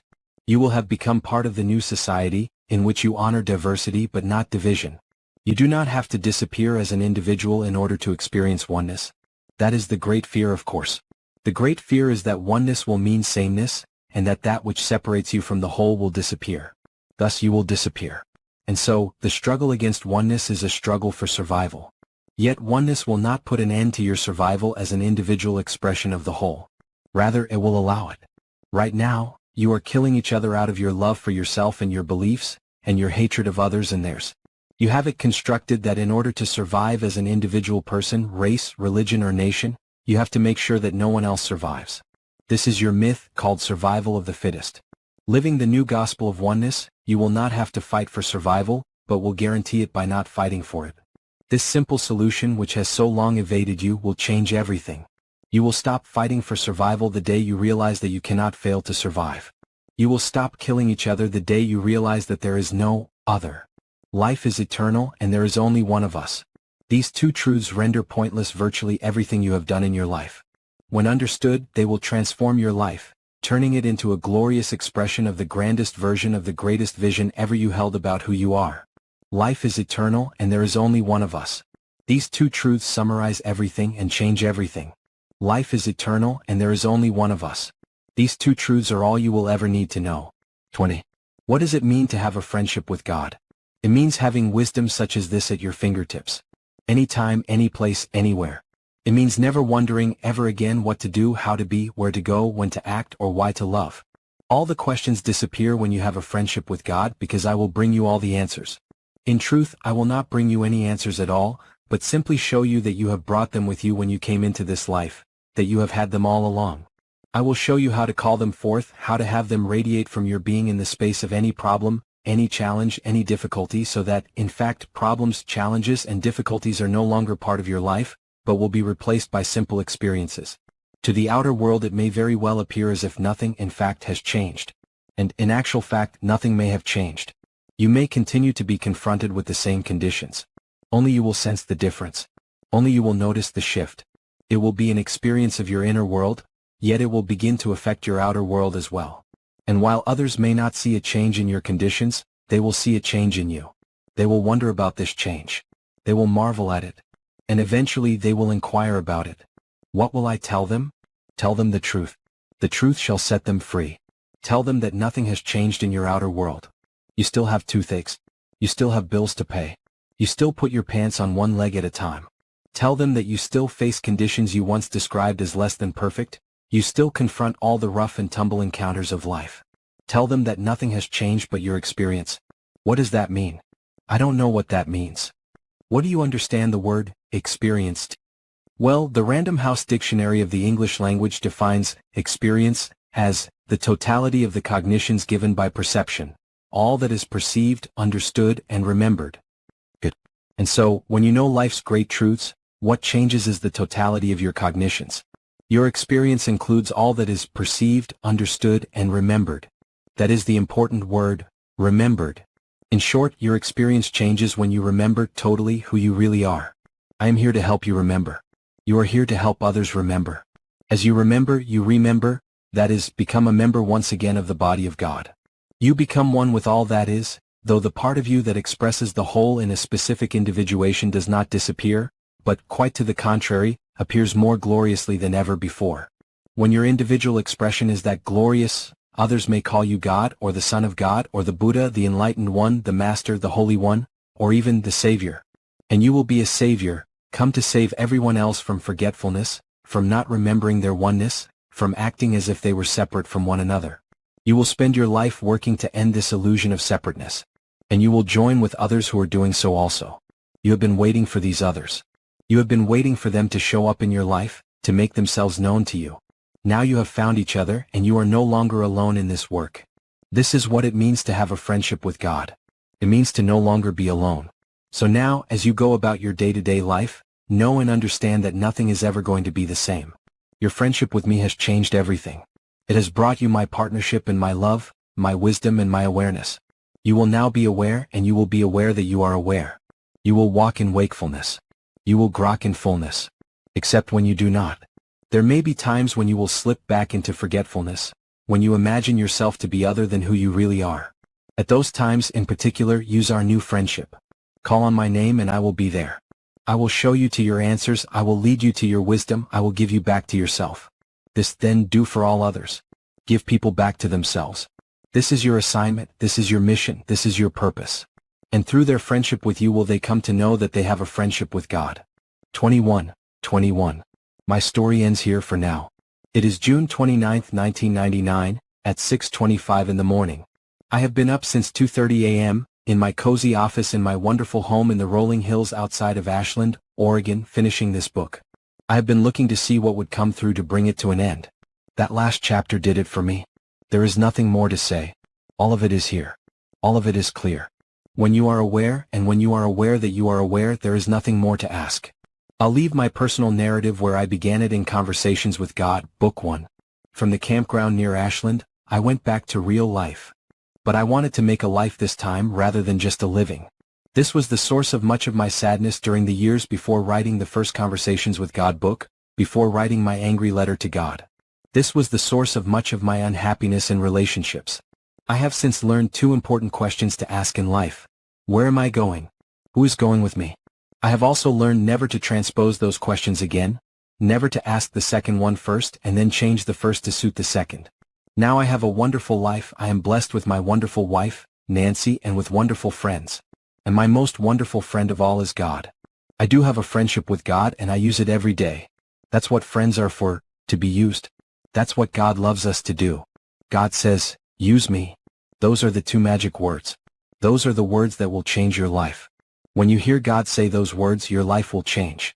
And when others hear you say those words, your life will change. Those words are even more powerful than I love you. Because when you say use me, you are saying I love you, and a great deal more.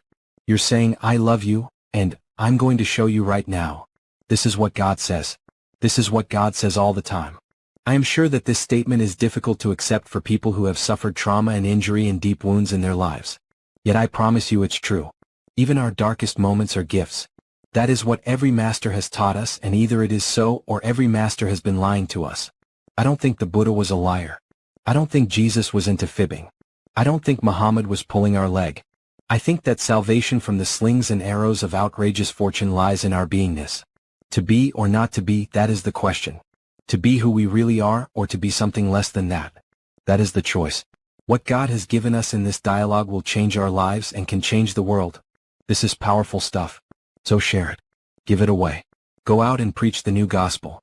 Do not ignore the opportunities that present themselves every day to share this message. Yet remember that the most effective way to share it is to be it. I choose now to dedicate the rest of my life to that being. I invite you to do the same. My wonderful and glorious children, my new friends all. Yours has been a difficult and challenging path. Yet now you have found your way home. You have overcome obstacles, met challenges, healed injuries, resolved conflicts, removed blockages, asked questions and heard your own answers in your efforts to return to me. Your work is now over. Your joy has just begun. Let it be your joy now to return others to me, to show others the way home, to give others back to themselves. For that is where home is, and that is where I am, living in the hearts and as the souls of every member of the body of God. Go home to your own heart and you will find me there. Unite again with your own soul and you will unite again with me. Have faith, for I tell you that you and I can be different, but we cannot be divided. Go then and end the division among you. Celebrate your differences, yet end your divisions and join in the unified expression of the one truth. I am all there is. Have hope, for my love for you will never end, nor will it ever know a limitation or a condition of any kind. Have love, then, for each other as an expression of me. In your decision to be an expression of God will you be glorified. In your choice to experience your unity with God and with all things will you be self-realized. In your determination to know the truth will you show the truth in deed. Not merely in thought, not merely in word, but in deed. You have been deeded a place in the kingdom of heaven, and in the heart of God. These are your deeds. And when they are reflected in your deeds, you will have become a master indeed. And know this, mastery is where you are headed. It is where you have said that you've wished to go, and it is therefore where I am leading you, and where I invite you to lead each other. Have now a friendship with God, and cause others to know that in their friendship with you, they have a friendship with God, for you and I are one, and thus, you are the God they too are the God you would befriend. You cannot experience having a friendship with God if you do not have a friendship with each other, because I am the other. There is no other than me. When you know this, you know the greatest secret. It is time now to go out and live that secret. Live it with faith, share it with hope, demonstrate it with love. Especially, go now and live your love and do not merely speak of it. For if you speak in the tongues of men and of angels, but have not love, you are but a clanging cymbal. And if you have prophetic powers and understand all mysteries and all knowledge, and if you have all faith so as to remove mountains but have not love, you are not expressing the grandest version of the greatest vision ever you held about who you are. Love is patient and kind. Love is not jealous or boastful. It is not arrogant or rude. Love does not insist on its own way. It is not irritable or resentful. It does not rejoice at wrong, for it knows that there is no such thing as right and wrong. Love bears all things, knows all things, endures all things, embraces all things, yet forgives nothing, for love knows that nothing and no one needs to be forgiven. Love never ends. As for your prophecies, they will pass away. As for your tongues, they will cease. As for your knowledge, it will grow and change. For your knowledge now is imperfect. Yet when you realize at last that all is perfection, imperfect knowledge will pass away, as will your calling imperfect anything in your life. When you were a child, you spoke as a child, you thought as a child, you reasoned as a child. But now you have grown in spirit and have given up childish ways. Then you saw in a mirror dimly, but now face to face, for we are now friends. Then you knew in part, now you understand fully, even as you are fully understood. That is what it means to have a friendship with God. I leave these pages now, but not your heart and never your soul. I cannot leave your soul because I am your soul. Your soul is made of what I am. Go then, my soul partner, and live in faith, hope, and love, these three, yet know that the greatest of these is love. Spread it, share it, be it, wherever you are, and yours will be a light that can truly light the world. I love you, you know that? I know you do. And I love you.